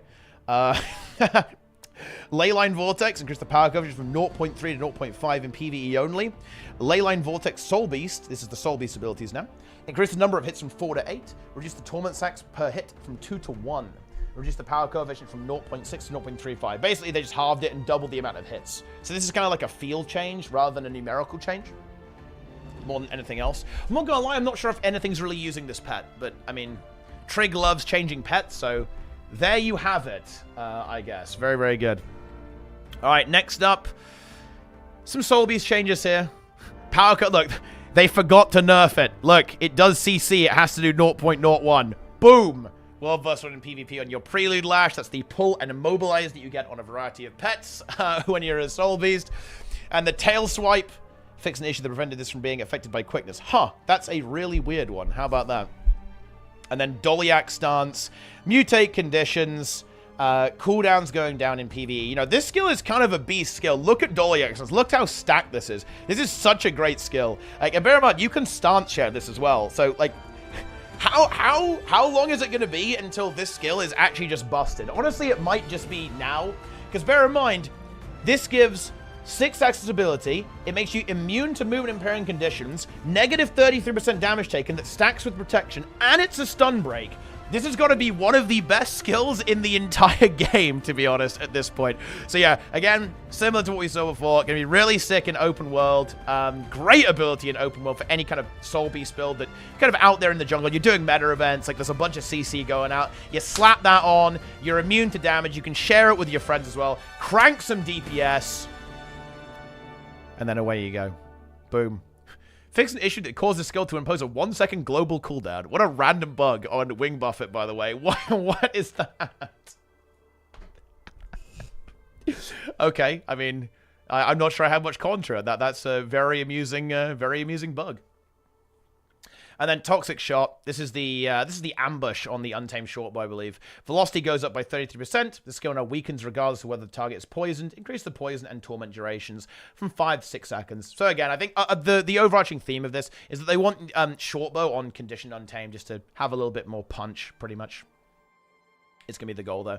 And then Mutate Conditions, 20 seconds in PvE only. Again, really powerful effect. Bear in mind, this says you cleanse all of your condies. You do get vulnerability, but, you know, whatever. 20-second cooldown, and it's a stun break. I mean, yeah, certainly a perfectly viable option if you wanted to go for this as kind of a defensive utility skill in open world PvE. That's for sure. Okay. We've got through Ranger. Now it's time for Revenant. You know, I got really baited here. They, you know, on the stream it said Herald changes for PvP. And I was like, oh my god. Herald is such a fun class in PvP. It would be super cool to come back. But the changes, they are fairly cautious, I want to say. They are not super high impact. I am not sure if we're really going to see any meta shifts as a result of these. But let's go ahead and go through them anyway. So they're looking at the Retribution tree and the Invocation tree here a little bit. So Roiling Mists. You have your bonus critical strike chance with Fury is 10 to 20% in PvP only. That's obviously a big deal. Landing critical strikes as a power build is going to be really, really good, kind of across the board. Of course, this is an invocation trait, so this can perfectly apply to other Revenant builds, but yeah, the goal was specifically Power Herald and Power Renegade a little bit as well, actually. Of course, with this one, Charged Mists energy gain when you are below the threshold is up from 10 to 15 in PvP only. And in the Retribution tree, the Might duration is 8 to 10 seconds in PvE and 6 to 10 seconds in World versus World and PvP. So basically, while you have Resolution, you have more damage output, and you're also going to be getting a stack of Might every second. And that's going to be 10 stacks now from that. I mean, I don't know about this one, to be honest. Again, these are very cautious changes, to be honest. There's a little bit more damage here. Like, you get 1.5% bonus damage per boon on you in PvP with Reinforced Potency, which is the minor trait in Herald. And Shining Aspect, a very minor healing increase. Whenever you consume, you get an extra 100 healing compared to what it was before, basically. I mean, I don't know. It's... Yeah, I mean, I like that Herald's on the radar. I think everyone preferred the game when Herald was good. It's a really fun class to play, I think. One of the most fun classes in PvP, right? Everyone ends up playing Herald at some point. Yeah, don't think this is going to cut it. Like, Herald right now is... I mean, I guess Condi Herald is okay. But I think people want to see the Power Herald build come back, and that's why they're looking at, you know, that's kind of why they're looking at Retribution, I think, a little bit, and the crit damage, you know, critical strike chance with Roiling Mists. But I'm not sure if Power Herald is coming back anytime soon, to be honest. But yeah, they did actually mention on the stream they're a little bit worried about Bunker Herald, which is why they were a little cautious on some stuff here across the board, because of course, well, I mean, Bunker Vindicator was very much a thing in the last monthly, and definitely saw some play there, which is not exactly what you really want to see, is it? But yeah. And then some changes to Renegade as well. And this is for PvE too, actually. So if you're a Power Renegade enjoyer, Maybe get a little bit excited, a little bit of excitement for all of you here as well. But Heroic Command, this is the Might ability. Energy cost down to 5. Citadel Bombardment has been made much more consistent. So the missile spread, basically, you know when you open the portal, the missiles kind of, they all fire out, kind of miss every single thing you're trying to hit. Well, they halved the radius on that. So now it's going to be pretty consistent. If a target stays where you're dropping your bombs, it's going to hit people a lot. And that's why they actually nerfed the damage a lot, because it's going to be pretty consistent. And with the energy costs going down, that is good. Energy costs in PvP are pretty aggressive. To be honest, it's one of the things that is very limiting for Revenant in general, almost prohibitive, is how expensive a lot of abilities are with energy. So looking at energy costs, I think, is a pretty smart way of doing this overall. You know, the energy costs, I remember when stuff like... do you guys remember back in the day when Riposting Shadows only cost 20 energy? I think now it costs 40. Yeah, nice. But that's... the good old days. The good old days of double Power Herald teleporting halfway across the map in 2 seconds and one-shotting you with Sword 5. Those were the days. Yeah. But anyway... Ice Razor's Ire cost is also going down in terms of the cost, and Soul Cleave Summit, the base healing when summoning of the Warband member. So basically it's like the combo effect, right? Like you put this thing down and you can combo it with other ones, and then you get some AoE healing, right? With that one as well. The big one for PvE is actually going to be all for one. So the protection uptime is up in PvP, but here's the bonus. This trait now grants increased damage to the Revenant when a legendary renegade skill is used. This trait will only trigger while in combat. So in other words, we don't know what the numbers are on this, but I imagine they'll probably tune it pretty aggressively in PvE. But exciting news for Power Renegade, potentially. Alacrity Renegade, probably Alacrity, probably not DPS just yet in terms of a DPS build, but yeah, actually pretty cool there, if you ask me. So you can put down, you do the intended game plan, you put down, you combo out your Warband members, and you get a DPS modifier for doing that, because of course the skills are going to be doing damage, and you're going to be doing damage as well. Love to see that. Brutal Momentum, a bit more critical strike chance. Again, that's kind of combo with Roiling Mist, potentially. You have another 20% crit from Roiling Mist, another 15% from Brutal Momentum, for a total of 35%, of course, at the base there. So, a bit more damage there for Power Renegade builds in PvP. Not sure if that's coming back anytime soon either, to be honest. And maybe that's a good thing. You know, I'm not sure if I really want Renegade to be good in PvP. That doesn't really sound like fun. But yeah, let's maybe, whatever. And Vindication. This trait no longer grants might when gaining Kalos Fervor, and instead causes the user to heal for a percentage of their outgoing damage for each stack of Kalos Fervor. I think this could be an actual really sick sustain trait, to be honest. Because, of course, anything that says you convert damage into healing is pretty insane.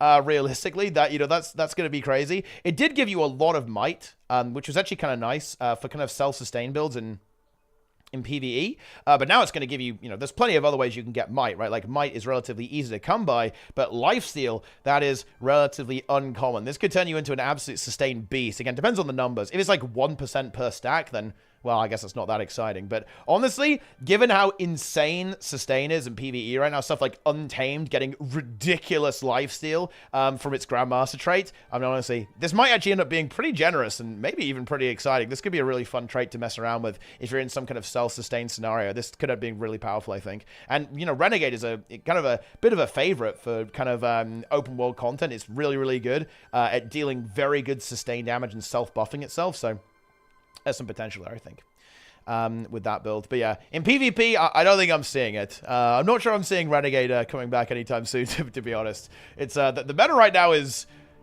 a pretty high bar to make it into the meta in PvP right now. Power level's pretty high, I feel like. All right. And Thief, honestly, look, I don't want to meme my Thief enjoyers here, but even ANET said that they're not expecting Sword to actually be good after these changes, to be honest. They're just trying to make the bad option less good. And Thief was early on in the notes, and that's kind of why I got the impression that a lot of these changes are trying to make bad options less bad, pretty much. That's exactly what they're doing with Sword here. Like, Sword just doing more damage pretty much across the board. All of the skills and, all the combo skills. Unload DPS increase. Look, how long is it until we get 40k DPS unload spamming? I don't know. It's going to be on its way, guys. Let's go. Let's go. Pew pew spam is here, my friends. Unload. Yeah, let's go. Nice quality of life, though, actually, with Venoms. So, previously with Venoms, if you had 2 Thieves in the same subgroup, super awkward. You kind of overwrite and troll each other's Venoms, potentially. That's fixed now. Now it goes up, it stacks all the way up to 25, right? So, you know, you don't troll each other now. Boom. There you go. Enjoy that. There's a little bit of a safeguard here that you can't double stack people with Venoms if you're able to reset the cooldown on your Venom. So, yeah, bit of a safeguard there, but whatever, doesn't matter in that regard. And then some nice improvements here across the board, just reducing the cooldowns on some of these thief skills in PvE, bit more sustain, of course, improving stun breaks, right, like making it more compelling to kind of slot one of these into your build for a bit more defensive utility. Nice Shadow Refuge there as well, like big cooldown reduction there for some stealth fun times. Kind of nice for, stuff like dungeons, right? And, fractal skips and stuff like that with the stealth. You can use your Shadow Refuge significantly more often, which is actually kind of cool. And then the other big one here is actually going to be Shadow Portal. This one's nice. I think people are going to come up with some clever stuff with this. You can now portal 10 people with Shadow Portal now, as opposed to just 5. It was a very awkward, right? Your squad size is 10 in Guild Wars 2 PvE, right? So not being able to portal your entire group when Scourge and Mesmer can both do that was kind of weird. This is now 10. I actually think this change is going to be really fun. I'm really excited to see what people will come up with. I guarantee you there are going to be some really interesting bits of thief tech that you can do in raids, strikes, and fractals with this. Should be fun to see what people come up with. Well, not fractals, because, you can only have 5 people there. But, raids and strikes at least. Should be fun. And a couple of, improvements to some of other abilities here as well. Pumping up. This is actually the acrobatics trait, where you get might when you dodge. Actually, evade an attack. This could turn acrobatics into a pretty fun self-buffing trait line, actually, where you just evade all over the place and just stack up a bunch of might on yourself. And Escapist Fortitude. This is a nice, just general buff, I guess, like a little bit of extra sustain on Daredevil. This actually will apply to all Daredevil builds because it's a minor trait. So you get 684 healing whenever you get a dodge, compared to 456. So a little bit of extra sustain. Can't complain about that, can we, really? Yeah, we definitely can't. And yeah, they just made it so the exhaustion just doesn't do anything in PvE. So you can just basically run around free in PvE. You still have the exhaustion, so you don't get endurance regeneration in competitive. Quite right. So, but in PvE, of course, that's kind of irrelevant. So they just kind of did that little quality of life thing there almost. In that regard. Oh, man. Well of Silence. I can't believe they did this to Well of Silence, man. Oh, you hate to see it. Like, I miss the old version of this skill. But you know what? At least the cooldown's lower. And look, Shadow Sap, guys. They increase the splash effectiveness of boons, so you give better AoE prot and AoE might now. It's up to 75% in PvE only. Eventually, ArenaNet will give up and say, you know what? We should just make the boon splash 100%. But I guess you have to wait till the next patch for that one. Enjoy it. Yeah, that's it for Thief. You can also kneel for only 1 initiative in PvE. Exciting. Very cool. Ooh. And it's kind of nice. It means you can kind of go up and down, right? You can kneel and unkneel without getting punished on the initiative there, but I mean, yeah, whatever. Thief! Pretty minor stuff here for Thief. Mostly quality of life, to be honest. And a really nice thing with the Shadow Portal, I guess. Alrighty then, and we've actually got a little bit of excitement all the way at the end here with our warrior. It is definitely going to be last but not least. So, check this out. Heal Berserker buffs. Yo! So, Inspiring Whirl. This now heals allies instead of granting them regen. Really nice. That is the staff auto attack, final part of the staff auto attack chain.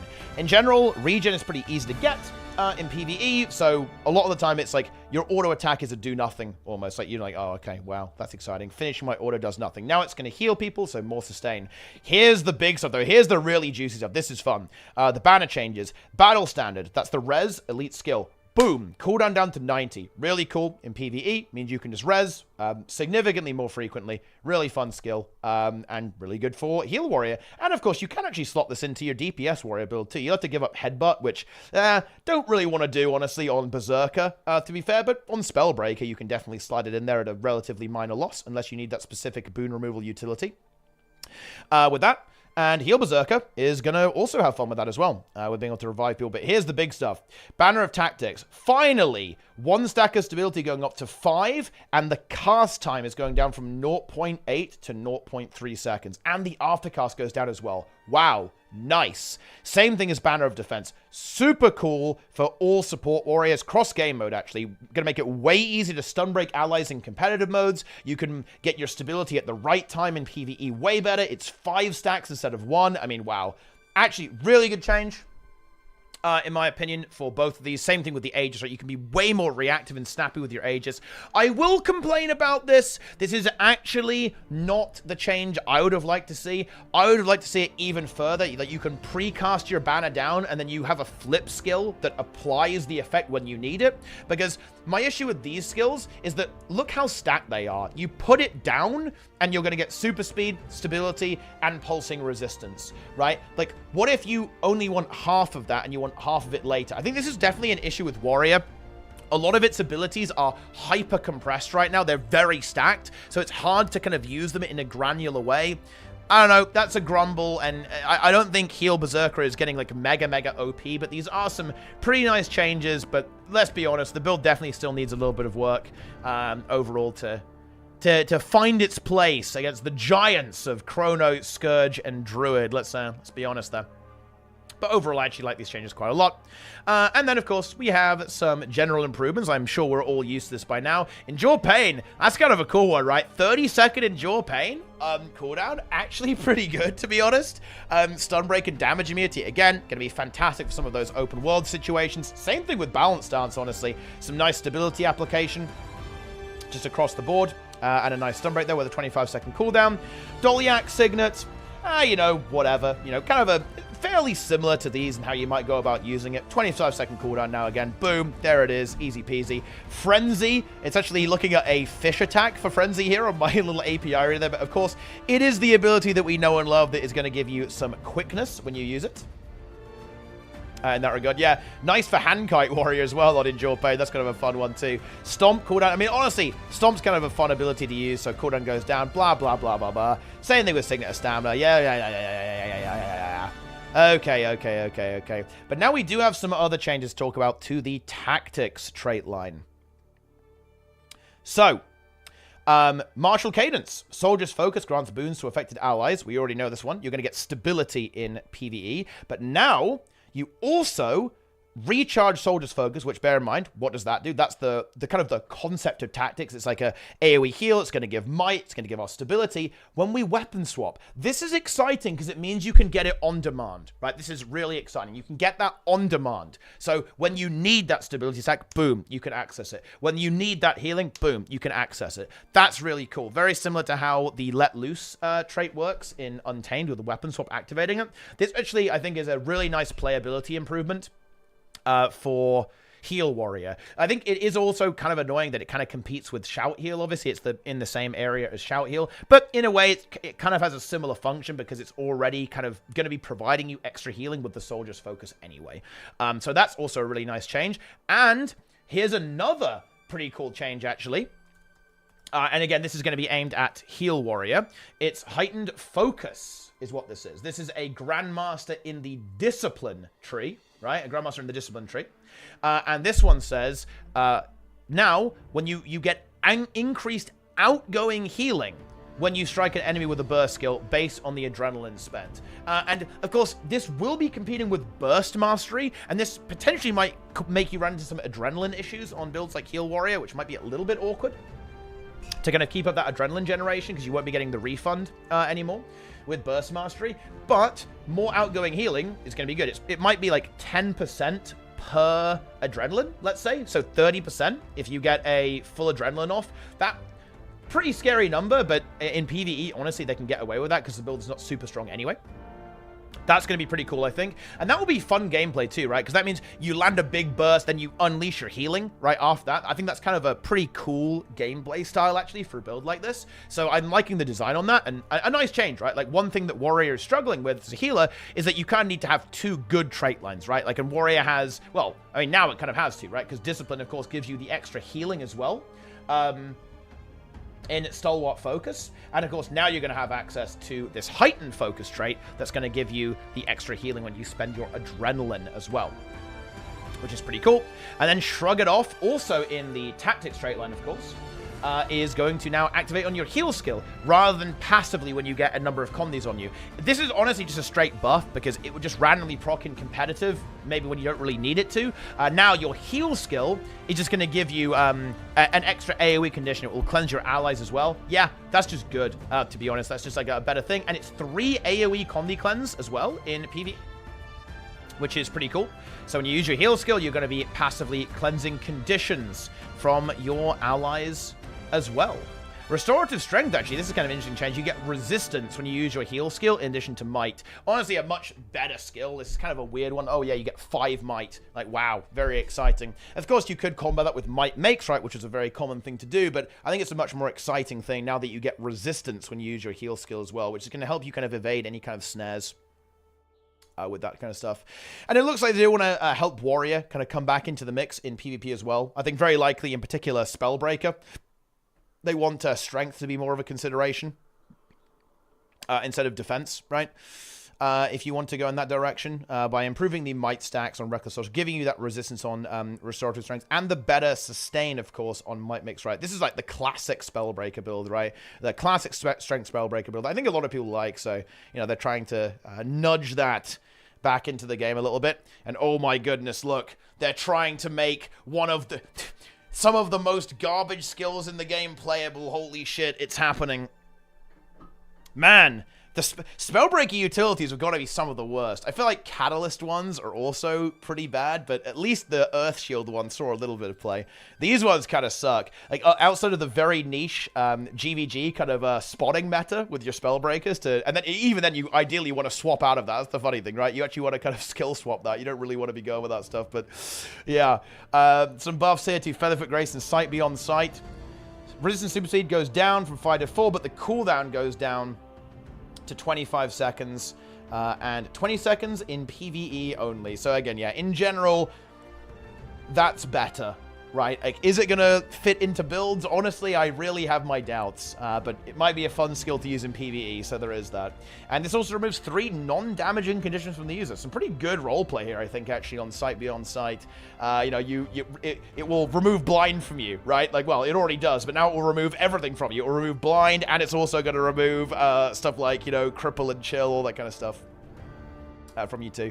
So overall, some small changes to Warrior. I think if you're a heal Berserker fan, I'd be particularly excited, actually. And of course, I didn't mention this. I think I did kind of mention it in passing, but this also does affect competitive as well. Like, Banner of Tactics, actually very common to see this pop up on Warrior builds, simply because of the power of this utility, the stability, the super speed, the resistance, and of course the ability to stun break allies as well. Don't forget that. Really great in competitive modes because of that.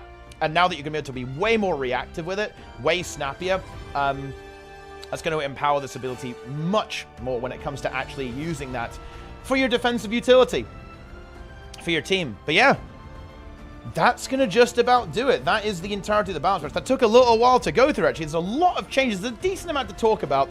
Not the biggest patch, to be honest. Not the most exciting patch. And I don't think it's going to change that much.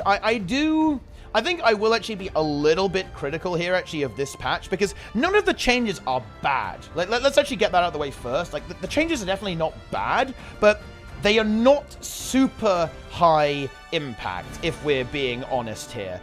They are relatively minor. I think players were looking forward to a big shakeup. I do think that perhaps we should have seen this coming, though, because, again, the next update for Guild Wars 2 is the next expansion. And I think that's where a lot of the development time on skills and balance is going right now, making sure whatever it is it a new weapon, is it like a new utility skills, whatever is coming next expansion is being, I think, heavily developed right now. So I think we should have probably seen this one coming, but I will actually kind of, you know, hold the fire to ANET a little bit. I think it would have been nice to actually address some, like, really key issues. There have been some pretty clear pain points with specs like Firebrand Mantra boon application is pretty painful. Heal Tempest is similar, like, underperforming with its boon application. Builds are very clearly overperforming, especially stuff like Virtuoso is, you know, it's pretty busto, to be honest. And there's certainly, like, plenty of underperforming DPS builds. and support builds that could have used a little bit of love. It is nice to see some of them get some attention, like in particular. I'm kind of a bit of a fan of Heal Berserker. I do like that this build is a thing, and I like that it's continuously getting attention. And, you know, it exists, you know, it's there. You know, like, hell, even acknowledging Heal Spectre exists with this change here. You guys get one line. Have fun with that. And I do think that overall, I do think it is a good idea to just make defensive utility skills better. I do like that as a concept. I will say, cooldown reductions, though, I'd like to see reworks. Like, in particular, there are certain classes... Oh, let me back up a little bit. Classes that have good core skills, good core utilities, it's almost impossible for them to be bad. It gives them such an advantage when it comes to balance. That's why Guardian has historically been so dominant, because its core toolkit with Stand Your Ground and Advance is just such a fantastic kit. Same thing as Mesmer with Portal, Blink, Stability Mantra now being added to the mix. Like, just these really awesome core toolkits. That is a big foundation for why these builds just continuously do well in all areas of the game, to be honest. Not just PvE, but just everywhere. And that's why I would love to see big reworks to Elementalist utility skills that just has a weak core. Like, Ellie's core is a weak toolkit. It just is.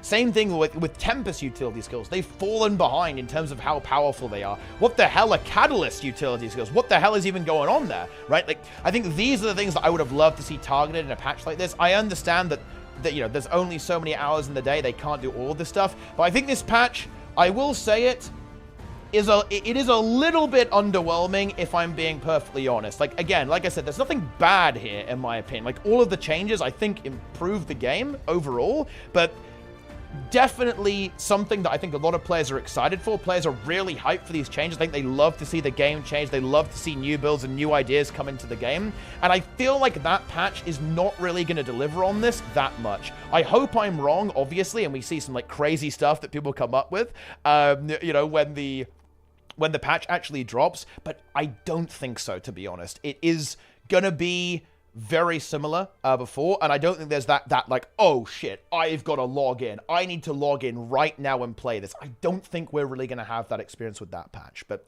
yeah, I think that kind of sums up my thoughts on this patch overall. Hopefully you have enjoyed me talking about this. Man, I feel like I've been talking about this for ages. It is nearly midnight. I've been streaming for 9 hours. Like, we're on the grind. And that's why, if you're on YouTube right now, you should follow me on Twitch. You should watch the stream on YouTube. Many people watch the stream on YouTube. You could be one of them. That could be you, chat. Like, you could be the viewer that I want you to be, okay? By watching on Twitch and then subscribing on Twitch, then subscribing on YouTube, then following all my social media, then watching all my other videos, then leaving a comment, okay? Yeah. That's right. You could do all those things. Like, you make it happen. But anyway, hope you've all enjoyed it. Thank you so much for watching, everyone. Leave your thoughts below. Let's get some discussion going. Join my Discord and then yell about it there. And that's it for now. Thanks for watching, YouTube. Hope you enjoyed it. I'm going to see you next time. Buy the game using my referral. Like, get ready to pre-order it. You know when I said no pre-orders? I lied. Okay, I'm out of here before I start exposing myself even more. Boom! Alright, we're out. Okay, what do we got here? Yo, Nubproof, 10 gifted subs. I really appreciate that. Another 10 today. I like this. I'm liking these gifted subs. Choosy there with the Prime. Thank you for the outfit. You're welcome. Ding Sunso, thanks for the tier 1 sub. We need a heal spectre rework. We kind of do, honestly. Moments Crusade, also true, actually. Also very true, actually. But anyway, that is going to do it. We're on a hype train, guys. Let's get this hype train going. Where's the hype train at, guys? Can we get some fucking hype train action here or what? Like, what's going on? Get hyped now. Let's go. Soul Food Prime. Hype train begins. 1 minute 30 to go. I want to see some big subs, some big gifted subs. I want to see tier 3 subs, tier 2 subs, tier 1 subs. It's right at the end of the stream. I'm probably going to head off pretty soon after that. Beautiful analysis. Yo, I got the Karka bow. Check that out. Whoa, dude. What? 50 gold. Let's go. Let's actually go. Guys, I just got a 50 gold drop. That's actually huge. Let's go. Nice. The rich get richer. Yo, Jester, tell the chat about the Fungo channel. Tell them about Fungo. Project Fungo. Yeah. Yeah. Nice. Wait, new build? Oh, shit. What's the new build, guys? What happened?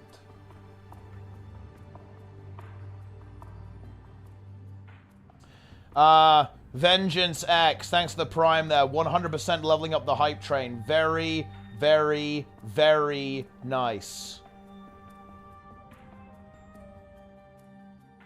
I love to see it.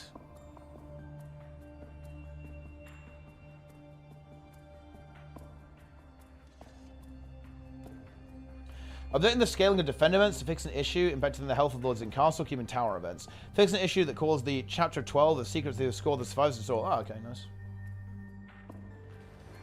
Mushrooms as good as Jeremy, yeah. Hashtag Fungo mode. Nice.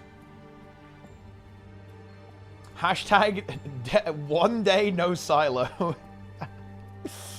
Nice, that's good. Incredible.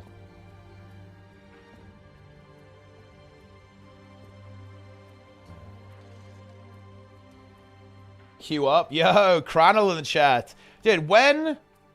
Listen, Cranel, when are Quaggan's coming back? Wait, does Vernick even play, by the way, anymore? I have not seen that guy for ages, actually. Does he... I don't think he even plays, huh? Unlucky. Man, look at PvP, dude. PvP is actually fucked. Oh my god, top 250 is gold. That's actually crazy. Was P hollow void? Why did it get nerfed? The numbers basically shuffled it around. It didn't really get nerfed. It's the same. They just want you to use grenades, pretty much. They want you to nade.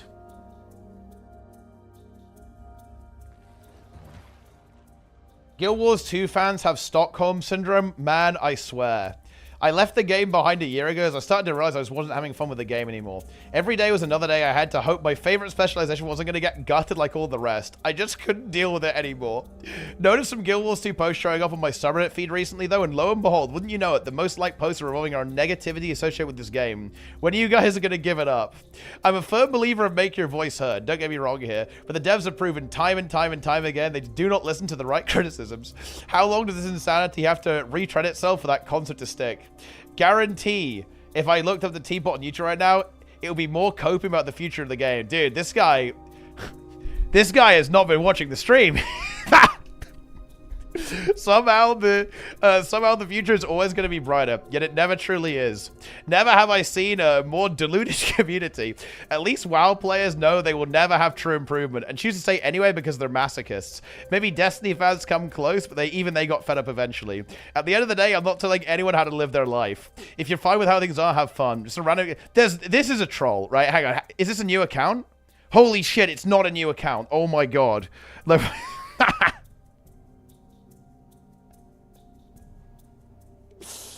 Oh my god. Okay. Nice. I like that. Level 2 hype train is good stuff.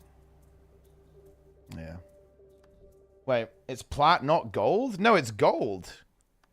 Plat is 1500. Top 250 is 1400 rating. Look at that. 1440. Gold. Well, there you have it. Son of Zeus. Dude, look at Son of Zeus. Look at this. Oh my god, look at Son of Zeus. Son of... How many games has this guy played? He's played 1,088 games of ranked. No, guys. No, Zeus is not a bot.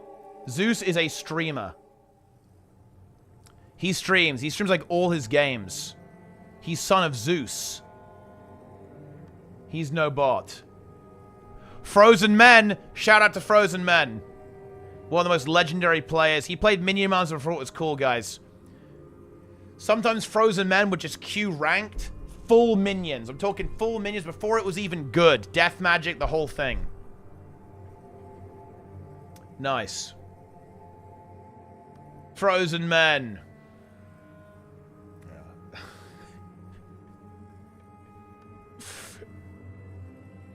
It's actually funny to like scroll through and it's still the same people playing. Like it's the same people.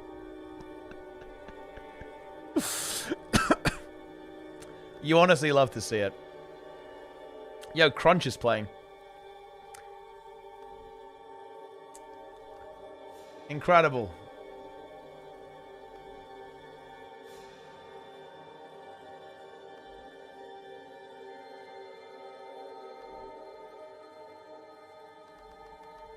I'll log in with Uli AT. Isn't Zeus in person? I mean, yeah, wait, hasn't he shown cam? I could have sworn he's shown cam. Yo, Envy in the chat, by the way. Yeah, maybe we should game. I've got to go now, though. I'm absolutely drained. I need to rest my voice, too. Because anyway, guys, we have got a big day tomorrow. Not only am I going to be farming drops early, we've also got the monthly AT. Man, this has been a week full of content, hasn't it? Holy shit. But anyway, that is going to do it for now. I'm going to be back tomorrow. Let's raid Lara. Let's go. Let's raid Lara. So thanks for watching, guys. Hope you enjoyed it. I am back tomorrow for more drop farming, probably streaming in about, again, 12 to 14 hours from now. We're streaming all day tomorrow, guys. We are going big. We've got the monthly AT to go over. And I mean, it's going to be content. Dude, I love how the bot actually got you, Vivi. Like, you actually got destroyed by the bot. Enjoy that. It just interrupted your bleb boings. But wait, hang on. Holy shit, he did it. Oh, you failed. He actually got... Wait, hang on a minute. Didn't you fuck up? Wait, what happened in the middle? Didn't you do 2 of them in 1? Like, there's way too many bleb boings.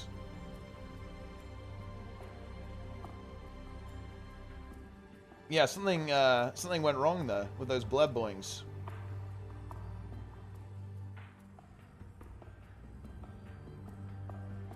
Yeah. But anyway, I'm raiding Lara, guys. So thanks for watching. Say hi to Lara. She is very cool streamer, cool gamer, Sarah Slayer, all that kind of good stuff. Follow, subscribe, follow all the social media. Be sure to buy the game using my referral link. Be sure to subscribe and watch all the videos on YouTube. You guys know what I'm talking about. Anyway, that's it. I'm back tomorrow. We got the monthly. We got content. We got fucking shit. Yeah, we got stuff to do, haven't we? Anyway, I'll see you then, gamers. Say hi to Lara. Take it easy. Have a wonderful evening. And I'll see you next time. And hey, dude, Ben Jackson. Shout out to Ben Jackson in the YouTube chat. He's like giga positive every day. He's always like, good stream. I appreciate you. It's very kind words, my friend. And I appreciate you tuning in over there in YouTube world. Actually, hang on. Did someone ask me a question? Someone was asking me something. I saw it in the corner of my eye. What was the question?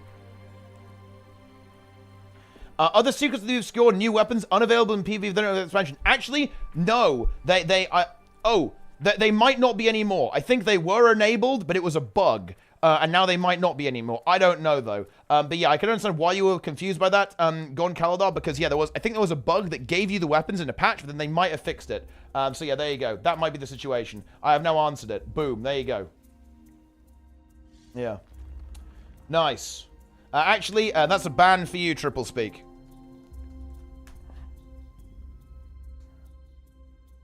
Boom. Good thing to do right at the end. Hey, good night, Yellow Eat. See ya.